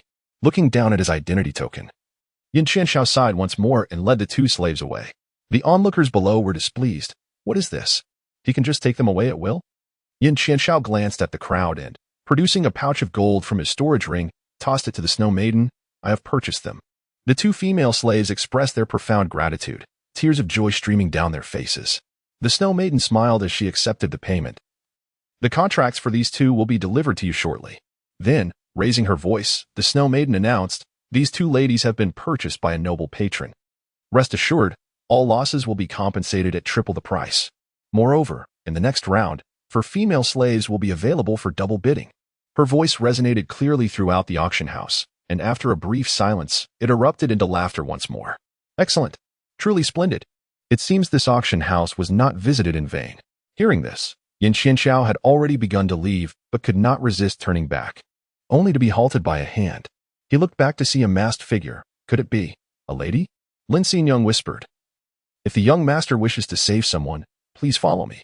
Furrowing his brow, Yin Qianxiao glanced at the trembling female slaves behind him before following Lin Xinyang's lead. Upon reaching the entrance, a servant approached with the contracts in hand. "Young master, here are the contracts for number 1 and number 2. Please accept them." Yin Qianxiao took the documents. "Thank you for your trouble." Thus, the 4 of them exited the auction house. On the elevated platform, 4 female slaves were again bound in chains, and the atmosphere grew lively once more. Meanwhile, the Snow Maiden wore a subtle smile, instructing her attendant, "Keep an eye on that gentleman." "Yes, I shall attend to it immediately," the servant replied hurriedly. Outside, the 2 female slaves bowed deeply, thanking him profusely. "We are eternally grateful for your kindness." Yin Qianxiao quickly bent down to assist them. "There is no need for such formalities. I merely passed through and stumbled upon this auction house. You are free now." As he spoke, Yin Qianxiao handed them the contracts. "You may go. The mountains are high and the roads long. Do not return." Once more, the 2 female slaves expressed their deep gratitude, bowing repeatedly before departing together. Finally, Yin Qianxiao turned to Lin Xingyang. "Who are you? You just mentioned." Lin Xingyang gestured for silence. "Hush. Please follow me." Although Yin Qianxiao felt a twinge of curiosity, he chose to follow her lead. He sensed no trace of otherworldly essence emanating from her, concluding she was indeed human, thus lowering his guard. Unbeknownst to him, Lin Xingyang was shrouded in a spell cast by the Silver Dragon, temporarily concealing her true form. Before long, Lin Xingyang led Yin Qianxiao to a tavern across from the auction house, specifically to a private room on the 2nd floor. Shen Zhou was leisurely sipping a drink, reclining with his feet propped up as he observed the bustling flow of traffic below. "May I inquire as to who you are?" Hearing the voice, Shen Zhou rose to his feet. "I am Shen Sanlang. I witnessed your noble words on the arena and deemed you a person of genuine character. Thus, I sent my younger sister to summon you for a discussion on strategies." Upon hearing this, Yin Qianxiao's eyes sparkled with delight as he bowed in respect. "Young Master Shen. I am Yin Qianxiao, a disciple of the Qingyan sect." Yin Qianxiao's excitement grew. "Could it be that you?" Shen Zhou shook his head gently. "The badge at Young Master Yan's waist speaks volumes. Having traversed the martial world for many years, I have heard whispers of the cultivation sects across this continent. Young Master Yin, as a disciple of the Qingyan sect, is indeed commendable for his disregard of public opinion and rescuing a female slave. I hold him in high esteem." Yin Qianxiao immediately felt a kinship with Shen Sanlang upon their first meeting. He quickly removed his mask, sat down, and raised his cup. "Sanlang understands me. I toast you." Sanlang. Yin Qianxiao was undeniably handsome, a fact that Shen Zhou recognized immediately. He had seen him at the sect competition in his previous life. Yin Qianxiao was the youngest and most favored disciple of the Qingyan sect's master, known for his chivalrous spirit and deeply cherished by his mentor, making him a junior to Qinwu. However, they had never crossed paths in the past. Their acquaintance had merely been a distant encounter, and now, by a twist of fate, they found themselves intertwined in this life. Shen Zhou broke into a bright smile, raised his wine cup, and downed its contents in one gulp. Noticing Lin Xingyang still lingering at the doorway, he beckoned. "Xingyang, please take a seat." Lin Xingyang felt a wave of trepidation wash over her, particularly in the presence of those disciples from various sects, who appeared formidable. Even a slight elevation in their cultivation allowed them to see through her true form with a mere glance. She feared that Yin Qianxiao might take action against her. Yet with Shen Zhou having spoken, she had no choice but to sit down, albeit with a sense of restraint. "Shen Zhou, my younger sister possesses a timid disposition. I hope Brother Yin will not take offense." Yin Qianxiao then withdrew his gaze, saying, "How could I dare to take offense? However, it seems that the auction house has likely resumed the bidding for slaves by now. To be frank, I find it quite unbearable. Does Sanlang have any solutions?" Shen Zhou cast a glance at him, prompting Yin Qianxiao to lean in closely. The more he listened, the brighter his eyes shone. What a splendid ruse to draw the tiger from its mountain lair. Meanwhile, in the underground slave auction house, a white serpent was slowly slithering down the beams. Shen Zhou and Yin Qianxiao, on the other hand, had opened the window, reveling in their libations. Within the auction hall, a servant approached the Snow Maiden. "That young master is indulging in drink." Only then did she exhale in relief, waving her hand dismissively. At that moment, in the dungeon, a sudden inferno erupted, and thick smoke swiftly began to billow forth. Shen Zhou and Yin Qianxiao's position allowed them to distinctly observe the thick smoke rising amidst the darkness, rendering it exceedingly conspicuous. "Shen Zhou, Brother Yin, are you daring enough to venture forth?" Yin Qianxiao rose instantly. "What is there to fear? I, Yin, despise such acts of tyranny over men and women alike. This sort of illicit trade ought not to exist, even if my sect were to learn of it." They would certainly not hold me accountable. Shen Zhou smiled and stood up, saying, please. The two of them exited together, with Shen Zhou trailing a few steps behind. He glanced at Lin Xingyang, who tightly clutched her purse at her waist, and hurried away. Chapter 59, San Lang, do you wish to release the demon beast? At this moment, the battle had reached a fever pitch. Everyone was consumed with fervor, shouting hoarsely from below the stage. The ferocity of the women's fight, at times, surpassed that of the men. It was a brutal contest among 4 female slaves, where only one could survive, each blinded by rage. The Snow Maiden remained poised on the high platform, watching intently. Suddenly, someone rushed over and whispered in the Snow Maiden's ear. Her expression shifted, and she instructed those beside her to keep watch before temporarily leaving her seat. Meanwhile, Shen Zhou and Yin Qianshao had removed their masks and blended in among the slaves. Yin Qianshao remarked, Brother Shen, do you truly believe the Snow Maiden will come? Without a doubt, Shen Zhou replied. Though Yin Qianshao was perplexed, he chose to trust him. Sensing that Shen Zhou was no ordinary individual, in the auction hall, someone furiously exclaimed, damn it, Shen Zhou is deceiving us again. Yang's ears perked up. She had been feigning sleep but abruptly opened her eyes. Inside the private box, 2 individuals were engaged in idle chatter. Just as they were about to finish their sentence about the young ladies accompanying Shen Zhou, their door was kicked open, startling them into exclaiming, who dares? Before they could complete their words, a mass of dark energy coiled around one's neck, nearly choking the life out of him. The other, witnessing this, attempted to flee but was ensnared by another tendril of darkness. Yang's voice resonated like that of a hellish fiend. Where is Shen Zhou? The 2 men, straining against their binds, pointed towards the lower level. Yang looked down to see everyone masked, lost in revelry, which only intensified the throbbing pain in her head. With a casual flick of her wrist, she hurled the 2 men down, their bodies crashing onto the arena, creating a deep dent in the ground and abruptly halting the competition. The dark energy enveloping them sent the crowd recoiling in fear. At that moment, the doors to the 2nd and 3rd level boxes swung open. Someone shouted, demonic energy. There are demons among us. This proclamation sent a wave of panic through the crowd. People scrambled to escape, while the scattered cultivators in the auction hall emerged, swords drawn, surrounding the arena. Yet Yang's gaze remained fixed not on them, but on the terrified humans fleeing in chaos. With a sweep of her sleeve, she forcefully shut the auction hall's doors. Trapped, the crowd pressed against each other, frantically banging on the door. Don't be so arrogant, one brave soul shouted, charging forward with a sword. Yang paid him no mind, dispatching each attacker with ruthless efficiency. Today, if she could not find Shen Zhou, none would leave alive. The auction hall erupted into chaos. Lin Xingyang, heart racing beneath her mask, hastily lifted her skirt and dashed towards the entrance, flinging open the doors before swiftly stepping aside. People surged forward, and Lin Xingyang merged into the throng, escaping alongside them. How did San Lang know that demons were inside the building? She pondered.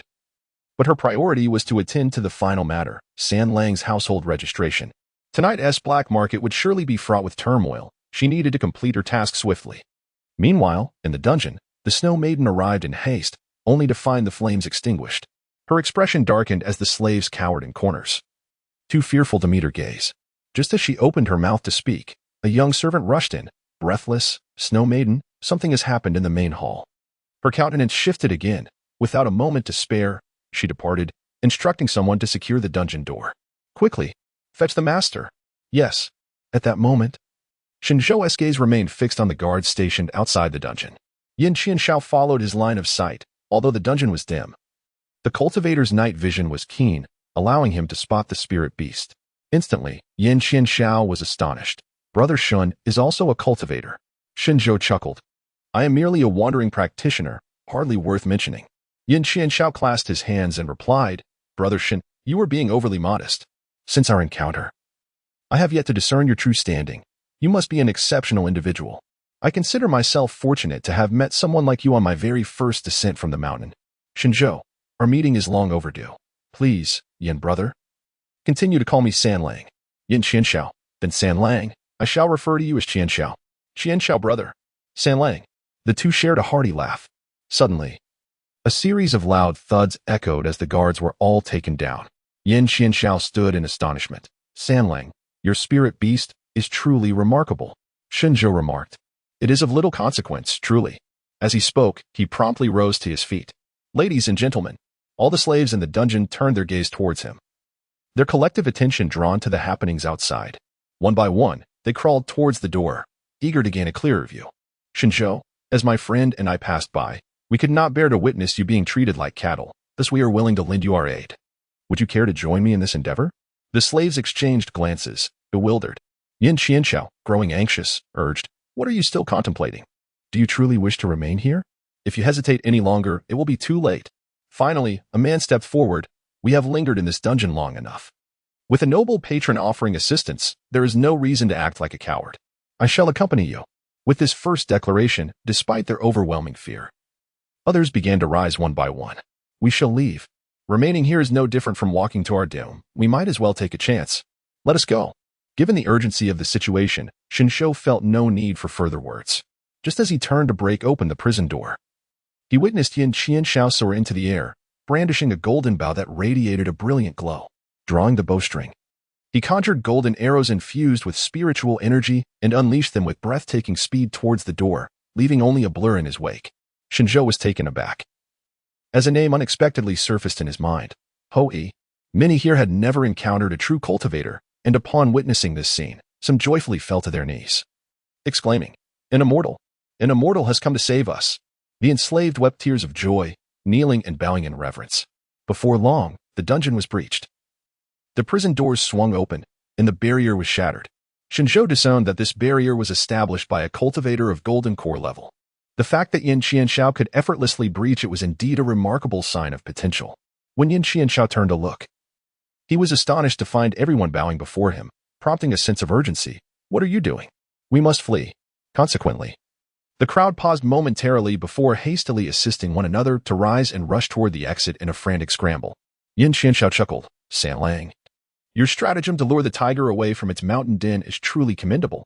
However, upon sensing a powerful aura of demonic energy, his expression grew serious in an instant. In this seemingly inconspicuous Pingsha County, there exists a demonic presence. This cannot stand. For the safety of the populace, I must investigate.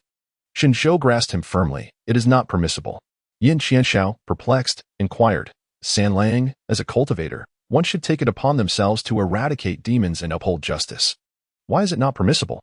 Shen Zhou glanced at the large cage behind him, where a dense aura of demonic energy lingered. Yin Qianxiao widened his eyes in disbelief. San Lang, you cannot possibly intend to release the demon beast, can you? Shen Zhou remained silent. Yin Qianxiao stated, This is absolutely unacceptable. I rescue humanity out of compassion, unable to bear witness to the slaughter of my kind. Yet, the demonic beasts. Shen Zhou, without the presence of the demon beasts, do you truly believe these slaves could escape? We may have rescued one, yet we cannot save them all. The demon beasts are capable of hindering the progress of those within the pavilion. Yin Qianxiao's hand trembled around the golden bow. Water can both carry a boat and capsize it. Are you truly still hesitant, Brother Yin? Furthermore, those demon beasts have already been tortured beyond recognition. Even if we were to release them, what difference would it make? However, should we choose not to release them, these slaves are doomed to perish. Brother Yin, you. Yin Qianxiao finally exhaled. Very well. With that, he soared into the air, drawing the golden bow, and launched a frenzied assault against the barrier of the demon beasts. Shen Zhou slightly raised his eyebrows, not a person of rigid principles. Chapter 60, The Game of Cat and Mouse. The barrier trembled incessantly under Yin Qianxiao's assault, ultimately shattering before their eyes. The ground began to tremble with a rhythmic thumping, causing Shen Zhou to sway momentarily, but he was firmly steadied by Yin Qianxiao. Shen Zhou, thank you, Brother Yin. San Lang, no need for pleasantries. As soon as the words were spoken, a multitude of monstrous beasts surged forth from their confinement, their crimson eyes gleaming as they rushed towards the main hall. The tremors beneath them had yet to settle when Yin Qianxiao, filled with inner turmoil, glanced around and inquired, San Lang, do you think these beasts will cause harm? Before Shen Zhou could utter a word, he felt an overwhelming aura of malevolence enveloping the entire black market, with an ominous sense of it seeping outward. It appeared that this Iluo would not relent until he found him. Yin Qianxiao's expression grew grave. The malevolent force was exceedingly formidable, and the two of us surely cannot contend with it. Having spoken, Yin Qianxiao retrieved a signal flare from his storage ring and launched it directly into the night sky. Shen Zhou's gaze sharpened, leaving him no time to intervene. San Lang, rest assured, my senior brothers and sisters are nearby. Upon seeing this signal smoke, they will hasten to our aid. Together, we shall undoubtedly subdue that malevolent fiend. Shen Zhou let out a sigh, saying, You cannot accept this. Heed my counsel, do not allow them to march to their demise. Yin Qianxiao was taken aback for a moment before responding. San Lang, how can you bolster another's ambitions while diminishing your own prestige? That is the blood moon demoness. With just a single utterance, Yin Qianxiao's voice abruptly halted, followed by a sharp intake of breath. Is it the blood moon demoness, whose power is second only to that of the demon lord? Shen Zhou nodded, affirming that, to the best of his knowledge, in this world, it is likely. Yin Qianxiao swiftly interjected. Only the esteemed Yao Guang master of the Kunlun sect remains capable of engaging in a battle with him. Shen Zhou fell silent. After a moment of inner turmoil, Yin Qianxiao's gaze gradually firmed. Grasping the golden bough, he stepped forward resolutely, though the esteemed Yao Guang is absent as a cultivator. It is my duty to vanquish evil and uphold righteousness. If I were to retreat, what would become of the people of Pingsha County? Upon reaching the prison's threshold, Yin Qianxiao glanced back at Shen Zhou. San Lang, you are a wandering cultivator, meant to roam freely in this world. This matter is ours alone. Do not involve yourself. Let this be our farewell. With that, Yin Qianxiao did not await a reply, swiftly vanishing from sight. Shen Zhou gazed at the departing figure of Yin Qianxiao, lost in contemplation. The silver dragon agilely climbed onto his shoulder. Master, it inquired, why would he venture forth knowing it was a certain demise? Shen Zhou remarked. One must always do something while alive. With that, he turned and walked in the opposite direction. Yin Long questioned, Master, are you truly not going to rescue him? It is your presence here that prevents me from aiding him. Iluo desires him, and he possesses ample means to draw Iluo after him. Yin Long, attuned to Shen Zhou's thoughts, felt a chill of fear and instinctively retracted his serpentine head, wondering if this truly would allow them to escape unscathed. Master, he continued, if you wish to prevent that sorceress from causing harm, why then do you provoke her? Are the rogue cultivators in that building not doomed? Shen Zhou's eyes narrowed slightly. What kind of decent person could possibly occupy a place like this? If they died, it would merely be their fate.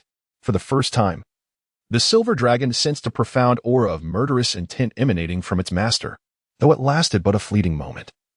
It still caused its gaze to brighten ever so slightly. Such a master was precisely what it sought.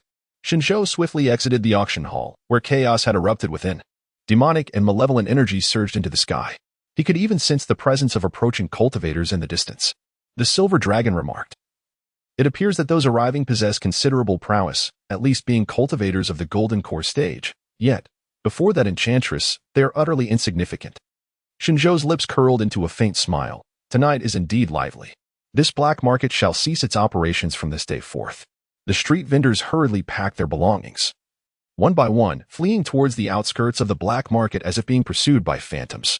As Shen Zhou arrived at the exit, he was swiftly seized by Lin Xinyang, who thrust the household registration into his hand, urging, hurry, let us depart at once.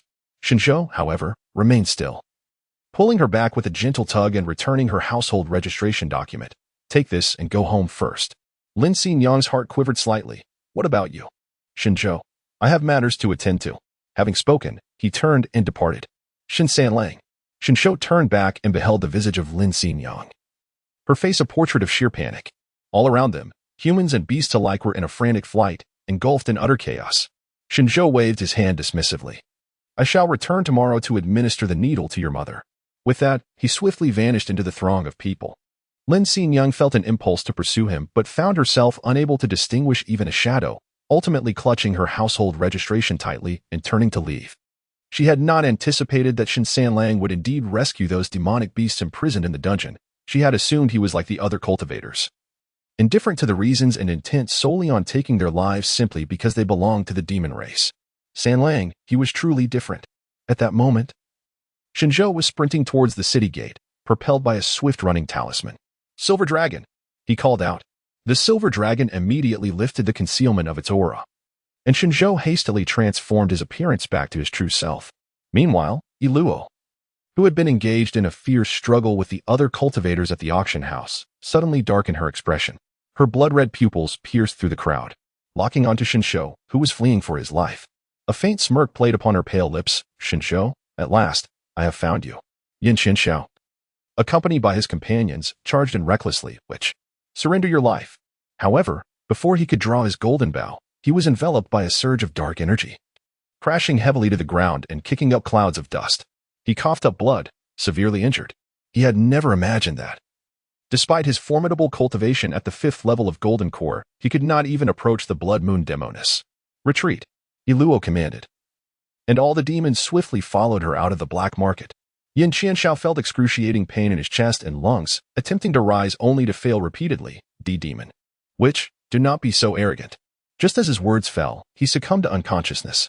Before losing consciousness, he heard a familiar voice call out, Yin Junior brother. Yin Qianxiao thought, has the sect finally arrived? Meanwhile, Shen Zhou's figure was nearly a blur as he ran. The silver dragon urged him, Master left. Right. Hurry, they are coming. Yi Luo moved with incredible speed, almost instantaneously bringing a multitude of demon cultivators behind Shen Zhou, yet she remained unhurried, trailing leisurely behind, even managing to smile slightly. Feng Zhu, who followed closely beside her, remarked, Master, Yi Luo interrupted, do you not find it amusing, the game of cat and mouse? But Master, your wounds, they are bleeding. After causing such a commotion at the auction house, and now recklessly pursuing him, even a resilient body could not withstand such strain. Observing the figure ahead, drenched in sweat, Yi Luo's smile deepened. No matter. Chapter 61. Straying into the ghost realm, the silver dragon fixed its gaze on the graveyard ahead, its eyes lighting up. Master, charge in. Thus, Shen Zhou dashed into the graveyard, his figure vanishing in an instant, his aura dissipating. The next moment, Yi Luo stood before the graveyard. Her brow furrowed. Feng Zhu exclaimed, the aura has completely vanished? She was utterly astonished. What method had Shen Zhou employed to disappear right under their noses? Yi Luo's expression gradually turned cold, and at that moment, fog enveloped the graveyard. The mist quickly spread, obscuring visibility further, and the demons heightened their vigilance. Yi Luo scoffed. A mere parlor trick. Dig up this graveyard for me. Even if I must excavate 3 feet into the ground, I shall find him. Feng Zhu trembled at the murderous tone in her voice, sensing an unsettling feeling. It seemed to her that the graveyard was not clean. At that moment, within a coffin beneath one of the gravestones, Shen Zhou was drenched in cold sweat. He had surprisingly teleported into the coffin, his hands propping him up as he beheld a female corpse. The corpse was extraordinarily beautiful, even to the point of being breathtaking, clad in white garments. Her entire form unervingly pale, her lips devoid of color. His hand pressed against the wrist of the female corpse, an icy chill seeping through him. He was so startled that his breath quickened. The silver dragon screamed from within the storage bag, oh my, a ghost.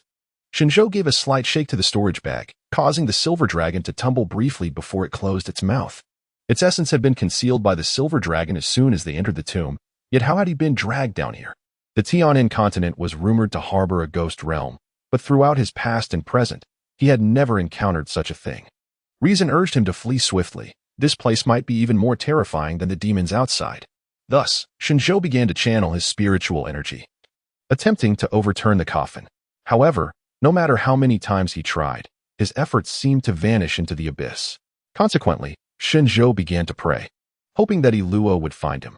The silver dragon, having regained its balance, looked up, its voice trembling with fear. Master. Master. Shen Zhou continued to inspect the coffin, straining to see clearly, nearly leaning over the coffin board for a better view. Completely oblivious to Yin Long's concern, why don't you take a break? Do you wish to go outside? Observing that pale figure, not only did it open its eyes, but it also gradually sat up. Yin Long's voice trembled with emotion. Master. Master, there is someone. Shen Zhou, feeling rather impatient, exclaimed, Silver Dragon, could you possibly remain silent for a moment? Suddenly, he sensed a chill at his neck. Shen Zhou's complexion turned pale. The sensation was not that of the silver dragon. A profound silence enveloped the coffin, and even Shen Zhou's breaths grew heavy. In the next moment, both Shen Zhou and the silver dragon cried out in sheer terror, help! With a resounding thud, Shen Zhou summoned all his strength to pound against the coffin lid. Catching a glimpse of Yi Luo passing right before him, yet she did not pause for a moment. The silver dragon cowered within the storage bag, trembling, while Shen Zhou's voice grew hoarse from calling out for Yi Luo in vain. A flicker of gravity crossed Yi Luo's brow. Wenju, she said. The atmosphere here is thick with malevolence, I suspect. Something from the ghost realm has emerged. Wenju nodded. Moreover, it seems to possess considerable power. Otherwise, how could it have concealed itself even from you, my master? Yi Luo pressed a hand against her aching chest, anxiety gnawing at her heart. She lamented having engaged in a game of cat and mouse. Now, right beneath her very gaze, the target had vanished. Continue the search. Wenju grasped her arm. Master, you are still gravely injured and have expended a significant amount of magical energy. Those cultivators will soon be upon us. And there are still matters commanded by the esteemed one that remain unfinished. We cannot allow the situation to spiral into chaos over a single Shen Zhou. Iluo remained silent. Wen Zhu immediately knelt, pleading, Master, I implore you to consider the greater good. Shen Zhou desperately pounded on the coffin lid, shouting with all his might, Ilua, Ilua, I am here. The silver dragon trembled in fear, stammering, I retracted the concealment spell long ago. Shen Zhou, is it not the heavens that seek his demise? Li Luo closed her eyes momentarily and commanded, withdraw. In an instant, the demonic cultivators in the graveyard departed without a trace. Shen Zhou's heart sank completely, his complexion as pale as death. His hands slowly coiled around his neck. Upon glancing down, he was nearly overwhelmed by terror. Those hands, seemingly soaked in the waters of a corpse, glimmered eerily in the darkness, the nails elongated and black, gradually making contact with his skin. Shen Zhou promptly closed his eyes, beginning to chant, Namo Amba Buddha, Namo Amba Buddha. I did not intend to disturb your tranquility, esteemed elder. I humbly beseech you. Spare me. Shen Zhou has now conceived the idea of preparing a snake stew. Damn the silver dragon, how could it have compelled him to approach the female ghost? A cold chuckle escaped his lips, and then he felt something press against his back, sending a chill down his spine. Immediately, an itchiness and tingling sensation spread across his face. It was hair. Shen Zhou felt an overwhelming chill as every hair on his body stood on end. The female ghost had audaciously draped herself over him. Shen Zhou tightly shut his eyes, too fearful to open them even a crack. His hands clasped together as he fervently recited prayers. He could only resent himself for not succumbing to unconsciousness at this moment, enduring such torment. Soon, the nails slowly pierced into his flesh, and just as the pain surged through him, he felt something behind him topple backward, followed by a chilling scream.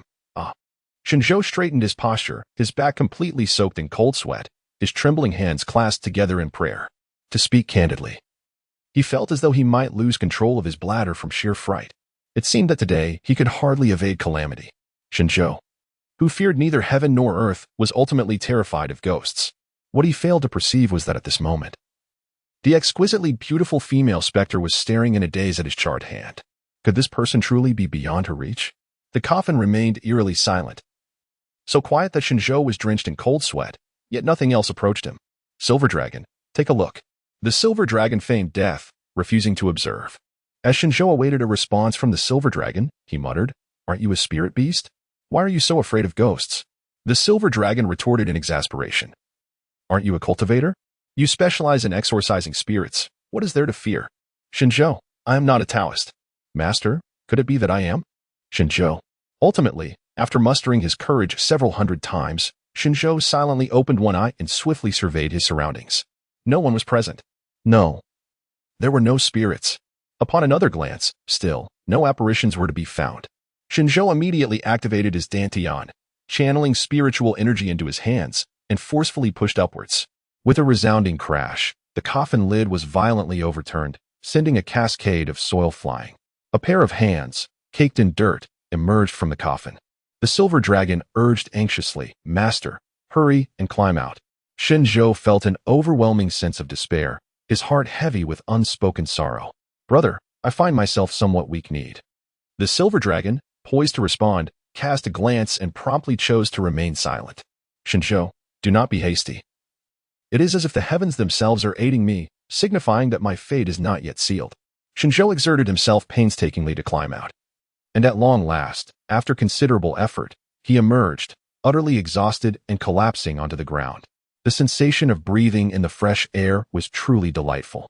Shen Zhou let out a sigh of relief, but as soon as he did, a chilling sensation enveloped him, an extraordinary cold that compelled him to sneeze involuntarily. His eyes instinctively fluttered shut. Upon reopening them, he was met with a ghastly visage, devoid of color, and two hollow black voids where eyes should have been. Shen Zhou screamed in terror.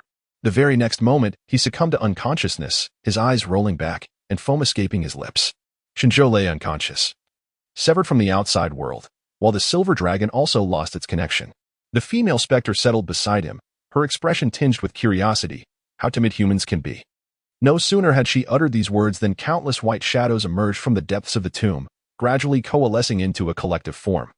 Bowing in silence before the woman on the ground, she lifted her dark eyes for a fleeting glance, and with a mere wave of her hand, the multitude of white shadows dissipated once more. She circled around Shen Zhou, scrutinizing him from every angle, before extending her hand to make contact. It felt warm. There was nothing amiss.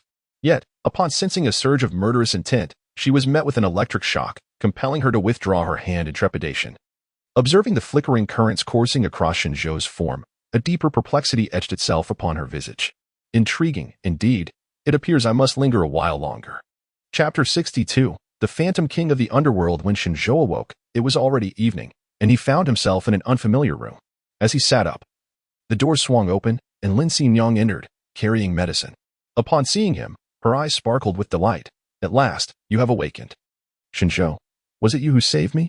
Lin Xingyang hurriedly approached. I possess no such ability. It was the esteemed young master's fellow disciples who rescued you. Shen Zhou inquired about the disciples of the Qingyan sect. Lin Xingyang nodded in affirmation, stating, indeed, it is said that when they pursued you, they only found you unconscious in the graveyard, hence they brought you back. The mere mention of the graveyard sent a shiver down Shen Zhou's spine as he recalled the faceless visage that haunted his thoughts. He couldn't discern whether it was merely his imagination, but he felt an unsettling presence, as if the vengeful spirit lingered in his vicinity. What of Yin Xianxiao? He asked. He was taken away by his fellow disciples, Lin Xingyang replied. As she spoke, she handed Shen Zhou a vial of medicine and then produced a letter from her pocket. This was left for you by Master Yanxin, your brother. He mentioned that if you awaken, you may seek them out here. Shen Zhou took a glance at it, where it was inscribed, North City Inn. First, take your medicine. I shall prepare a meal for you. Shen Zhou has now attained the foundational level of cultivation, and he can easily endure 4 or 5 days without sustenance. Thus, he remarked, there is no need for haste. I shall finish my medicine and then visit your mother.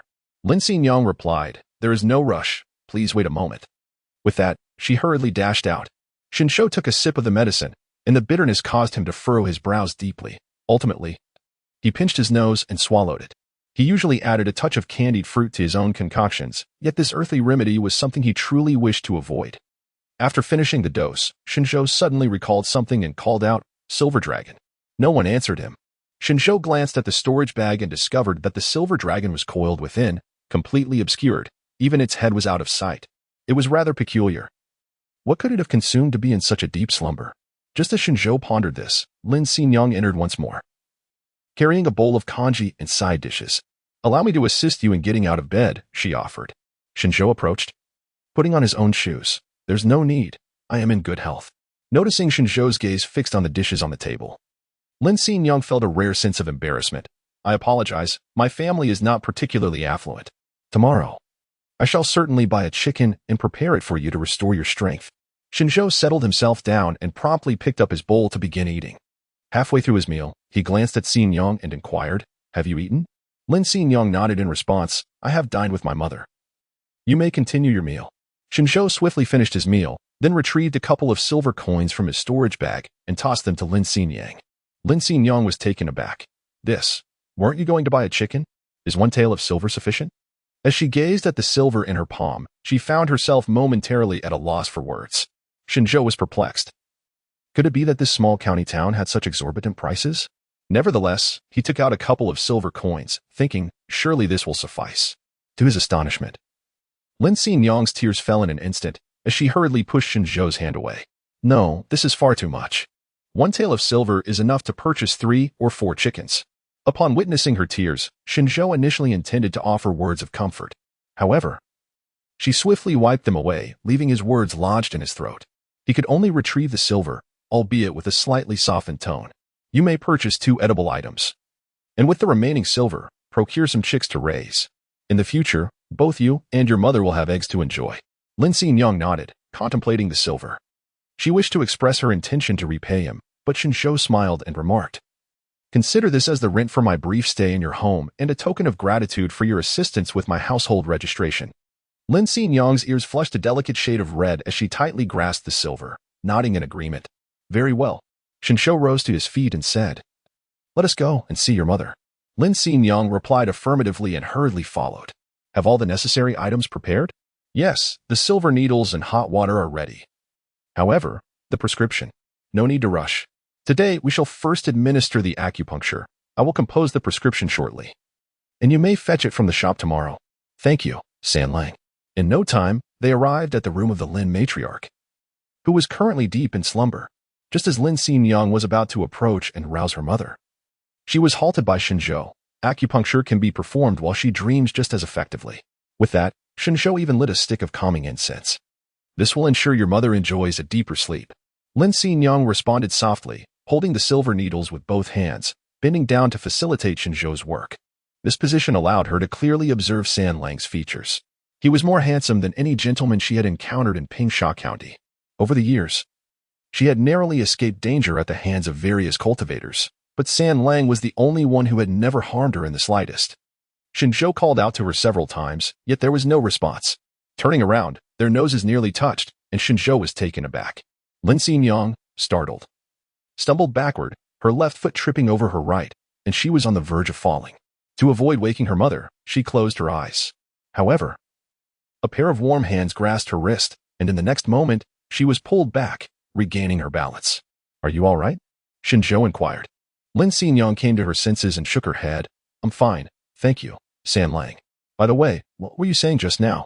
Shen Zhou, feeling helpless, said, "There is no need for you to linger here. Please fetch the hot water that has been boiled, so that I may assist your mother with her washing shortly." Lin Xingyang placed down the silver needle in her hand, acknowledged him with a response, and hurried away. Shen Zhou touched the tip of his nose, feeling a twinge of discomfort. This girl was rather reckless. Yet, the thought flitted away in an instant as he heated the silver needle and began to administer acupuncture to Lin Shi. Meanwhile, Lin Xingyang dashed to the kitchen, her heart pounding like thunder. The warmth of his palm lingered on her right wrist, prompting her to unconsciously caress it. However, a wave of melancholy washed over her as she lowered her gaze. She was merely a clam spirit, while he was an exalted cultivator. Even if he did not disdain her, could it be that he might fall in love with her? She extended her cool hand to gently pat her cheek. "Xingyang, do not harbor such extravagant hopes. Your life should be devoted to caring for your mother in her twilight years. Do not seek what is not meant for you. You are not of the same world." With a resolute spirit, Lin Xingyang hurried to fetch hot water. At that moment, perched upon the beams of the room, Mingyue observed the entire scene with amusement. She softly whispered his name, "San Lang?" A glimmer of light danced at her fingertips, and a small ghost floated in. "I pay my respects to the King of Ghosts. Let us consult the Book of Life and Death regarding Shen San Lang." "Shen San Lang?" The little ghost was perplexed. Mingyue pointed towards the individuals inside the room, discerned their appearances, investigate their backgrounds, and report back promptly. The little ghost floated into the room for a glance, then returned to report. "Yes, I have taken note." Mingyue waved her hand. "Very well, let us depart." The little ghost floated before her, lingering without leaving, which irritated Mingyue. Chapter 63, The Most Vulnerable Moments of Life. The little ghost said, "The judge of the underworld has instructed me to inquire when the Ghost King intends to return to the ghost realm." Mingyue smiled slightly. Though her hollow eyes contained nothing, they still sent shivers down the little ghost's spine. "What? Is this underworld incapable of sustaining itself without me?" The little ghost trembled slightly, urging under duress. "The judge certainly means no offense. It is merely that the Ghost King must not leave the ghost realm without permission. I fear that the others may learn of it and intrude upon the netherworld." Mingyue replied, "Understood. I shall return immediately after completing my tasks." The little ghost wished to speak further, but as it opened its mouth, a blow struck its head, causing its very soul to quiver in pain. "Depart." "Yes." The little ghost promptly floated away, feeling compelled to caution the recently arrived Bai and He Wucheng of Pingsha County, urging them not to offend the Ghost King in their pursuit of souls, and to leave quickly after their business was concluded. Yet, it could not comprehend why the Ghost King desired Shen Sanlang's life story. Finally, silence enveloped the air, and Mingyue turned her gaze towards the person administering needles, her attention fixating on the storage pouch at his waist. The silver dragon sensed that penetrating gaze and coiled itself tighter, its serpentine body trembling incessantly.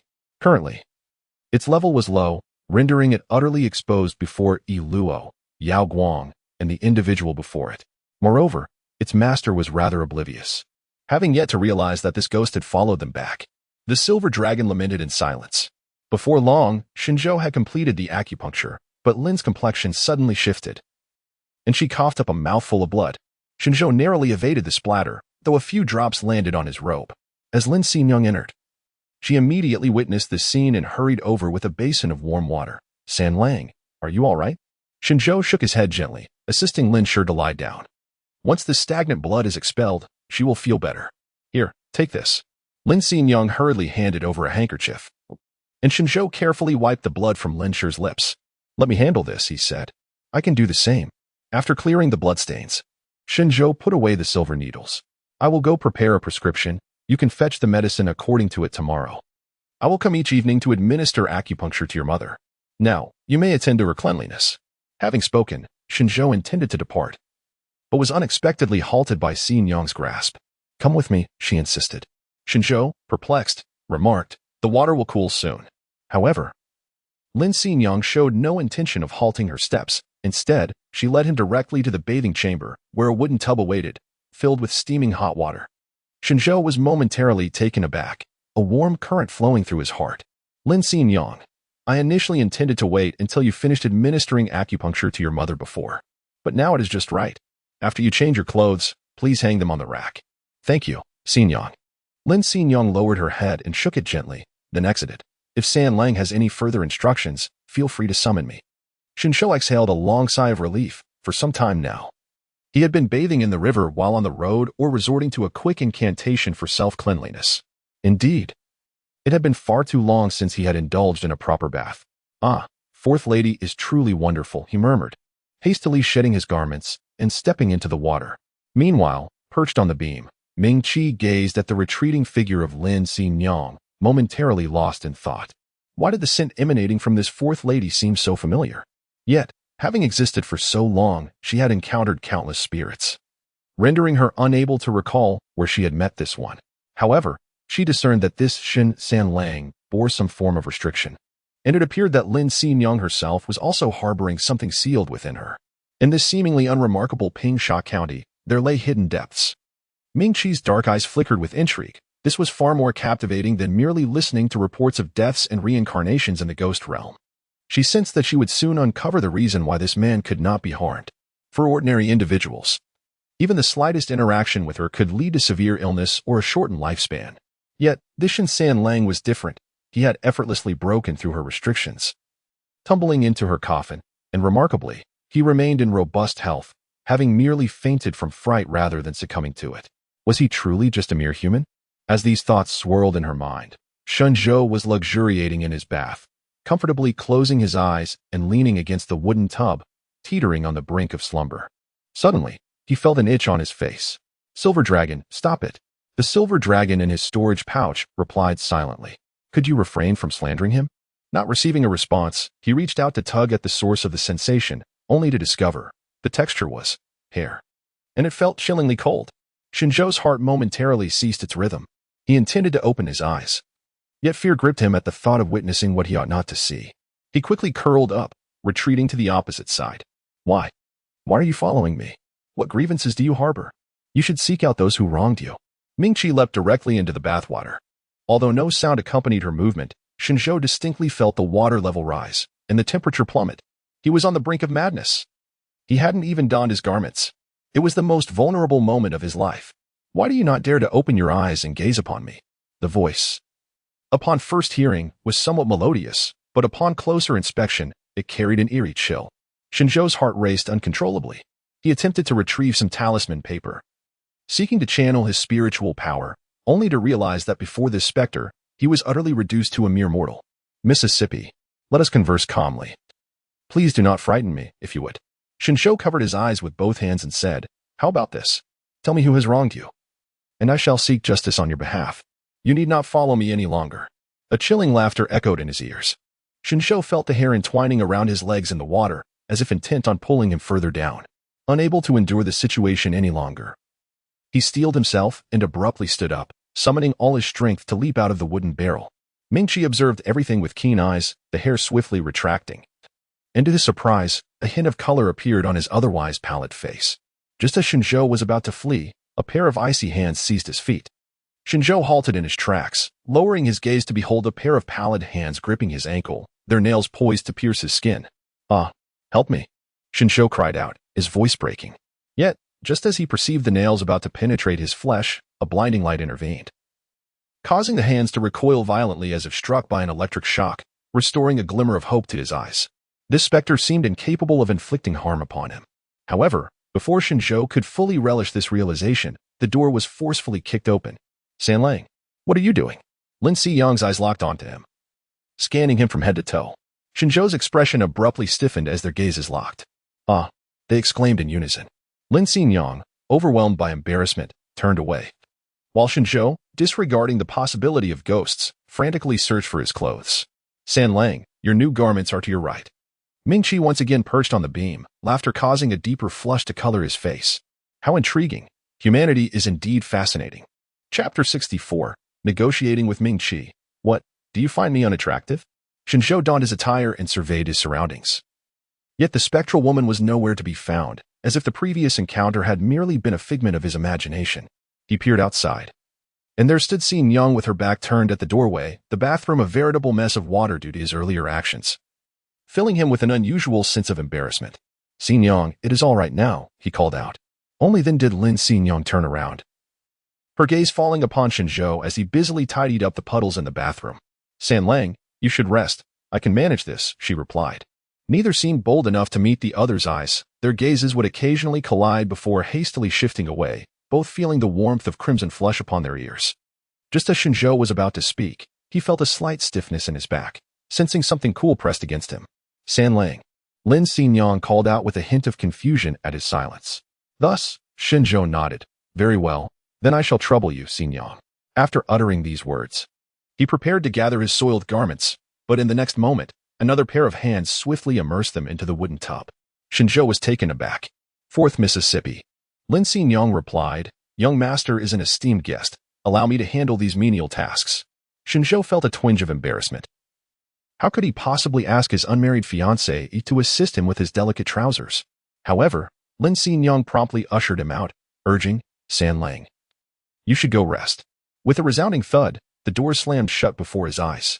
The unsettling sensation lingering behind him compelled Shen Zhou to temporarily abandon the trivial quarrel with Lin Xingyang and hasten back to his chamber. Meanwhile, as Lin Xingyang listened to his footsteps fading away, she finally exhaled a sigh of relief and quickly closed her eyes. Yet, the moment she did, her mind involuntarily wandered to that mortifying scene. "Oh, Xingyang, what are you thinking at such a time, when you have yet to be wed?" Lin Xingyang murmured to herself, striving to dispel her distracting thoughts as she set about her tasks. In Shen Zhou's chamber, he sat at the desk, helplessly resting his forehead in his hand. "Esteemed senior, would it not be better for us to sit down and have a proper conversation?" The air fell into a profound silence, with no one responding to his entreaty. Yet, the sensation of heaviness upon his back was exceedingly difficult to disregard. Moreover, Lin Xingyang was beyond his sight, and now he too could not behold her presence, leaving him only with the palpable feeling of her absence. "What purpose does it serve for you to accompany a mere cultivator like myself? Perhaps I should seek out a Taoist priest or a monk to perform a rite of passage for you instead." Shen Zhou appeared somewhat flustered. As soon as his words left his lips, the hands that encircled his neck gradually became visible. The skin remained a ghastly white, the nails long and dark as if they belonged to a corpse, and even hair cascaded down his shoulders, continuing to fall until it rested at his feet, showing no signs of halting. Shen Zhou closed his eyes, suppressing the surge of fear within him, and opened them once more. "Senior, please have a seat. Shall we converse?" Seeing that he could not intimidate Shen Zhou any longer, Mingqi found the situation rather dull. She descended from him and instantly transported herself to the chair opposite him. As Shen Zhou beheld the visage of the spectral woman in white once more, he momentarily shut his eyes again, his heart pounding like thunder. "You, have your eyes been gouged out?" Shen Zhou inquired softly. Mingqi suddenly smiled. "Why do you say that? Otherwise, how could anyone be without eyes? Are all the spirits in the world devoid of sight?" Just as Shen Zhou pondered his choice of words, Mingqi's dark pupils gradually became discernible, yet there were no whites to be seen. Shen Zhou gazed into the hollow eyes, where dark pupils had mysteriously emerged, a sight undeniably eerie. Consequently, he promptly abandoned the topic and shifted to matters of significance. "Senior, I truly did not intend to intrude upon your territory. I sincerely apologize for my presence here." "I am genuinely sorry." Mingqi sat silently, observing him, causing Shen Zhou to feel increasingly anxious. "Shen Zhou, how about this? Why don't you tell me how you can refrain from following me?" Mingqi remained silent. "Shen Zhou, shall I assist you in seeking vengeance? Help you find your body? Or perhaps escort you back to the grave? Do not remain silent. Propose a condition. With you lingering by my side in this realm of shadows, I fear I might perish from fright." Yet, Yin Qi, for once, spoke up. "Perishing would be quite fortuitous, for you could accompany me in the underworld. With my seniority, I could secure you a position there, sparing you the torment of reincarnation. How splendid that would be. Shen Zhou. He has endured great difficulty to return to life, and he has yet to truly experience it. Do you intend to follow me? What do you seek? Mingyue pondered deeply. She had descended to the mortal realm to investigate the sudden influx of numerous new souls into the underworld. The sheer number of spirits had become overwhelming, reaching into the tens of thousands, all of whom were individuals whose lifespans had not yet expired. The lower echelons could no longer contain this surge, prompting them to report the matter. Initially, she intended to dispatch her subordinates to conduct the inquiry. But due to the current shortage of personnel in the underworld, Mingyue had not closed her eyes in months while brewing her soup. She had grown weary of the endless affairs of the realm and, disregarding the objections of the other spirits, decided to come herself. She lay within the coffin merely to question the new souls surrounding her, but unexpectedly, she was interrupted by this Shen Zhou. Her own presence was steeped in heavying energy, regardless of whom she followed or made contact with. That individual would inevitably suffer physical ailments. Thus, she refrained from stepping into the city of Pingsha, fearing the impact on mortals or the fate of the nation. Yet, she had lingered in the Lin family's courtyard for nearly a day, and the Lin family was already half a step into the realm of the dead. Logically, they should have been affected by her energy and hastened to meet the underworld, yet not only had that not occurred, but there was also a gradual improvement in their condition. Lin Xianyang showed no signs of discomfort whatsoever. To thoroughly investigate those departed souls, she needed to interact with the living. This unintentional Shen Zhou served as the perfect scapegoat. Take me to Yunzhou. Once I have completed my own business, I shall take my leave. How does that sound? Yunzhou? Shen Zhou pondered for a moment, realizing that they were nearing Danong City, which was almost adjacent to the kingdom of Sichuan. What purpose did one have in Yuzhou? Were they intending to harm you there? Mingyue, growing impatient, retorted. If I instruct you to go, then go. Must you utter so many superfluous words? Shen Zhou diligently practiced the Xianyang technique, having reached the second level of mastery. He faintly sensed that other fragments of the technique lingered somewhere in the mortal realm, but their precise locations remained elusive. He had initially planned a journey to Danong City after completing his household registration, to behold the domain beneath the feet of the Emperor of Sichuan. While he could not travel to Danong at present, Yunzhou was adjacent to it. Moreover, he found himself unable to shake off the specter accompanying him. In fact, having her by his side seemed to offer some protection against Illustrious. Ultimately, Shen Zhou sighed, conceding, very well. Just as Mingyue was about to remark on the man's apparent acumen, she was interrupted by a sudden declaration. I have two conditions. The aura of Yin surrounding Mingyue intensified, causing the temperature within the room to plummet, prompting Shen Zhou to rub his arms instinctively. My conditions are quite simple. Shen Zhou's lips twitched. Speak, he replied, as Mingyue's voice turned cold. Can you change your appearance? What? Do you find me unattractive? Is that unattractive? It's downright terrifying, dear sister. Your hair resembles seaweed, trailing on the ground as if it could take root. Your white attire is chilling, and those dark eyes, coupled with your bloodless lips, would torment both my body and spirit if I had to gaze upon them day and night. Chapter 65. The fourth daughter presents a valuable tome. Perhaps due to Shen Zhou's exceedingly strange demeanor, Mingyue quickly discerned his unease and scoffed. Humans truly possess a remarkable degree of timidity. Shen Zhou, how can one not feel fear when confronting a ghost? Why does this person still carry a tone of mockery? We will soon be temporarily bound together, so perhaps it would be wise for you to refrain from such bluntness, senior. Unfortunately, my manner of speaking is inherently direct. What is the second condition? I have yet to contemplate it. Mingyue's piercing black eyes remained fixed upon him, sending a shiver down Shen Zhou's spine. After a prolonged silence, Mingyue finally averted his gaze. Under Shen Zhou's watchful eyes, a transformation began to occur, although still clad in white garments. They no longer trailed to the ground but instead reached just to the ankles. The sash cinched around his slender waist, and the once cascading black hair gradually returned to a more typical length, finally resembling a normal volume. Yet it still hung loosely, which made Shen Zhou feel uneasy.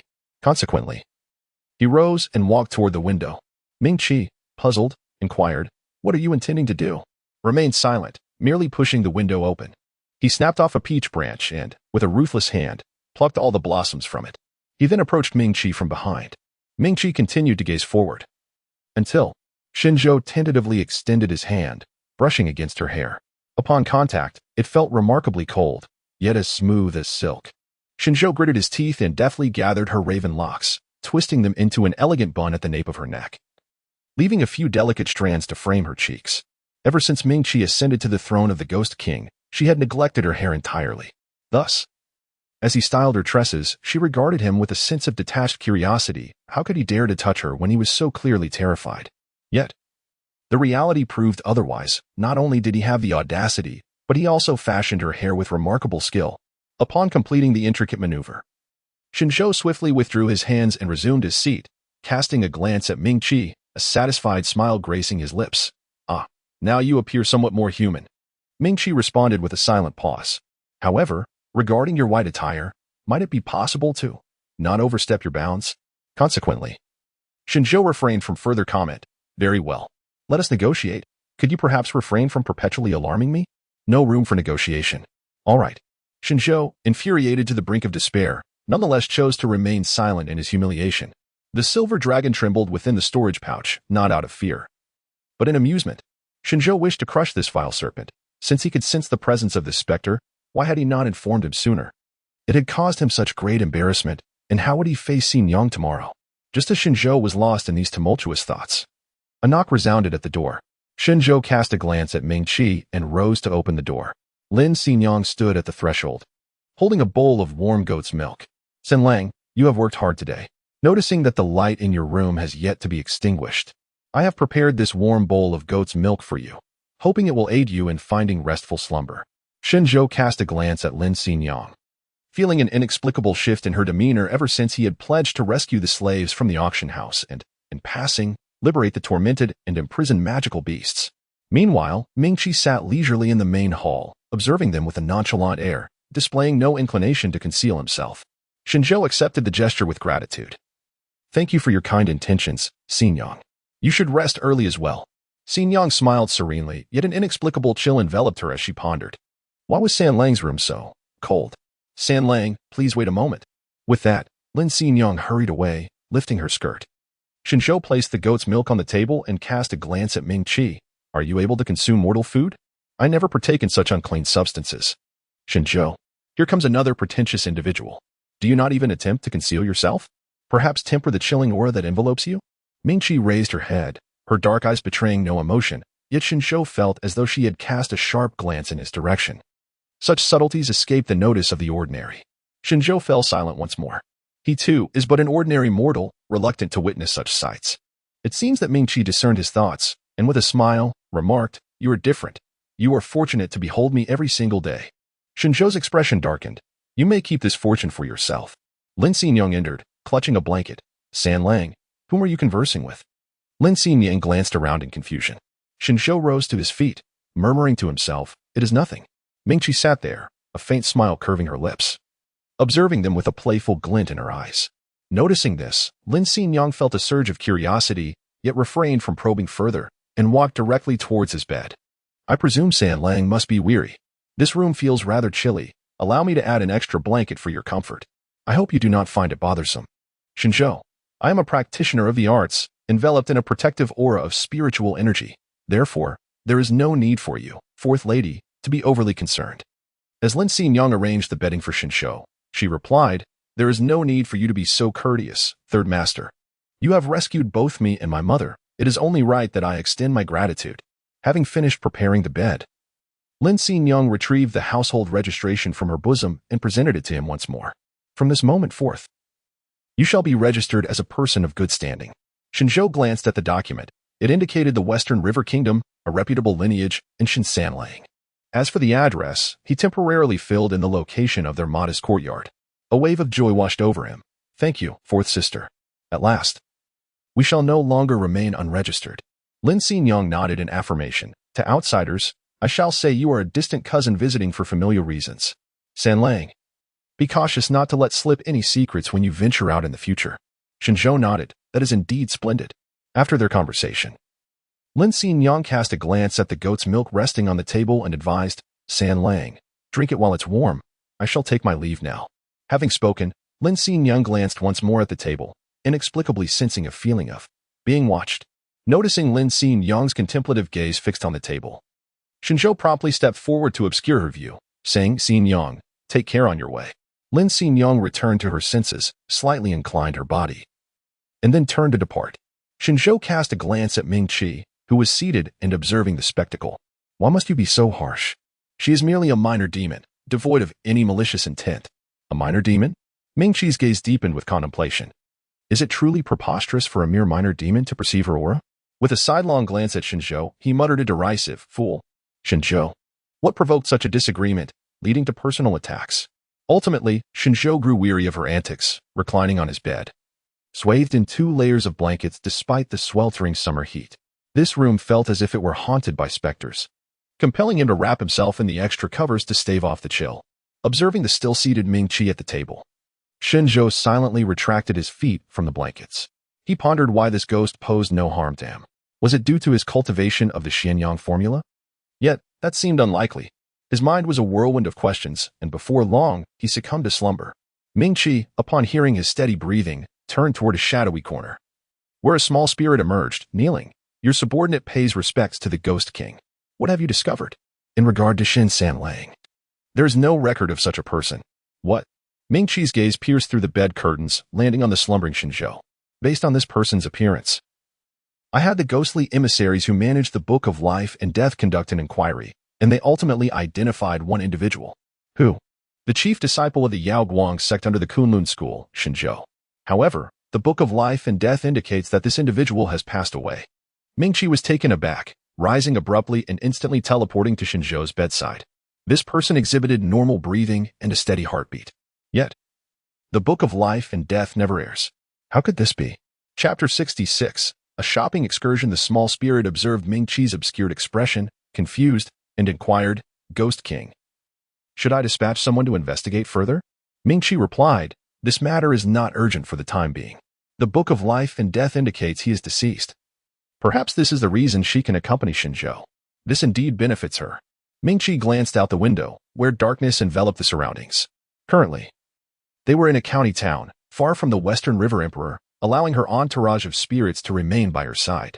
However, as they neared the imperial capital, the influence of the Emperor's dragon energy would intensify, gradually diminishing the ghostly aura, preventing these spirits from following her. Moreover, she had a premonition that the emergence of such a significant new soul in the Western River could not be uncovered within the confines of Yunzhou City. She might truly need to visit the Western River royal family. A journey to Yunzhou was imperative. I shall depart for Yunzhou within the next few days. Should any matters arise in the underworld, I will delegate responsibilities to several judges, unless an issue necessitates my direct intervention. Otherwise, do not seek me out. The small spirit acquiesced, understood.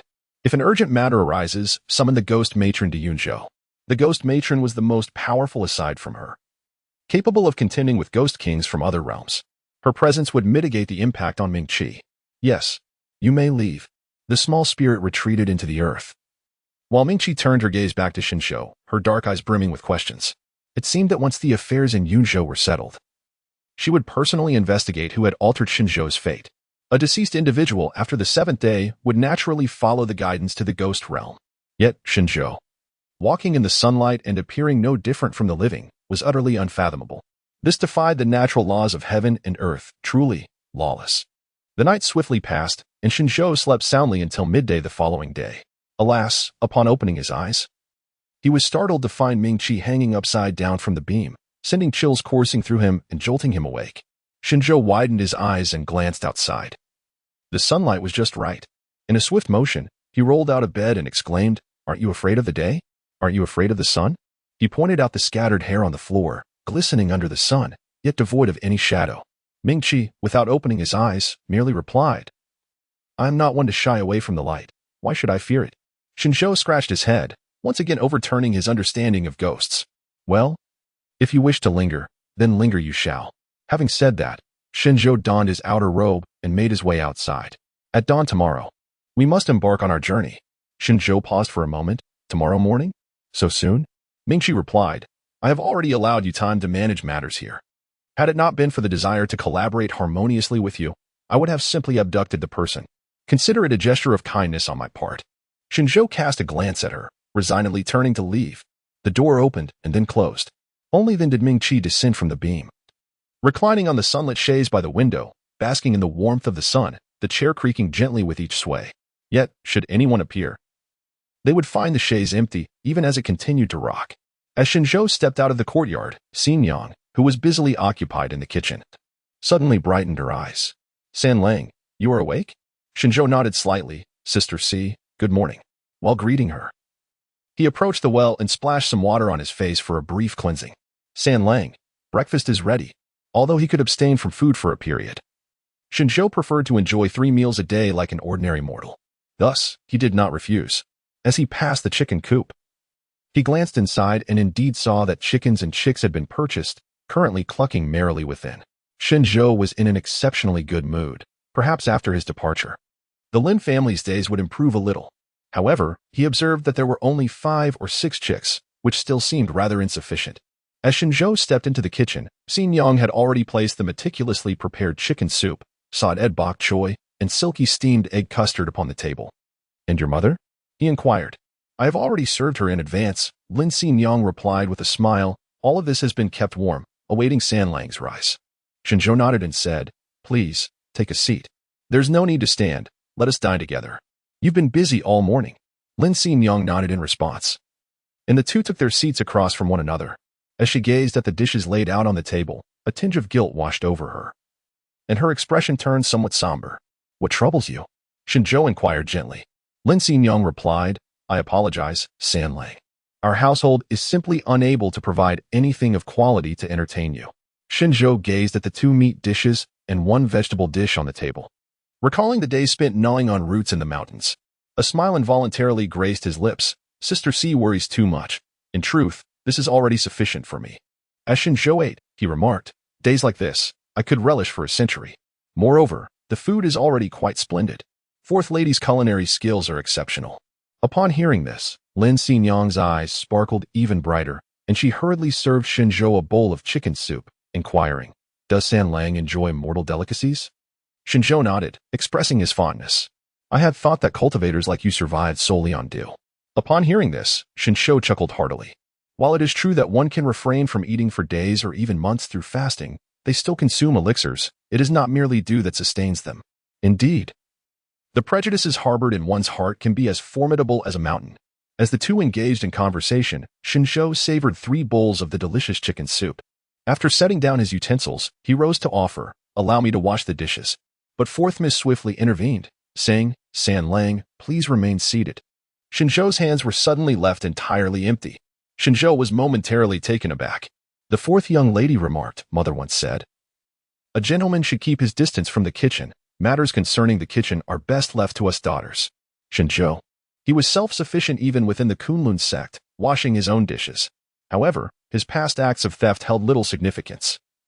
It would be more prudent to address the matter at hand directly. 4th miss, shortly, you shall accompany me outside. I must first administer acupuncture to your mother. Out? Where is San Lang going? To take you shopping. Upon finishing his words, Shen Zhou stepped into the Lin family's chamber. At that moment, Lin Xin Yang froze in place. San Lang said he would take her shopping? Could it be the interpretation she had in mind? A faint blush gradually spread across her fair visage as her nimble hands swiftly completed all the chores in the kitchen. Meanwhile, Shen Zhou entered Lin's room. Madam Lin, I have come to administer acupuncture. Lin Shi sat up, her demeanor warm and inviting. Ah, it is young Master Shen. Thank you for your trouble. It is my duty. Please, lie back. After a stick of incense had burned, Shen Zhou emerged from Lin's room. Just as he stepped out, he caught sight of Lin Xin Yang, who had changed into a fresh, azure dress. Her face was adorned with rouge, her lips brushed with color, and her hair elegantly secured with a wooden hairpin. It was evident that she had been meticulously groomed. Shen Zhou was indeed taken aback for a couple of seconds, observing that Xin Yang's face had flushed slightly. He averted his gaze and remarked, Xin Yang, you look exceptionally beautiful today. After speaking, Shen Zhou strode confidently towards the courtyard. Lin Xin Yang was momentarily stunned, but her heart swelled with joy. San Lang, please wait for me for a moment. I shall first greet my mother. The voice of Shen Zhou drifted over from afar. No rush. I shall await you outside. Chapter 67. San Lang, I am afraid. As Lin Xin Yang stepped inside, Lin Shi smiled and said, go on, enjoy yourself. Lin Xin Yang's cheeks appeared to flush even deeper as she curtsied. Thank you, mother. With that, she swiftly darted away. As Shen Zhou awaited someone, a chilling breeze swept past his ears, followed by the disconcerting voice that echoed once more, do not attempt to flee. My patience is rather limited. Shen Zhou rubbed his arm and replied with a hint of exasperation, why not accompany me? Yet, Ming Qi chose to remain silent. She had no desire to join him. After all, it was a rare opportunity to enjoy such leisurely days, and she preferred basking in the sun. San Lang. I am ready. Let us depart, Lin Xingyang said, her smile radiant and sweet, as she stood beside him, slightly breathless. Shen Zhou strode forward, saying, Well, let's go. Where is the market located? I will take San Lang there. All right. Xingyang followed closely by his side, yet Shen Zhou's pace was swift, compelling her to hasten her steps to keep up. Please lead the way, Xingyang. Shen Zhou came to an abrupt halt, catching Lin Xingyang off guard, nearly colliding with his back. However, as she lifted her gaze, she found Shen Zhou regarding her with a gentle expression. Consequently, she lowered her head and hastily moved to stand before him, saying, San Lang, this way, please. Shen Zhou followed closely behind. The two soon arrived at the bustling market. The county town's marketplace was quite lively, with the sounds of vendors calling out echoing through the streets and alleys, though the heat was somewhat stifling. As Lin Xingyang strolled along, Shen Zhou called out to her, Xingyang. Turning around, Lin Xingyang was taken aback as Shen Zhou placed a straw hat upon her head. The hat vendor beamed with delight, remarking, Madam, you look truly lovely in this hat. With the sun blazing, it is perfect for shielding you from its rays. Shen Zhou cast a glance at the fourth miss, finding her indeed quite lovely, and thus nodded in response. How much? Not much, merely 10 won. Shen Zhou directly tossed 10 won over. Ah, thank you, my lord. You are truly kind to your wife. How fortunate she is. Fourth lady felt a touch of embarrassment, her demeanor slightly flustered.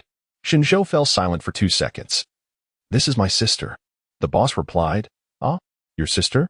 My sincerest apologies. Lin Xingyang, standing behind, remarked, San Lang, the weather is quite hot. Young ladies possess delicate skin, and exposure to the sun is detrimental. Lin Xingyang was momentarily taken aback, having lived here for nearly 20 years. It was her first experience of someone speaking to her in such a manner. In the eyes of humanity, she, a solitary and impoverished daughter caring for her ailing mother, was regarded as the lowest of the low. Even the beasts of her kind would look down upon her, if not loathe her. For she chose to live among humans and even recognized the most despised of them as her mother. Aside from her mother, no one had ever shown her such kindness. Lost in thought, Lin Xingyang failed to notice someone approaching and collided directly with them. The impact sent her sprawling to the ground, pain welling up in her eyes. Oh, I thought it was some young lady who stumbled into my embrace. Turns out it's you, Lin Xingyang. The voice sent a chill down her spine. She looked up and, as expected, saw Gao Jing, the son of the county magistrate of Pingshan. Having been captivated by her beauty, he once sought to take her as a concubine. Lin Xingyang, wishing to conceal her true identity as a demon, had pretended to accept his proposal, deceiving him into providing a dowry for her mother-esque treatment. However, when Gao Jing arrived with a sedan chair to fetch her, she had already moved elsewhere. Gao Jing, unable to locate her, had even resorted to posting a reward for her capture. Being a demon skilled in the art of disguise, she had hidden away. After a futile search, he eventually gave up. She had heard that he traveled to the imperial city last year, which prompted her to return to life as struggles, believing she would never see him again. Yet, fate had other plans. Lin Xingyang quickly rose, intent on fleeing, but found herself encircled. The bystanders, sensing the tension, hastily dispersed. With a heavy heart, she turned around, confronting Gao Jing, who wore a twisted expression. Xingyang, oh Xingyang, you have caused me great distress in my search for you.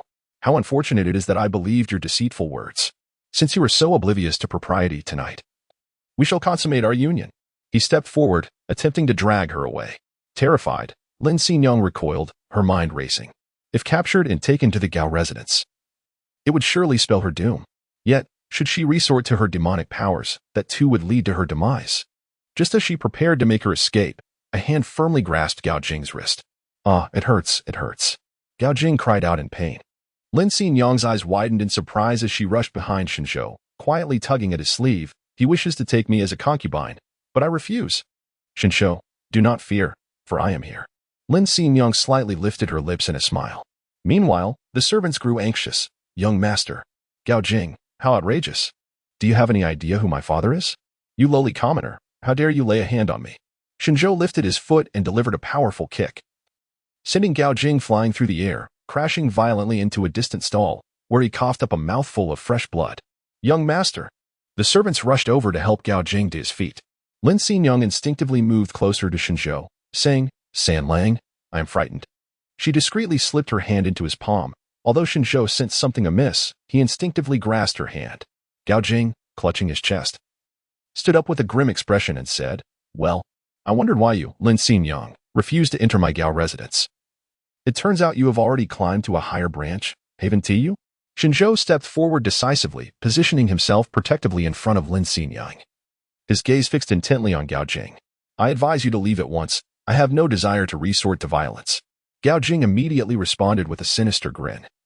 "You have already resorted to violence. Indeed, you possess a measure of martial prowess, but I wonder if you remained so composed when facing the soldiers of the Gao family. Initially, my intention was merely to claim Lin Xingyang, but now, you too must meet your demise." Shen Zhou's gaze suddenly turned icy. The surrounding townsfolk, most of whom recognized Gao Jing, were instantly filled with concern. The young gentleman and the young lady confronting the heir of the Gao family were likely to encounter dire consequences. Indeed, Gao Jing had always been arrogant and dismissive of others' counsel. From a distance, the sound of disciplined footsteps approached, and before long, the officials and soldiers had encircled Shen Zhou and his companion. Lin Xingyang was genuinely anxious this time. She never anticipated that such a trivial matter would attract the attention of the authorities. "San Lang, perhaps you should leave first. I can handle this." Shen Zhou, however, tightened his grip even further, saying, "No worries." Gao Jing commanded, "Seize this man. As for the woman, let her keep her life." "Yes." The officers and soldiers rushed forward, brandishing their blades. Shen Zhou's hand gradually grasped the storage pouch at his waist. For the silver dragon could indeed be summoned as a sword in critical moments. At that moment, the silver dragon obediently crawled out from the pouch's opening. But before it could fully emerge, it heard a cry of pain. Raising its gaze, it beheld Yin Qianshao elegantly retracting his sword. While the soldiers lay sprawled upon the ground, the silver dragon mused to itself, "Truly remarkable." Yet, it decisively retreated, unwilling to be flung about by Shen Zhou. Meanwhile, Shen Zhou calmly released the storage pouch. Lin Xingyang gasped, "Young Master Yin?" Yin Qianshao turned around with a hearty smile. "It has been a while, Miss Lin." "Brother Shen Zhou, it seems we met just the day before yesterday, doesn't it?" Yin Qianshao touched his nose and replied, "No. You were supposed to come to the inn to find me. Why did you not come? Did Miss Lin fail to give you the note?" Lin Xingyang, I did give it to you." Shen Zhou, in a state of helplessness, questioned, "What is the purpose of seeking you out?" Yin Qianshao was momentarily taken aback by his words, exclaiming, "Brother Shen, you truly lack compassion." Suddenly, Gao Jing's expression shifted. For although he did not recognize the individual standing alongside Lin Xingyang, he was aware that Yin Qianshao was a distinguished guest whom his father had earnestly invited, but who had not graced them with his presence. It was rumored that he hailed from the realm of cultivation, a celestial being. Consequently, Gao Jing instinctively desired to depart. However, Yin Qianxiao's sword swiftly blocked his path. Severing a lock of Gao Jing's hair, "Young Master Gao? Wishing to leave now? It is far too late for that." Chapter 68. Kneel and Apologize. Gao Jing immediately wilted under pressure, hastily signaling to the servant beside him. The servant, understanding his cue, prepared to escape amidst the ensuing chaos. Gao Jing turned back, adopting a sycophantic demeanor. "This, young Master Yin, I truly had no knowledge that this esteemed gentleman is your friend. We are all of the same ilk. After all, allow me to extend my sincerest apologies to this gentleman, and I hope he can overlook my previous indiscretions." Yin Qianshao let out a cold snort. "At least you recognize your situation. However, whether to forgive you or not is not for me to decide." Gao Jing stiffened, instinctively glancing towards Shen Zhou, whose gaze was fixated on the retreating servant. At the very moment the servant turned to flee, Shen Zhou struck with sudden ferocity. A hidden dart found its mark, embedding itself in the servant's leg, causing him to collapse in agony. Gao Jing's expression shifted dramatically, for he had witnessed the swift action unfold before his eyes, leaving him no opportunity to intervene. The servant cried out in pain, "Young Master."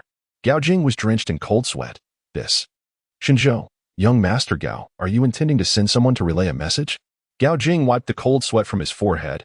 "It is indeed my fault for failing to recognize your stature and offending you.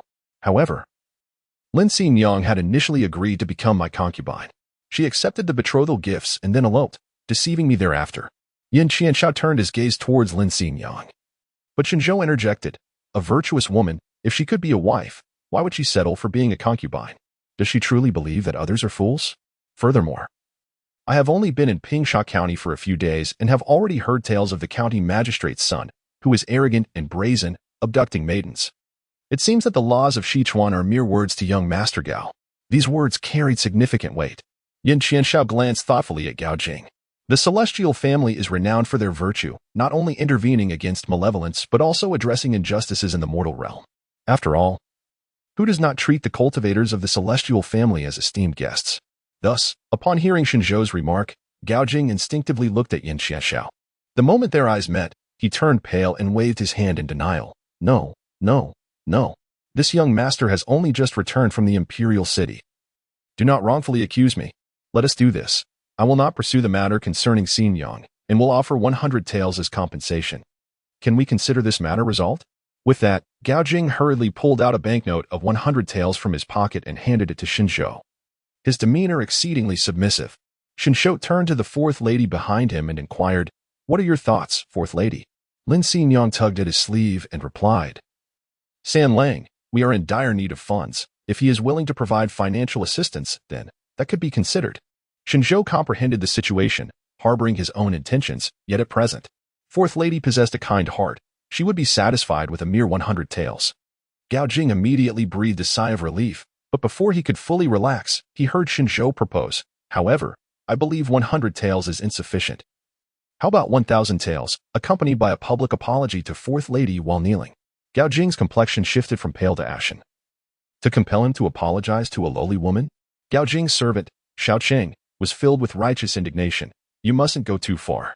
Our master is the son of a county magistrate, a scholar who already holds the title of Xiaocai. How could he be made to kneel before a mere commoner?"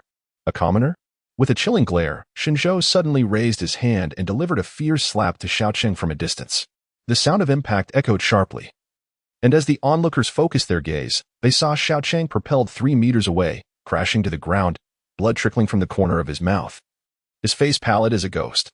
Gao Jing suddenly realized that, despite Shen Zhou's seemingly unremarkable attire, his association with Yin Qianshao and his formidable strength indicated that he was likely a disciple from a celestial sect, undergoing training. Offending him could lead to dire consequences. Should Yin Qianshao mention this matter in the imperial court, it could spell the end of Gao Jing's aspirations for a successful career. Thus, as Shen Zhou's demeanor grew increasingly menacing, Gao Jing gritted his teeth and knelt before Lin Xingyang. Gasps of astonishment rippled through the crowd. Yet as the son of the county magistrate, none dared to voice their discontent. Lin Xingyang instinctively tightened her grip on Shen Zhou's sleeve. With a strained smile, Gao Jing addressed Lin Xingyang. "I sincerely apologize, Miss Lin, for my offense. I hope you can overlook my indiscretion and forgive me." Lin Xingyang, still apprehensive, felt a wave of relief. For years, she had borne her burdens alone, and this was the first time someone stood up for her.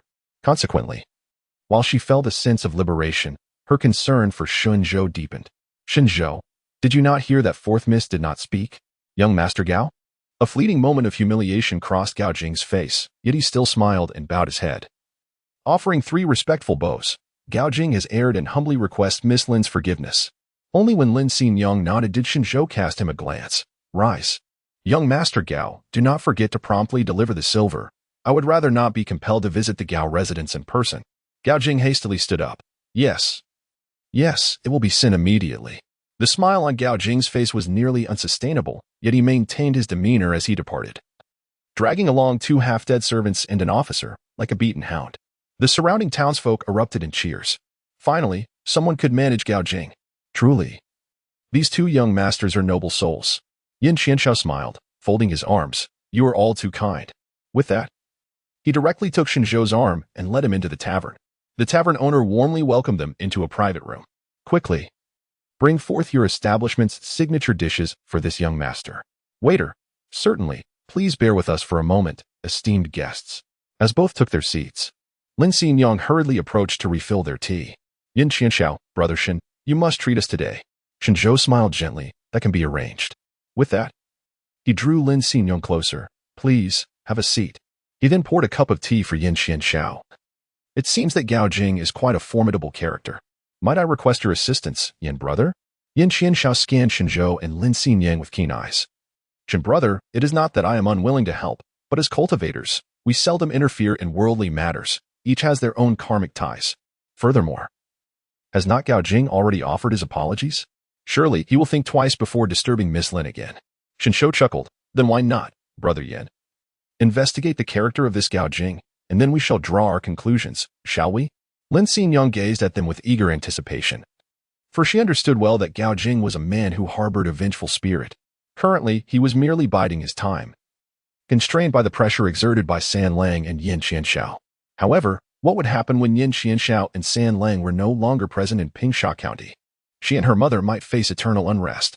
Yin Qianxiao surveyed them and replied, "Very well, but Brother Shen must promise me that if Gao Jing genuinely seeks to repent, we shall not take any lives." Shen Zhou, the compassion of a woman, Yin brother.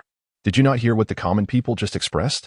Yet, in the presence of Yin Qianxiao, he nodded affirmatively. Indeed, as cultivators, we cannot recklessly take the lives of mortals. Yin Qianxiao was pleased. This is splendid. After all, it has been a challenge for us to reunite. How can we not indulge in a cup of tea? Brother Shen, wait for me. With that, Yin Qianxiao swiftly rose and departed. Chapter 69. The man behind the black market in the private room. Only Lin Xingyang and Shen Zhou remained. At last, Shen Zhou found a moment to sip his tea. Just as he set the cup down, he caught a glimpse of Fourth Miss wiping away her tears. Shen Zhou inquired, "What troubles you? Are you still not at ease?" Lin Xingyang shook her head, her eyes as red as those of a rabbit. "I am merely reflecting on a saying my mother once shared with me." "What was that?" he asked. "My mother once said that a person who has never seen the light can endure darkness." This profound statement rendered Shen Zhou momentarily speechless. Lin Xingyang gazed at him. "Is it true that San Lang has completed his household registration and is preparing to depart?" Shen Zhou harbored no intention of concealment. Today, he brought Fourth Lady out with the purpose of alleviating her concerns for the future. He planned to purchase some chicks and a few vegetable seedlings, and then take her to the mountains to identify medicinal herbs. In this way, after his departure, Fourth Lady and her mother would be able to sustain themselves well. Thus, he nodded and said, "Yes, we shall set off for Yunzhou early tomorrow morning." "So soon?" Fourth Lady inquired anxiously.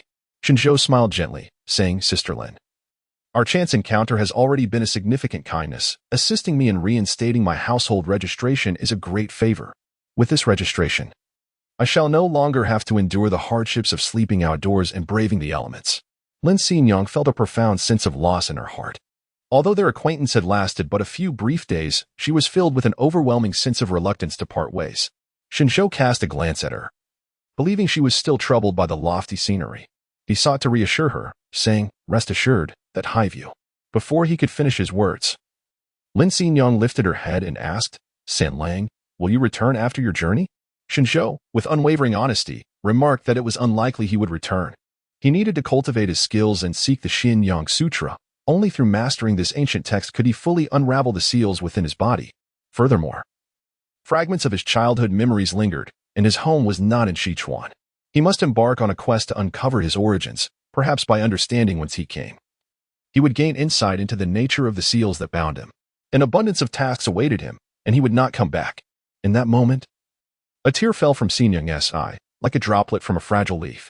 Shen Zhou calmly presented a handkerchief, saying, "Fourth sister, all gatherings in this world must eventually come to an end."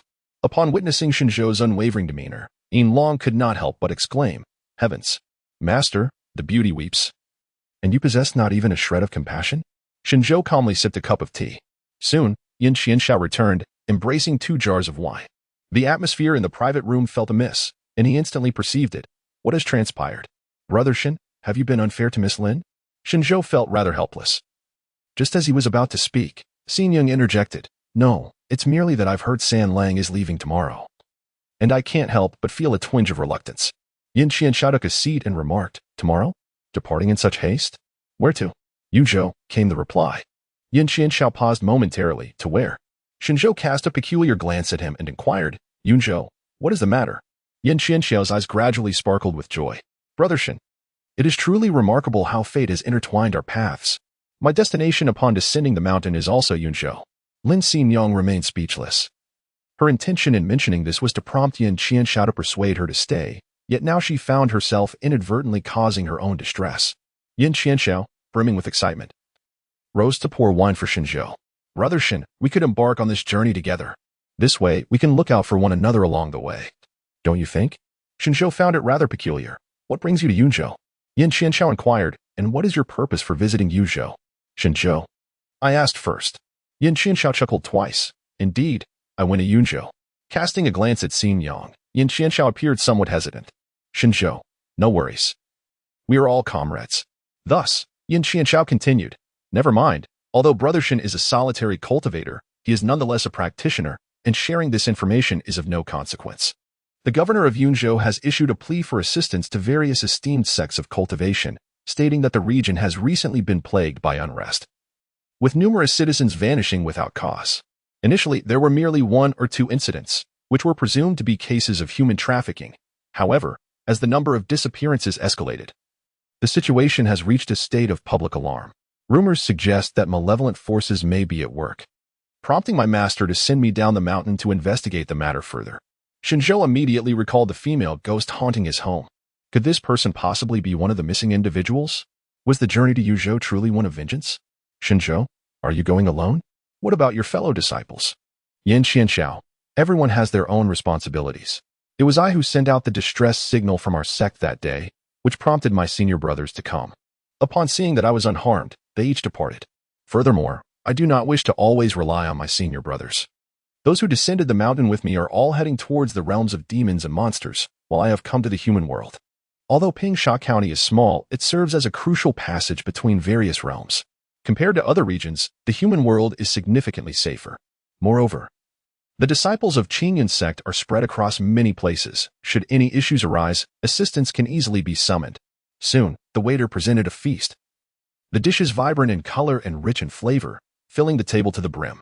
Although Xin Yang harbored concerns in her heart, the sight of the sumptuous meal finally brought a glimmer of joy to her eyes. However, the chopsticks lay before Yin Qianxiao, leaving her somewhat disheartened. Shen Zhou did not even glance at her.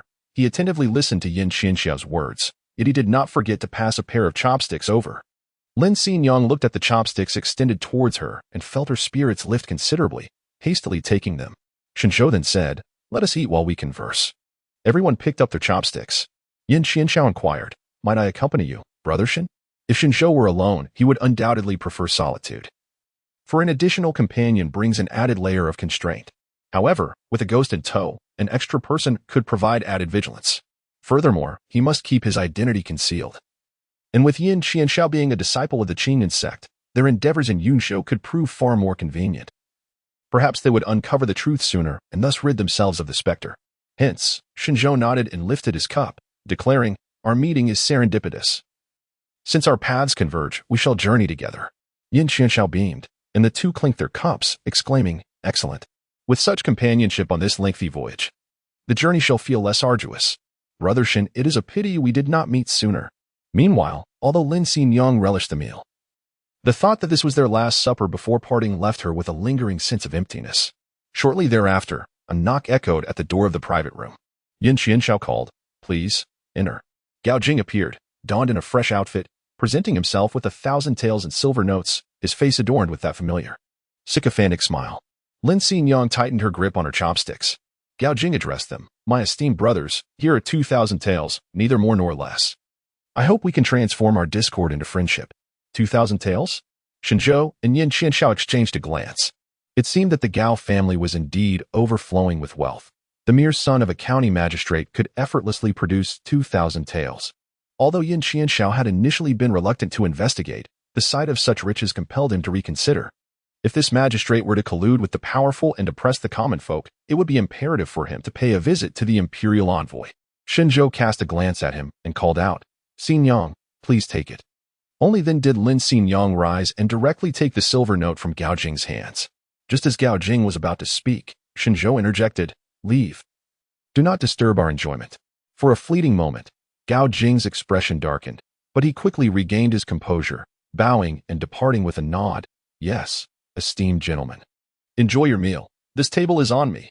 The door to the private room was closed once more, and this time, a hint of gravity appeared on Yin Qianxiao's face. He had initially thought that Gao Jing would need to contribute a portion of the 1,000 taels, but unexpectedly.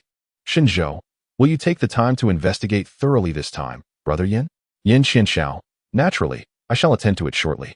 "Shen Zhou, Brother Yin, have you never pondered where all the sordid dealings of the black market originate, with such a multitude of slaves and demonic beasts?" Yin Qianxiao was taken aback. "Are you suggesting, Governor Gao?" Lin Xingyang listened intently, her gaze upon Shen Zhou growing increasingly fervent. Indeed. Having lived in Pingshan County for so long, how had she never considered this angle? San Lang, you are truly astute. Shen Zhou smiled silently. Although he was indeed unaware of the identity of the person behind the black market, this county magistrate was the paternal figure of Pingsha County. When faced with insurmountable challenges, he could escalate matters through the proper channels or even seek aid from the immortal sections. Yet, why had no immortal sect received any distress signals? He found it hard to believe that the county magistrate had no connection to the individuals behind the black market.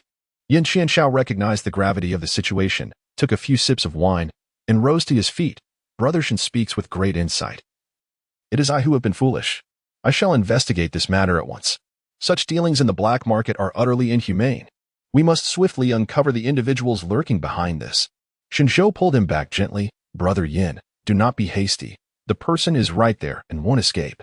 We must deliberate carefully. Chapter 70. A conversation under the moon with fourth miss. After the three of them finished their meal, they temporarily parted ways. Shen Zhou, accompanied by Lin Xinyang, first visited the pawnshop to exchange a small amount of silver. Afterward, they proceeded deeper into the marketplace, arriving in front of the chicken coop. Shen Zhou employed a spell to assess the condition of the chicks within, and with a grand gesture, he commanded, "Boss, bring me 20 chicks." Upon hearing this, the proprietor joyfully scampered over, exclaiming, "Certainly, certainly. That will total 51. Would the young master prefer to collect them himself or have them delivered? Delivery would be preferable. And please add 2 hens as well." Lin Xinyang trailed closely behind him, her eyes once again glistening with unshed tears. It is rare for the young masters of ordinary families to venture into such sordid places, yet upon observing San Lang, one noted that his expression bore no hint of discomfort. After all, he was a person of esteemed status, revered as an immortal cultivator in the eyes of the world.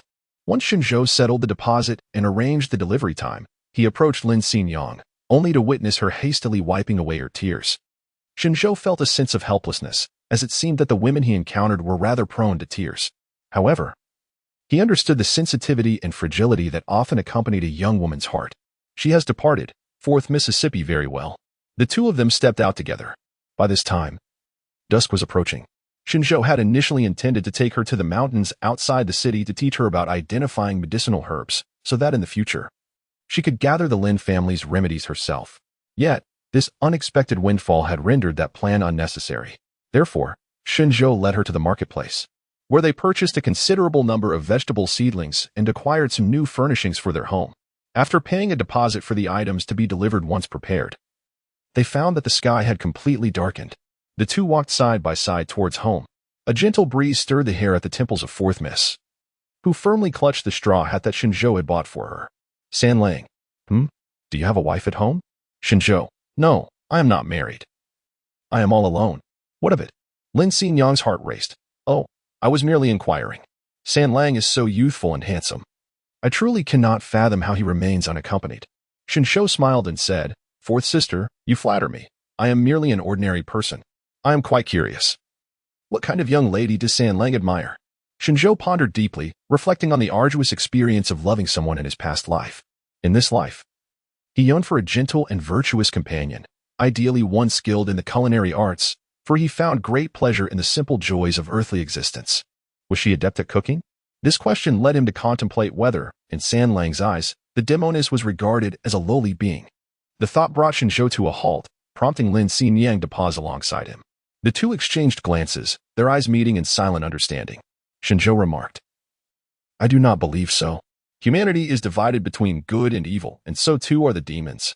4th daughter, once your livelihood is secured, you must diligently cultivate your abilities. Whether human or demon, it is only through personal strength that one can avoid being oppressed. For years, 4th daughter has navigated through life's mire, struggling and striving. Although her mother was aware of her demonic nature, she had never imparted such wisdom to her. For over a decade, she wandered aimlessly, oblivious to her path. Yet on this cool, breezy night, gazing into Shen Zhou's earnest eyes, she seemed to suddenly grasp what she needed to pursue. To grow stronger, just a little more, so that she could protect her mother, and to earn the right to stand beside a gentleman as refined as San Lang. Lin Xinyang's face suddenly brightened with a smile, radiant and warm, in her deep, dark eyes. A stark contrast to her previous gloom and insecurity, a glimmer of hope emerged, as if harboring stars, dazzling in their brilliance. Shen Zhou was momentarily taken aback. Xinyang. Indeed, possessed exceptional beauty. It was no wonder that Gao Jing was so determined to abduct her as a concubine. Yet, Shen Zhou couldn't help but feel that Xin Yang seemed somehow out of place in the humble Pingsha County. Upon reflection, it dawned on him that a spirit of the clam, after all, truly did not belong to the mortal realm. San Lang, thank you. You are truly remarkable. Unlike any other cultivator. Shen Zhou slightly curved her lips, raising her foot once more to retrace her steps. Oh, what is different? You harbor no prejudice against demons. You comprehend the dichotomy of good and evil in this world and perceive the essence through human nature. My mother used to say that individuals like you are exceedingly rare. Your mother has indeed imparted her teachings remarkably well. Yes, without my mother, I would not be the person I am today. Fourth miss. Have you ever contemplated where you shall go a century hence? Lin Xingyong honestly shook her head. I have never thought about it. She was unaware of her past. One day, she was discovered by the Lin family and inadvertently attained human form, thereafter accompanying the Lin family for over a decade, thus remaining oblivious to her future. Shen Zhou pondered for a moment and inquired, as a spirit of the clam, have you never contemplated returning to the vast ocean? At this, Lin Xingyang's eyes flickered with a hint of melancholy. Though I am indeed a clam spirit, my spiritual power is rather feeble. And the ocean is teeming with formidable monsters. If I were to venture there, my life would be in peril. Upon hearing this, Shen Zhou felt a sense of helplessness. After all, he could not oversee Xingyang for eternity. Just then, the silver dragon spoke up. Master, would you like me to provide you with a compendium of demon cultivation? Shen Zhou, what is the record of the demon cultivators?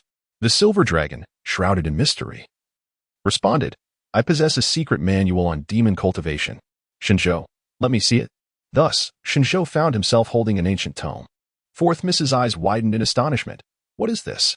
Shen Zhou remained silent, merely opening the ancient tome.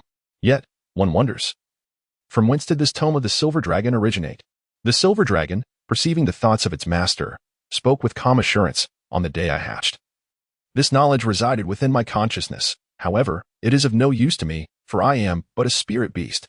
Its strength is intrinsically linked to Shen Zhou's own prowess. The mightier Shen Zhou becomes, the more formidable the silver dragon grows. Fear not, my master, it continued. Though I am a spirit beast, I have perused its contents. For demons, it is entirely beneficial, with no detriment whatsoever. For lesser demons like Fourth Miss, it serves to solidify their foundations. With diligent practice and the formation of a demon core, their power shall naturally flourish. Shen Zhou, why did you not present such marvelous items before? Yin Long, master, there are no mystical beasts accompanying you. What purpose would it serve to reveal these treasures? Shen Zhou contemplated, pondering the necessity of acquiring 1 or 2 beastly steeds to accompany him. The silver dragon promptly interjected, indeed, that is a feasible plan. I have thoroughly memorized the demon cultivation manual.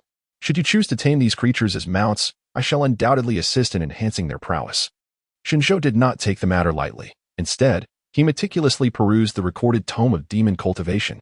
The content therein bore a striking resemblance to the demon cultivation records he had previously examined at the Kunlun sect, consisting primarily of straightforward cultivation techniques. Each stage of demon cultivation was documented with considerable detail.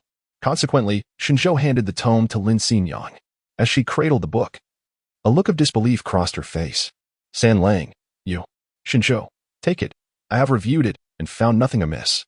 I hope you will soon cultivate a demon core. Lin Xingyang's eyes instantly welled with warmth. With no one to guide her in her cultivation, her demonic power remained feeble. While she could manage against ordinary individuals, when confronted with those possessing even a modicum of spiritual strength, or someone like Gao Jing with substantial authority, she was left with no choice but to resort to deceit and trickery for her own survival. In a moment of distraction, Shen Zhou was taken aback as Lin Xingyang suddenly knelt before him. Startled, he exclaimed, What are you doing? Quickly, rise. Lin Xingyang replied, Such immense kindness cannot be repaid. I, Xingyang, shall diligently cultivate my skills. In the future, should San Lang require my assistance, I shall face any peril, be it a mountain of blades or a sea of flames, without uttering a single word of dissent. Chapter 71. Discovering Xingyang's extraordinary abilities. Shen Zhou bent down to assist the person, saying, There is no need. This is merely a trifling effort for me. However, the gaze of Lin Xingyang grew increasingly fervent, causing Shen Zhou to feel a twinge of embarrassment. All right, let's go. The sky is darkening, and it is time to return home. Lin Xingyang placed the demon cultivation record close to her heart, joyfully following him. Very well. Third young master. Where is young Master Yin gone? Should we not lend him a hand? Shen Zhou, there is no need. He possesses his own discretion. If a mere Gao Jing cannot be uncovered, then the training has truly been in vain. Rest assured, fourth miss, by dawn tomorrow, the answer will manifest. As they conversed, they had already returned to the Lin family's courtyard. Just then, the proprietor of the chicken coop delivered the chicks, prompting fourth miss to hurriedly attend to the inspection. Meanwhile, Shen Zhou retreated to his room, eager to ascertain the presence of the female ghost. Upon entering, the room appeared desolate, leading Shen Zhou to believe the ghost had departed. However, before he could savor his relief, he turned only to be confronted by a pair of pitch-black eyes devoid of whites, causing him to stagger back in alarm. I implore you, spirit, could you refrain from your spectral antics? Mingyue floated away once more. Drifting to the door and observing Lin Xinyang bustling about in the courtyard, have all matters been attended to? Shen Zhou patted his startled heart, nodding affirmatively. Yes, it's done. Mingyue curved his lips into a smile. Quite efficient, I must say. I am thoroughly pleased. Shen Zhou approached the doorway, standing alongside her as they gazed into the courtyard. Pray tell, I inquired, what is your name? To this Shen gentleman. Has anyone ever imparted the wisdom that a person who knows too much is often prone to an untimely demise? Shen Zhou. No. Mingyue smiled inexplicably. It had been a long time since anyone had inquired about her name. Her subordinates addressed her as the Ghost King, while her adversaries incessantly mocked her as the underworld old ghost. She had nearly forgotten her true name. Mingyue. Shen Zhou raised an eyebrow, finding the name rather appealing. Why do you go by Mingyue? Is it because you were the seventh in your family? Mingyue cast a nonchalant glance at him, sending a chill down Shen Zhou's spine. If he chose not to speak, why be so petty about it? Yet, Mingyue remained silent. To Xinyang and the proprietor in the courtyard, it appeared as though only Shen Zhou stood there, seemingly engaged in some discourse. The proprietor remarked, Lin Yang. Your brother is quite handsome. Might I inquire if he is already betrothed? He continued, I have 2 daughters yet to be wed, perhaps. Lin Xinyang's eyes flickered momentarily before she interjected, I apologize, but my brother is already spoken for. Upon hearing this, the proprietor expressed disappointment. Already betrothed? May I ask which family she hails from? Lin Xinyang remained silent. The proprietor persisted. Then, there are no concubines in your household, I presume? It is quite common for men to have multiple wives, your brother. Shen Zhou's voice interjected, there is no need for you to concern yourself with my marriage. It would be best to expedite the inventory. Lin Xinyang raised her gaze and, as expected, beheld Shen Zhou approaching slowly, her eyes glimmering with a hint of brightness. The proprietor appeared somewhat awkward, replying, very well, the inventory has been completed. I shall take my leave now.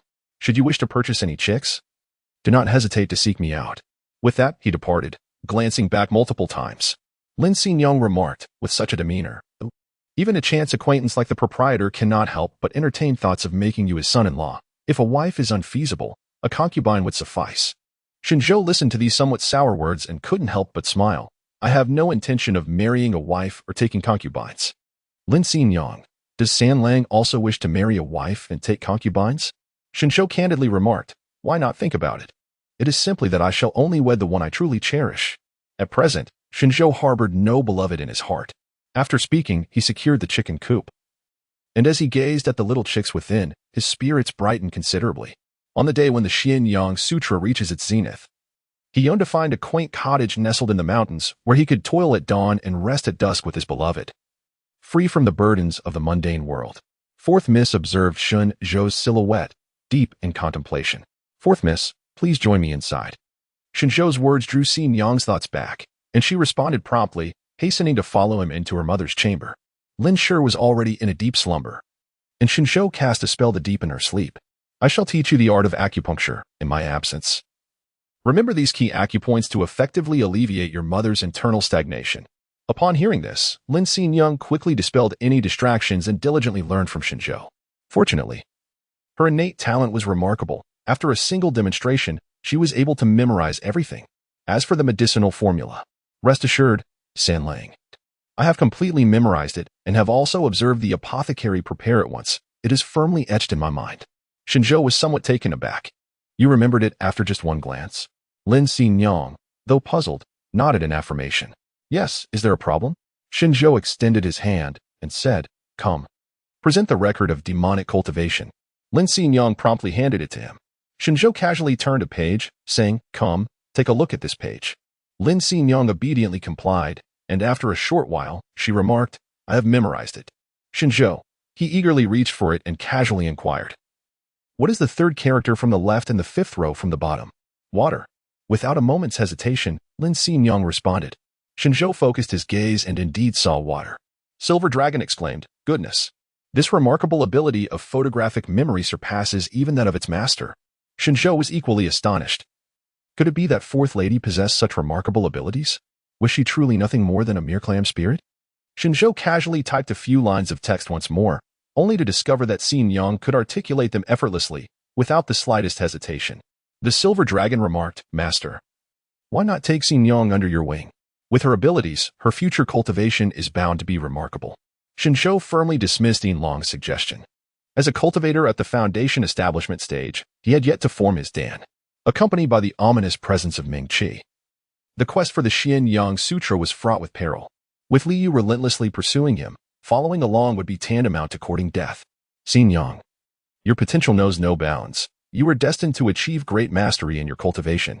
Upon hearing Shen Zhou's commendation, Xingyang's eyes sparkled with excitement, nearly overflowing. Is that true? Shen Zhou nodded, affirming the truth of the statement. Lin Xingyang, filled with joy, exclaimed, By the way, San Lang, you are departing tomorrow. Allow me to prepare your travel bag. With that, she dashed towards Shen Zhou's room, startling him into rising and grasping her hand. Wait. Lin Xingyang's wrist was unexpectedly held firm, causing her to momentarily lose her composure as her gaze slowly descended to rest upon his hand. The atmosphere grew suddenly serene.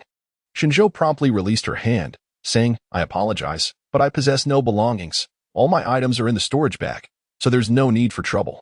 Lin Xingyang lowered her gaze, concealing the joy and a hint of disappointment in her eyes, and nodded, All right, then I shall. Prepare some food for you. Shen Zhou did not refuse this time. You have worked hard. After Lin Xingyang departed, Shen Zhou finally patted his chest, feeling a lingering fear. Yinlong remarked, Fortunately, we did not go. Otherwise, if we had provoked that female ghost, escaping would not have been so simple. Shen Zhou nodded, Indeed. It was fortunate that his master was quick-witted. Lin Xingyang had dashed into the kitchen, where no one lingered, yet she could not contain her elation. This time, he had taken the initiative to grasp her hand. Did this not imply that San Lang did not harbor such profound disdain for her? Observing this entire scene, Mingyue found himself utterly perplexed. What was it about Shen Zhou that captivated this young lady so? He mused, Shen Zhou certainly had a way with women. Clearly not one to be restrained. Lin Xingyang, too, seemed quite blind to the truth. He shook his head and chose to recline once more. At that moment, Mingyue remained unaware that one day in the future, he too would become that oblivious individual. Chapter 72, The Grievance of the Gao Manor? Meanwhile, a contingent of officials was hastily making their way to Pingsha County. Inside a sedan chair, a gentleman clad in official robes and a cap yawned incessantly. Young Master Yan. Why the urgency? I have barely had a moment's rest, and yet you have summoned me in the dead of night. Yin Qianxiao slightly cupped his hands, Minister Jiang. Since we have already conducted inspections at Pingqing Prefecture, a visit to Pingsha County is merely a formality. Moreover, with my presence, your safety is assured. Jiang Yi felt quite helpless. In his youth, he had ventured into the imperial city for examinations during a snowstorm, nearly freezing to death, and was saved by Yin Qianxiao's mentor. Since then, he owed a debt of gratitude, and at that time, Yin Qianxiao had been but a child. Now, Yin Qianxiao sensed that fate had a hand in this matter. Originally, he sought the governor of Pingqing Prefecture, hoping for a direct hearing of the case. Unexpectedly, he encountered an imperial envoy along the way, an old acquaintance who promptly whisked him away. Upon entering the borders of Sichuan, he had heard the locals speak of the envoy's inspection, and even Shen Zhou had hinted at it. However, given the vastness of Sichuan, he had not held out much hope for the envoy's timely arrival. To his astonishment, everything had come together effortlessly. Minister Jiang. Jiang Yi cautiously regarded him. What is it? If the crimes are substantiated, what punishment should Gao Jing face according to the law? At this, Jiang Yi's gaze sharpened momentarily. If he truly coerced a maiden into becoming a concubine, oppressed the common folk, and accepted bribes, he would certainly face the loss of his title and be sentenced to exile. Yin Qianxiao was taken aback. Is it truly only exile? Pingsha County was already on the border. Where else could he be sent? Yin Qianxiao could only hope that Shen Zhou would swiftly uncover the evidence. Meanwhile, within the Gao Manor, a shadow swiftly infiltrated, hastening directly to the study. Shen Zhou swiftly employed his techniques to scour the study, while Mingqi trailed closely beside him, feeling rather bored. Since Shen Zhou had decided to investigate, she thought it only fitting to accompany him. However, Mingqi sensed an unsettling presence within the estate. Why were there vengeful spirits? Moreover, they appeared to be suppressed. Shen Zhou gently rotated the vase, and with a creaking sound, a secret chamber slowly revealed itself. Mingqi turned her head, noticing Shen Zhou darting inside, and she followed suit. Shen Zhou glanced through the ledger in the hidden chamber and suddenly smiled. I found it.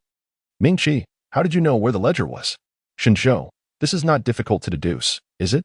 Humans have a penchant for concealing their treasures in libraries or bedrooms, often going so far as to excavate a hidden chamber, believing that such measures render their secrets impenetrable. Mingqi raised an eyebrow with keen interest. Are you one of them? Shen Zhou cast a glance at her and replied, I am not. Then, if you possess something valuable, where do you prefer to conceal it? Shen Zhou could even discern a hint of anticipation in the depths of Mingqi's dark eyes. Do you think I am foolish? Shen Zhou swiftly packed his belongings into the storage bag and darted out of the study. Just as he was about to leave, a remark from Mingqi halted him. There are suppressed vengeful spirits here. Accompany me to investigate. Shen Zhou nodded and said, Let's go. If we could accumulate more charges, perhaps a death sentence could be issued. This way, Fourth Sister would truly have no lingering concerns. Mingqi brought him directly from the study to an abandoned courtyard in the back residence, where he could see the interior was laden with cobwebs and dilapidated rooms. It was quite astonishing that such a prestigious county magistrate's residence harbored such a place. As he approached, Shen Zhou felt a chilling wind swirling within, causing him to shudder involuntarily. He glanced back and noticed Mingqi, with a calm demeanor, fixated on the courtyard, wisps of dark smoke emanating from his obsidian eyes. Extending toward the courtyard, Mingqi quickly regained his composure and glided forward. Shen Zhou hastily pursued, but as he leapt into the air, a surge of dark, vengeful energy struck him fiercely. Instinctively, he summoned his spiritual power to thwart the attack, yet he was ultimately a moment too late. Just as he braced himself for injury, a faint golden light radiated from his entire being, dispersing the vengeful energy that assailed him. Mingqi turned back and caught sight of the dissipating golden glow enveloping Shen Zhou. This time, she distinctly sensed that it emanated from a remnant soul, and moreover, its essence bore a striking resemblance to the celestial aura of those from the outer heaven. It appeared that this remnant soul was not solely beneficial to her. It would emerge to safeguard him whenever his life was endangered. She halted her advance, retracing her steps, and in the midst of Shen Zhou's bewildered gaze, she grasped his hand. Concentrate. I shall investigate the remnant soul within you. At her words, Shen Zhou closed his eyes, while Mingqi channeled her ghostly energy into his veins, meticulously examining every inch, even scrutinizing his spiritual platform, yet she failed to perceive anything further. She withdrew her hand, exclaiming, How truly peculiar. Shen Zhou was taken aback. The remnant soul? Are you suggesting that the golden light I just experienced was a remnant soul? Mingqi responded, You were completely unaware? After a moment, Mingqi suddenly realized, of course, you have just established your foundation. Your spiritual platform is still unstable, and you have yet to endure the heavenly tribulation. How could you possibly perceive it? With that, Mingqi resumed his stride toward the small courtyard. Shen Zhou hesitated, contemplating whether to follow, when a voice ahead beckoned him. Come along. The resentment has already been dispelled by that remnant soul. Thus, Shen Zhou, burdened with a myriad of unanswered questions, decided to accompany him. The pressing matters at hand took precedence. As for the remnant soul within him, he would eventually unravel its mysteries. The pair, one human and one ghost, arrived at the edge of a desolate well. A massive stone was perched atop it, bound tightly by numerous iron chains. Moreover, it was covered in talismans. Upon closer inspection, he noticed incomprehensible incantations inscribed upon the stone. However, Mingqi recognized it immediately as a curse meant to suppress vengeful spirits. Upon the death of a human, their spirit would naturally descend to the ghost realm, where it would face judgment and enter the cycle of reincarnation. This curse, however, aimed to imprison the souls below for all eternity. Such a curse could only be wielded by a few esteemed elders of the ghost realm and the ghost king, yet here it was, manifesting in the humble Pingsha County. Mingqi's heart swelled with indignation. Before Shen Zhou could utter a word, Mingqi had already made her move. The malevolent energy surged forth towards the curse, dissipating it in an instant. With a subtle lift of her palm, she raised the massive stone. Observing this, Shen Zhou swiftly formed a seal, his hands moving with remarkable speed. For Corner's realm, arise. A translucent barrier enveloped the abandoned courtyard with unwavering stability. Suddenly, the stone erupted, producing a thunderous roar. Shen Zhou began to feel fortunate for his swiftness. Otherwise, the move from Mingyue could have attracted everyone. Although he was not averse to fighting, he preferred to avoid unnecessary troubles. As the stone shattered, an exceedingly mournful wail erupted, reverberating throughout the courtyard, while one after another, ethereal white figures sprang forth from within. Shen Zhou initially maintained a certain distance from Mingyue, but upon observing the situation, he hastily approached her. He noticed that those ethereal white figures were deliberately steering clear of Mingyue. Sensing the movement behind her, a smirk crept upon Mingyue's lips, so fearful of them. Yet unafraid of me? Shen Zhou, who claims I am unafraid? Have you forgotten the time you frightened me into a faint? It's just that now, familiar faces. Even familiar spirits are somewhat more comforting. Upon hearing this, Mingyue's mood remarkably brightened. Chapter 73, Remnant Souls? The True Words Technique? Gradually, the surroundings finally settled into tranquility, and the once menacing ghosts gradually knelt before Mingyue. Shen Zhou raised his head to glance behind Mingyue, only to find himself surrounded by female ghosts. Each specter was adorned in the customary white attire, their long hair cascading down. And though he dared not examine their faces closely, the oppressive aura that enveloped them sent shivers down his spine. We have seen the king, they spoke in unison. Mingyue remained unfazed, while Shen Zhou was taken aback. You are the king? What kind of king? The king of ghosts? Mingyue cast him a cool glance, prompting Shen Zhou to promptly fall silent. Mingyue then addressed the female ghosts on the ground, a total of 12 in number. Rise and speak of your grievances. Who has taken your lives? The curse that bound them was undeniably potent, preventing their escape for so many years. It was only upon approaching that she sensed it. It seemed that within the realm of the dead, there were those who paid her lip service while harboring ulterior motives. One ghost, with bloodshot eyes brimming with resentment, spoke vehemently. It was the son of the county magistrate, Gao Jing.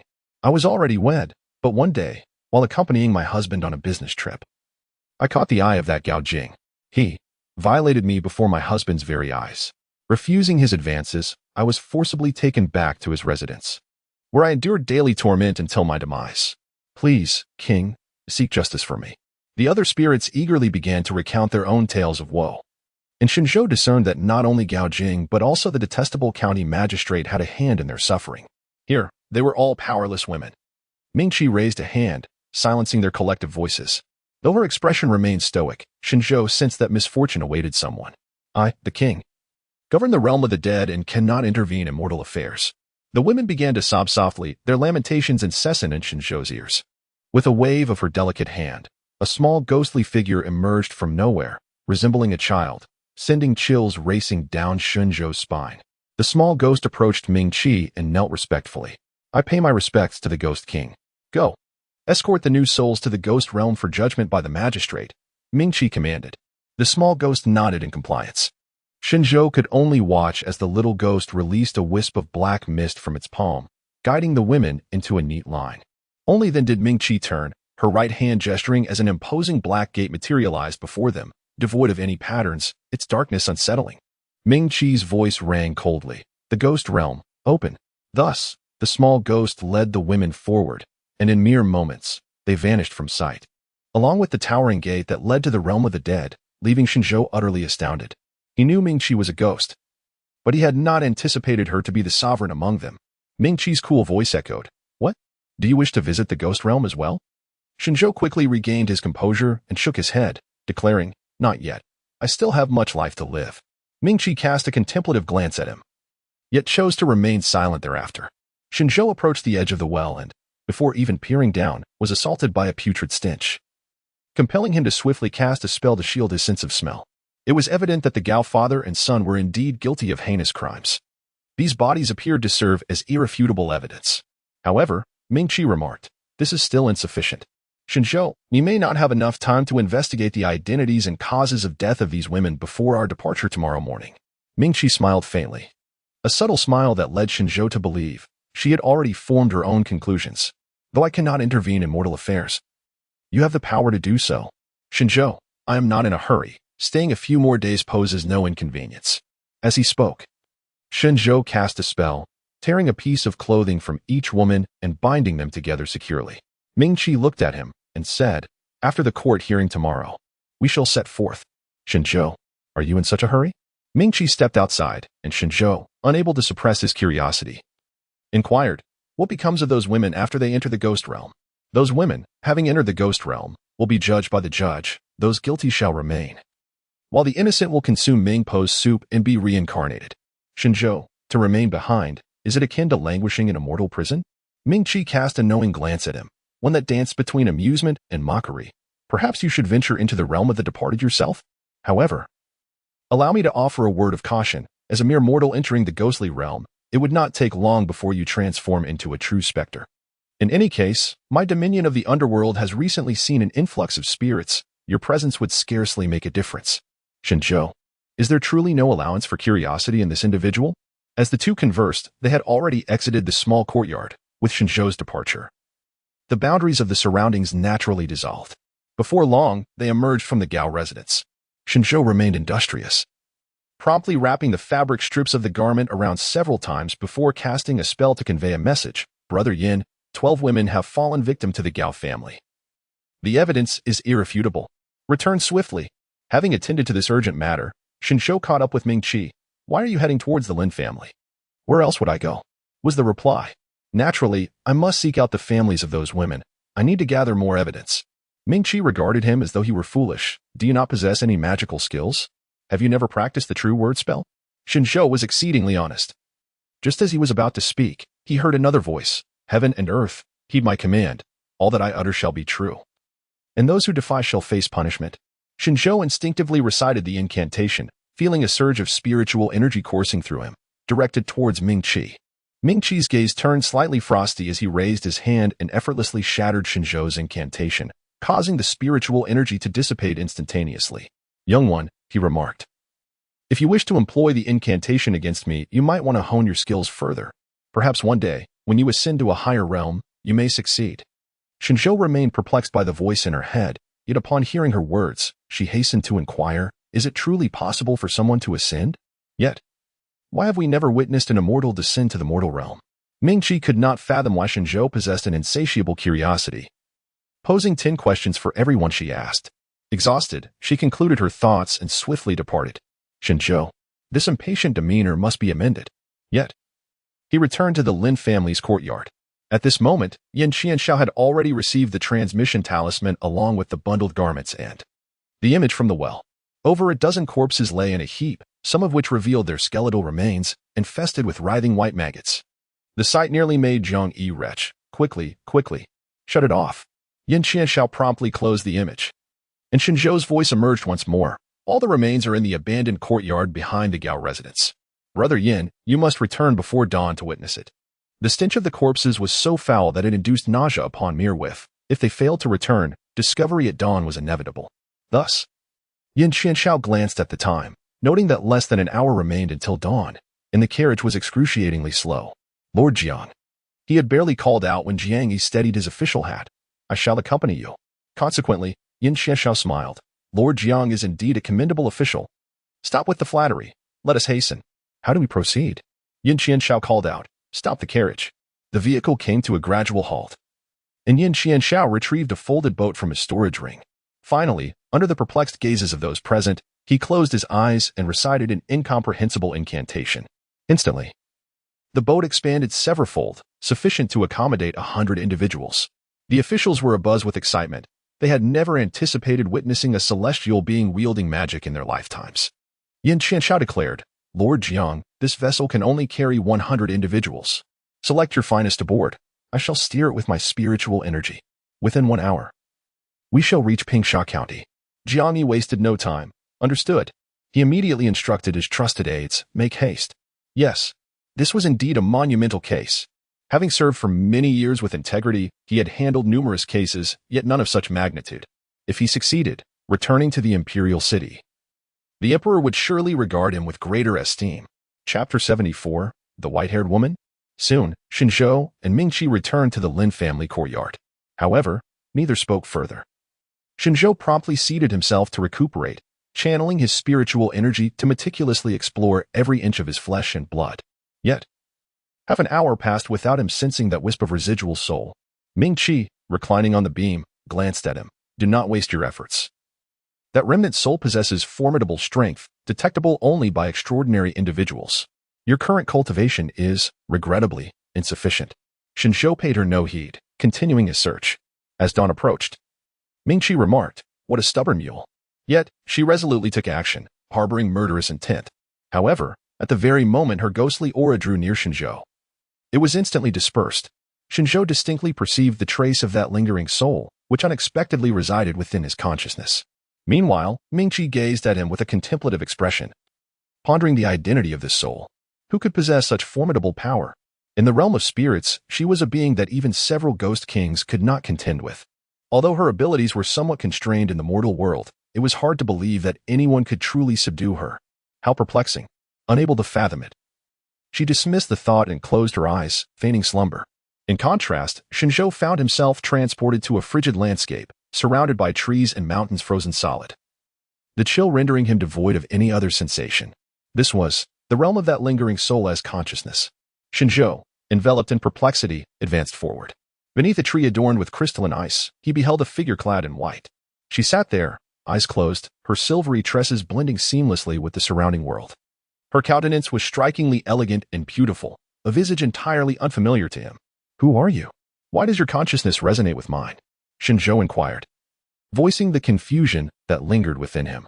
The woman opened her eyes, revealing an extraordinary ice-blue hue, reminiscent of something otherworldly. Her voice, equally unfamiliar to Shen Zhou, resonated softly. "You have arrived." Shen Zhou harbored little wariness towards her, for he was aware that in times of peril, it was she who safeguarded him. However, if not for the assistance of Mingyue, he truly could not fathom when he would behold her true visage. "You need not concern yourself with my identity. I am merely fulfilling a former acquaintance's request to protect you for the time being." "A former acquaintance? Which one?" The white-haired woman once again closed her eyes, saying, "Once you ascend to the Yuaning realm, you shall come to know." Yuaning? Shen Zhou couldn't help but chuckle, realizing that the cultivation of a new realm typically required a minimum of several months, and possibly even several years. Even with his dual spiritual roots, he might have to wait several decades, wouldn't he? However, before he could voice his thoughts, the world within his consciousness transformed. The sky suddenly darkened, thunder rumbled ominously, and lightning illuminated the horizon. Yet, the silver-haired woman remained utterly still. "What is happening?" Shen Zhou was taken aback. At last, the silver-haired woman stirred, ascending into the air. With her right hand raised, she concentrated the power of the stars, her palm radiating an immense spiritual energy that stirred the tumultuous sea of consciousness, nearly causing him to lose his balance. "Shen Zhou, pay attention." Shen Zhou gazed upwards, witnessing her clasp one hand into a fist while the other swiftly crafted intricate seals in the air. Moments later, the two converged into a singular force. The energy of her fist akin to the first light of dawn, surging forth to meet the descending thunderbolt. With a single strike, she proclaimed, to shatter all things. The tumultuous clouds and thunder dissipated instantly. In the wake of that devastating blow, all was rendered to ruin. Such was the pinnacle of mastery in the art of thunder spells. Shen Zhou found himself genuinely astonished. The silver-haired woman descended gracefully, still positioned beneath the tree, her gaze directed toward him from a distance. Her ethereal presence evoked memories of a long-lost mentor, his revered master, Yao Guang. However, she was not a practitioner of thunder magic.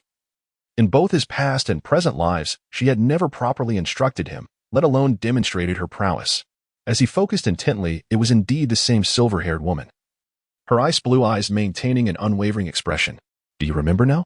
Shen Zhou regained his composure, bowing respectfully with cupped hands as he sincerely expressed, "Thank you, esteemed senior.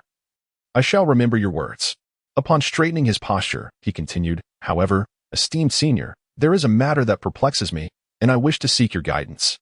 The individual merely cast him a detached glance, then with a flick of his hand, Shen Zhou was abruptly expelled from his consciousness. Shen Zhou abruptly opened her eyes, the remnants of her last words echoing in her ears, "When your strength increases, all will be revealed." Yet, as Shen Zhou focused her mind once more, she found nothing to grasp. Mingyue remarked, "Daylight has arrived." Consequently, Shen Zhou glanced outside and indeed, the dawn had broken. She pondered whether Yin Qianxiao had managed to bring the reinforcements. Shen Zhou had just risen from his bed when a message talisman soared toward him. "Brother Shen, Lord Jiang has gathered all the remains, and he will preside over the examination." Mingyue remarked, "This lad is quite swift in his actions." Shen Zhou remarked, "He is indeed quite swift, yet it will take some time for the officials and soldiers to arrive. However, I trust that none of the individuals from the Gao residence will escape. Let us proceed to the Yamen and investigate." Just as he was about to depart, Mingqi interjected. Think of a way to find me a shaded spot to take refuge. Shen Zhou's footsteps abruptly ceased. Aren't you afraid of the sunlight? Mingqi retorted with unwavering confidence. This king fears not the light, yet this king simply wishes to avoid it. Is that acceptable? Shen Zhou barely managed to suppress a chuckle, but ultimately he merely nodded with a smile. All right, just you wait. As he opened the door, he encountered Lin Xinyang, who was about to knock. Upon seeing him, Lin Xinyang lowered her hand and cheerfully remarked, although you may not require it, I have nonetheless prepared some snacks for your journey. The road to Yunzhou is long, and a few tidbits can alleviate the monotony. Thank you very much, Xinyang. He replied. By the way, I have also arranged for a carriage for you. Relying solely on spiritual energy for travel is not a sustainable solution. This horse is a tamed beast, capable of covering great distances with ease. Shen Zhou gazed outward. Although the carriage was not particularly luxurious, it had been thoughtfully arranged, with soft cushions inside and provisions as well as some snacks laid out. He initially intended to decline, but Lin Xinyang gently leaned in and said, on this journey, we may not know when we shall meet again. San Lang, you have saved both me and my mother. You are my benefactor. There is little else I can do, but I can prepare these modest offerings for you. I hope you will not find them lacking. Shen Zhou stepped forward and assisted Xinyang to her feet. There is no need for such formality, but I appreciate your kindness, and I shall accept it. At that moment, Lin Xinyang's previously anxious heart found solace. Thank you, San Lang. Shen Zhou, however, there is no rush at this moment. Do you possess any storage jars that can be sealed and kept away from light? Lin Xinyang pondered for a moment. Indeed, I have a small jar that I used for preserving pickled radish. Would that suffice? Shen Zhou, certainly. Let me take a look first. San Lang, wait for me. I will fetch it from the kitchen. Having said that, Lin Xinyang hurried away. Mingqi leaned against the door, remarking, this Lin Xinyang is so considerate. She must have feelings for you. Does she not? Shen Zhou cast a glance at her, saying, do you think everyone is as sordid as you? Mingqi pondered, wondering how she had never noticed this brat's temper before. Just as she was about to scold him, Lin Xinyang rushed back, cradling a small jar that resembled a wine vessel. Take a look at this. Do you think it can be of any use? Shen Zhou cast a glance and found it indeed quite light-blocking, so he promptly stowed it away in his storage bag. It will suffice. Thank you, fourth sister. Chapter 75. An uncontrollable flutter of the heart. Lin Xinyang replied, no need for gratitude. I have also prepared a bag of pickled radish for you, which is quite tangy and appetizing. Shen Zhou, I am quite fond of it. Thank you. Lin Xinyang's heart began to race even faster. He expressed his fondness. These items, crafted by her hand, were mere trifles in the eyes of the affluent, things she had no intention of offering. Yet, contemplating the possibility that San Lang might someday have a poor appetite, she thoughtfully prepared a large bag and tucked it away in the jar. Little did she anticipate.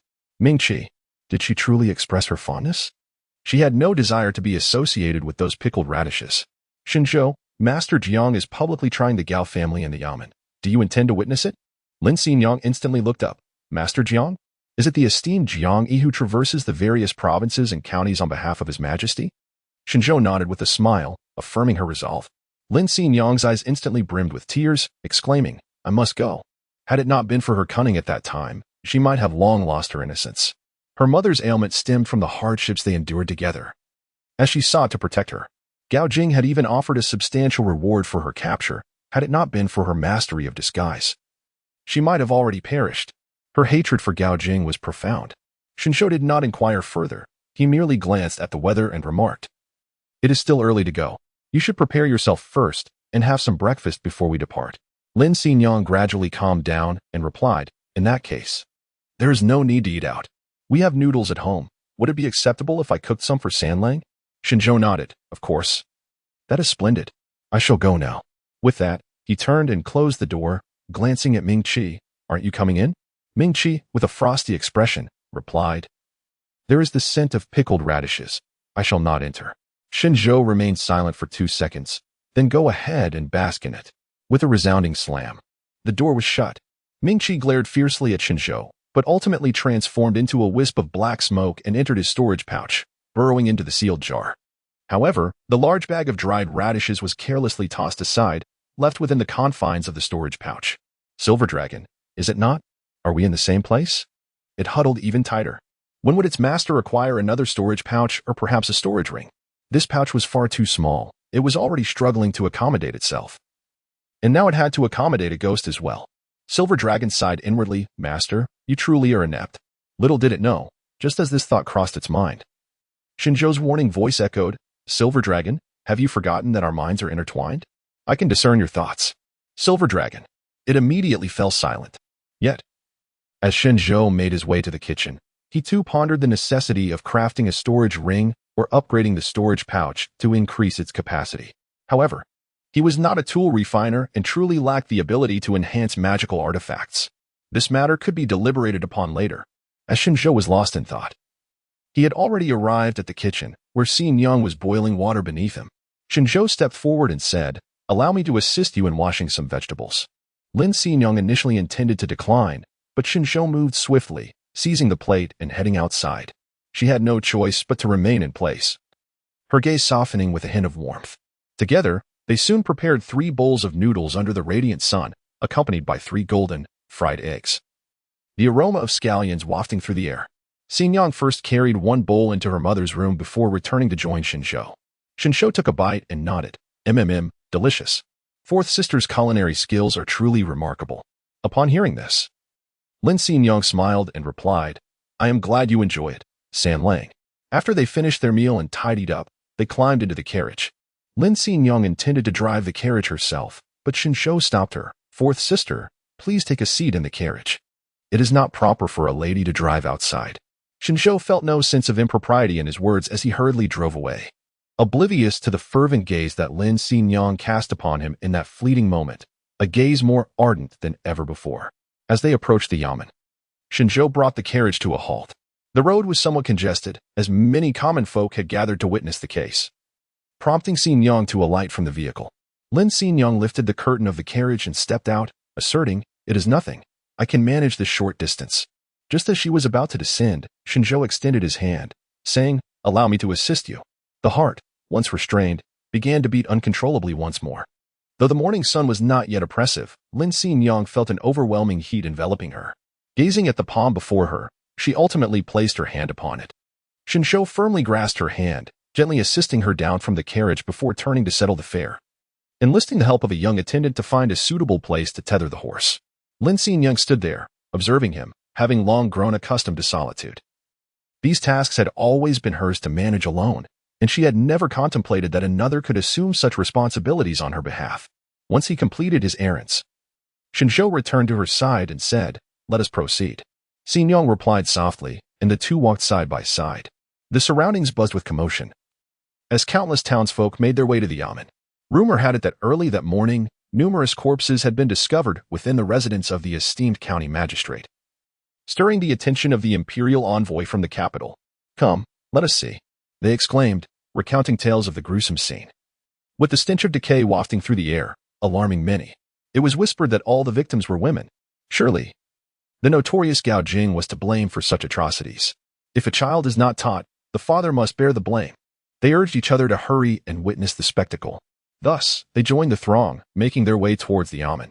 As the crowd surged, Xingyang was jostled from behind, causing her to lose her balance and stumble forward.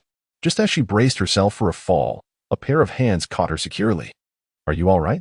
A voice reached her ears, and upon opening her eyes, she met Shen Zhou's gaze, which bore a hint of concern. Her grip tightened around his arm, and an involuntary blush crept across her cheeks. Being in such close proximity, Shen Zhou caught a faint scent of the sea emanating from her. Evoking a fleeting moment of curiosity, it was not unpleasant. Rather, it was refreshingly delightful.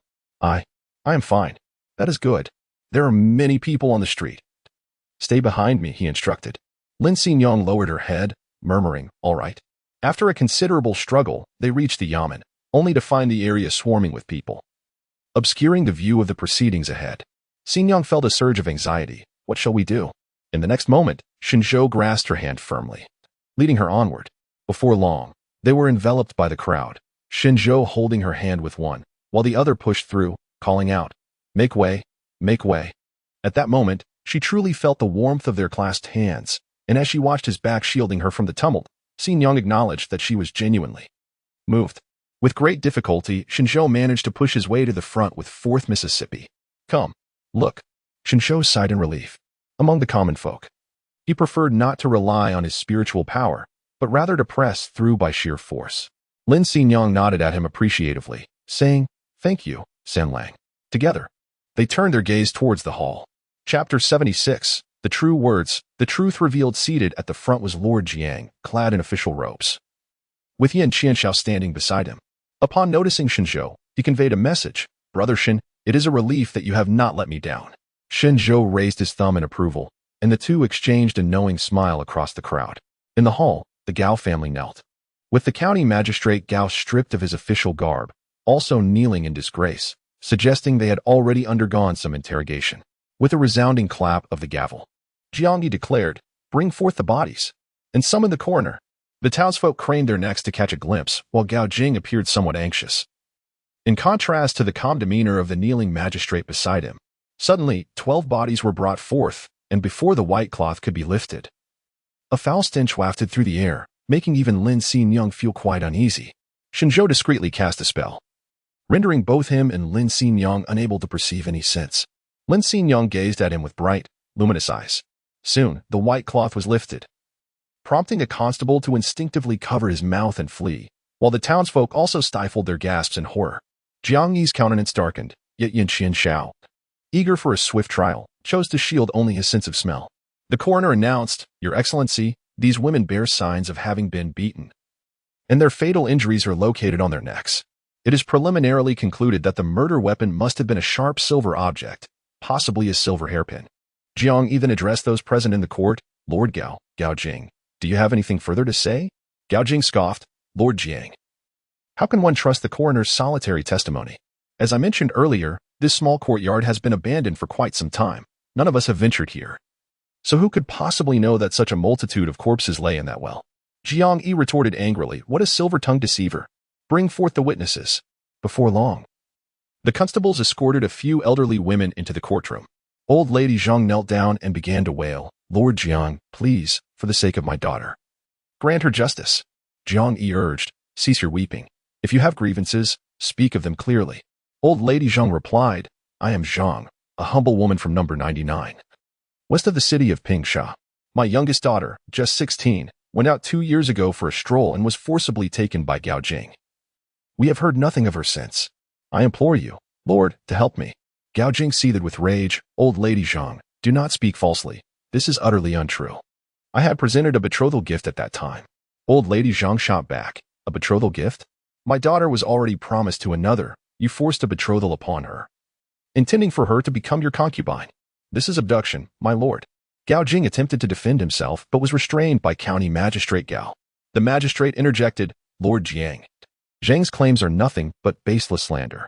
Her daughter willingly became a concubine and ran away with a servant from our household over a year ago. This is common knowledge among all in the manor."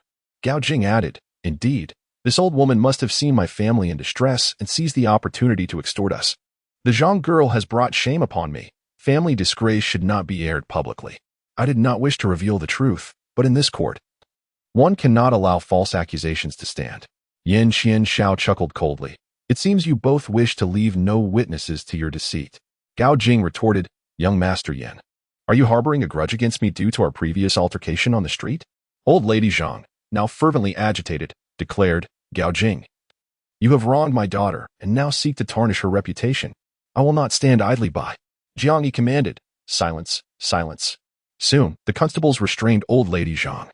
The crowd below shook their heads in dismay, murmuring that the Gao family had truly lost all sense of morality, seemingly unwilling to accept any responsibility. Lin Xingyang felt a surge of anxiety, unconsciously gripping the sleeve of Shen Zhou. Shen Zhou cast a soothing glance at her, then turned to Ming Qi and inquired, "How long do you wish to continue watching the performance?"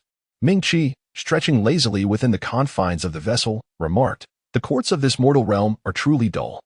Just as Jiang Yi was about to speak, the sun was abruptly shrouded by the clouds, and a gentle breeze began to stir, sweeping away the fallen twigs and withered leaves from the ground, prompting everyone to instinctively raise their hands to shield themselves.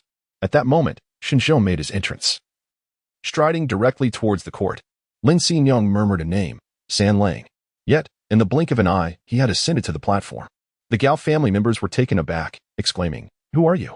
Yan Qianshao spoke up loudly, "This is my esteemed friend, a practitioner of the mystical arts. He possesses a genuine method of discerning the truth in words. I implore you, Master Jiang, to allow him a chance to demonstrate. Gao Jing's gaze flickered with unease. Father. County Magistrate Gao replied, do not panic. In this world, there is no such thing as a method for discerning truth. It must surely be a deception. Shen Zhou gazed at them with a smile that was neither fully a smile nor devoid of one. In that case, I shall pose this question to young Master Gao. I wonder if you would be willing to respond? The common folk outside the hall murmured. This extraordinary phenomenon must surely indicate some grievance. Indeed. If this Gao Jing did not respond, it would be akin to a thief feeling guilty. County Magistrate Gao remarked. It is said that cultivators do not concern themselves with worldly matters. Does this case involve any sects of cultivation? What reason does this young master have to intervene? Shen Zhou, I belong to no particular sect. I am merely a wandering cultivator. The county magistrate's attempt to intimidate me is indeed a miscalculation. Having said this, Shen Zhou turned to Jiang Yi and slightly cupped his hands. I humbly request your permission to make an attempt. Gao Jing, absolutely not. On what grounds? Jiang Yi, granted. Gao Jing stood up, only to be instantly bound tightly by an invisible rope. The county magistrate, now anxious, attempted to rush forward but was halted in his tracks by Yan Qianxiao's spell, rendering him unable to even utter a sound. Gao Jing was overwhelmed with dread. No. Please. Shen Zhou stood tall and elegant beneath the vast heavens, swiftly forming seals with his right hand. Spirits of heaven and earth, heed my command. What I utter shall be absolute truth, and those who defy shall face inevitable retribution. A surge of spiritual power was directly infused into Gao Jing's brow. Shen Zhou inquired. Gao Jing, have you forcibly abducted women and coerced them into becoming concubines? Gao Jing's consciousness remained in turmoil, hesitating to respond. The onlookers were left in stunned silence. Witnessing this dramatic scene, Mingyue, feeling helpless, remarked, it seems I must lend a helping hand. Thus, she emerged gracefully from the storage bag, standing before Shen Zhou. However, only Shen Zhou and Gao Jing could perceive her presence. She cleverly disguised herself as one of the 12, adopting the name Lin Yang. With a visage drenched in blood, she floated toward Gao Jing, lamenting, Gao Lang, you have brought me such suffering. Upon seeing her, Gao Jing's mental defenses crumbled instantaneously. And he fell to his knees, exclaiming, no, do not seek me out. Do not seek me out. Shen Zhou, were those 12 individuals in the well the ones you killed? Gao Jing, only 7 of them met their demise at my hands. The rest were slain by my father. He was responsible. What was the weapon used? It was a silver hairpin, found within my mother's jewelry box. Instantly, the room erupted in commotion. Jiang Yi signaled to his confidant, and someone hurried away. Let us hear from you how you and your father murdered them. This interrogation persisted for a full hour. Gao Jing recounted in detail the events of the killings. Mingyue asked him why the well is covered in talismans. Who instructed him in this? Chapter 77, Departure from Pingsha County thus. Shen Zhou refrained from glancing at Mingyue and posed the question to Gao Jing. Where did the talismans on the well originate? Gao Jing, they were given to me by a wandering old sage 10 years ago. He claimed that the negative energy in my residence was too intense and that these talismans could suppress it. I do not know who he was. Shen Zhou, what does he look like? He is veiled, and I cannot see him clearly. Shen Zhou withdrew his hand, and the binding of Gao Jing's spiritual energy was instantly lifted. The ominous clouds in the sky dissipated, allowing the sun to shine through once more. Mingyue hurriedly retreated into the storage pouch, resuming his rest within the jar. Meanwhile, Gao Jing finally regained his senses. And the face of the county magistrate Gao was filled with despair, as the members of the Gao family knelt there, trembling in fear. Shen Zhou turned to Jiang Yi and implored, I beseech you, sir, to administer justice impartially and grant the deceased their due. At that moment, Jiang Yi's confidant returned. Bearing evidence, I report to you, sir, that the coroner has confirmed this silver hairpin as the murder weapon, perfectly matching the wounds of the deceased. Gao Jing, in a state of panic, exclaimed, no, it is not as it seems. My sister is the concubine of the governor of Yunzhou. You cannot execute me. You mustn't. Jiang Yi, resolute and commanding, declared, seize him. Both Gao Cheng and Gao Jing, the crimes you have committed are intolerable by the heavens. According to the laws of Sichuan, you 2 principal offenders shall be sentenced to immediate execution at the 3rd hour of the afternoon. Your families shall face banishment of 3,000 miles for the men, and the women shall be reduced to slavery. All your properties shall be confiscated and returned to the victims. Instantly, the courtroom erupted in cries of despair, while below, the common folk rejoiced. Springing to their feet in celebration, Yan Qianxiao glanced at Shen Zhou and communicated silently, indeed, Shen brother, you possess considerable skill. Shen Zhou, you flatter me. but Brother Yin is indeed formidable. Meanwhile, Lin Xingyang stood amidst the crowd, observing his dignified presence in the courtroom, a smile involuntarily gracing her lips. Shortly thereafter, Shen Zhou approached her, suggesting, "Let us depart. We have lingered here for far too long. It is time to seek a cup of tea." The surrounding townsfolk parted to make way for them, their voices filled with gratitude. "Thank you, immortal, for ridding us of this scourge." Shen Zhou smiled and spoke. "All credit goes to Lord Jiang. If you wish to express your gratitude, direct it towards him." With that, he took the bewildered Xingyang by the hand and swiftly exited. The townsfolk gathered at the entrance to thank Jiang Yi before promptly heading off to witness the execution of the Gao father and son. Lin Xingyang remarked, "San Lang. Thank you. In the future, the court should appoint a capable official, should it not?" Shen Zhou smiled reassuringly at her, saying, "Indeed, from now on, you need not hide away." Just as Xingyang was about to respond, a familiar voice called out from behind, "Brother Shen." "Miss Lin." Consequently, Shen Zhou instinctively released her hand and turned to face Yin Qianxiao. "Why didn't you call me as you left? I've been awake all night, and it's been quite exhausting." Shen Zhou patted him on the shoulder and said, "Come, I shall treat you to tea and a meal. Let us feast before we set out on our journey." Yin Qianxiao's spirits lifted instantly. "That sounds splendid. Let us go." The two, with arms linked, strolled toward the nearest tavern, while Lin Xingyang shook her head in resignation. Glancing at her empty palms, momentarily lost in thought. "Xingyang, keep up." A familiar voice called from ahead. Lin Xingyang looked up to see a young man bathed in sunlight, a gentle smile gracing his lips. His handsome features and high ponytail exuded the spirited charm often described in literature. With a radiant smile, she ran toward him, exclaiming, "I'm here." She thought to herself that this scene would forever remain etched in her memory. The trio re-entered the tavern, and this time, the dishes arrived promptly. They were seated on the third floor, affording them a view of the bustling square below, where the Gao father and son awaited their grim fate. Yin Qianxiao relished his meal and drink, exclaiming joyfully, "It was worth the considerable effort and spiritual energy I expended to bring him from such a distance." "Shen Zhou, you've worked hard. I raise a glass to you." Yin Qianxiao waved his hand dismissively, yet still clinked his cup with Shen Zhou's. "It's not arduous at all. As cultivators, we ought to uphold justice and act heroically. San Lang, you resonate with me splendidly. How about we venture into the world together from now on?" Shen Zhou smiled. "Are we not companions on this journey? The road to Yunzhou is long and arduous. I hope we can look out for one another." Yin Qianxiao laughed heartily. "Indeed, that is only fitting." After speaking, Yin Qianxiao turned to the silent Lin Xingyang beside him and said with a grin, "Xingyang, life is a long and winding path. You are destined to cross our paths. If you ever find yourself in Yunzhou, do seek us out. We shall indulge in revelry together." Upon seeing Yin Qianxiao raise his cup, Xingyang suppressed her unwarranted emotions and lifted her own cup, naturally. "Regarding the case of the Gao family, I wish to express my sincere gratitude to both of you." Xingyang downed the fiery liquor in one gulp, the intense flavor rushing to her nostrils, causing her to cough slightly.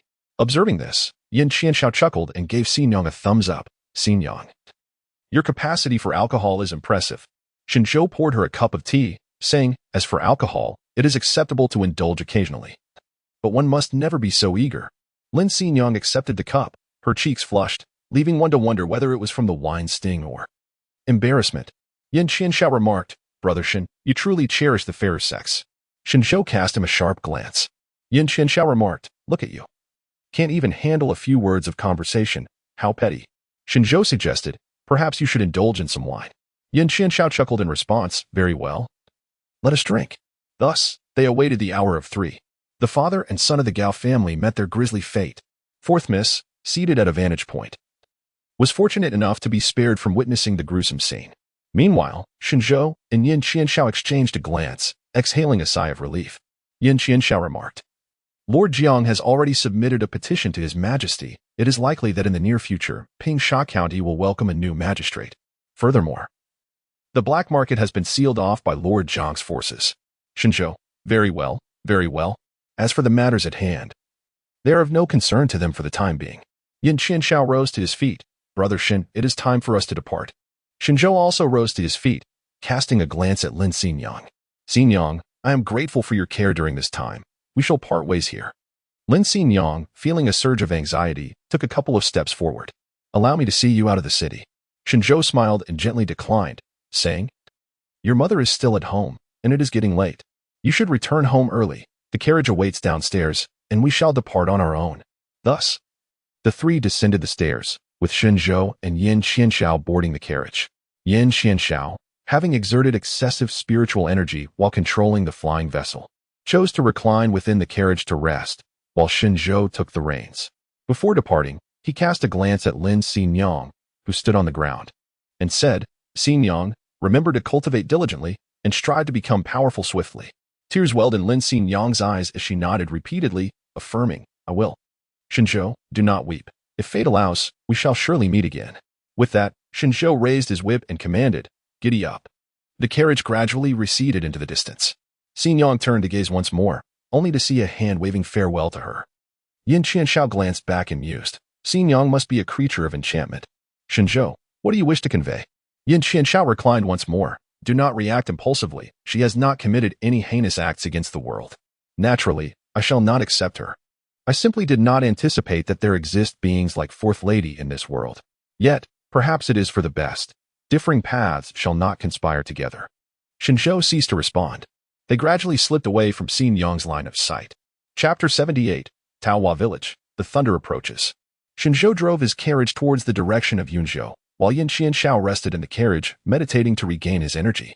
As the sun dipped below the horizon, Shen Zhou guided the carriage into a village named Taohua Village.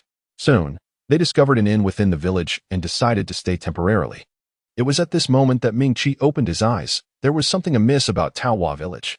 Upon entering the room, Shen Zhou questioned, "Why did you not mention this earlier?" Mingqi replied nonchalantly, "I had shielded my five senses while meditating and was unaware." Shen Zhou replied, "Then let us depart now." However, Mingqi interjected, "Having arrived, it would seem unwise to contemplate leaving at this moment. It may be too late." At that moment, Yin Qianshao ascended the stairs and called out, Brother Shen, we have some exquisite peach blossom wine. Come down and share a couple of cups with us." Shen Zhou, feeling resigned, thought to himself, "Well, since I am already here, I shall make peace with it." He then turned to Yin Qianshao and said, "Let us proceed." Yin Qianshao replied, "I had thought you would not come." The two descended the stairs together. What led to such an assumption? It was because the delicacies and wines of the mortal realm paled in comparison to those of the various immortal sections. "Shen Zhou, unlike you, I possess an affinity for the mundane world." Yin Qianshao's eyes sparkled with delight. "San Lang, it seems we are indeed fated to meet. During my time at the sect, I often practiced fasting, leaving my mouth so idle that it became unbearable." Upon descending the stairs and finding an empty seat, Yin Qianshao eagerly called out, "Waiter, bring us 2 jars of your finest peach blossom wine, and also serve us the best dishes your establishment has to offer." Shen Zhou cast a glance at him and said, "Brother Yin, I am devoid of funds." Yin Qianshao responded with a hearty laugh, "Rest assured, my friend. I may lack in many things, but I possess an abundance of wealth." The young attendant promptly interjected, "Certainly, young master. Please wait a moment. I shall be with you shortly." When Shen Zhou first entered, there was only one table of people on the first floor. By the time he ascended to the next floor, with the addition of their table, there were a total of 4 tables. Shen Zhou observed them with a composed demeanor. Soon, the table was laden with an array of delicacies and wine. Yin Qianshao promptly poured 2 cups of wine for him, exclaiming, "The fragrance of this wine is truly exquisite, surpassing any of the peach blossom wine I have savored in previous years. I can hardly contain my anticipation." Mingqi coldly interjected with a smirk, "Isn't it rather rich, considering it is brewed from the corpses of the deceased?" Yin Qianshao raised his bowl and downed a generous portion, declaring, "Indeed, this is delightful." The proprietor, busying himself with an abacus, chimed in with a cheerful tone, "Indeed. This is the authentic peach blossom wine brewed in our village. Nothing else can compare. Gentlemen, you are fortunate to indulge in it." Yin Qianshao replied with a smile, "It is indeed splendid. I shall procure 2 jars to enjoy on our journey tomorrow." "Shen, why do you not partake?" Shen Zhou picked up his chopsticks, saying, "I am hungry. Let me have some dishes to satisfy my appetite." Yin Qianshao replied, "Indeed, it is unwise to drink on an empty stomach. I shall also partake in this meal." The two engaged in lively conversation while dining, yet Shen Zhou didn't touch the wine at all and barely tasted the food. As night fell, Shen Zhou assisted Yin Qianshao in ascending the stairs, and before ushering him into his chamber, he kindly offered a word of caution, "Brother Yin, while traveling, do not slumber too soundly at night." Yin Qianshao nodded in acknowledgement, replying, "Rest assured, I am well aware. Brother Shen, do take your leave and rest early." Thus, the two parted ways and retreated to their respective rooms. The hour of Z arrived. Shen Zhou was in deep meditation when a sudden tempest erupted outside, accompanied by flashes of lightning and the rumble of thunder. At the doorway, a shadow flickered, and the faint, haunting cries of a child resonated, sending a chill down one's spine. Shen Zhou, Mingqi, I have noticed that ever since I encountered you, there have been numerous supernatural occurrences. Mingqi, stop unjustly blaming me. Is it not due to your own magnetic field being amiss? Just wait. Such events will only proliferate in the future. Shen Zhou, what words were spoken? At that moment, a fierce wind howled, and the door was forcefully flung open. A shadow stood at the threshold, vaguely discernible, emanating a strong stench of decay that was profoundly unsettling. It was the odor of rotting flesh, not the essence of a spirit. This left Mingqi somewhat perplexed. Shen Zhou let out a cold laugh, exclaiming, feigning the supernatural.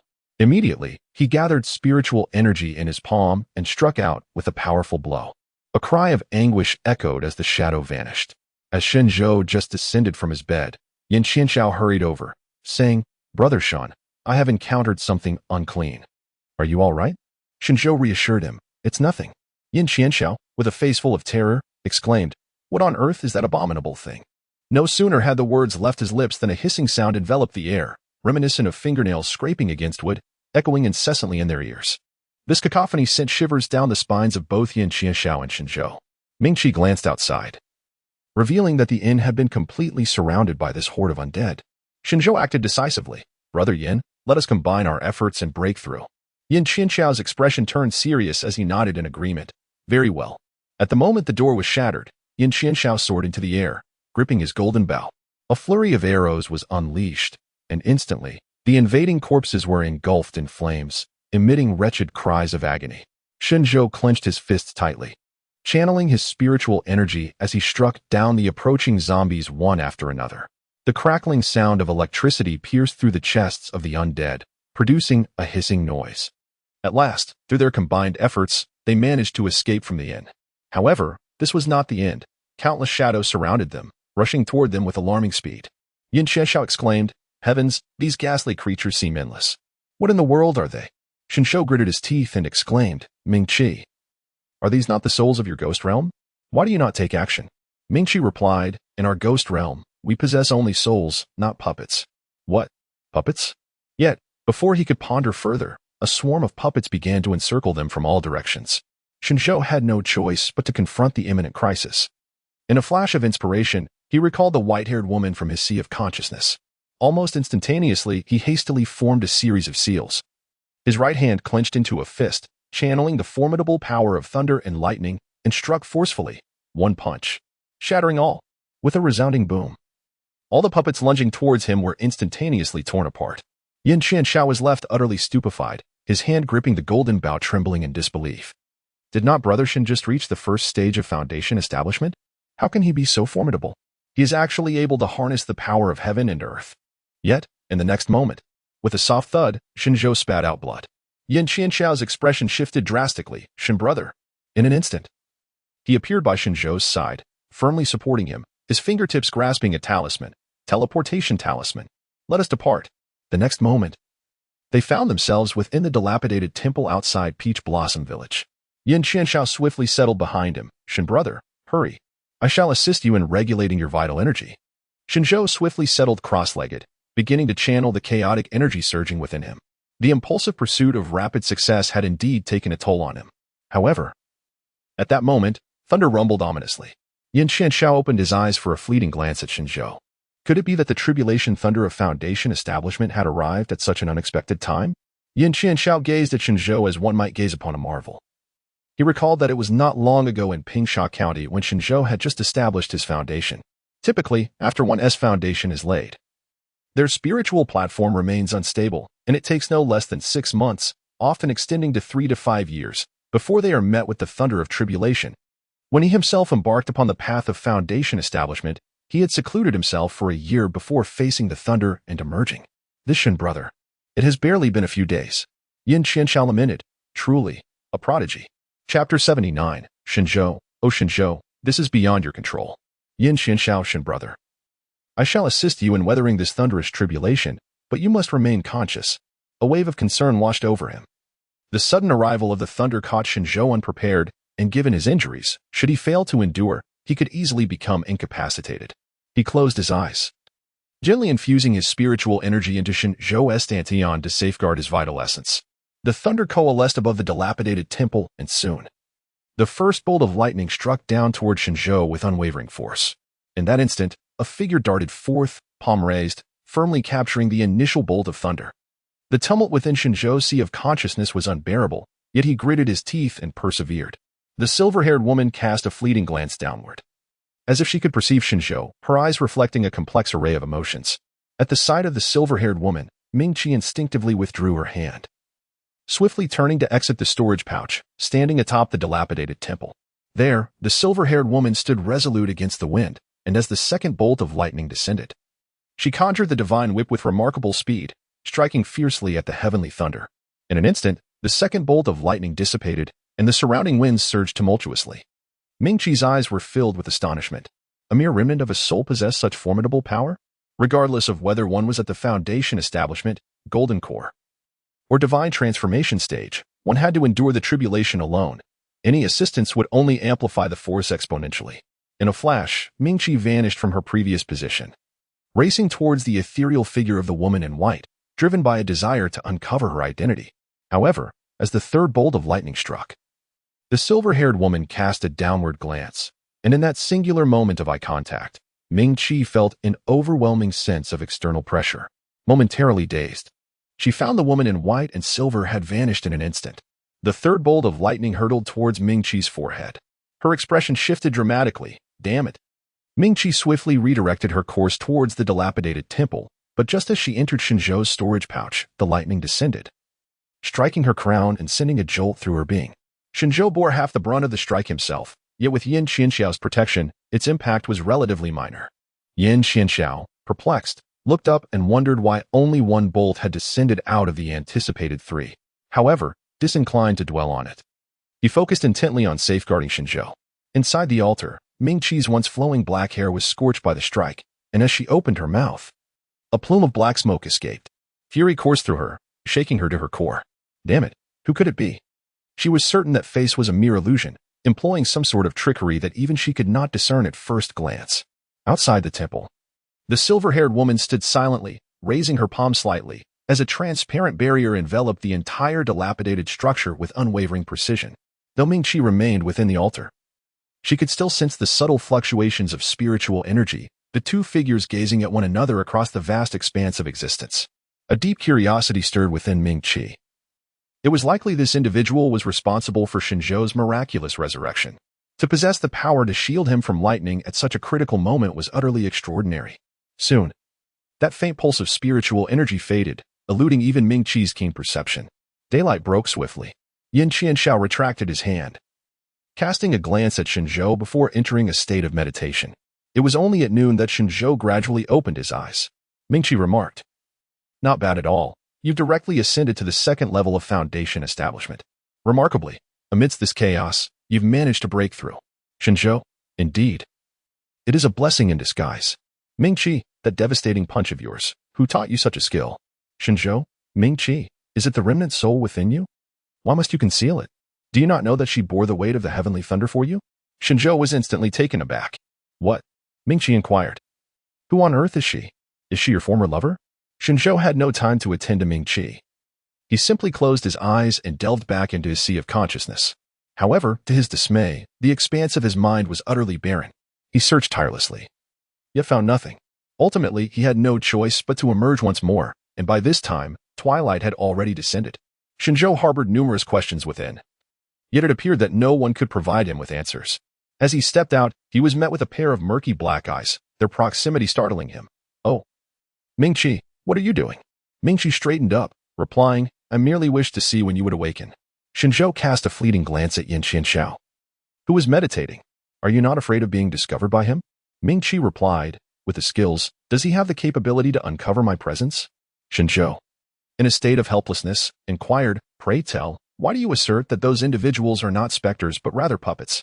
At this, Mingyue adopted a serious demeanor. "Those corpses, devoid of souls, exist merely as empty vessels. Unless incinerated, they will perpetually regenerate. This art of puppetry has been lost to the annals of time for over a millennium, yet it astonishingly manifests in this humble Taohua village. If we wish to unravel the intricacies of this mystery, we must once more venture into Taohua village to discern who is responsible for these sinister creations. Upon hearing this, Shen Zhou's brow furrowed deeply. Might there be a connection between these puppets and the matter of the new souls in the ghost realm that you seek to investigate? Ming Qi's heart sank at the thought. If there is indeed a correlation, what could they possibly intend by using the common folk to forge these puppets? Shen Zhou turned to Ming Qi and said, "You should swiftly send a message to your confidants in the ghost realm to investigate when the new souls arrived in Taohua village and tally their numbers, so we can have a clearer understanding." Ming Qi glanced at him without offering any rebuttal. Instead, he snapped his fingers, and in the next moment, a small ghost resembling a zombie emerged from the ground. Its vacant eyes shifted towards Shen Zhou, causing his heart to momentarily skip a beat. "Ming Qi, could you provide a little forewarning?" Upon hearing Shen Zhou directly address the Ghost King by name, the little ghost's hollow eyes widened in surprise, prompting it to steal several glances at Shen Zhou. It was not until Ming Qi cast a cool look in its direction that the little ghost hastily knelt, exclaiming, "I pay my respects to the Ghost King. I shall investigate the new souls in Taohua village and report back immediately." Yes, the little ghost promptly burrowed back underground, leaving the surface as smooth as if nothing had occurred. Shen Zhou, however, still felt a lingering apprehension. Ming Qi's gaze was intricate. "I have long stated that you must acclimate. Your constitution is unique, unlike that of ordinary individuals. As your cultivation deepens, the visions you perceive will only increase." What does that imply? Am I to understand that in the future I might witness the 3 souls and 7 spirits of the deceased? To his surprise, Ming Qi nodded. Indeed, that is precisely the implication, and escape is not an option. Shen Zhou was immediately covered in goosebumps. However, Ming Qi appeared contemplative. "Your eyes, perhaps in the future, can truly perceive the essence of all things in this world." "Shen Zhou, I truly thank you. I have no desire for this peculiarity." Ming Qi curled his lips slightly. "Shen Zhou, oh Shen Zhou, this is beyond your control. Perhaps you were destined to belong to my ghostly realm from the very beginning?" The barrier of the dilapidated temple shattered the moment Shen Zhou awoke, signifying that this boundary was specifically crafted for him. Ming Qi remained ever curious about the identity of that woman. If her suspicions were correct, she might just be someone from the upper realm, which would indeed make things exceedingly intriguing. "Shen Zhou, oh Shen Zhou, what is the true nature of your origins? How is it that such a formidable individual can have a fragment of their lingering soul eternally by their side?" Chapter 80. Brother Shen, your actions are rather unethical. Shen Zhou cast a glance at Yin Qianxiao, who was deep in meditation. In order to fend off the approaching puppets, he was compelled to leave someone behind to guard him. However, the situation in Peach Blossom Village required urgent investigation, so he released the Silver Dragon. "Silver Dragon, go and ascertain the circumstances in Peach Blossom Village." The Silver Dragon nodded in acknowledgement, eager to depart, but Shen Zhou wrapped its large head gently, saying, "Shrink down a bit, my friend." The Silver Dragon, momentarily dazed, shot him a resentful look before transforming itself to the size of a thumb and scuttling out the door. Ming Qi, observing this interaction, remarked, "Your master-servant dynamic is exceedingly juvenile." Shen Zhou cast a cool glance at her, disinterested and engaging, and raised his hand to cast a protective barrier around the dilapidated temple. He then seated himself upon a stack of hay, entering a meditative state, while simultaneously utilizing the Silver Dragon's keen sight to observe all that transpired in Taohua village. The Silver Dragon moved with remarkable swiftness, and in less than the time it takes to burn a stick of incense, it stealthily infiltrated Taohua village, effortlessly maneuvering along the corners of the houses. "Shen Zhou, let us venture to a place abundant with peach blossoms." The Silver Dragon, guided by its keen sense of smell, proceeded directly to the peach blossom garden. Although it was now the month of June, when one would expect the peach blossoms to have begun their gradual decline, the garden was awash with vibrant blooms. The soil at the roots was a deep crimson, and Shen Zhou inhaled a peculiar fragrance that rendered his head dizzy. "Silver Dragon, please, examine the soil," he instructed. The Silver Dragon obediently burrowed beneath one of the peach trees and began to excavate. At that moment, Shen Zhou sensed a surge of spiritual energy emanating from the garden. "Silver Dragon, quickly conceal yourself." The Silver Dragon froze, leaving only its eyes peering outward. Before long, 2 shadowy figures emerged within the garden, each radiating a potent aura of dark energy. "Song Long Nuan, have all the inhabitants of Peach Blossom Village been refined?" "By sure, reporting to you, master, indeed. There are now 3,000 puppets in Peach Blossom Village." "Song Long Nuan, insufficient, far too few. We remain significantly short of the number required by the Demon Lord. Not to mention the poor quality of these individuals, the results of their refinement are minimal." By sure, master, we are currently relying on passers-by to bolster our puppet army. While the numbers may be lacking, further expansion could alert those in the cultivation world, thereby thwarting our plans. Song Longwan absent-mindedly twirled the ring on his right thumb. His expression darkening. Seek out more remote villages. Remember, we must not allow the villagers to escape. If Sichuan proves insufficient, there are other small nations and states to consider. Furthermore, Song Longyuan revealed a sinister smile. This continent is now dominated by the 5 nations, along with Dejiang, Fenglin, Gaoli, and Dejing. By sure, do not limit your vision to the present. One must gaze further into the future. By sure bowed his head. Understood, my lord. With that, By sure departed. While Song Longwan issued a covert order, directing his gaze towards the imperial city, though uncertain of to whom it was intended. Shen Zhou inquired, Mingqi, can you intercept that secret order? Mingqi shook his head. This is a secret order unique to the demon clan. Anyone outside the demon realm who touches it will cause it to disintegrate, and the sender will be alerted. To avoid arousing suspicion, Shen Zhou reluctantly abandoned the idea. After the azure dragon abyss departed, the silver dragon stirred, resuming its probing. Mingqi furrowed his brow, pondering. It turns out to be individuals from the demon realm. What could their intentions be? Shen Zhou then thought of Iluo, pondering whether these matters might be related to her. However, given that Iluo is the most trusted confidant of the demon lord, it is unlikely that she would remain unaware of such significant events. Shen Zhou was momentarily taken aback, then lifted his gaze. What do you want? He paused. Wait, how do you know my name?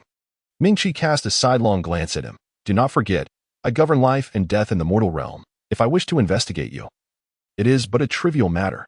Immediately, Shen Zhou's expression darkened. Observing his demeanor, Mingqi chuckled and playfully patted his face, having lived for several millennia.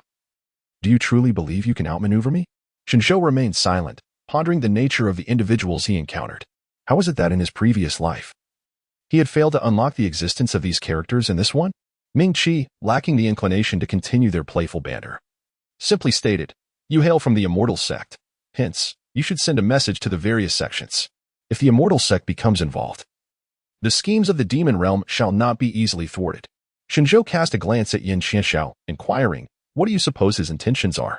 The affairs of Sichuan have even stirred you, the ghost king of the underworld. Surely the celestial sect is not oblivious to this?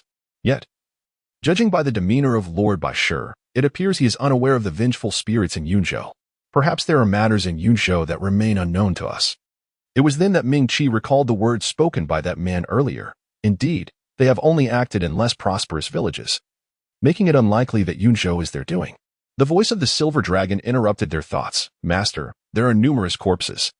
Shen Zhou hurriedly glanced over and beheld the silver dragon unearthing numerous corpses and scraps beneath the peach trees. To his astonishment, the dragon had excavated over 10 peach trees, each revealing nothing but charred remains. It appeared that beneath these trees lay the bodies of villagers, and they were likely the failed remnants of a dark alchemical endeavor. Mingqi furrowed his brow, affirming, indeed, those outside are the successful puppets. A peculiar term unexpectedly surfaced in Shen Zhou's mind. Zombie. He himself could not ascertain the origin of these words, yet he felt an inexplicable resonance with them. Yin Qianxiao's voice echoed from behind. Brother Shen, what are you up to? Shen Zhou instinctively cast a glance towards the direction where Mingqi had been. The person who was present just a moment ago had inexplicably vanished in the next. Shen Zhou. Indeed, quite swift. Come and take a look. Shen Zhou directly projected the scenes witnessed by the silver dragon into the void. After observing, Yin Qianxiao's expression drastically changed, and he immediately dashed outside. In a fit of urgency, Shen Zhou swiftly rose to follow Brother Yin. However, upon hearing that sound, his steps abruptly halted. Yin Qianxiao was outside, nearly expelling his bile, and it took him a considerable time to re-enter, his face adorned with traces of lament. Brother Shen, did you already know? Which is why you refrained from indulging in that peach blossom drug. Shen Zhou smiled awkwardly. That wine is not poisoned. Even if it is not poisoned, it is still unacceptable. Oh, Shen, why did you not warn me sooner? Shen Zhou, feeling helpless, remarked, there were so many puppets around me at that time. I had no choice, especially since I merely blinked. Yin Qianxiao gazed at him in disbelief, asking, you blinked? When did that happen? Shen Zhou gazed at him, blinking his eyes twice. Yin Qianxiao mused, I have truly broadened my horizons. Is this what one calls a hint? Only a ghost could possibly comprehend Brother Shen's insinuations. Trembling, Yin Qianxiao pointed at him, exclaiming, Brother Shen, you are utterly unethical. Chapter 81. You were meant to belong to my underworld. How could there be so many corpses beneath this peach blossom tree? It appears that the troubles in Sichuan are far more grave than my master anticipated. Yin Qianxiao's expression grew considerably more serious. Shen Zhou recounted the recent encounter with the beings from the demon realm, which rendered Yin Qianxiao's expression even more solemn. It seems that once we unravel the mysteries surrounding Taohua village, I must inform the various celestial sects to prepare themselves. The demon realm appears to be stirring, potentially seeking to unseal the demon sovereign. Mingqi and Shen Zhou exchanged glances at Yin Qianxiao, who, despite being perceived as a mere naive brawler, revealed a surprisingly astute mind. Brother Yin and I share the same thoughts, Yin Qianxiao inquired. What should we do at this moment? As Shen Zhou glanced at the sky, which was gradually darkening, he contemplated. Let us wait. We shall venture into Peach Blossom Village again tonight to uncover the location where the puppets are refined. After the silver dragon restored everything to its original state, it remained poised, awaiting Shen Zhou's command. Ming Qi suggested, send the silver dragon to the northwest corner of Peach Blossom Village. Why there? Shen Zhou inquired. The area is steeped in resentment. It is highly probable that it is the site of puppet refinement. Thus, Shen Zhou hastened to dispatch the silver dragon. The silver dragon could conceal its presence, resembling an ordinary little snake, making it the safest option for this endeavor. Before long, under the watchful eyes of the three, the silver dragon arrived at the edge of a precipice. Peering down, it could only discern swirling black mist, obscuring any view of what lay below. However, Mingqi could sense the heavy aura of resentment emanating from beneath, and the silver dragon caught a strong whiff of a foul stench, just as it contemplated descending. Shen Zhou called out, Silver Dragon, return. Confused, the silver dragon turned to glance at Shen Zhou. The truth was within reach, and descending would unveil everything. Yet, Shen Zhou insisted, come back. Mingqi remained silent, while Yin Qianxiao expressed his puzzlement. Brother Shen, why do you call back the silver dragon at such a critical moment? Are you concerned for your spirit beast's safety? If so, perhaps I could send my spirit beast to assist? As he spoke, Yin Qianxiao attempted to release his own spirit beast, but Shen Zhou interjected, it would be futile to send any spirit beast. That is the realm of life and death. Any living being that ventures there meets only demise. Yin Qianxiao's eyes widened in astonishment. What? He scrutinized the precipice once more, and aside from the swirling black mist, he could discern no signs of a realm of life and death. It was indeed perplexing. Brother Shen, are you truly only at the second level of foundation establishment? He, a practitioner of the second level of golden elixir, felt utterly insignificant before Shen Zhou, despite being a whole realm higher. As the silver dragon began its ascent back, Shen Zhou gradually exhaled in relief. Mingqi questioned, why not allow the silver dragon to continue? It can mask its aura, and even if discovered, it can escape. Shen Zhou, I would never risk the safety of those around me. Moreover, you are a ghost yourself. Why not venture forth? Upon hearing these words, the silver dragon suddenly quickened its pace to retreat. Initially, it had followed this master with reluctance, for Shen Zhou's cultivation was indeed lacking. He could not even sustain his transformation. However, having already committed, the dragon resolved to accept its fate. Little did it expect that, at this crucial moment, its master would still show such protective instincts towards it. Shen Zhou gazed at Yin Qianxiao and remarked, traveling far and wide naturally lends one a wealth of understanding. In truth, he had lived 2 lifetimes, having perused numerous ancient texts and esoteric methods. He harbored a profound interest in formations and had once studied them in the library of the Kunlun sect. The method of arrangement was immediately apparent to him. However, the realm of life and death required an extraordinarily formidable individual to establish such a barrier. Observing the Songlong abyss, he doubted that its master possessed the ability to conjure such a formidable defense. Yin Qianxiao's eyes filled with admiration as he looked at Shen Zhou. Brother Shen, you are truly remarkable. If you had not taken a master, then after our journey to Yunzhou, why not accompany me back to Qingyun's sect? I assure you, my master will take a great liking to you. In that case, you would become my junior disciple, and I shall ensure your well-being. It is such a pity that someone of your talent remains a mere wandering cultivator. Noticing that Yin Qianxiao was about to continue his fervent entreaty, Shen Zhou promptly interjected. I am by nature free-spirited and cherish my independence. I am not currently considering joining any sect. Yin Qianxiao felt a fleeting pang of disappointment, but it quickly dissipated. He contemplated how he must find a way to bring such a prodigy into their sect, for with such talent, their lineage would surely flourish. And perhaps they might even produce a legendary master or, perchance, a being capable of ascending to the higher realms. Very well, Brother Shen. Whenever you decide to take on a master, you must inform me. Shen Zhou nodded. Yin Qianxiao quickly became despondent. What shall we do about Taohua village now? With so many puppets in the village, it is already a formidable challenge to traverse without rousing them. Furthermore, we cannot even approach that place steeped in resentment. As soon as Yin Qianxiao spoke, his gaze became vacant, rendering him utterly motionless in an instant. Shen Zhou, Yin brother? What troubles you? Mingqi soon appeared. Do not fret, it is merely a temporary loss of his 5 senses. Shen Zhou, are you starting with a 0 frame again? Someone from the ghost realm has arrived. Shen Zhou fell silent. The little demon quickly emerged from underground, reporting, My lord, I have investigated thoroughly.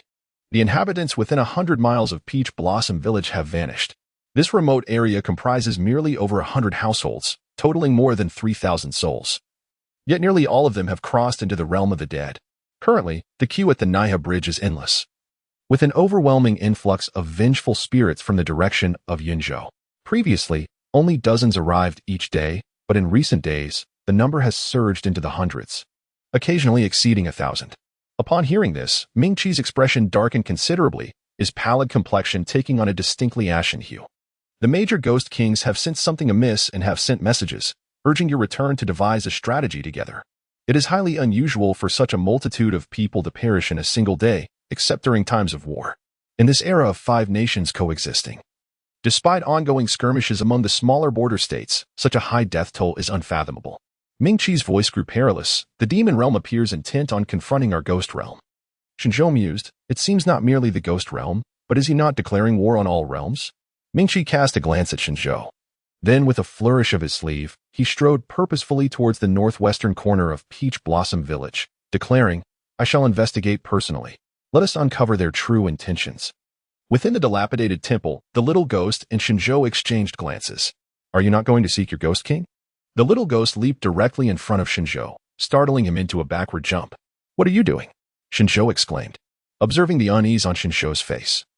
The little ghost retreated slightly, tilting its head as it regarded him, its hollow eyes strikingly eerie. I merely sense a certain familiarity about you, as if you ought to belong to my ghost realm. Chapter 82. Discarding the wooden effigy of the master, the little ghost's words momentarily darkened Shen Zhou's expression. And before he could respond, the little ghost swiftly burrowed into the ground. Meanwhile, Yin Qianxiao's previously vacant stare began to clear. What just transpired? Shen Zhou casually concocted an excuse. The demons of Peach Blossom Village are formidable, nearly causing us to lose our sanity. Fortunately, we were at the outskirts of the village, where the demonic energy is less intense, allowing us to regain our senses swiftly. Upon hearing this, Yin Qianxiao's expression grew even more somber. These demons are indeed powerful. It seems that with just the 2 of us, we may not be able to subdue them. Shen Zhou, there is no rush. Let us first ascertain the circumstances within. I possess a method to gain entry. Might you assist me, brother Yin?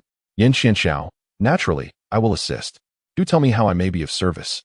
Shen Zhou retrieved a small wooden figure from his storage bag, a creation he had carved during his leisure time at the Kunlun sect. I possess the art of spirit manipulation.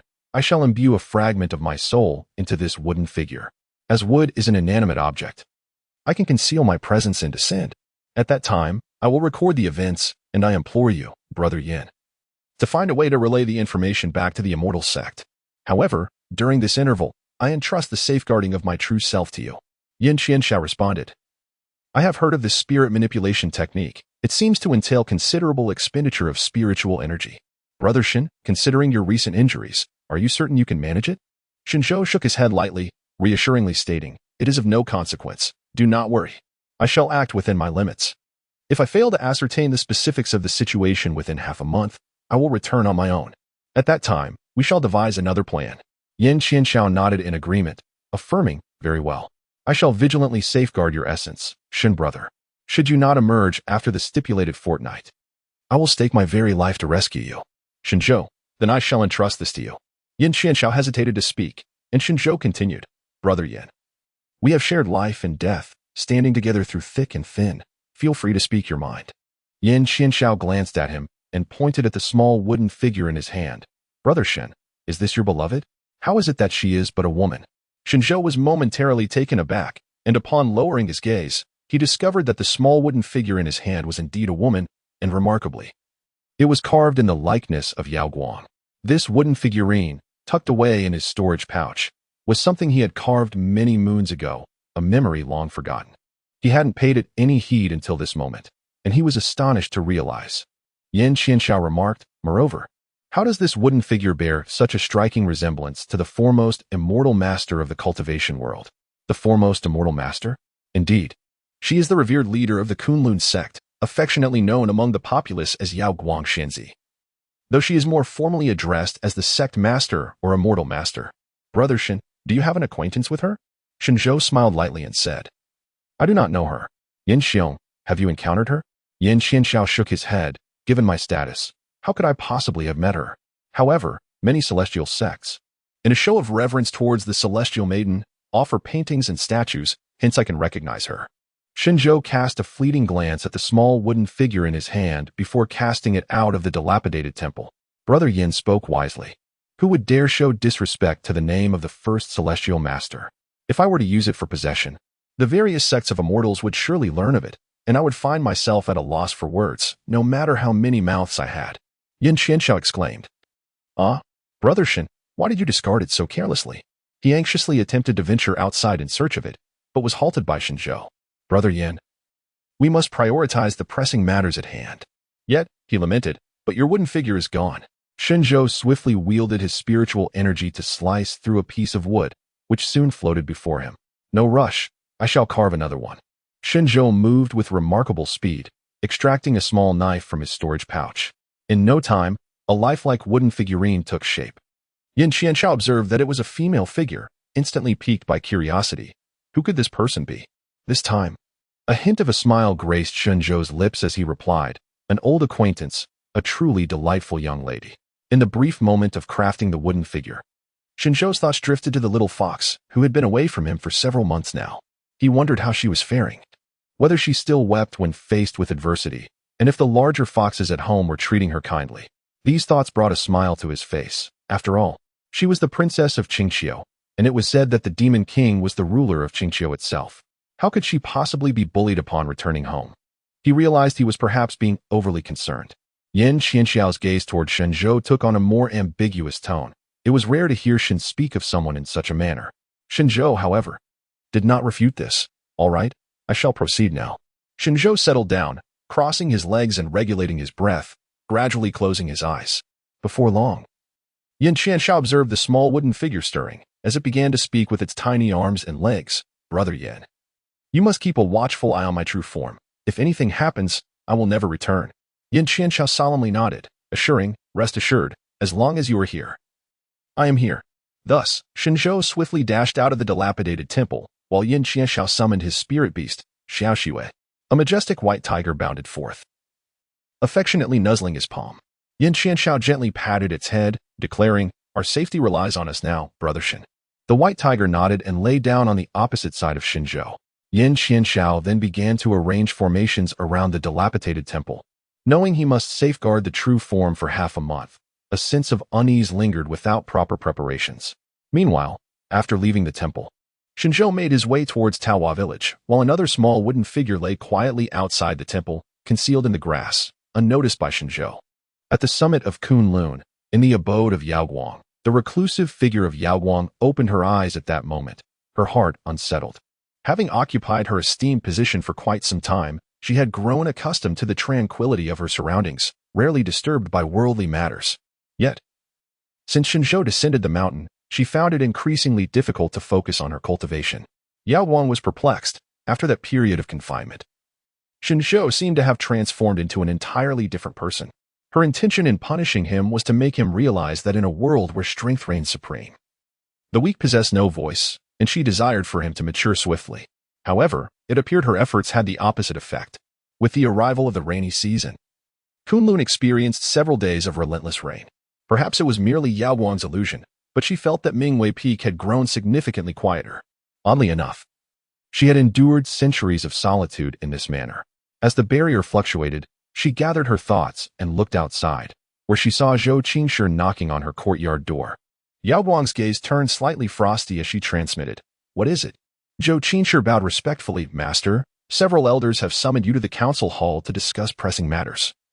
It seems the demon clan is stirring once more." Yao Guang replied, "Understood." Subsequently, Zhou Qingshi witnessed Yao Guang soar away from Mingyue Peak like a shooting star, leaving him no chance to speak a word. He found it perplexing. Wasn't Master fond of the senior brother? Why, after the senior brother's departure, had her appearances diminished even further? The senior sisters were likewise engrossed in relentless training, striving to meet Master's expectations and descend the mountain sooner. How strange it was that, following the senior brother's descent, the disciples seemed to exert themselves even more fervently. Had the world gone mad? Chapter 83. Shen Zhou, do you harbor feelings for this king? Meanwhile, in Taohua village, Shen Zhou diligently moved his little legs towards the cliff's edge. Although Mingyue had already departed, he felt compelled to see for himself. Explaining matters to Yin Qianxiao would be challenging otherwise, especially since he was eager to uncover the demon clan schemes. In Taohua village, villagers still roamed about. Yet a closer inspection would reveal their expressions were quite vacant. As Shen Zhou glanced into the inn they resided in, he observed the same 4 tables occupied, with the innkeeper still tallying accounts. Before him unfolded a wholly fabricated world, a mere illusion. Shen Zhou glanced for a moment before turning away, racing towards the precipice. The meager spiritual energy that this little wooden figure could wield was indeed limited. It took him nearly an hour to reach the cliff's edge. Standing there, he peered down, the lingering resentment palpable in the air. Without a moment's hesitation, he began to descend the cliff face, hoping to hasten his reunion with Mingyue. Time became a blur as he climbed, the encroaching darkness enveloping him, forcing him to tread with utmost caution. Whenever fatigue set in, he would pause to rest, gathering his strength to continue his descent. The oppressive aura of resentment rendered visibility nearly non-existent, and the absence of any breeze below resembled a stagnant pool of death. Suddenly, a face as pale as translucence materialized before him. Though he had encountered this visage many times before, Shen Zhou was still startled, losing his balance and stumbling backward. Mingyue, he exclaimed, filled with ire. A soft chuckle escaped Mingyue as she deftly caught him. Is this all you bring into my domain? She inquired, inspecting him curiously, tilting her head left and right. Suspended by his feet, inverted in midair. Shen Zhou could only ponder, but why does this appear in the form of a woman? Shen Zhou retorted with irritation, so what? Are you suggesting I carve your likeness? Seeing that in the dead of night would surely frighten anyone to death. Upon hearing this, Mingyue pondered seriously for a moment. Your suggestion is rather intriguing. Once we are free, you shall carve one for me as well. Shen Zhou felt an overwhelming urge to strike his own mouth. Mingyue extended her icy fingers and pinched his face, inquiring, what? Are you unwilling? Although she merely assumed the form of a wooden figurine, she was, in fact, the king of ghosts, capable of penetrating the guise of the puppet to seize his very soul, causing Shen Zhou considerable distress. All right, I shall carve it for you. It will serve well to ward off evil. Mingyue then playfully slapped him before enveloping him in her embrace, soaring downward at great speed, while adding with a smirk, Shen Zhou, in this world, only you would dare to be so impertinent to this king. Shen Zhou was taken aback for a moment, speechless. When he heard the chilling voice of Mingyue, you would do well to tread carefully. My temper is quite foul. Should you provoke me, the world would not suffer from the addition of one more ghost, and I would hardly be concerned. Shen Zhou suddenly shivered and quickly shifted the topic. How did you discover my presence? Mingyue seemed to suppress a laugh, though she struggled to contain it. She had genuinely believed this audacious creature feared nothing. But it appeared even he could feel apprehensive. Here, no soul could escape the discerning gaze of this king. The moment you arrived, I was aware of your presence. I merely wished to see how long it would take for you to reach the bottom of the cliff. Unfortunately, you have been rather slow, having barely covered half the distance in 5 days. Out of benevolence, I have come to guide you myself.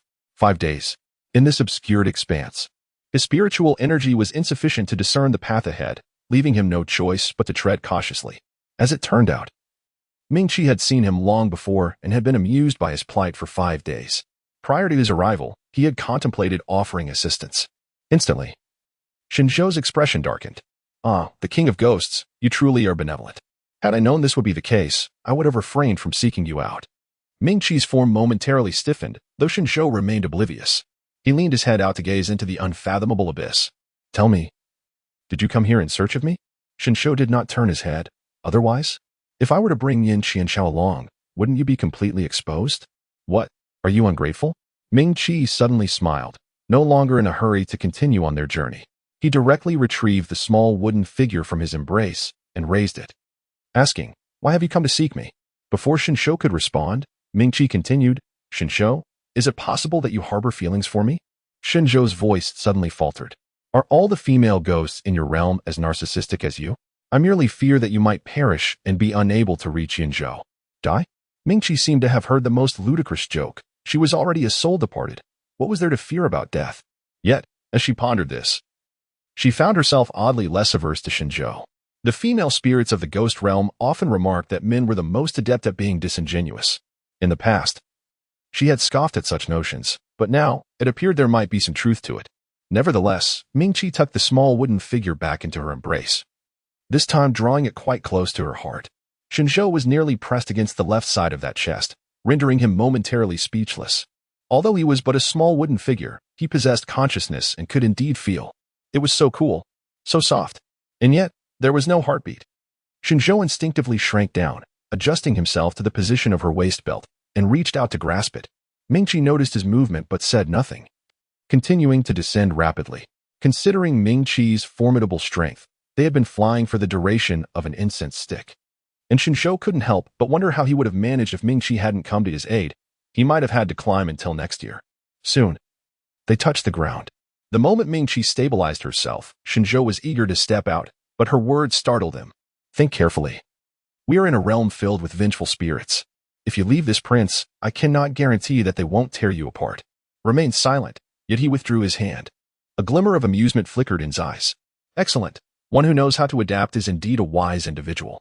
With that, strode forward with great strides, and finally discerned his surroundings. Numerous figures were wandering about. No, to be precise, they were spirits, each bearing a unique visage of death. Some had blood streaming from their 7 orifices, while others possessed only half of their facial features, presenting a truly terrifying sight.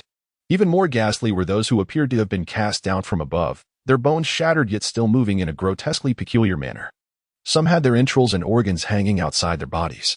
Shen Zhou felt a chill running down his spine, even experiencing a slight sense of nausea. As Mingqi approached, the filth seemed to instinctively part ways for her, daring not to come any closer. Shen Zhou, can they all sense your presence?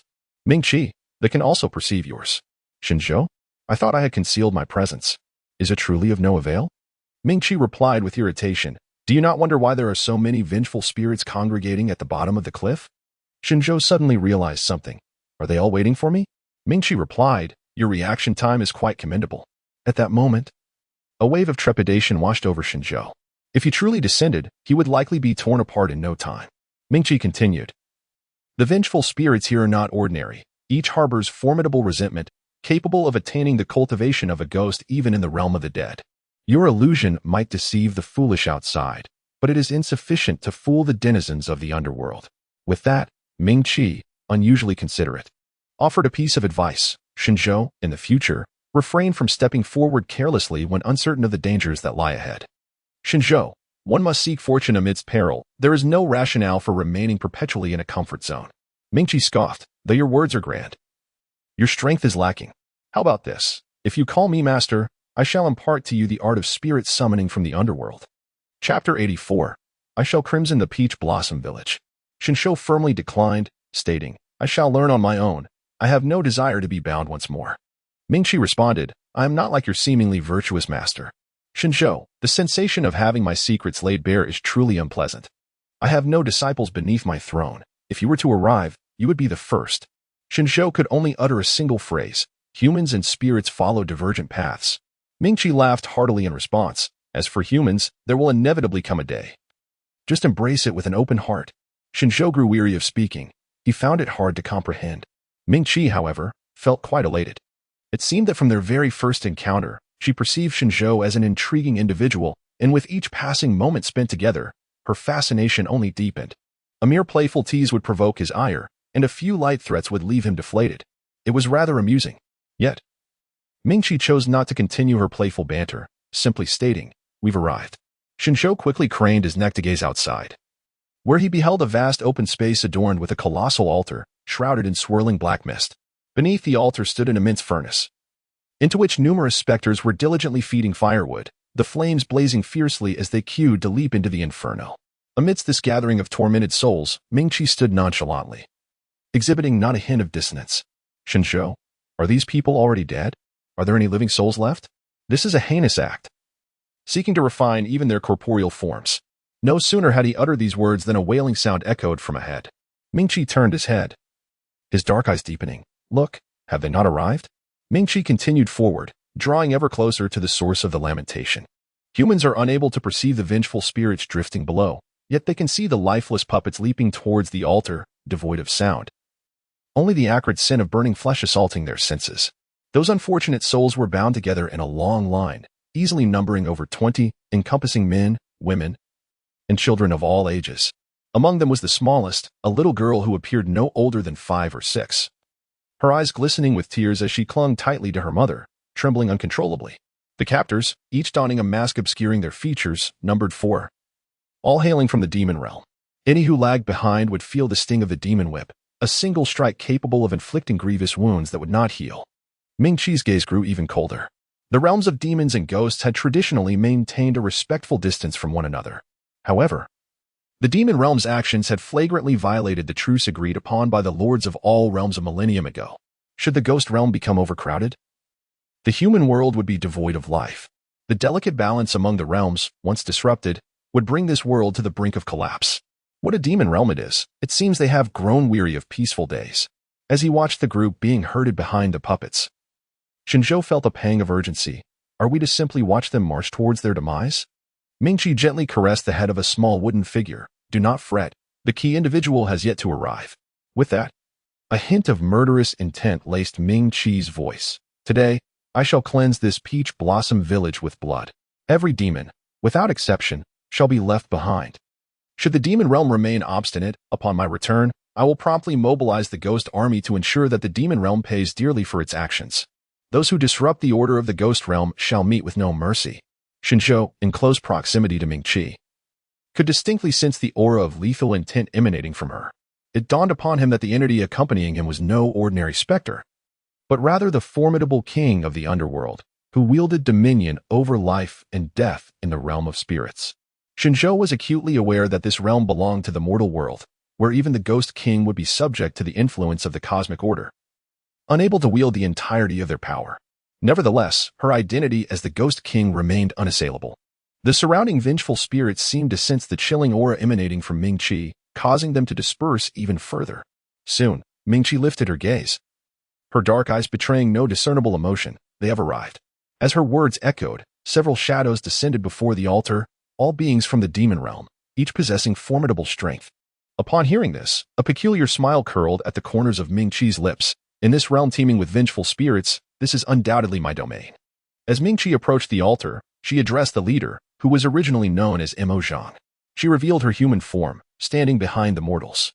Mo Zhang glanced at the lengthy queue before him, then promptly averted his gaze. Well done, continue, he instructed, turning to leave. Only for Mingyue to suddenly appear before him. Mo Zhang's expression shifted dramatically. Who are you? What do you seek? Questioned one of the soldiers behind Mo Zhang. Before he could finish, his throat was severed, and his head tumbled to the ground, eliciting terrified screams from the nearby humans. The demon soldiers quickly formed a protective circle around Mingyue. The humans, paralyzed by fear, crouched down, clutching their heads, too frightened to look up. Mo Zhang regarded Mingyue with a forced smile. What brings the ghost king from the underworld to this peach blossom village? Mingyue's tone was icy. Oh, you know of my identity? Upon hearing this, the demon soldiers exchanged fearful glances, their grip on their weapons trembling. Naturally, we are well aware of the name of the ghost king of the underworld, Mo Zhang replied. In that instant, Mingyue struck. A tendril of dark energy ensnaring Mo Zhang's neck. He attempted to resist, but his hands were bound by ghostly whips, and his feet were firmly grasped by spectral hands. Mingyue tore off his mask, revealing an ordinary face before her. Ghost King, what is your intent? Mo Zhang stammered, overwhelmed with regret. He had recognized Mingyue too late and wished to flee, but it was far too late. Since you are aware of my name, I shall not beat around the bush. You have taken many lives, resulting in countless vengeful spirits flooding into my realm, each one not yet at the end of their lifespan, disrupting the order of my ghostly domain. How shall we settle this debt?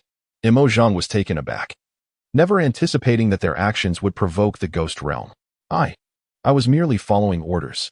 Mingyue's gaze turned colder, her grip tightening. Whose orders are you following? Mo Zhang was nearly choking, yet he stubbornly persisted. If you kill me, you will never learn who truly orchestrated this. With a subtle motion, Mingyue's ghostly whip came alive, plunging into Mo Zhang's chest and extracting his heart. In an instant, the bloodied organ was cast into the furnace. This transpired in the blink of an eye. By the time the demon soldiers reacted, Mo Zhang's soul had already been seized and cast aside. Ghost! A ghost! The demon soldiers exclaimed, discarding their weapons in a frenzy to escape. Yet, at that moment, Ming Qi commanded, kill. Instantly, numerous white figures surged forth, pursuing the demon soldiers. Their wails filled the air. Ming Qi stood before the altar, her dark eyes radiating a potent aura of vengeance, her white garments billowing, as countless puppets suddenly halted, slowly kneeling in her presence. What a terrifying display of power! Shen Zhou thought, utterly astonished. With a flick of her hand, the humans around her fell into unconsciousness.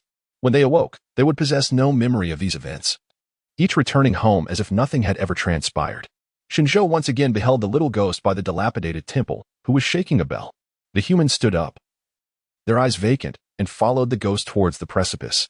The figure of Ming Qi soon appeared atop the altar, with a swift motion of his hand. The malevolent energy floating in the chasm began to descend slowly, heading straight for the altar. The flames in the cauldron were the infernal flames of the demon realm, not easily extinguished, and would require some time to be quelled. Curiously, Shen Zhou inquired, once the fire is extinguished, will these corpses cease to exist? Ming Qi responded, indeed. They will dissipate into the ether. Such filth, which ought not to exist in this world, must be entirely obliterated. Shen Zhou, Ming Qi, since you are so formidable, you should be capable of traveling to Yunzhou on your own, correct? Upon hearing this, Ming Qi's dark eyes flickered momentarily. What? Are you afraid? Shen Zhou remained silent. The pale lips of Ming Qi curled slightly. It's too late. Shen Zhou yearned to exchange a few words with Ming Qi. Yet the toll it would take on his frail body was considerable, leaving him in a state of drowsiness. Consequently, he succumbed to slumber within the wooden figure. Observing his consciousness had drifted into a deep sleep, Ming Qi, with a sense of resignation, remarked, were you to present yourself in your true form, you would not suffer such backlash. As she simultaneously restrained the heavy aura of resentment with one hand and cast a protective barrier around the wooden effigy with the other, Shen Zhou found that he was no longer enveloped in coldness, nor did he detect the pungent stench that had previously assailed his senses. When Shen Zhou awakened once more, he felt an unsettling sense of unsteadiness. Just as he steadied himself, he noticed Ming Qi walking towards the outskirts of Peach Blossom Village. The surroundings had transformed dramatically since his arrival. The once vibrant landscape was now shrouded in a pallid gloom. The splendid peach orchards that had flourished so beautifully were now barren, reduced to withered trunks and fallen leaves. Is this truly the resolution? Shen Zhou was taken aback. He might as well have been a mere observer. Ming Qi, albeit somewhat fatigued, gently removed him from his embrace and placed him upon his shoulder, granting him a clearer view of the desolation. For the moment, this was sufficient. Shen Zhou suddenly recalled something and slapped his forehead. It seems I forgot to use my magic to record the scene below the cliff. How will I explain this to Brother Yin when I return? Ming Qi cast a dispassionate glance at him. My eyes can capture everything in this world. Shen Zhou? So this is your eye. Ming Qi, sometimes you can be truly foolish. With a casual flick of her wrist, she conjured a transparent crystal orb that materialized before Shen Zhou, within which the events that transpired beneath the cliff were vividly depicted, though my own arrival was notably absent. Shen Zhou accepted it with gratitude, saying, thank you. Ming Qi raised an eyebrow in surprise. You actually know how to say thank you? As they conversed, the two had already arrived near the dilapidated temple. Shen Zhou, I will enter myself. Do not forget to join me in the storage bag shortly. With that, Shen Zhou leapt from Ming Qi's shoulder and scampered toward the dilapidated temple with the swift, little legs of a wooden figurine. Just as Ming Qi intended to step inside, her keen eyes caught sight of a small wooden figure lying amidst the grass, its face smeared with dirt. Curiosity piqued, she picked it up and, at the moment she beheld the figure's countenance, a subtle smile tugged at her lips. The illustrious Yao Guang Fairy, reduced to such a state? Thus, whenever Ming Qi engaged in mischief, her demeanor was imbued with delight. She promptly inscribed a talisman and affixed it to the wooden figure, subsequently hurling it toward the direction of Kunlun's sect. Having completed her antics, she then made her way toward the dilapidated temple. Voices emanated from within. Yin Xianxiao, Brother Shen. This is the final day. You have finally returned. I had said that if you did not come back, I would seek you out. Fortunately, you have returned. Shen Zhou rose to his feet, inquiring, has it truly been 15 days? Yin Xianxiao nodded in affirmation. Indeed. Shen Zhou cast a glance at the dark circles beneath his eyes, somewhat astonished. You haven't slept for 15 days, have you? Yin Xianxiao, on the other hand, appeared a bit embarrassed, casually waving his hand. It's nothing. Besides, that as your true self, it must be well protected. Upon hearing these words, Warmth spread through Shen Zhou's heart. Though he said nothing, he had already regarded Yin Qianxiao as a close brother, one for whom he would risk his life. Soon, he presented the crystal orb to Yin Qianxiao. Quickly send word to all the celestial sections. Yin Qianxiao exclaimed, Shen brother, you are truly remarkable.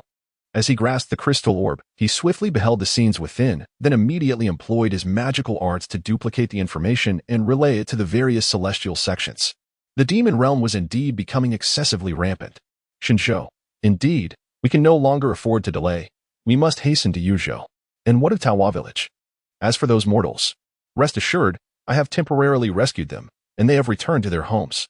However, the puppets of Taohua village can only be investigated by the immortal sect. If we act recklessly, we risk losing both our lady and our troops. Yin Qianxiao pondered seriously for a moment, then raised his gaze to Shen Zhou. Brother Shen, you are absolutely correct. We must swiftly proceed to Yuzhou to uncover the truth. Yin Qianxiao sent another message, requesting that the sect send someone to handle the matters of Taohua village, then looked towards Shen Zhou. Shall we set off at once? Shen Zhou nodded. Very well, you may rest in the carriage while I take the reins. Thus, the two resumed their journey. Yin Qianxiao continued to meditate within the carriage, while Shen Zhou slowed the pace of the vehicle, ensuring a smoother ride. The silver dragon spoke. Master, why do you not commend me? What have you accomplished? The silver dragon immediately replied with great pride. During your absence, I have been the one to tend to the horse. I have labored from dawn till dusk. Shen Zhou chuckled. All right, once we arrive in Yuzhou, I shall seek out celestial treasures for you, ensuring you indulge in a sumptuous feast. The silver dragon immediately brightened, exclaiming, You are the best, my master. As Mingyue listened to their exchange, his spirits lifted considerably, prompting him to remind Shen Zhou. You must not forget the promise you made to me.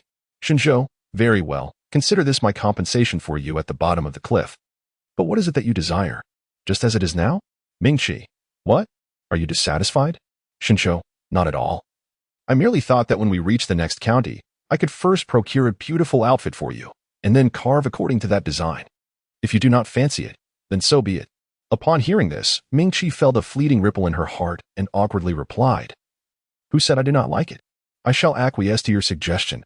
We can discuss it further when we arrive at the next county. Shen Zhou chuckled, choosing not to expose Mingyue's haughty demeanor, and nodded in agreement. 3 days later, at Kunlun sect, Yao Guang sensed a familiar fluctuation of spiritual energy. Extending her hand, she firmly grasped the small wooden figure, which instantly became smeared with dirt and grass roots. Upon seeing the wooden figure, she was momentarily taken aback. It was exquisitely carved, resembling her closely. This wooden figure was a gift she had seen before, crafted by Shen Zhou during his first year in the sect, intended as a birthday present for her. What had she said back then? Yao Guang recalled, she had remarked, Why bother with such useless trinkets if you do not practice diligently? She had refused to accept the wooden figure and had not seen it since. To her surprise, it was now in such a filthy state. As she reached out to clean it, she sensed something amiss. Upon dispelling the illusion cast upon it, a message revealed itself. Yao Guang, your disciple is quite remarkable, possessing both beauty and virtue. I have taken a liking to her and shall claim her. Bang!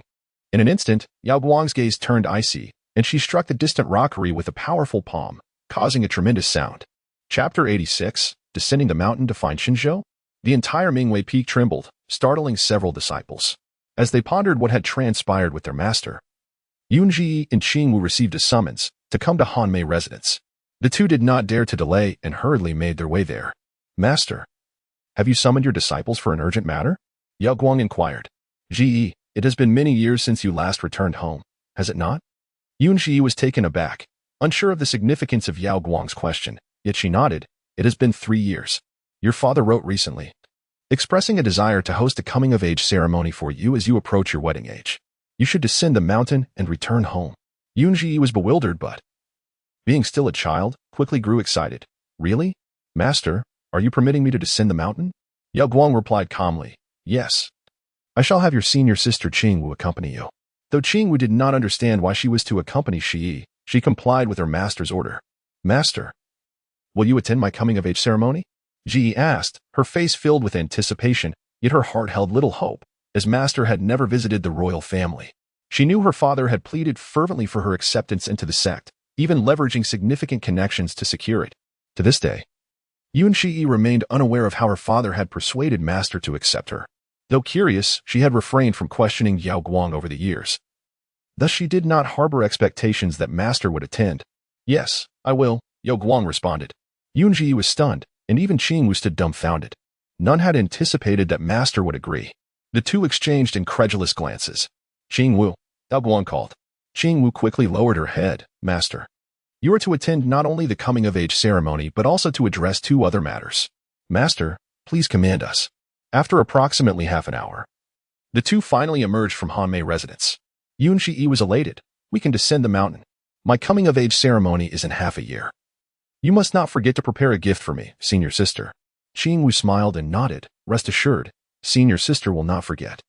Yunji scrutinized Qingwu. "Senior sister, are you not happy?" Qingwu shook her head. "No. I'm just curious why Master wishes for us to seek out senior brother." Yunji thought simply. It has been several months since senior brother left Kunlun. It is only natural for Master to be concerned, especially since he is the least accomplished among us. I believe Master, with a cold exterior yet warm heart, must be quite anxious. Moreover, investigating the whereabouts of the demon clan is something we do each time we descend the mountain.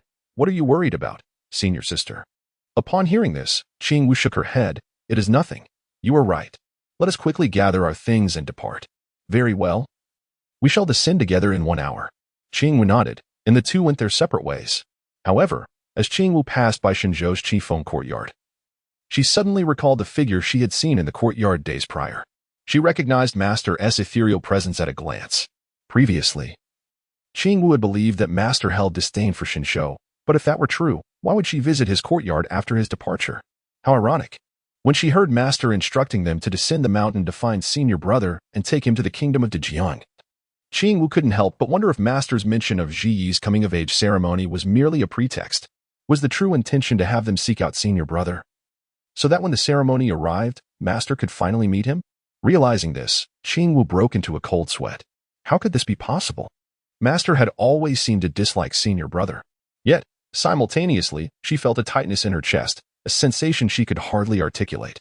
Nevertheless, she did not resist, for she was eager to descend the mountain and seek out Shen Zhou.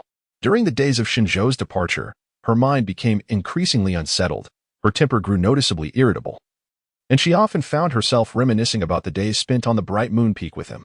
Qingwu held a silk pouch in her hand, a gift from Shen Zhou before his descent from the mountain. At that time, she had not the opportunity to inquire. Yet now she yearned to ask why he had kept that pouch for so many years.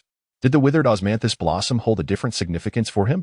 Contemplating this, Qingwu collected her thoughts and turned back to her dwelling.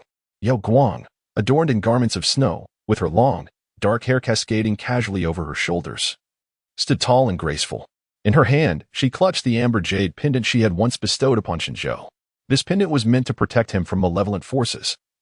Yet the first thing he did upon emerging from confinement was to return it to her. Yao Guang had initially believed that once he had endured enough hardship, he would naturally return. However, it had barely been a few months, and it was she who found herself unable to remain patient.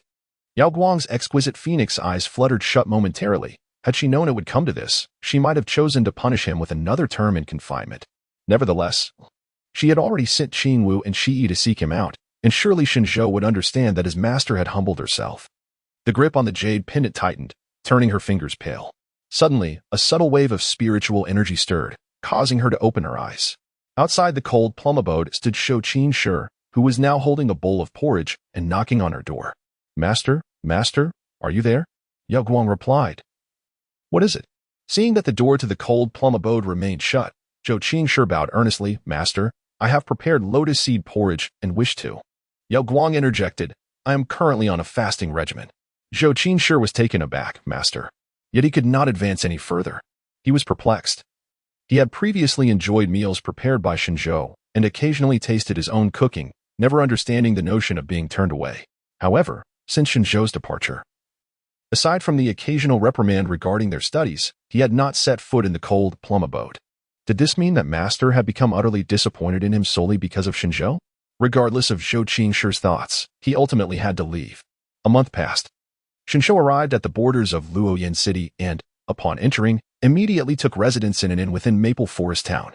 This bustling metropolis thrived with the presence of numerous travelers, creating an atmosphere of vibrant liveliness. Yin Xianxiao remarked, "Is this the essence of life? It is truly delightful." In response, Shen Zhou smiled. "Indeed, it is markedly different. Let us rest here for a while. We shall continue our journey tomorrow. In just half a month, we will reach the realm of Yunzhou. Yin Qianxiao was quite pleased, exclaiming, "At last, we are almost there." San Lang, would you prefer to have something to eat first or to rest? As they conversed, the two entered the inn. Shen Zhou, let's take a break for now. We can have something to eat later in the evening. Yin Qianxiao smiled. Sounds good. Boss, 2 rooms, please. Shen Zhou instinctively reached for his money to settle the payment. Upon seeing the glimmering silver in his hand, he was momentarily taken aback. Yin Qianxiao, with a beaming smile, remarked, I truly did not anticipate that among the 2 packages prepared for you by Fourth Lady, one would contain such a considerable sum of silver. Chapter 87, Lantern Festival. Mistaken for a married couple upon hearing this, Shen Zhou quickly regained his composure. Indeed, I had assumed she only prepared some food. I never expected. Although this was compensation from Gao Jing, it rightfully belonged to Lin Xinyang. He was astonished to discover that she had exchanged more than half of it into small silver coins, combining it with the new garment she had purchased for him. Had it not been for their search for food on the way, where they stumbled upon the pastries and meat pies made by Xinyang, he might not have realized the substantial sum of several hundred taels of silver. Yin Qianxiao patted him on the shoulder. Xinyang is indeed a remarkable spirit. I retract my previous statements. Shen Zhou smiled faintly and promptly handed the silver coins to the proprietor. The young attendant immediately led them upstairs, saying, Esteemed guests, please follow me. Once the two had retreated to their respective chambers, Shen Zhou resumed his cultivation, although they had been traveling during this period. Both he and Yin Qianxiao took turns driving the carriage, while the other engaged in meditation within the confines of the carriage. The foundation of Shen Zhou's spiritual platform has stabilized considerably. After some time, it will be appropriate to seek out demons and engage in further cultivation. Meanwhile, Mingqi has nearly grown stale from staying in the storage pouch, so he could not resist the urge to wander about the room. Before long, darkness enveloped the sky. Yin Qianxiao knocked on the door, saying, San Lang, come, it's time for dinner. Throughout their journey together, the bond between the 2 brothers has deepened significantly, leading them to address each other by name. Shen Zhou, Qianxiao, you may go ahead. I intend to take a stroll and there's no need for you to wait for me to dine. Yin Qianxiao complied.